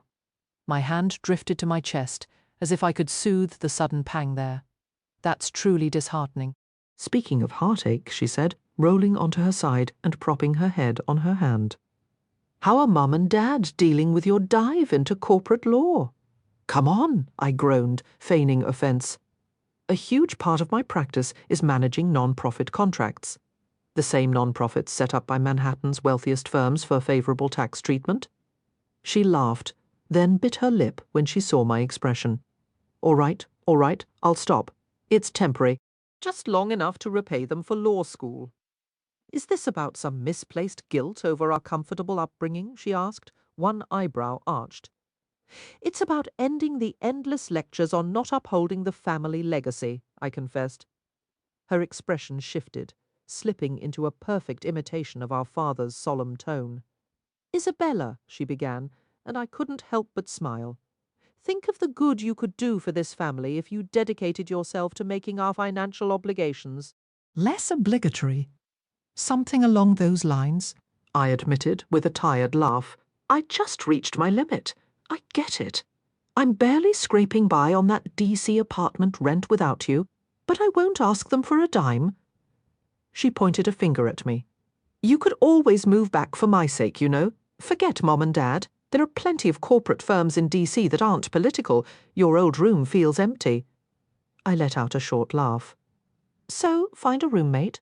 Fair enough, she conceded, her eyes drifting past me.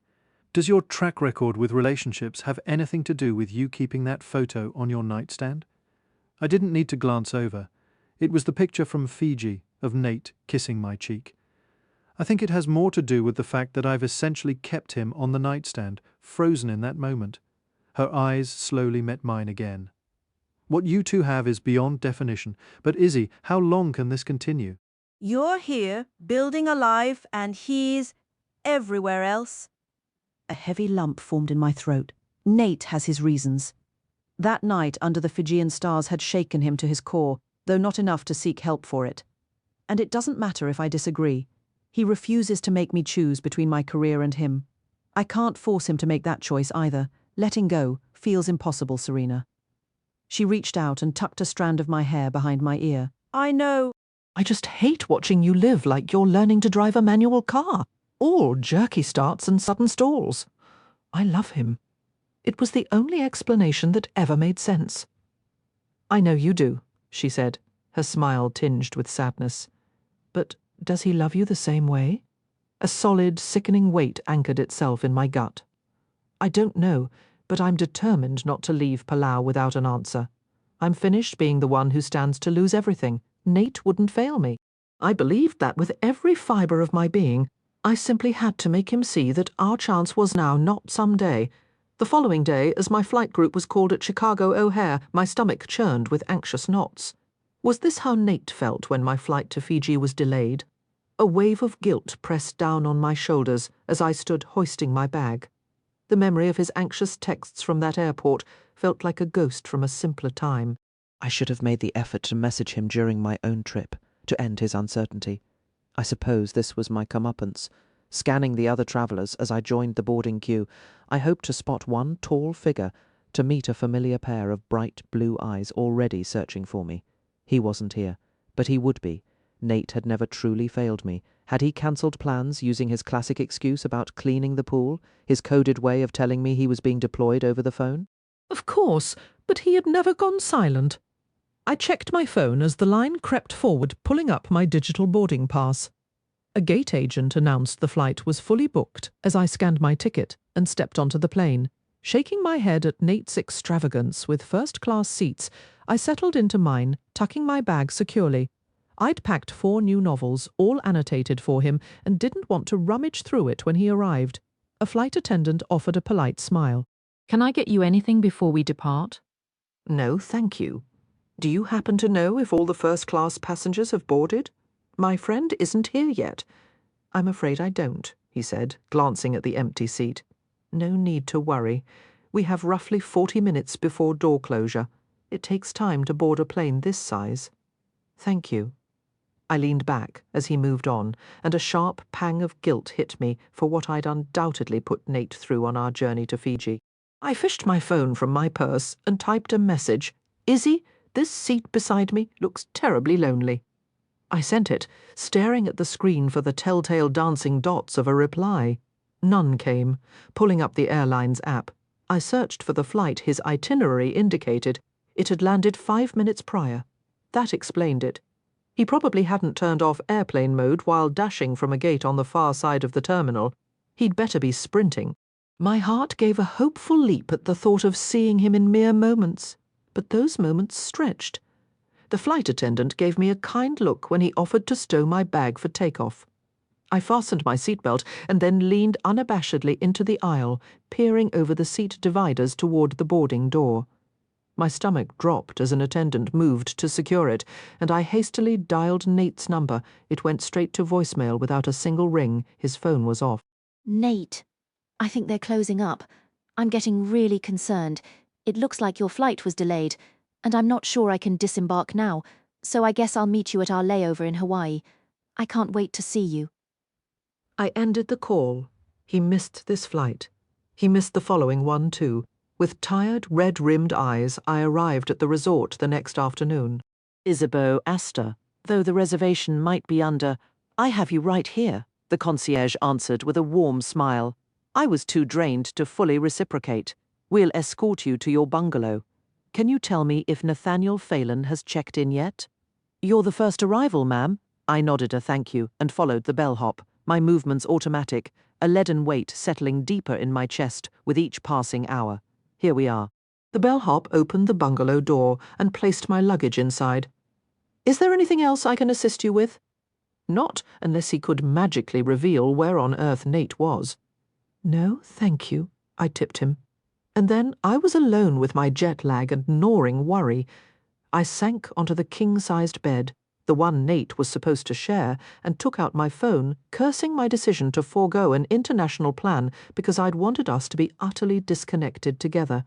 But the Wi-Fi worked. I checked my email, then my social media, finding nothing from Nate. Then I checked his. The final social media post was from over a month prior, showing Nate, Torres, and Raoul on a fishing trip.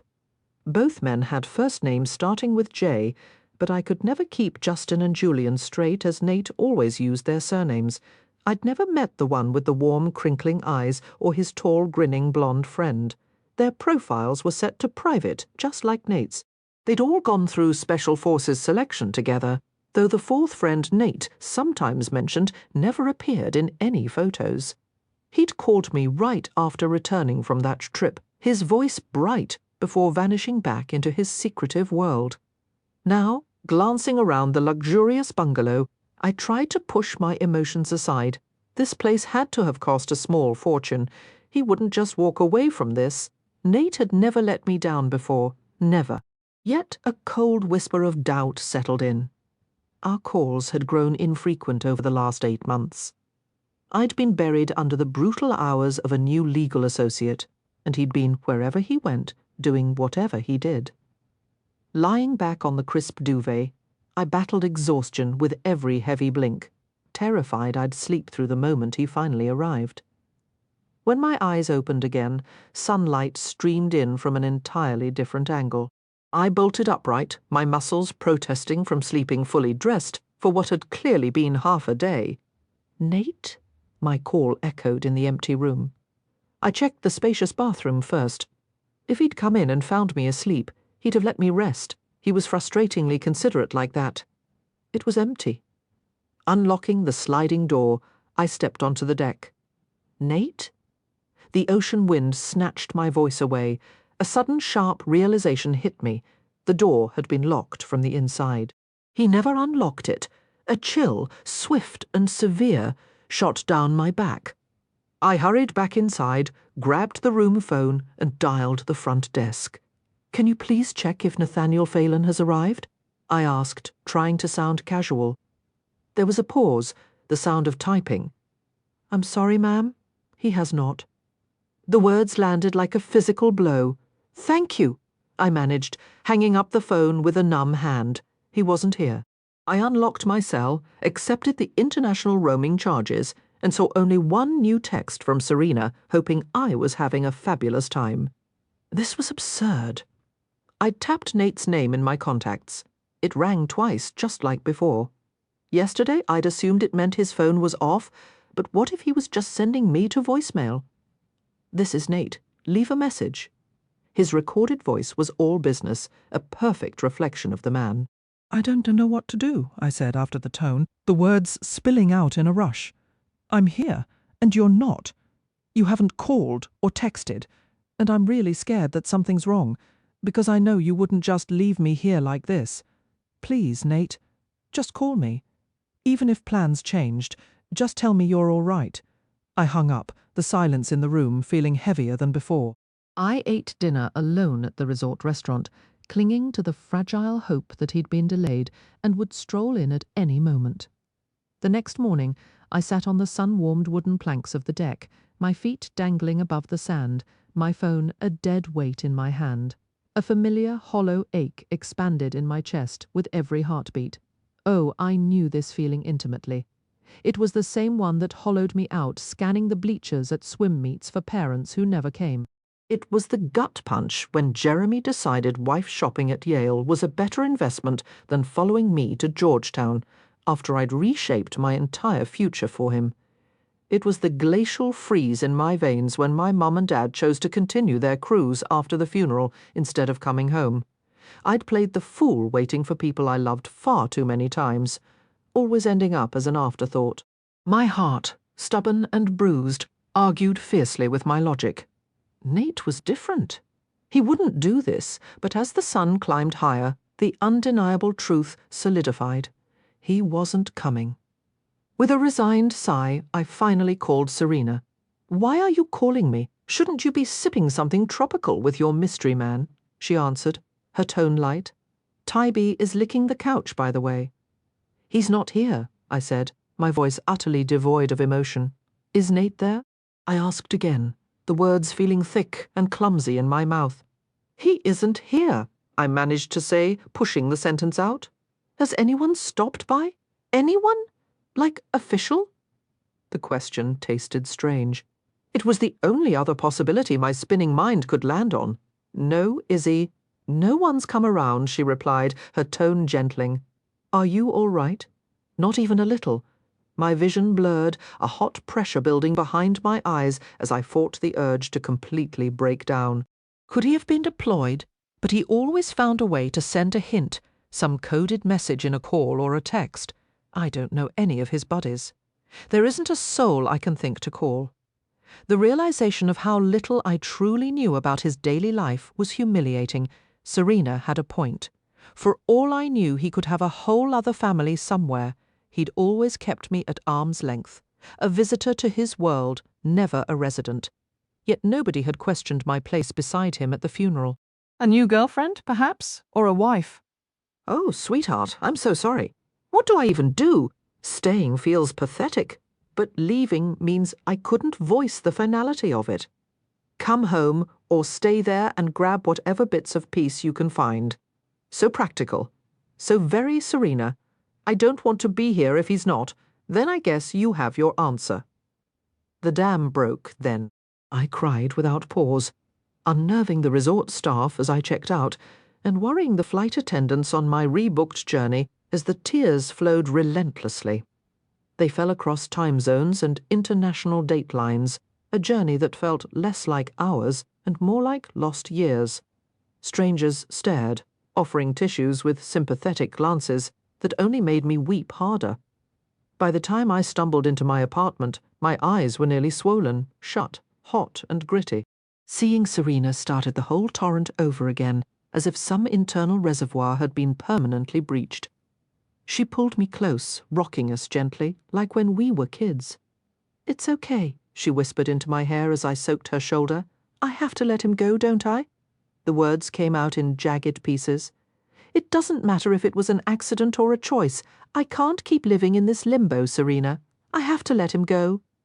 "I'm so sorry," she murmured, her arms tightening around me. Nate and I had waited so long for our chance that we'd watched it simply evaporate. How dare he?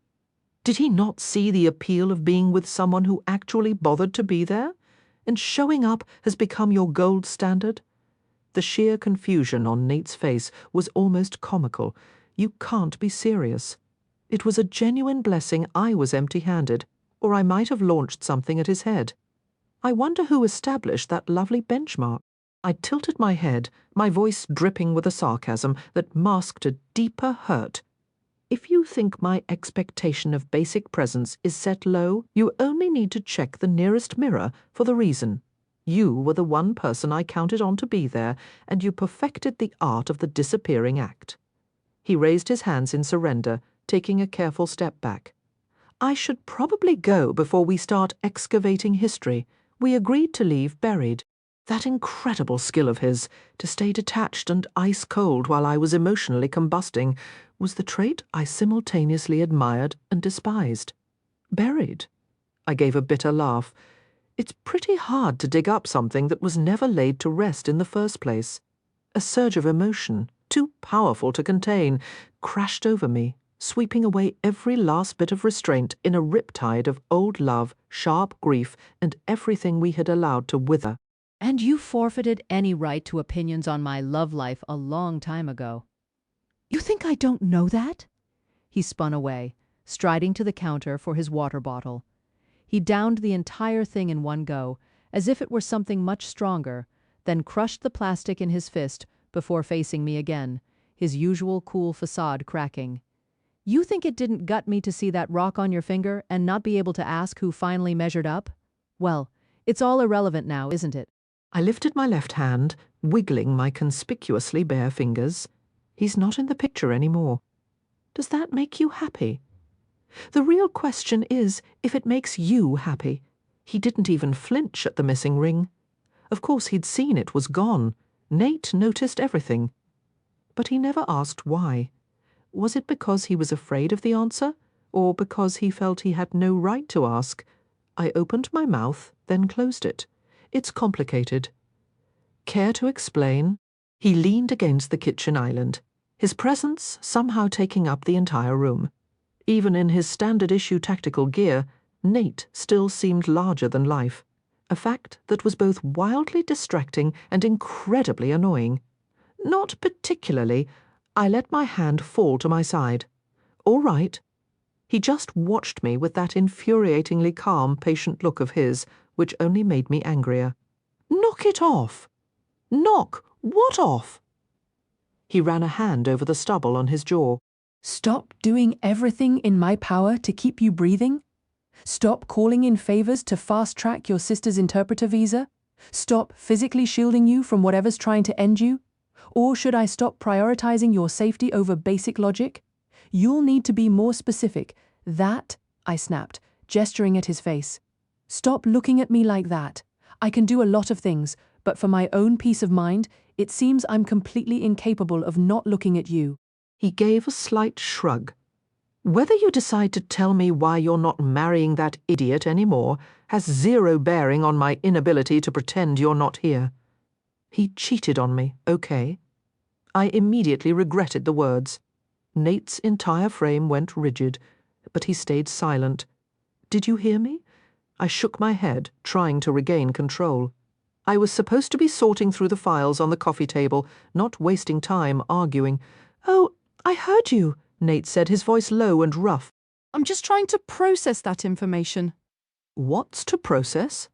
I tucked my hair behind my ears, wishing I'd just put it up. He decided an open relationship was perfectly fine. Apparently I wasn't enough. Then he's a goddamn idiot. The sheer certainty in his voice made my heart skip. Don't say that. You don't understand. Heat flooded my cheeks. I do understand. The intensity in his gaze stole my breath. And if you weren't enough for him, then he's doomed to a miserable life because there isn't a single person on this planet who could ever measure up to you. If he cheated, my guess is it wasn't about you lacking anything, it was about him failing completely. I pressed a hand to my unsettled stomach. Why had I never felt this dizzying, all-consuming pull with Jeremy? The sex had been fine, pleasant even. But he never made the entire world fade away with one touch, or left a permanent mark on my soul with a kiss. That terrifying, exhilarating feeling belonged only to Nate. Hadn't that always been the core of the issue? A bitter, humorless laugh escaped me. And yet he was exactly my type, wasn't he? I'm not following. Emotionally unavailable in every way that counted. I shrugged, rubbing my thumb over the bare skin of my finger, savouring its new, unfamiliar freedom. I hadn't realised how oppressive that gaudy ring felt until I handed it back. How much its very existence had been dragging me down. He drew a long breath and pushed away from the counter, moving past me toward the doorway. We should get back to work. You know, it wasn't the cheating that made me end it. He froze mid-step. I mean, if we're airing everything out, let's just do it, I said to his retreating back. You don't want to go down this road with me. I do. He turned slowly to face me, and my pulse hammered in my throat. It wasn't the composed Sergeant Green looking back at me. The conflict blazing in his eyes belonged solely to my Nate, the man I knew from Georgetown, from Illinois, from those stolen days in Tybee. It wasn't the infidelity, I repeated, my voice barely above a whisper. I was aware of the situation for a full month and a half before I stepped into Newcastle's role, and I did absolutely nothing to stop it. I stood there, grinning for the cameras at his events, and I told him to get out of my room, yet I never actually ended things. Go ahead, Nate, ask me why I finally did. He refused, shaking his head. You ask me? Why? The question was barely a whisper, choked out. Because what I felt for him wasn't the kind of love I know I can give. My heart was pounding so hard I could hear it, a frantic drum in my ears.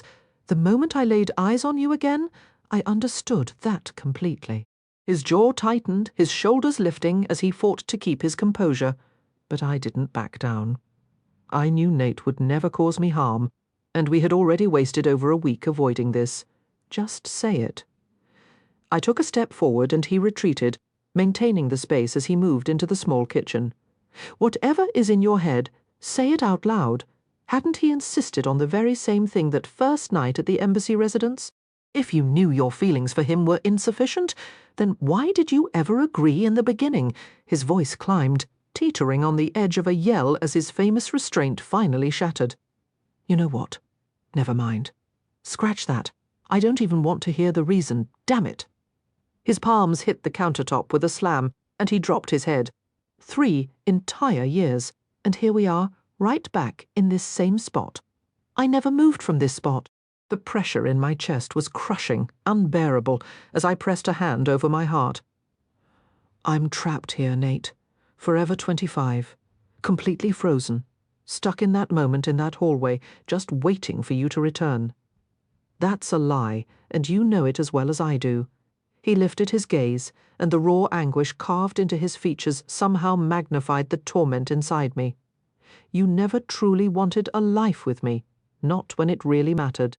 You might have been the one pushing for us to take a chance back in Fiji, but when I was ready to leap, you weren't. You didn't want me. Every syllable was soaked in pain. That is not what happened in New York. How can you possibly believe that?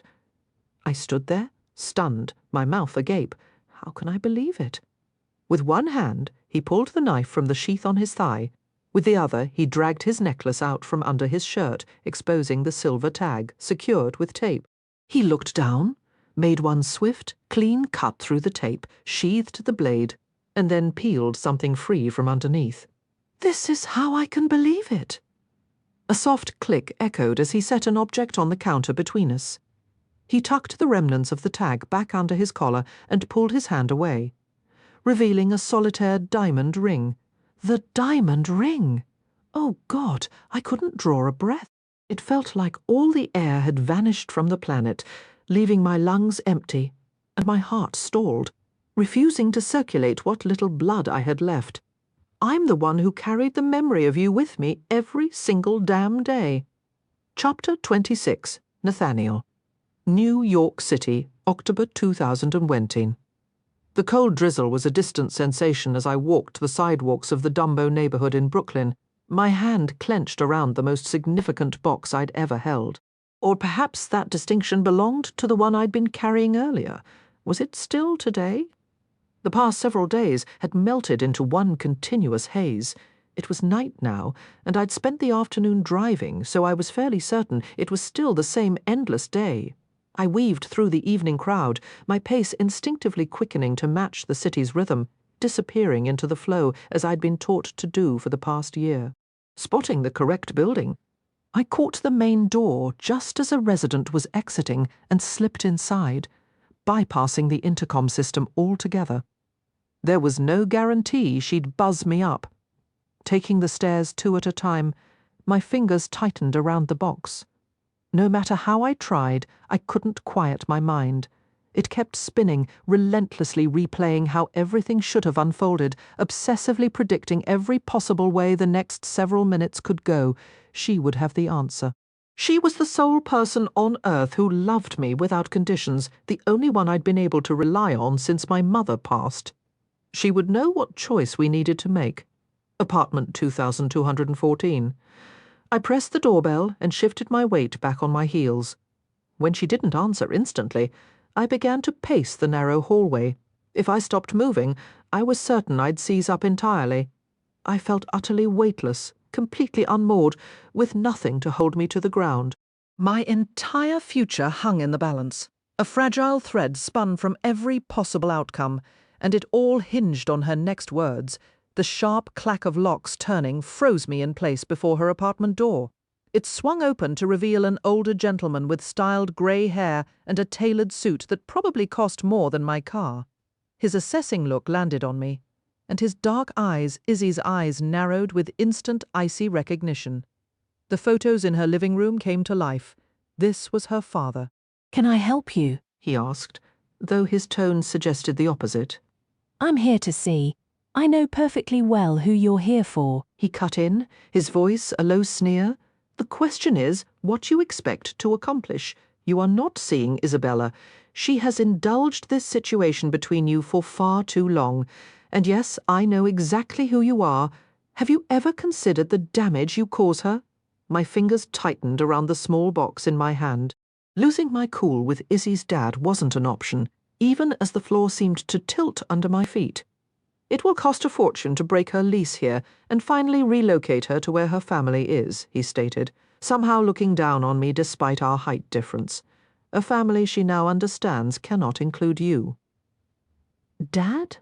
Izzy's voice floated from inside, stopping my reply. Who's there? It's handled, Isa.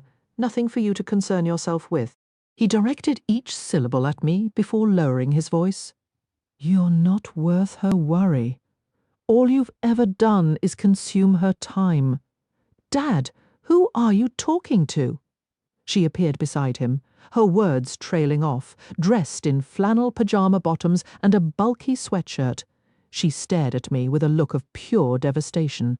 Her stunning eyes were so red and puffy, they were nearly unrecognizable, and a wave of guilt crashed over me. I was almost certainly the reason for those tears. Go back inside, Isa. Just give us 5 minutes, she said, glancing up at him. His stern expression relented, just barely. 5 minutes. Remember our agreement. He fixed me with a final scorching glare before retreating into the apartment, leaving Izzy alone in the threshold. Well, it's good to see you're still in one pie. Her sentence fractured as she looked me over, stepping into the hallway and quietly closing the door. Nate?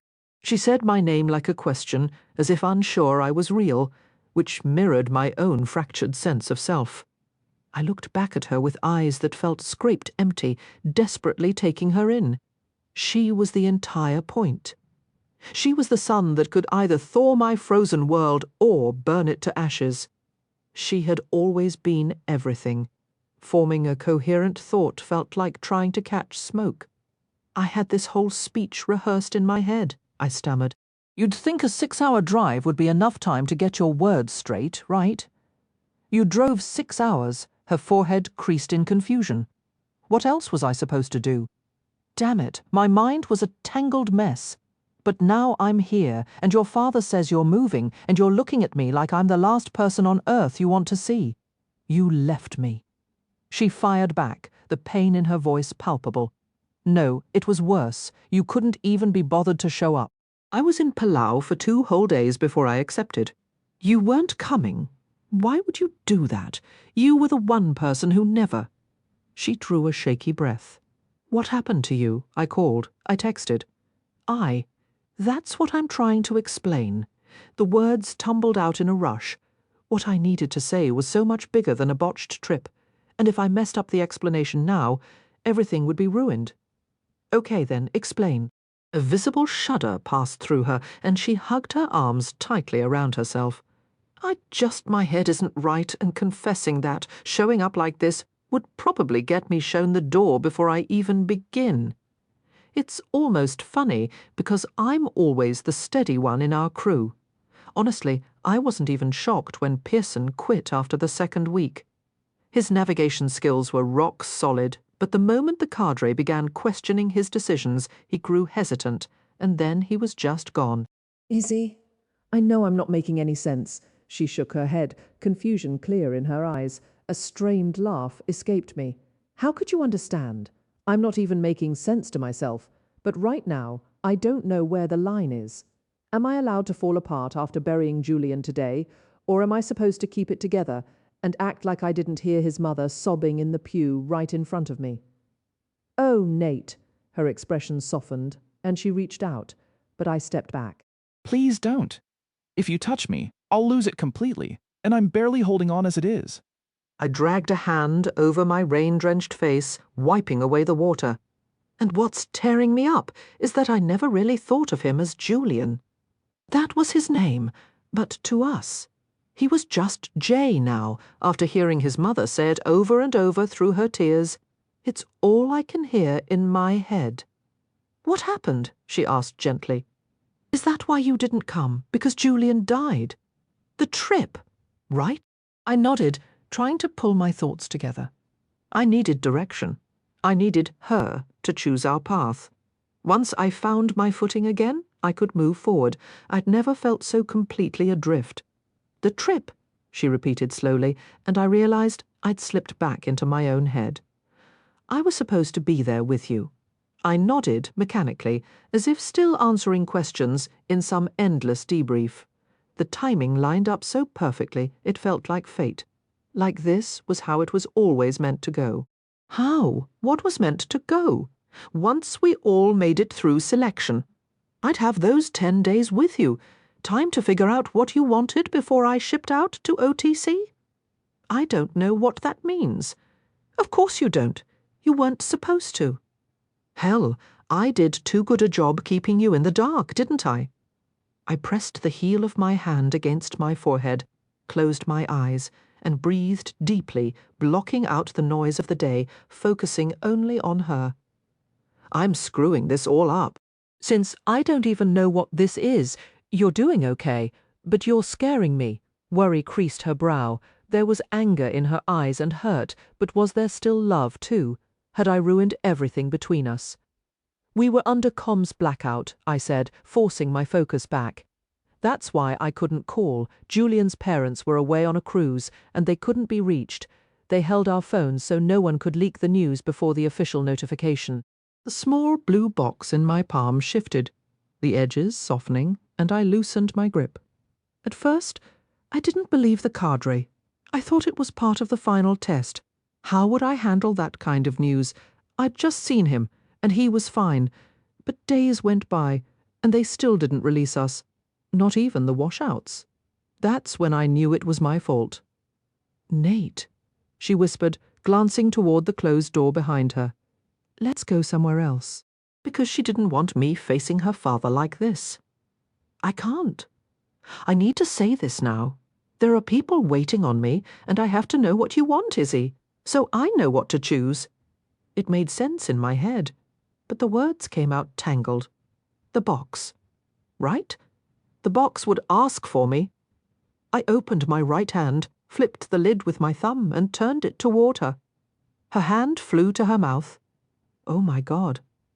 I know it's probably not what you imagined. I picked it out over a year ago, and I've second-guessed it about 100 times since. You come from a wealthy background, and I'm sure you imagine something more extravagant. Nate, is that what I think it is? Her eyes went wide, darting from the ring to my face. That's an engagement ring. Her mouth opened, closed, then opened again. You can't possibly be serious about proposing right now. I am, I nodded, my stomach tying itself into knots that made my head spin. No, you're not, she insisted, shaking her head.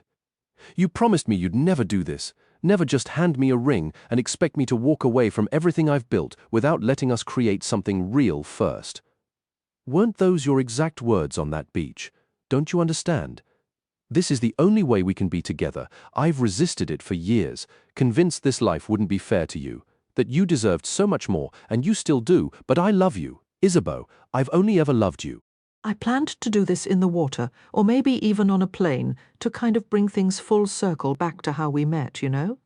I know, she whispered, her hand resting over her heart as she stared at me, stunned. At least, I hoped it was just shock. It could have been horror, or even fear. But then Julian died, and it hit me that it could just as easily have been me. It should have been me. I realized I'd wasted too much time trying to shield you when I should have been giving you a real choice. And I'm so sorry. Nate, I don't think you're thinking straight. You seriously want us to get married when I've never even seen where you live? We've never spent more than a week together in one stretch. 9 days, I corrected. I don't even know where you are half the time or what missions you're being chosen for. Just listen to what you're saying. Exactly. Damn, I was messing this up. But you love me, and I just need you to choose is, I'll do whatever you want. I'll let you all the way in, I'll tell you what I can, and we'll go back to North Carolina together, or I'll leave it all behind if that's what you want. What? Her eyebrows shot up. You don't want to leave, you've never wanted that. But I would if it meant keeping you. I'm in Is, I made it. And I know you don't fully understand what that means, but say the word and I'll walk away. We'll walk away. Just tell me what you want me to do, and I'll do it, I pleaded. The choice was hers. I was hers. You can't ask me to make a choice like that for you, Nate, she said, shaking her head. It isn't fair, and the worst part is you've kept me at such a distance that I don't even know enough to help you make that kind of decision. Her door opened. Isa. Izzy reached back and pulled the door shut, closing it on her father. Her father! I blinked as the pieces fell into place. He mentioned you're breaking your lease. Moving? Yes, she said, conflict raging in her eyes. No, I don't know. I don't really want to, but it would finally make them happy, and I think they've genuinely done some soul-searching and changed. I mean, they actually showed up when I needed them. Don't do that. Don't give up what you want just because they've finally decided to be there for you. Her eyebrows arched. Isn't that exactly what you're doing? No? I'm asking if you want me to give everything up for you. Couldn't she see the difference? Her mouth opened and closed again. Fear crawled up my spine. Of all the scenarios I'd imagined, me moving to New York, her moving to North Carolina, us being together anywhere, I'd never considered the possibility that she might not want me at all. This whole moment was unraveling all wrong. It's because I'm doing this wrong, isn't it? I dropped to one knee and held the box up. Marry me, Isabeau Astor. We were supposed to end up together. It was only ever a question of timing. That belief had been the foundation of my life since Tybee. Nate, she whispered, watching as a storm of emotions swept across her face. Please, I said softly, please choose me, Izzy. Choose us over whatever life your parents have planned for you. Choose us even though I'm asking before we've had the chance to build a proper life. Choose to give us that time. Choose our future. I'll do anything you ask. Just say yes. Every fibre of my being was taut, suspended in the silence that followed her hesitation. The slump of her shoulders felt like a physical weight dragging my hopes down with them. I can't, Nate, not this way. A crushing pressure seized my chest, as if trying to hold back the wreckage of my heart breaking apart inside me. So that's a no, I stated, the words deliberate and cold, pushing myself up from the ground. I'm saying this isn't how it should be, she insisted, shaking her head. But she was the only thing in my world that ever felt right. I snapped the ring box closed and shoved it into my jacket pocket, my thoughts spiraling, desperate for solid ground. Army or no army, Delta Force or a different path. None of it held any meaning without Izzy, and she wasn't picking me. She didn't want me. All you've ever done is waste her time. Her father's voice echoed in my head. I was suitable for brief escapes and stolen moments, but not for a lifetime. I'm sorry for taking up so much of your time, I said, allowing myself one final look into those deep brown eyes I'd seen filled with tears far too often. I'd wasted years she could never get back. It was time to end it. You didn't waste, she began, but I was already turning away, each step forward bringing a grim, cold clarity about the road ahead. Nate. Her voice chased after me. I had to leave before I completely unraveled. I shoved the door open and stepped out into the downpour. I would be fine. I'd climbed back into a cockpit mere hours after a crash. Heartbreak was just another kind of turbulence to power through. What was it Izzy had said about therapy, that it gave her tools to cope? Well, I had a career most people would sell their soul for. I was at the absolute top of my field. That was my coping mechanism. Or maybe it was just my excuse. Blending into the anonymous flow of the city, I walked a block to where I'd miraculously parked. I slid into the driver's seat, started the engine, and slammed my palms against the steering wheel. Damn it! I yelled into the empty cab. What would you do? I asked Torres. If you were in my shoes, what the hell would you do? I squeezed my eyes shut, wishing I could shut out everything as I waited for his response. Guess that didn't go according to plan, he said from the passenger seat, cracking one eye open as if I'd just interrupted a peaceful nap with my personal disaster. What am I talking about? Of course it didn't, or you wouldn't be back here already. What would you do? I repeated, my voice tight. You don't need to ask, you already know, and yet I'm asking anyway. You need me to spell it out. Fine, I'll be the bad guy. Only 8 guys from our class got selected. Of course he'd go straight to the tactical facts. That was his specialty. I know the numbers. You can quit now and be like everyone else who didn't make it, or we can drive back to Fort Bragg and be part of those 8. To me, one option sounds a whole lot better than the other. He was right. He almost always was. Bragg it is, I said, my voice hollow. I twisted the wiper control, and the blades cleared the rain from the windshield, sweeping away the last traces of my doubt. I put the truck in gear and merged into the traffic, leaving the neighborhood and my old life behind in the rearview mirror. Chapter 27. Nathaniel, Kabul, Afghanistan, August 2021. Nate. Izzy breathed, her eyes locked on the ring I'd carried for almost 3 years. You didn't want me. You didn't truly love me. Maybe you loved the idea of who I could be, but not the person I actually am. It was the brutal mantra I'd repeated to myself every time I secured the chain around my neck or tucked it into my boot for a mission. I used it to justify why it was acceptable to risk my life for my country, why it was essential that I never showed up at her door between deployments to plead for another chance, to beg for her love. That isn't true, she said, tearing her stunned gaze from the ring to meet mine. You said no. I had enough practice with that phrase that it didn't gut me anymore. Now, the words were more like coarse sandpaper grating over a wound that never seemed to close. I never said no. She reached for me, and I moved past her. If she made contact, every bit of my resolve would vanish. I was hanging by a thread, caught between the urge to shove her away forever and the desperate need to pull her into my arms. She wasn't promised to Dickface anymore. That ring was gone. But she'd still given him the answer I'd spent years aching for. You told me I can't? I said, the words tasting like ash. I didn't go to some fancy law school, but where I come from, I can't and no are basically the same damn thing. They are not the same. She fired back, her voice sharp.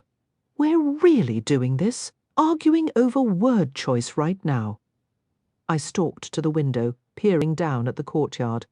It seemed even more crowded than before, a sea of oblivious strangers. About this? Yes, we are, she insisted, unwavering. I turned to face her, the old wound splitting open.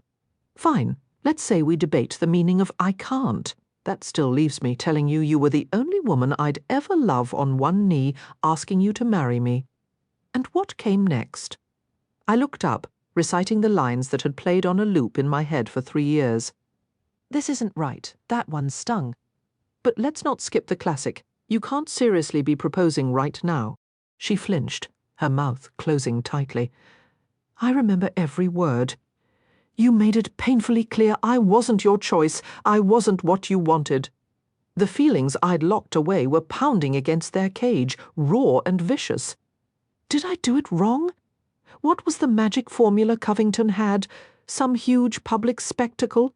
A reservation at some impossible-to-get-into spot where all the right people could watch? Or did he rent a billboard in Times Square? No, Nate. She shook her head, and the wounded look on her face almost made me laugh, almost. Was it the ring? Was it bigger? I watched her, searching for any flicker of dishonesty. The bigger trust fund? The better last name? The fact your parents actually smiled when he came around? Or was it just the convenience of a private jet on standby to sweep you off your feet? How can you say that to me? A flush crept up her neck, colouring her ears. You know me better than that. I thought I did, I said, the admission bitter. But then I'm on an airstrip, being told my sole job is to keep you breathing, and you're flashing a rock that could guide ships in a fog, doing the very work you swore you'd never do. Had it really only been over a week since that moment? And maybe I could have swallowed it if he'd been a good man. But Dickface, seriously? Oh, for heaven's sake, will you just stop for 1 second? Her voice climbed. Go ahead. I'm sure whatever you're about to say can't possibly hurt more than what you've already thrown at me. She took a step closer, her gaze intense. I never said no, and we're back to the merry-go-round. I crossed my arms, building a wall against the hope trying to spark. And I never, ever said I didn't love you, she stated, moving slowly toward me. I know that's true, because I've never lied to you, not once. Can you look me in the eye and say the same? The question hit like a physical blow. I've told you everything I'm able to in total, Nate. How much time have we actually been together? 20 days. She paused, her throat working. 27 days. And if you try to tell me proposing after that was crazy, I'll remind you it came after 7 years of knowing you and 4 years of being in love with you. Her expression softened. That wasn't my point. We'd had less than a month in each other's presence, and I was so deeply in love with you that the thought of a future without you was incomprehensible. You loved me, but you still turned me down? I stared, braced for the justification. Telling you I couldn't marry, you had nothing to do with a lack of love, Nate. That was never in question, not for a second. She frowned, her eyes searching mine. Was it because I left you waiting that night in Palau? Or because I shut you out when you tried in Fiji? My heart squeezed. Why was I digging for this now? Why had I ever cracked open this particular vault? No, it wasn't about any of that, she whispered, taking one small step closer. Did I want you to let me in, more than anything? That's all I've ever wanted from you, but it didn't. You want in. I cut her off, the words escaping in a rough exhale. Fine. I ended the life of one of my closest friends, Izzy. How's that for letting you in? I raised my hands in a helpless gesture before letting them drop. Her mouth opened slightly, and she froze. Bet you're wishing you hadn't asked now, right? She shook her head slowly, a deep frown forming. I don't follow, she said, her voice quiet. Are you referring to Jew? Yes, I cut her off, the word sharp. His death is on me. We had just finished that brutal 40-mile ruck march during selection, and a timber rattlesnake struck. He pulled me out of the path, and it got him instead. Saying it aloud felt like tearing open a sealed wound. She stared, unblinking. Nate, that isn't your fault. Really? When I said we had to report it, he refused. He said he hadn't pushed through hell just to get medically discharged before the final interview. Getting through those initial courses, I pressed my palms to the top of my head, shutting my eyes against the memory. It was the most punishing thing I'd ever endured. What any of us had ever endured. I had to take 2 long, steadying breaths before I could go on. So I made a deal. I wouldn't tell, but he had to get help. The second his interview was done. He'd flashed that confident grin, so sure we'd both cross the finish line. I watched him walk into that room with venom in his system. Then it was my turn. When they coldly informed me that one of my best friends had just died from anaphylactic shock next door, I stayed stone-faced. I thought it was another damn mind game, a test to see if I could stay composed under pressure. I gave them exactly what they wanted, a soldier in complete control. I thought we'd laugh about their tactics later, except there was no later for him. There, it was out. A firm knock rattled the door.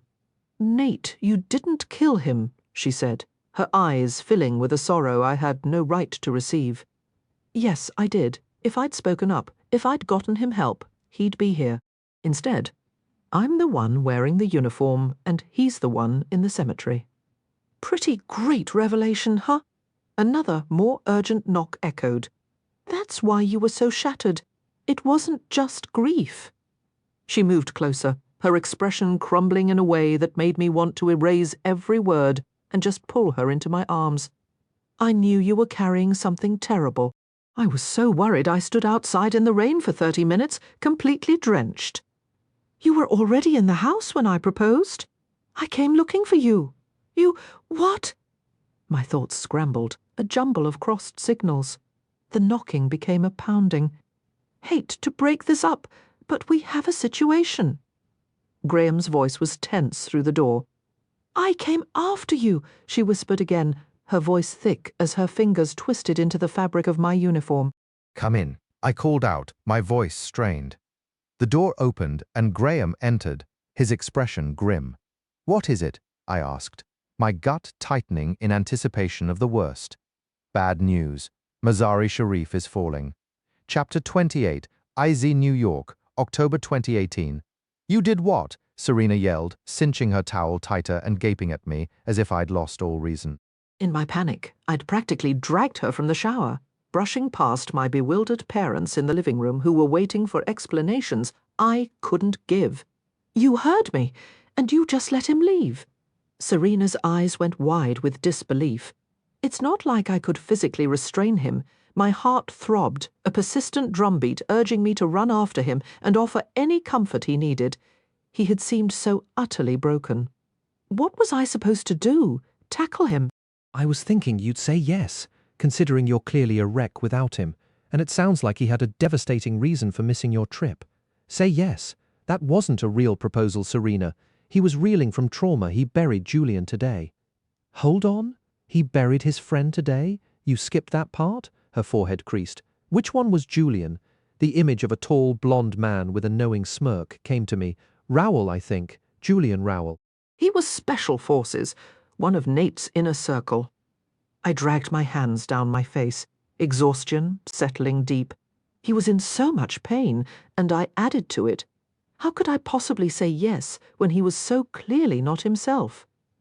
I kept pushing back, pointing out every flaw in his reasoning, hoping he'd snap out of it. The Nate I knew would never propose that way, and when I told him so, my throat tightened, just remembering the look on his face. What he needs is rest, or real help, not a ring. If he had truly asked me from a place of clarity, I would have run into his arms without a second thought. "And you think he's going to sprint from here straight to a therapist?" She took hold of my shoulders. "Do you love him? More than anything?" Nothing I did could shut that feeling off. "Then go get him and bring him back here so he can get the help he needs. Go, Izzy." I nodded and bolted, my slippers sliding on the hallway floor as I rushed through the living room. "You are not chasing after that man," Mom yelled. "And you don't know a thing about him." I shot back. They'd be furious. So what? Life without Nate wasn't a life at all, and if they couldn't understand that, then maybe they never really loved me. I didn't even shut my apartment door behind me as I flew down the stairwell. "Nate!" I cried, shoving through the heavy glass entrance and out onto the busy sidewalk. Crowds of people moved past, but none of them were him. I fumbled in my hoodie pocket for my phone and tapped Nate's contact. "Come on, pick up," I pleaded as it rang. It went straight to voicemail. Maybe his phone was off, but my gut said he was ignoring me. I hurried back up the steps to the building's entrance for a better view, scanning the street while trying his number again. No answer. My heart felt crushed, like a piece of paper tossed aside. I'd pushed him away when he needed me most. I'd failed him completely. Serena appeared beside me, holding an umbrella over us as we stood there for what felt like forever, watching every passerby while my heart stubbornly denied what my head already knew. He was gone. Chapter 29. Izzy, Kabul, Afghanistan, August 2021. I was curled on the sofa, glued to news footage from Mazari Sheriff in a language I didn't understand while Nate's team moved purposefully around the room. "You hungry, Izzy?" Sergeant Rose asked. They'd stopped calling me Ms. Astor a while ago. I shook my head, unable to look away from the screen. Serena was in that chaos somewhere. "These are all processed and need to go back to the clerk," Nate said to Sergeant Black, handing over a stack of files he'd been urgently reviewing. "I don't even know what they're saying," I murmured, clutching a cushion to my chest. "Ah," Sergeant Rose said, leaning closer. "That's Dari. I'm better with Pashto." He glanced over his shoulder. "Green." "Nate speaks Pashto," I whispered, wincing as I forgot to use his call sign. "Yeah, and Dari and Farsi and French, and whatever else he's picked up. The guy never stops." He gave me a quick look. "Don't worry. We all know his real name." Nate sat down beside me, and I kept myself stiff so I wouldn't lean toward him. Our argument hadn't really ended. We'd just stalled. "What are they reporting?" I asked. "The Taliban seized the city less than an hour after breaking through the front lines," Nate stated flatly. "When that happened, government forces and local militias retreated without resistance." Sergeant Rose muttered a curse. "That leaves only Kabul and Jalalabad under government control." Nate turned to me. "You shouldn't be watching this." "Why not? She's living it. She once told me that looking away doesn't make things better for the people stuck in the middle." I hugged the pillow tighter. She's stuck in it. The door opened, and Sergeant Black returned, heading toward the dining area where Sergeant Grey was stationed with the comms equipment. "I failed," I whispered into the quiet. Sergeant Rose looked past me toward Nate, then rose and walked over to the others. "You didn't do anything wrong," Nate told me firmly. "Serena made her own decision. Everyone gets to choose their own path. You helped get that girl's team to safety." I let out a bitter laugh. "You got them out. I filled out forms." A heavy, sinking feeling took root in my gut. Since I arrived, all I've managed is to fail at persuading Serena to evacuate and to distract your team when you're obviously needed somewhere more critical. I'd also ended an engagement, though, honestly. I considered that a net positive. Explaining it to my parents didn't even worry me. There was a reason we hadn't spoken in weeks. "If Newcastle had been here," Nate pointed out, "he'd have been in Kandahar as well. He'd have missed Covington's desperate last-minute flight home too. I'd still be right here in this room." A faint, knowing smile touched his lips. "I just wouldn't have let him use my lap as a pillow. I do have some standards, you know." "Just not where I'm concerned." "Never with you," he replied, his voice low. "I know it might not mean much at the moment, but I'm sorry for snapping earlier." I shot him a skeptical look. "You didn't snap." "I did. You just didn't notice." Green, Sergeant Grey, called from across the room. "Got a hit." Nate stood, and I turned my attention back to the silent TV. A moment later, I heard my name, Izzy. I glanced over and saw him holding up a bulky, outdated cell phone. "It's Serena." I bolted from the couch, almost knocking over the side table in my rush. Taking the phone from Nate, I pressed it to my ear. "Serena?" "I'm coming, Izzy," she said, her voice crackling but clear.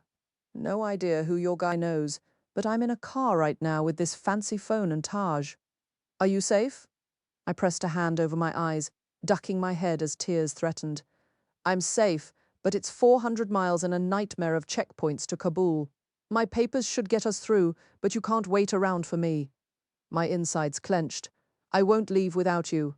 You will, and you must." "I'll catch the first flight I can, but you have to get out now. Promise me. I don't even know if I can get a flight out before you arrive, so this might not even matter," I argued, lifting my head to see Nate shaking his head slowly. "I need to save the battery on this thing, so I have to go. But promise me you'll leave." "I promise," I whispered. "I love you. Love you too." I passed the phone back to Nate, who brought it to his ear. "I've secured her a seat on a flight tomorrow night," he said, his eyes locking with mine. "I will personally carry her onto that plane and buckle her in myself if I have to." I glared at him. He answered with a quick, dimpled grin. "Ooh, Serena, Don't do anything reckless. Izzy would never forgive herself if you got hurt after passing up that helicopter.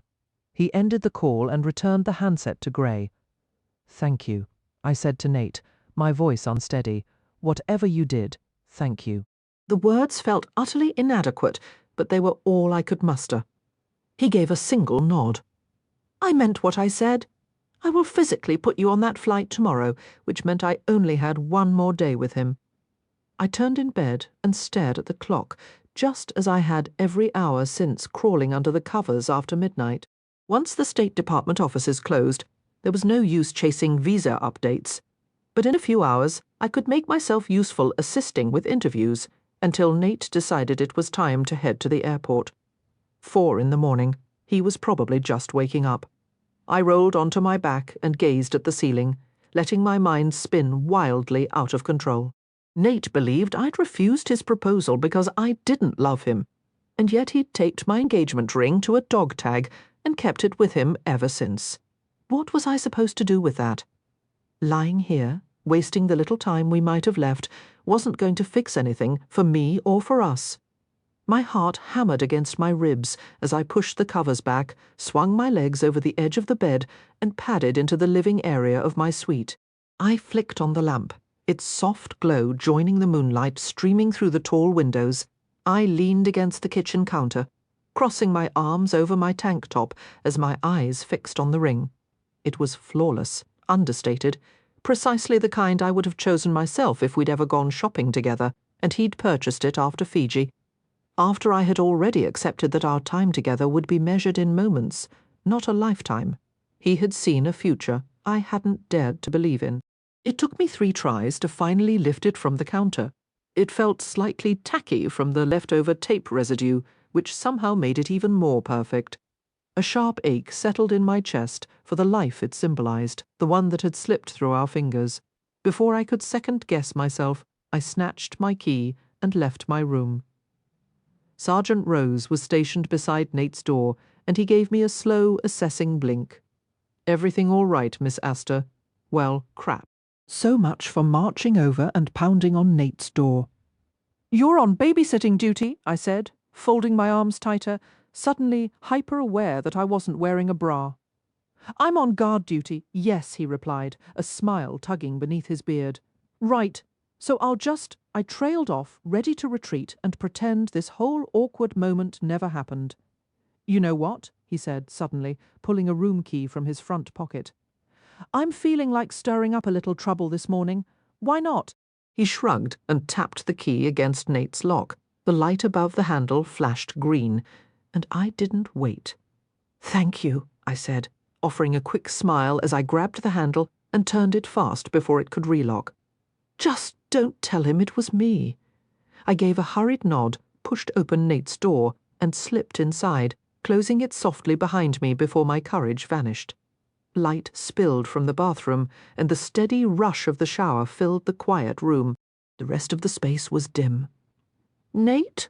I called out softly, not wanting to scare him, remembering all too well how that had gone last time. He couldn't hear me over the water. My lips parted. He was in there, naked. A wave of heat swept through me, and I fanned myself briefly with my keycard before setting it on his dresser when the shower finally cut off. But I kept my fist closed tight around the ring, as if it were a talisman that could bridge the distance between us. I was still completely and utterly in love with him. This was worth fighting for, Nate? I said gently, standing between his bed and the desk, Izzy. There was a rustle of fabric, and then he emerged from the bathroom wearing nothing but a towel. Just a towel, slung low around his lean hips. He hadn't even dried off properly. Water droplets still traced the familiar paths down his torso, the same lines I'd once mapped with my lips. Like that one, right there, sliding over his pec, gathering others, then trickling down the ridges of his abs toward that defined viz Izzy. My eyes jerked up to his face, and my whole body flushed with heat. Hi? His eyebrows lifted. Hi? It's... He glanced at the clock. 4 in the morning, and you just dropped by to say hi? The same girl who sleeps till 10 whenever possible. You're in a towel. Smooth, Izzy. Really smooth. I was in the shower. That's the usual order of operations. Shower, towel, clothes. And how did you even get? He let out a sigh. Never mind. I already know who let you in. Don't be angry. The ring pressed hard into my palm, but I kept my hand clenched. I'm not angry. Confused, but not angry. I couldn't sleep. Not when I know I only have a few hours left with you. The words spilled out before I could stop them. His expression went carefully blank. He was retreating behind those towering walls where I couldn't reach him, and I couldn't let that happen. Not now. I thought you proposed because you were in shock, I blurted, with about as much finesse as I'd had the day we met. Some things never change. We don't have to do this. We do. I closed the space between us, but didn't touch him. I was still reeling from you missing Palau, and my parents were there, being well themselves. For once, you were the one who seemed lost, and then you appeared, completely shaken by your friend's death, begging me to decide if you should leave the military. You weren't yourself. Your sentences blurred together, your gaze was frantic, and you kept insisting I tell you what to do, no matter how many times I tried to reason with you, looking back. I wasn't thinking clearly either. But Nate, I didn't believe any of it was real. I got down on one knee, he said softly. Believe me, I haven't forgotten. I closed the final distance and rested my hand against his bearded cheek. All I could think was that this was my dream come true. And yet, if I'd accepted, it would have been wrong. I would have been seizing you at your weakest point. You would have come to your senses and hated that you ever asked. You chose your family. That's not true. I shook my head. Yes, I used my father's influence to get a meeting with Lauren, but only to support that bill that ultimately failed. Serena was honest with you. I didn't go to Washington for my parents. I went for you. A slight crease formed between his brows, a sign I was reaching him. I pushed past my fear and kept going. You asked me why I agreed to marry Jeremy. He shut his eyes. Izzy, don't. You have me so close to the edge, I can hardly face myself. If you're about to recite a list of my failures, I said yes to him because he was safe and predictable, and I had already made the worst mistake of my life by saying no to the man who was right for me. His eyes snapped open, and I have regretted it every single day since. I opened my other hand, showing him the ring. You might have kept this with you, but I carried you right here. I pressed my hand over my heart. I should have said yes, and then clung to you with everything I had. Consequences be damned. If I had known you were going to vanish minutes later, I should have said yes. I never stopped loving you, Nate, not for a single moment. His eyes flashed, and then his hand was at the back of my neck, pulling my mouth to his, finally. The kiss felt like a homecoming. His tongue met mine, and I dissolved against him as desire ignited.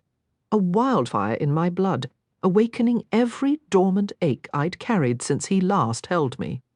How had I survived almost 4 years without this, without his arms? He tasted the same of spearmint and something uniquely him, and I couldn't get close enough. When he started to pull back, I followed, my tongue tracing the sensitive line behind his teeth, thrilling at his sharp intake of breath and the way his grip tightened as he shifted us toward the bed. I let the ring fall onto the nightstand as he sat on the edge, drawing me between his knees, and then I kissed him, as if it might be the last time I'd ever feel his lips.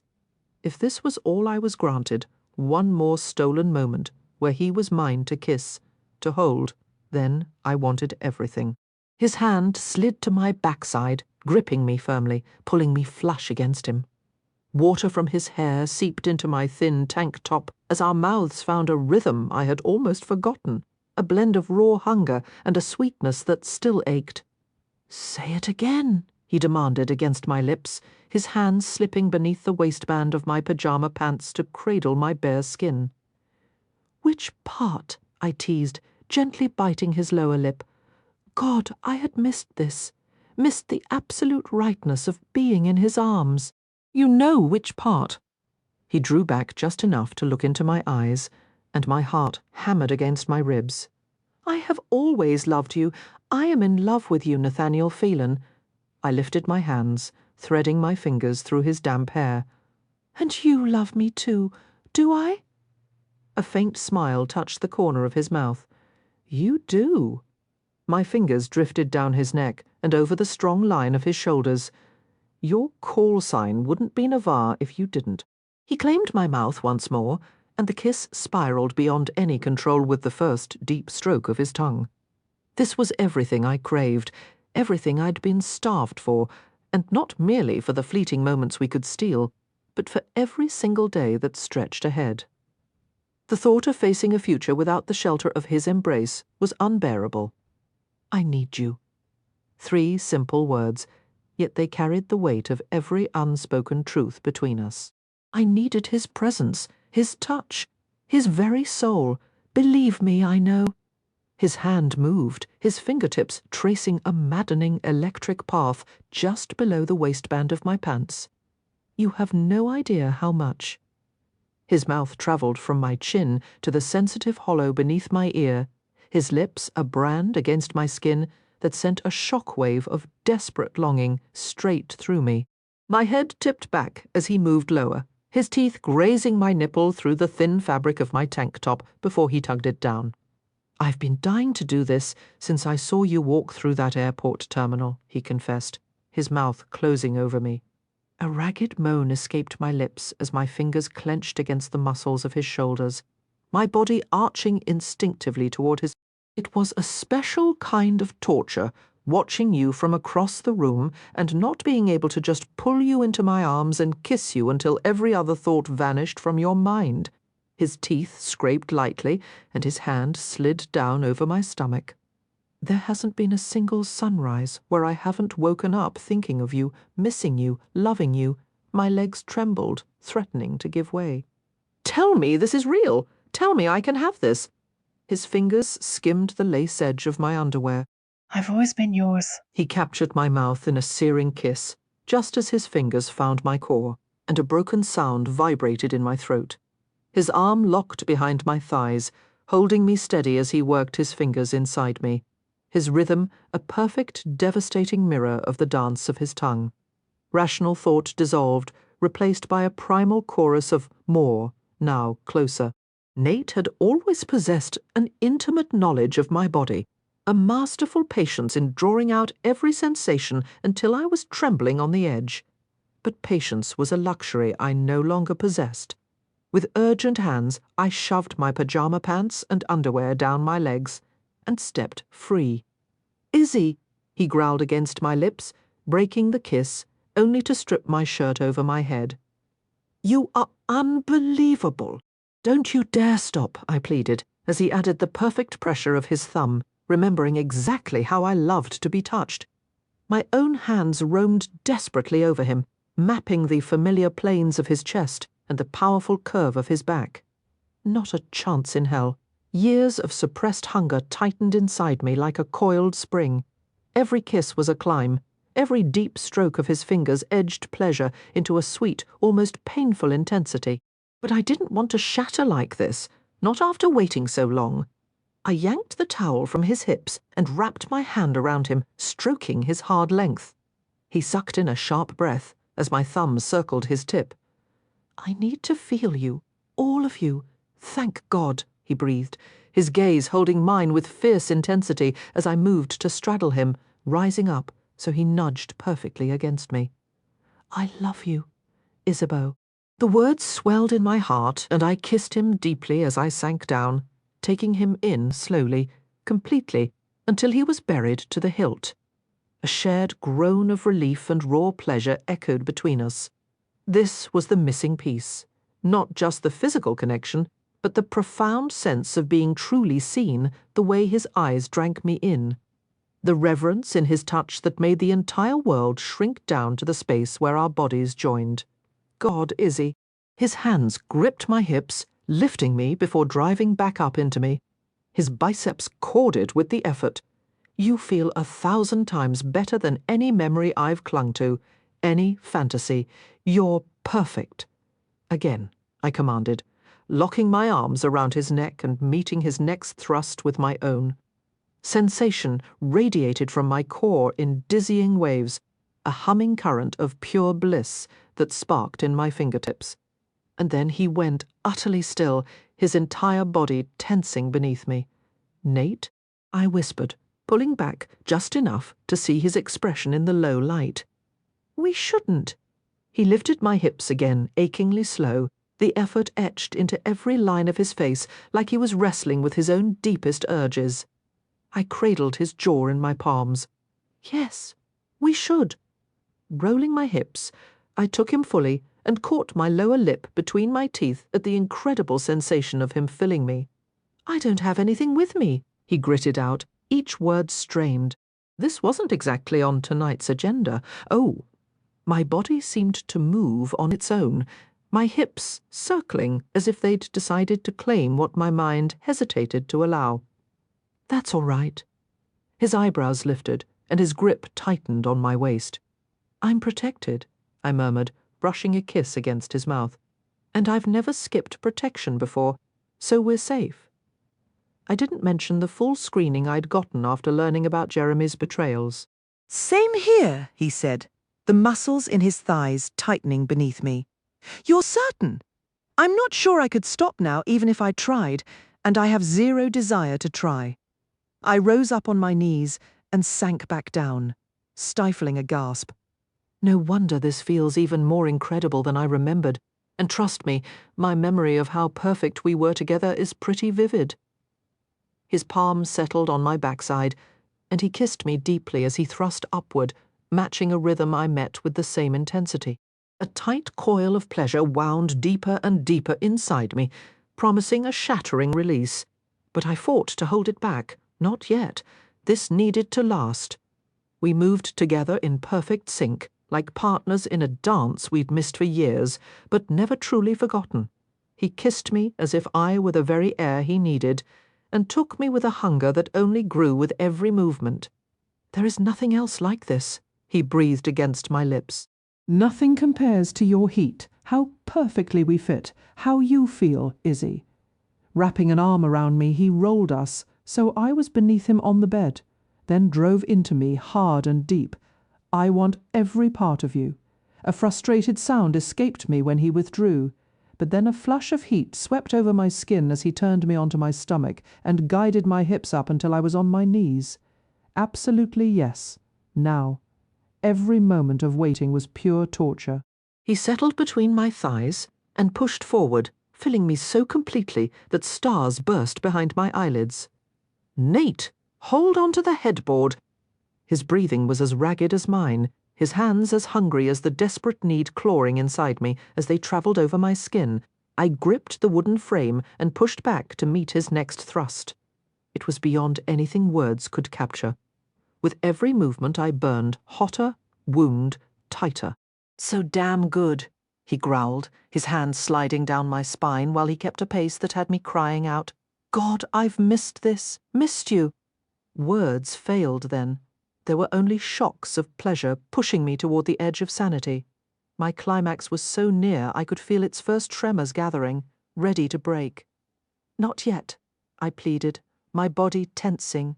"Nate, I don't want this to end. It won't," he vowed, his fingers teasing my nipples. "Let go for me." I shattered, bliss crashing through me in relentless waves. I muffled my cry against his pillow, my hands slipping from the headboard as I went boneless beneath him. This was paradise. He was paradise, and I already craved more, as soon as I could move again anyway. "Christ," he groaned, his hands sliding to my hips as he moved within me slowly, coaxing that glowing ember back into a fresh, even hotter flame. "You're never close enough. I can never get close enough to you." He slipped his hands up to cradle my breasts, lifting me back against his chest as he took me again and again. I reached back, my fingers tangling in the hair at his nape, and turned for his kiss. It was open, desperate, messy as our sweat-slicked bodies joined over and over. "You feel like you belong inside me," I gasped. My nails grazed the back of his neck. "God, I love you." He pushed deeper, and I moaned into the kiss, the world narrowing to just this, the two of us, and the raw, undeniable truth between us. "I need to see you." He had barely withdrawn before I was on my back. Nate above me, like every fantasy I'd ever dreamed given form. Supporting himself on one elbow, he slid back in, and I gasped at the perfect fit, drawing my knees higher. "There you are," he murmured, cradling my face, his gaze locked on mine as his rhythm quickened. My Isabeau. I could only nod, words lost as I arched to meet him. That familiar pressure coiling deep inside with every thrust. He was everything. "I love you," I breathed, my arms tightening around him. Those words shattered his control. His eyes darkened, his hips drove harder, his pace spiraling into a frantic, beautiful rush. I felt his muscles tense under my hands. When his fingers found me, I shattered without warning, a second wave crashing through me, my body bowing as he followed, shuddering through his release with 3 final deep thrusts, his eyes wide with the last. He collapsed against me, then rolled, pulling me with him, holding me close. His expression held wonder and something firmer like resolve.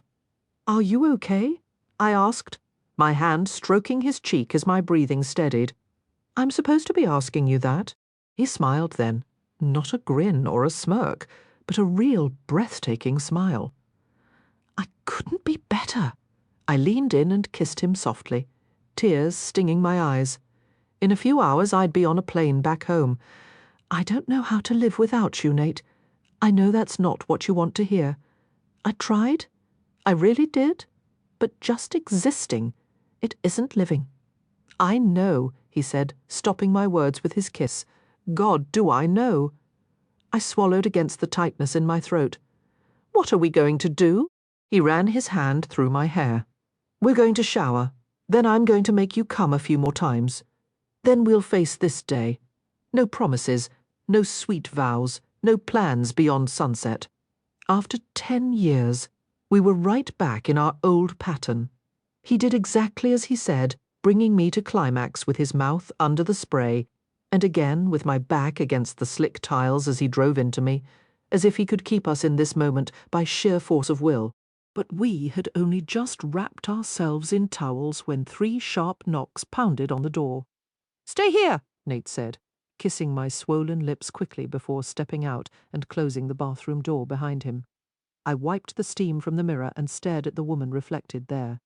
Flushed cheeks, bright eyes, the faint red of whisker burn on her neck. She looked like the best version of me, the one who only existed with Nate. The door opened. Nate's expression was grim. "What is it?" I turned, fear gripping me. "Serena." He shook his head. "Get dressed. They're at the city gates." My lips parted. "At Jalalabad." His jaw tightened. "No. They surrendered Jalalabad last night while we slept. They're here, in Kabul. Oh no. Chapter 30. Nathaniel. Kabul, Afghanistan. August 2021. That makes 300, Elston said, shutting the roof access door behind us as another Chinook lifted off, carrying 50 more evacuees from the embassy. Beyond the green zone, the city was in chaos, and inside our walls, tension was a live wire. Panicked people were dangerous people, and even with evacuations running, the sight of those white-flagged trucks could spark anything. "Only a few thousand left to go," I replied, descending the stairs in full gear, the weight of the armor a familiar burden. "How much time do you think we've got left?" he spoke as our boots echoed in the stairwell, the only sound besides his voice. "Before the president brokers a surrender, the insurgents decide to throw a party in the green zone, or you finally persuade Miss Astor to leave this mess behind." Torres caught up to us, adding his own grim forecast. "I'd wager they're inside the green zone before supper.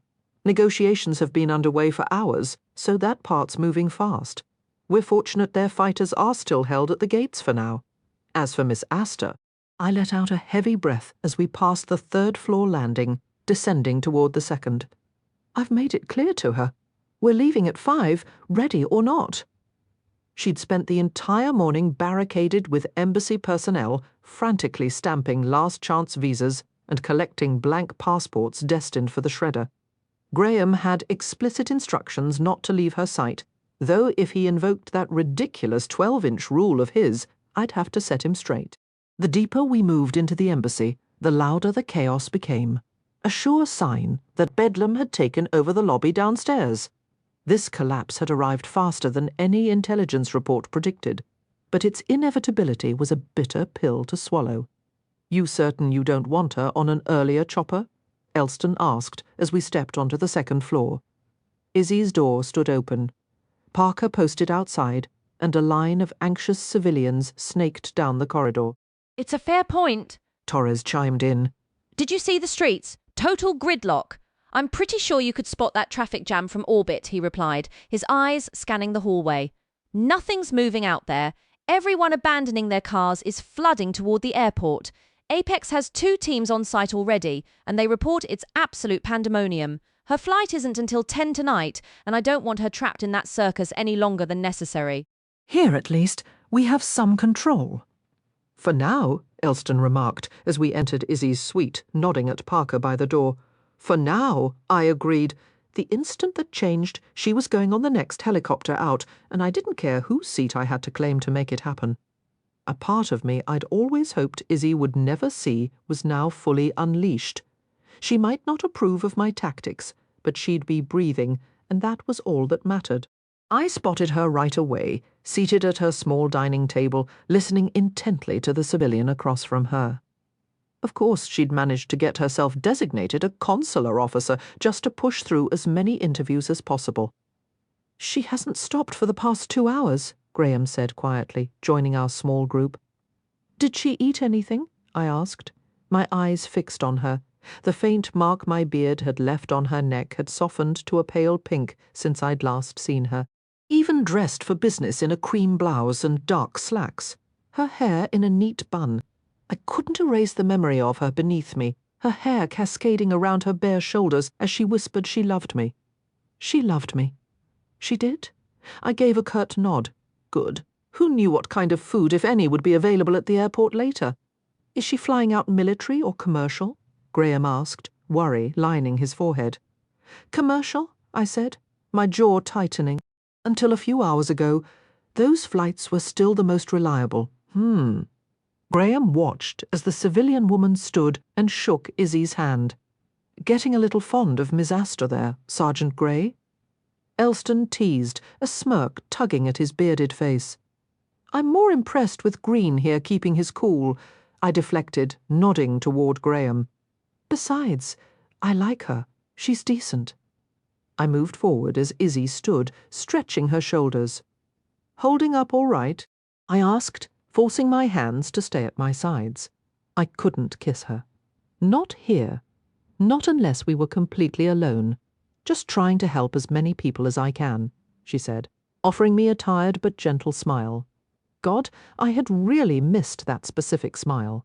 It was the one she reserved for moments of pure contentment, not just amusement. "You're surprisingly relaxed for someone sitting in the middle of a war zone," I noted. "Sergeant Grey managed to reach Serena for me," she said, her grin widening. "She's already on her way." "What about the roadblocks?" I asked. "They've cleared everyone so far, and I might have persuaded the ambassador to take Taj's interview over the phone, in exchange for my professional services, of course." She made a face. "My interview services? To be perfectly clear, nothing else?" "I should hope not," I said, a slight smile touching my lips. "So Taj's visa is ready." She turned and leaned across the table. I kept my eyes respectfully level, though the thought did cross my mind that looking wouldn't be a crime, given our history. "Right here," she announced, holding up the documents. "I just need to tuck it into my bag." I took the papers from her and slid them into a secure pocket on my vest. "I'll keep it safe. If everything falls apart, there's no guarantee you'll grab your bag in the chaos." "But you can be damn sure I'll be right there with you." Her eyes lingered on my mouth. "I like the sound of you sticking with me." A familiar knot formed in my gut. "Only as far as the airport," I clarified, the words tasting bitter. New orders would be waiting the moment she was secure. "I know," she replied, her smile fading into something wistful. I instantly regretted having to state the obvious. She looked past my shoulder. "The next group is here. I'll let you get to it. My hand clenched at my side, fighting the urge to reach out and touch her face. Stay close to Sergeant Grey. I need to escort the next team to the rooftop. She gave a nod, and I forced myself to turn away. Don't let her leave this room, I instructed Graham. Understood. She's not going anywhere until it's time for extraction, he confirmed. Out in the hallway, Torres gestured toward my quarters. I glanced back at Elston. Give me 5 minutes. He agreed, and I entered my room, Torres following me in before I shut the door. The city is completely falling apart, I stated, shoving the last of my gear into my pack. Seems that way, he agreed, perching on the edge of the small desk with a grimace. What's going on? Just checking in on you, he said. I adjusted the chain around my neck, settling it more comfortably under my body armor, and shot him a skeptical look as the faint, acrid smell of burning paper reached us. They were already destroying sensitive files. Hey, he said, raising his hands in mock surrender. If your focus isn't just on Izzy, but is completely consumed by her, then you're no good to anyone out there. I'm not distracted, if that's what you're getting at, I countered, stepping into the bathroom to take a quick opportunity. I think it's a fair assumption, he called out over the sound of the flushing toilet. I washed my hands and shook my head. I'm fine. You're going to have to leave her in a few hours. And speaking from experience, you're always a bit of a mess after you say goodbye to her. I yanked the door open and levelled a hard stare at my best friend. I'm not always. He simply arched a dark eyebrow, and I surrendered. Fine, it's unsettling, I admitted, searching for a word that wouldn't get me sidelined. Finding Izzy again, getting this close to actually having her back in my life. Only to send her away, not just to the States, but right back into the same exhausting cycle we've been trapped in for a decade. Right, he nodded. I began to pace, the frustration I'd bottled up, finally breaking free. Is this seriously the best we can manage? 10 years, and I'm supposed to say it was great seeing you. Maybe I'll have a free weekend in 6 months. It's always worked for you in the past. It has never worked for us. That's the whole damn problem. She wants more. The life, the house, the whole dream. And I can't give it to her. So do you, he said with a shrug. I stopped pacing. I don't have time for this. Oh, come on. You've always wanted those same things. The military was just supposed to be the path that got you there. Or have you forgotten? Because I haven't. You used to talk about a porch and a dog for crying out loud, not just the next deployment. You earned that English degree with a plan to teach after the army, he said, crossing his arms. Ever think you're miserable because you're stuck in a life you never chose? Not really. I shook my head, checking the clock. The helicopter would return in 20 minutes, and we needed to move the next group to the roof. You've been telling yourself the same story for years until you started believing it. Torres let out a tired breath, rubbing his hands over his face. You keep that ring because it lets you dream about slipping it on her finger someday, about finally being done with all this. You're just waiting for your chance to start living.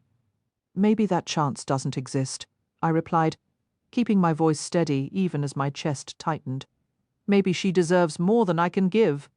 All right then, point out one person on Earth who could love her more than you do, and we'll talk, his shoulders slumped. It's time to make her the promise. What promise? I scratched my beard, which was almost past the annoying itchy phase. The promise that you're leaving this life behind for good. He made it sound so straightforward. You think I should quit the unit. The idea alone was hell. I couldn't even unpack that feeling without disliking what I'd find. I think this path he gestured around us was always my dream, not yours. I won't pretend you haven't carried me this far, but listen, you're going to lose that woman forever if you don't walk away. The conversation was over. I turned and walked into the hallway, Torres following with a noticeably lighter step. Elston raised an eyebrow. Everything all right? Absolutely, Torres muttered dryly. Let's get the next group moving. 3 hours later, the mood hadn't just changed, it had turned heavy with the smell of fear and the crackle of distant gunfire. Word that the Afghan government had surrendered the city spread through the embassy like a shockwave.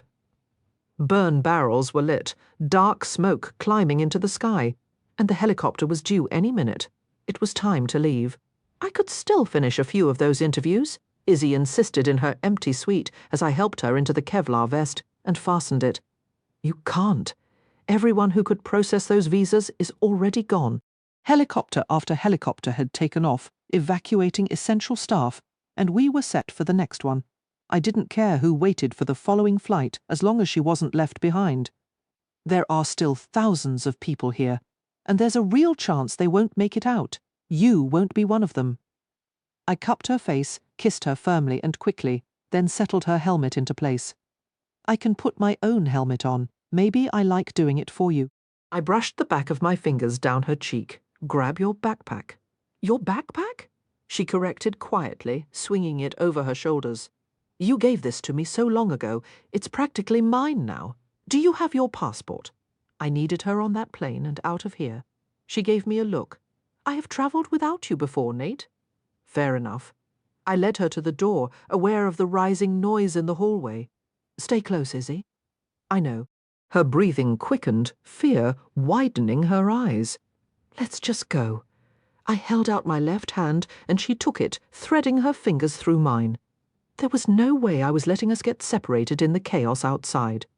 I opened the door to find most of my team waiting, forming a protective line in front of Izzy's door. Elston was already on the roof, supporting the sniper team.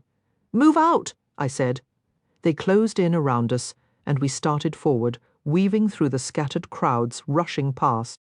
We're abandoning so many people, Izzy said, turning her head to watch a man sprint in the opposite direction. This isn't the last flight out, I assured her. It's full, Graham called back as he pushed open the stairwell door. They'll move, I said, my voice, leaving no doubt. My hand stayed on the rifle, slung at my side. No point in terrifying civilians, unless it was absolutely necessary. He gave a nod, and we advanced. Graham cleared a path through the throng as we ascended the staircase, the smell of burning growing stronger with every floor. Fires were raging in nearly every structure within the embassy walls. A single unmarked passport falling into the wrong hands could mean an adversary slipping onto American soil, a risk we could never allow. I pulled Izzy nearer, my pulse kicking up a strange, insistent rhythm as I scanned the faces around us, searching for anyone out of place, even though logic insisted everyone here had been vetted for entry at some point. The guards remained at their posts below. We passed floor after floor until we reached the roof access, moving past every soul waiting for the inbound Chinook. Maybe it made me heartless, but I had a single objective, and the masses left in the stairwell weren't part of it. Not today. Izzy flinched at the crack of gunfire as we reached the doorway. Probably just celebratory shots, I told her. Which explains why your hand is on your rifle, she murmured, eyeing the rest of the team. Why all of you are armed? Well, that's just in case the celebration gets a little too enthusiastic, Torres said, bringing up the rear beside Parker. Standard procedure, Parker added. Nothing to stress over. Right, just your average everyday evacuation. Izzy squeezed my hand, and I felt the frantic beat of her pulse beneath my thumb. The thrum of rotors grew louder as the Chinook drew near. Our chariot awaits, I said to her. The helicopter settled onto the roof, the downdraft whipping around us as the ramp lowered. I think I preferred taking off from the soccer field, Izzy said. Same. I gave her hand one final squeeze and released it. Stay right on my heels. 12 inches, no more. She nodded, and I brought my rifle up, gripping it with both hands. We stepped out onto the open roof, and I immediately swept my gaze across the surrounding buildings. Reaching the helicopter meant moving closer to the roof's edge, and I knew if I could see the procession of Taliban vehicles with their white flags and truck-mounted heavy machine guns, then Izzy could see them too.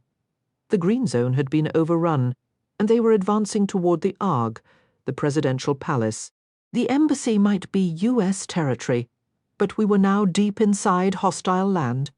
I positioned myself between her and the drop-off, keeping my rifle trained on the ground below, watching for any real threat. Elston fell in with us as we boarded, climbing up the ramp into the belly of the Chinook. I kept us near the open edge while the others loaded, sitting us down only when we were at full capacity. pulling Izzy tight against the cold metal fuselage as the ramp began to close. I'd ridden in plenty of helicopters with bullets in the air, but I'd never felt this specific, clawing anxiety tightening my throat. Through the dim cabin light, Torres shot me a look that said he understood completely, and I resisted the urge to gesture back at him. We both knew what the issue was. I had Izzy to protect now. The airport was pure chaos. The terminal was packed with sobbing children, shell-shocked men, and anxious women, and they were the fortunate ones. Those trapped outside the fences, screaming to be let in? They weren't so lucky. When we reached Izzy's gate, my gut dropped. Her flight was cancelled. No combination of curses could fully capture my frustration, but Izzy just drew a steadying breath and lifted her chin. Then I guess we need to locate the temporary embassy here. Sounds like a plan, Elston agreed. I nodded, and we pushed forward into the escalating panic of a crowd now being managed by US and NATO troops. Gate after gate displayed the same bleak news, with only a handful of people actually getting out. "Oh no!" Izzy breathed, stopping suddenly in the middle of the concourse and turning toward a TV screen.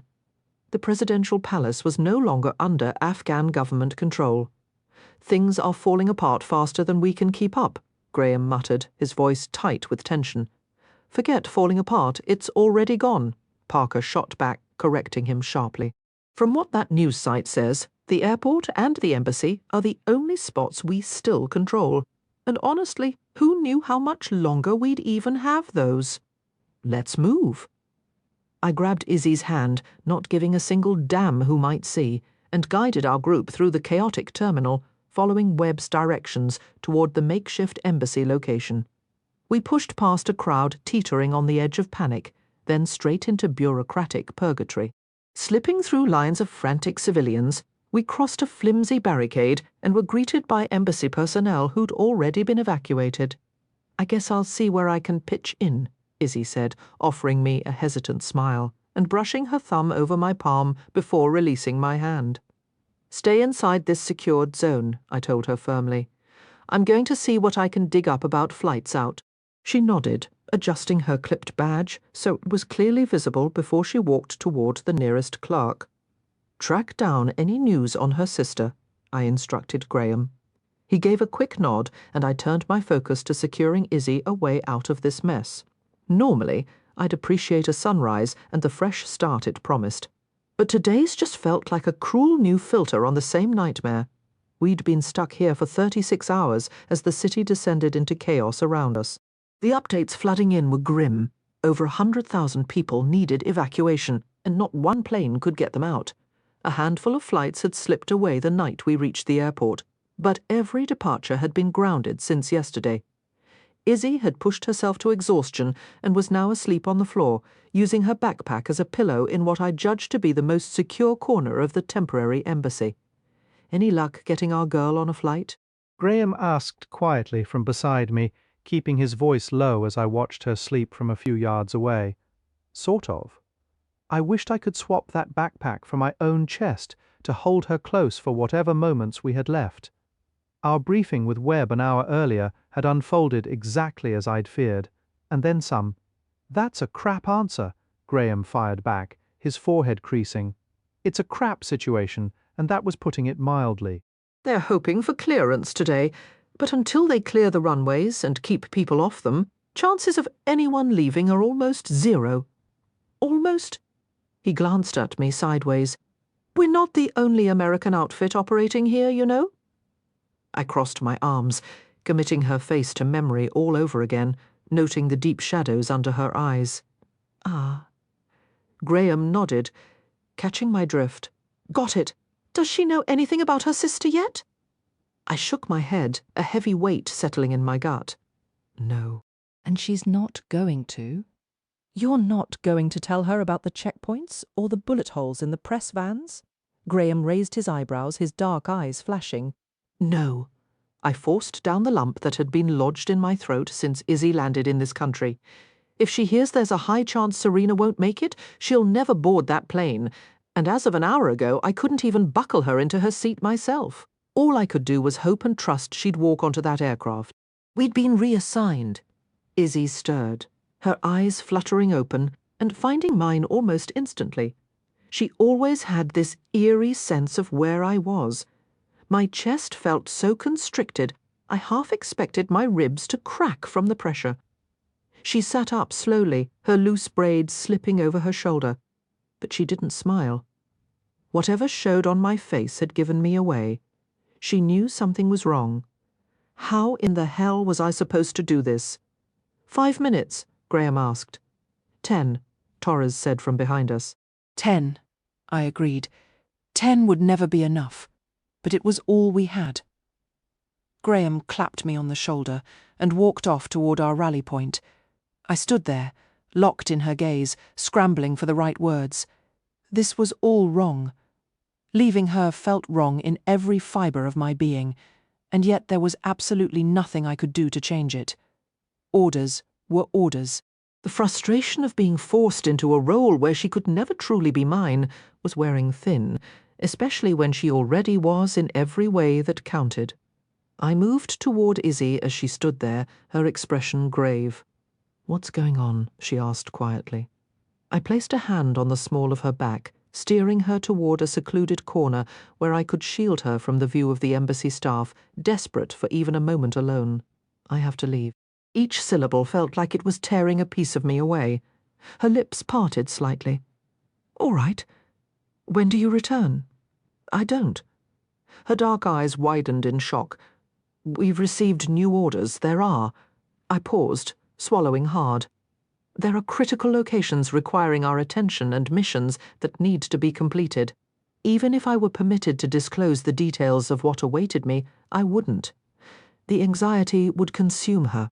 The coming hours held the power to reshape Izzy's entire future.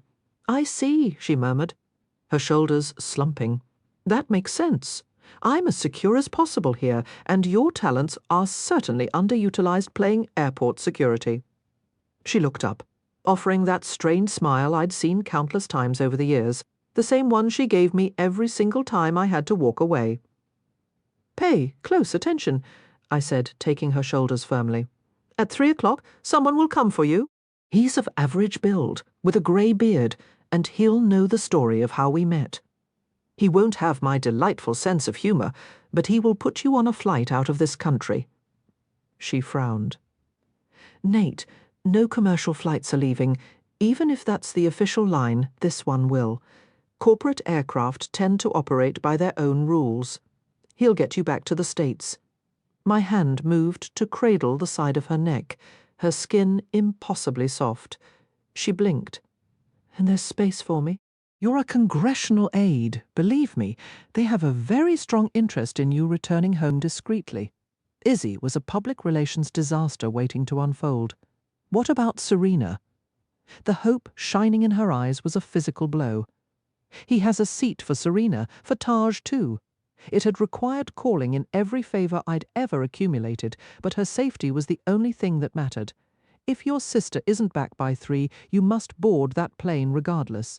I held her gaze, pleading with her to comply, to be flexible just this once.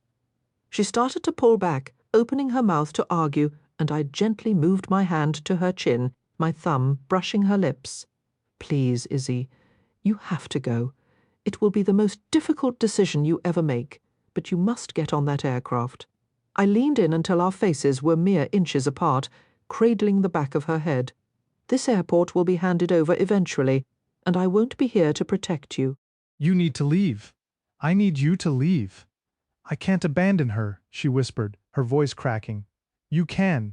You will. It's what she would want, if she was even alive to want anything."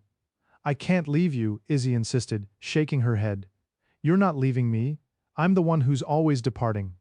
"I can wait one more day," she protested, her hands gripping my arms tightly. "You can't." I rested my forehead against hers, drawing a steadying breath. Do you remember when I asked you if you knew the world had 24 hours before a catastrophe hit? Where would you go? And you said you'd go wherever you could be the most useful. "This is a terrible time for a trivia game, Nate," she said, pulling me closer as tears welled in her eyes. "Do you remember?" I pressed. "Yes," she nodded. "It was when we were leaving Kandahar. Now ask me." Her lower lip quivered. If you knew the world had 24 hours before a catastrophe hit, where would you go? I would go wherever you are. I knew it that night on Tybee Island. Honestly, I probably knew it the moment you reached for my hand on that airplane. There is no power on this earth that could keep me from you. I kissed her softly. That's exactly why you have to board the plane, Izzy. I won't be able to think, to focus, to take even 12 steps away from you if I don't know you're heading toward safety. We're like magnets, aren't we? She said, winding her arms around my neck. We always seem to find our way back to one another. And we will again, I swear it. My hand settled on the gentle curve of her waist as I battled the tide of emotion threatening to pull me under. Our chance hasn't even begun. She rose onto her toes, her kiss meeting mine. I angled my mouth over hers, taking the kiss, as if it might be our final one, leaving us both breathless when I finally summoned the strength to pull away. I love you, Isabeau Astor. Promise me you'll board that flight. I know you want to stay for Serena, but I need you to leave for my sake. Promise me you'll make it home. I promise I will come home. I will find you. We will get our chance. My chest ached with the sheer force of my love for her, the agony of walking away in any circumstance, let alone in this chaotic place. I love you. Her arms tightened around me, and I pressed a firm, desperate kiss to her forehead, fighting to draw a deep breath and keep the sting from my eyes. I love you, I whispered against her skin. Then I released her, feeling her arms fall away as I stepped back. I allowed myself one final searing look before turning, forcing my legs to carry me away. I'm sorry, Torres said, pushing off the wall as I passed. I know what she means to you. She was my entire world. If I asked you to go with her, would you do it? You know I would if it were possible. He shot me a glance so heavy with regret I had to avert my eyes. But I can't, Nate, and you know the reason. Yeah. I snatched up the pack I'd left near the temporary embassy entrance and shouldered it, locking down every volatile feeling I could. Now was not the moment to fall apart over Izzy. Now was the moment to act for her. Unfortunately, I do. Chapter 31. Zizi, Kabul, Afghanistan, August 2021. I watched the clock consume the minutes after Nate's departure, then the hours, forcing myself to hold together so I could offer help where it was needed. The sheer number of people overwhelmed the few of us trying to assist. The air was thick with panic, and as flights slowly resumed, that energy curdled into raw desperation. Desperation to locate missing loved ones, to secure long-pending visas, to claim a seat on any aircraft heading anywhere but here. My eyes scanned the crowd relentlessly, searching for my sister's face in the sea of strangers, always coming up empty. Nate was gone. Serena was who knows where, and I felt utterly powerless to aid either of them. After telling yet another former interpreter I'd lost count after a dozen that I couldn't expedite his paperwork, a crushing sense of defeat settled over me. 3 o'clock arrived before I was ready. As I moved to signal the next person in line, a man materialized at my side. He had a salt and pepper beard, wore cargo pants with a sidearm on his thigh, a black shirt, and a protective vest. Isabeau Astor? He asked. Sergeant Green sent you, I guessed, feeling a fracture run through my heart. We both know that's not his real name, but sure. He offered a tight, understanding nod. Said he met you during a plane crash incident. I nodded, the memory a sharp ache. It's time to leave, isn't it? It is. His eyes held genuine compassion. I'm guessing your sister never arrived. I gazed out over the anxious crowd and shook my head. I'm sorry, but we can't wait any longer. I understand. The refusal was on the tip of my tongue to stay, to help, to keep searching. But then Nate's face, etched with fear and love, flashed before me. I won't be able to function if I don't know you're safe. He had spent days risking everything to protect me. Maybe I had failed to bring Serena home, failed to help her interpreter, failed to make a dent in this crisis. But I could do this one thing. I could ensure Nate did not fail because of me. Okay. I nodded, then handed Taj's visa to the embassy officer beside me. Slinging my backpack on, I looked up at the man Nate had sent, the man he trusted with my safety. I'm ready. I wasn't not even close, but I would go. The airport tarmac outside was a blur of noise and motion, a stark contrast to the quiet resolve settling within me. As I followed him, a sudden, absurd memory surfaced. Nate trying to teach me a few phrases in Dari last week. Both of us laughing over my terrible pronunciation in a rare, stolen moment of lightness.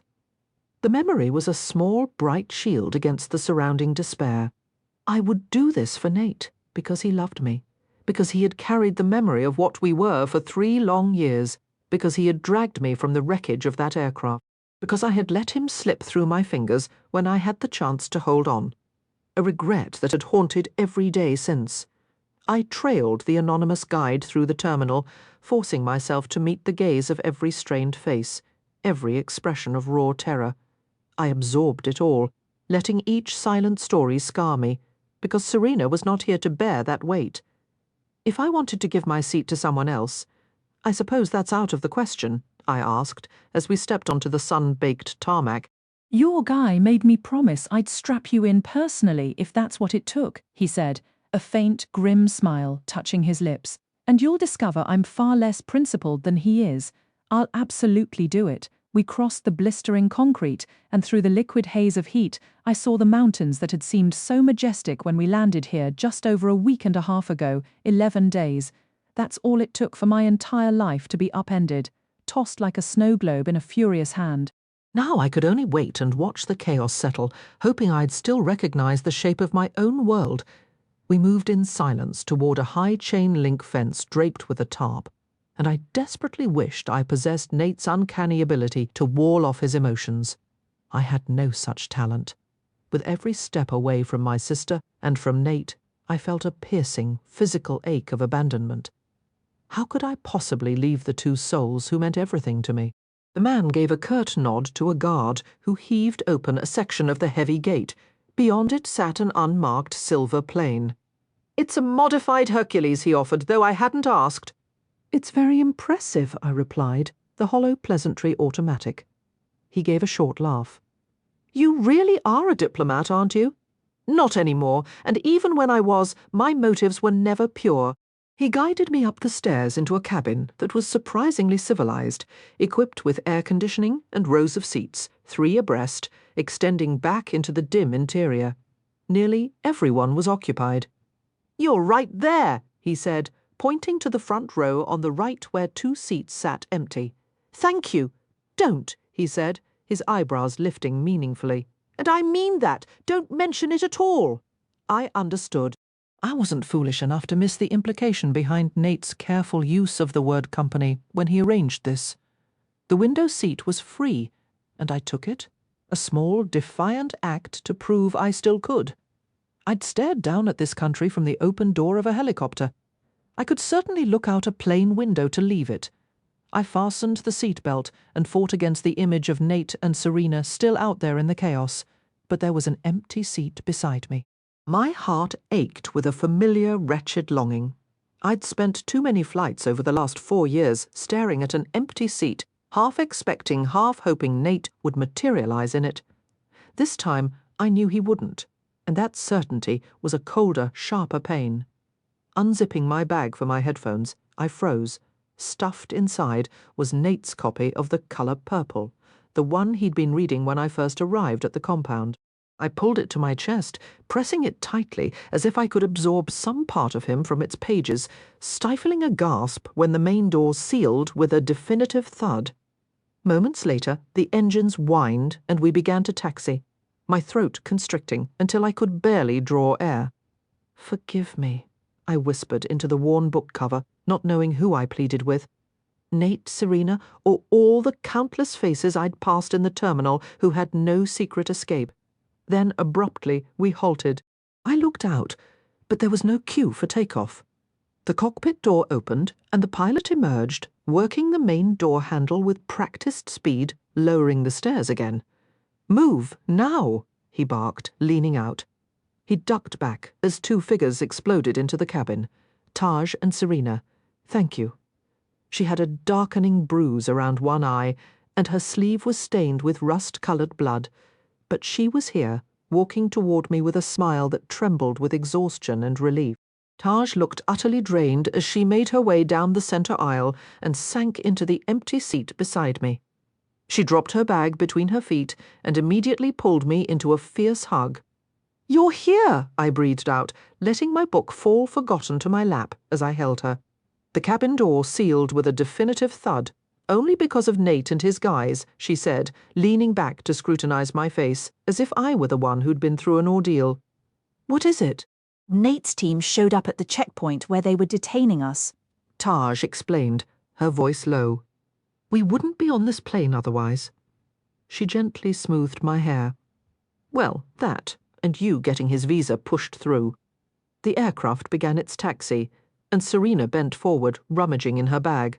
She pulled something out and pressed it firmly into my open hand, her eyes locking with mine. "He told me to tell you he loves you. He said he'll reach out when it's time for your shot." A sharp ache pierced my chest. I looked down. In my palm lay a chain with a small taped metal rectangle. I slumped back against the seat as tears welled up, the plane accelerating down the runway. Serena held my free hand tightly as we lifted into the sky, leaving Nate on the ground. "He's going to be all right," she vowed softly. "I love him." "Anyone with eyes can see that," she remarked, her tone shifting to something lighter, almost teasing. "So what's the deal with the necklace?" She leaned over to dig her camera out of her bag. A minor miracle it had made it through security.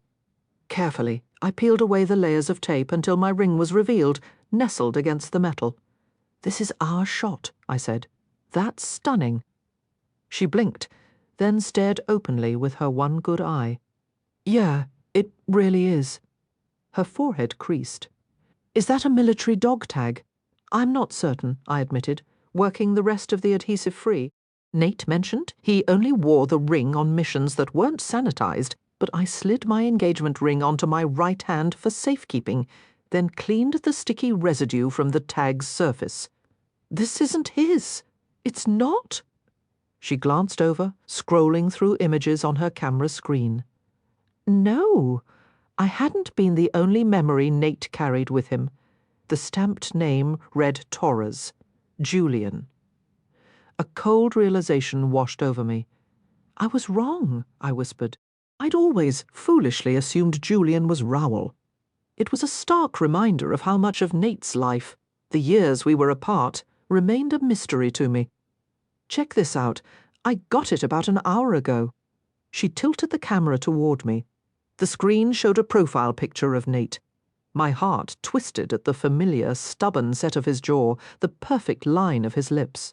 "You know," Serena said, her voice dropping to a conspiratorial whisper, "if I published this, he'd be forced out of the unit for good." My eyes snapped to hers. One simple, selfish act could rewrite our future. We could actually have a life together, but the price, he'd never forgive. No. I shook my head, my fingers closing tightly around the cool metal of the dog tag. If Nate leaves that life, it has to be his decision. I hadn't tried to make that choice for him back in New York, and I wouldn't start now, even from thousands of feet in the air. I would wait for him to come to me, on his own terms. "And what do you do until that maybe never day arrives?" Serena asked, a hint of challenge in her voice. I looked out the window at the endless blue. "I'll wait." Chapter 32. Nathaniel, Fort Bragg, North Carolina, September 2021. I drew a long, steadying breath in the quiet hallway, facing the door I'd been meant to open for the past 14 days. I'd been naive to think making the appointment was the hard part. This was the hard part. Standing here, staring at the sterile lettering on the door, wrestling with the simple act of turning the knob, was a special kind of torture. The place didn't smell like a hospital. But then, we'd never dealt with ordinary doctors.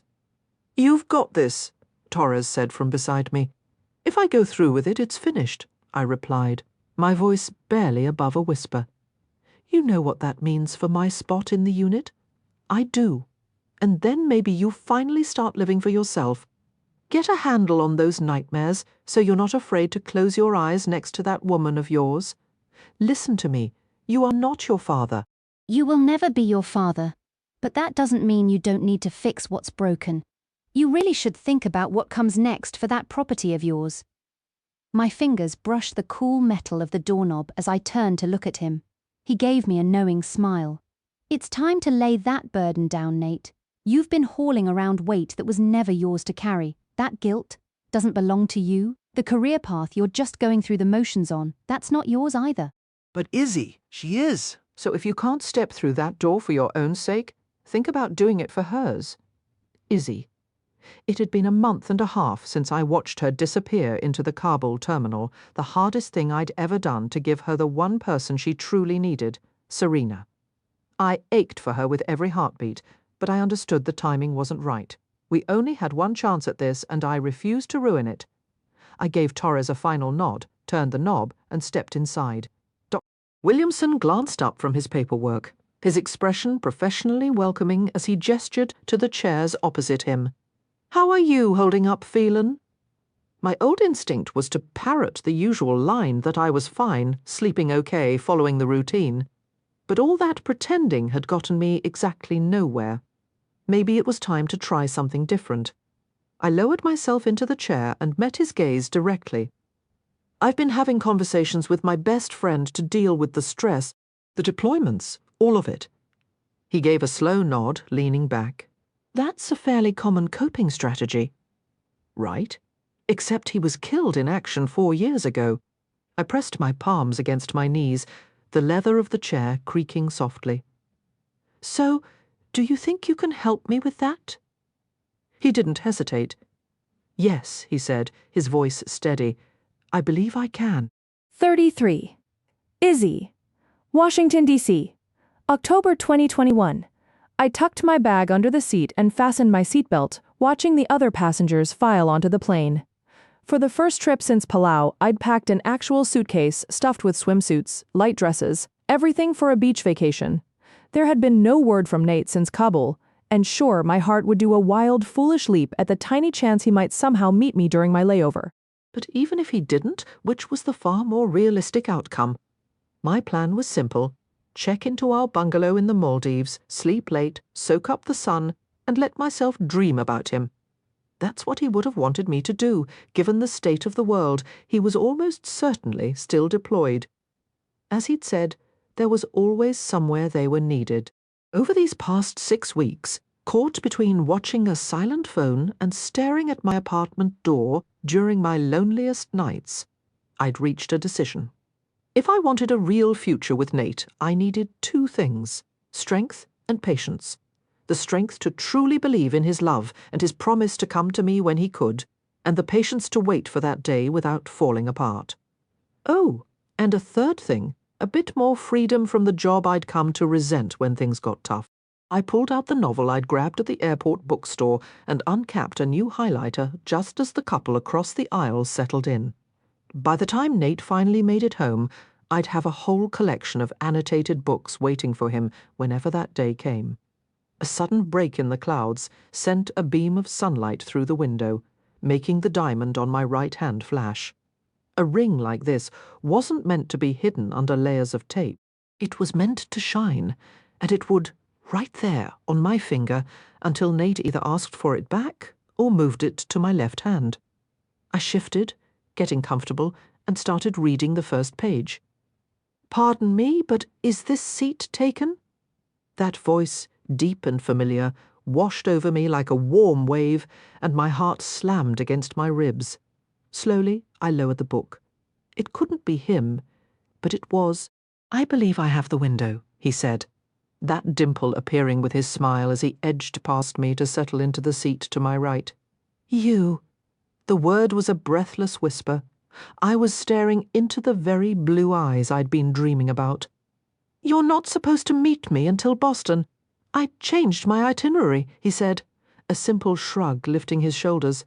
I nodded, because in a perfect world that logic would hold, but our world was one where Nate's deployments were a constant shadow, where flights he booked didn't always have him on board.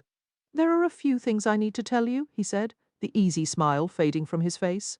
"Well," I replied, closing my book and turning fully toward him, "it looks like we have the time. I have a few things to say, too." "Oh." He reached over and took my hand, his touch sending a wave of pure comfort through me. I really hate being in politics, he confessed. I couldn't help but smile. That's hardly a revelation. His thumb began tracing slow, calming circles on my skin. I might have quit my job, he said, the words tumbling out in a hushed, hurried whisper. A grin spread across his face. Funny you should bring that up. I might have quit mine too. For a moment I was speechless, searching for any words at all. It was time, he said softly, lifting his hand to cradle my cheek. I am completely, wildly in love with you. I don't want to be just a possibility in your life anymore. I'm done leaving us to chance. I leaned into his palm, afraid to blink, terrified that if I closed my eyes, I'd wake up alone in my bed, clutching at a dream. I think it's finally time we took our shot. What do you say?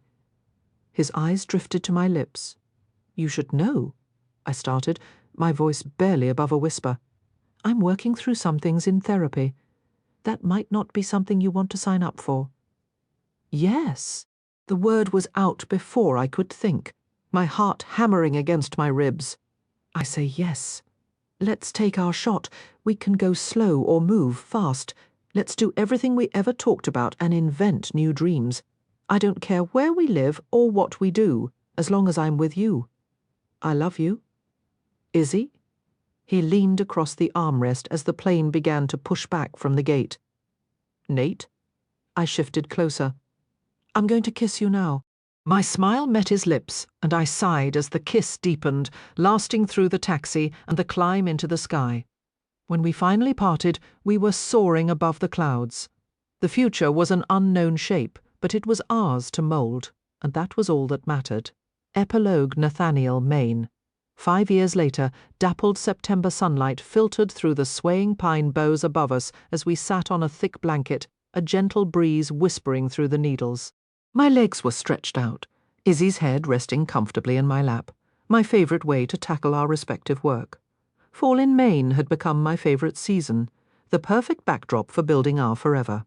The pines, the space from both our families and each other. Izzy missed her friend Serena, of course, but Serena was always travelling for work. They made a point to reconnect whenever she was stateside. I finished marking a student's paper, noting the clever angle she'd taken on Macbeth, while Izzy reviewed what looked like a briefing for a local non-profit. This was peace. This profound, steady calm was what I'd spent my whole life searching for, and I found it wherever Izzy was. Setting the paper aside, I gently brushed a strand of hair from her forehead. No matter how many days passed, she always seemed more beautiful to me. She set her papers down, the sun glinting off the diamond and gold band on her left hand, and smiled up at me. Almost finished. 3 more to go. You, she flipped the document over, checking its length. About 10 minutes, I'd guess. Any plans for this afternoon? I asked, letting my fingers trail lightly down her bare arm. Touching her was a pleasure that never dimmed. Honestly, so was talking to her or kissing her. Basically, anything involving Izzy was my favourite thing. Nothing in particular comes to mind, she said, her hand slipping under the edge of my shirt, making my stomach flutter. Why do you ask? Got anything in mind you'd like to do? I was thinking I could carry you back to bed and devote the rest of the afternoon to appreciating every inch of you. Her mouth fell open slightly before she sprang up. Absolutely, that's the best plan I've heard all day. You can't even wait 10 more minutes? I chuckled, already gathering the scattered papers and the blanket we'd been using. Not a chance, she said, backing toward the rear door of our home with a grin that was impossible to resist. Whatever work you have can definitely wait. I couldn't agree more. I took off after her, catching her just as she reached the steps. I swept her into my arms, the blanket twisting around us both. The stack of papers and the briefing folder tumbled to the floor the moment we crossed the threshold. Then my arms were completely occupied with Izzy. She was absolutely right. Everything else could wait. We had all the time in the world now.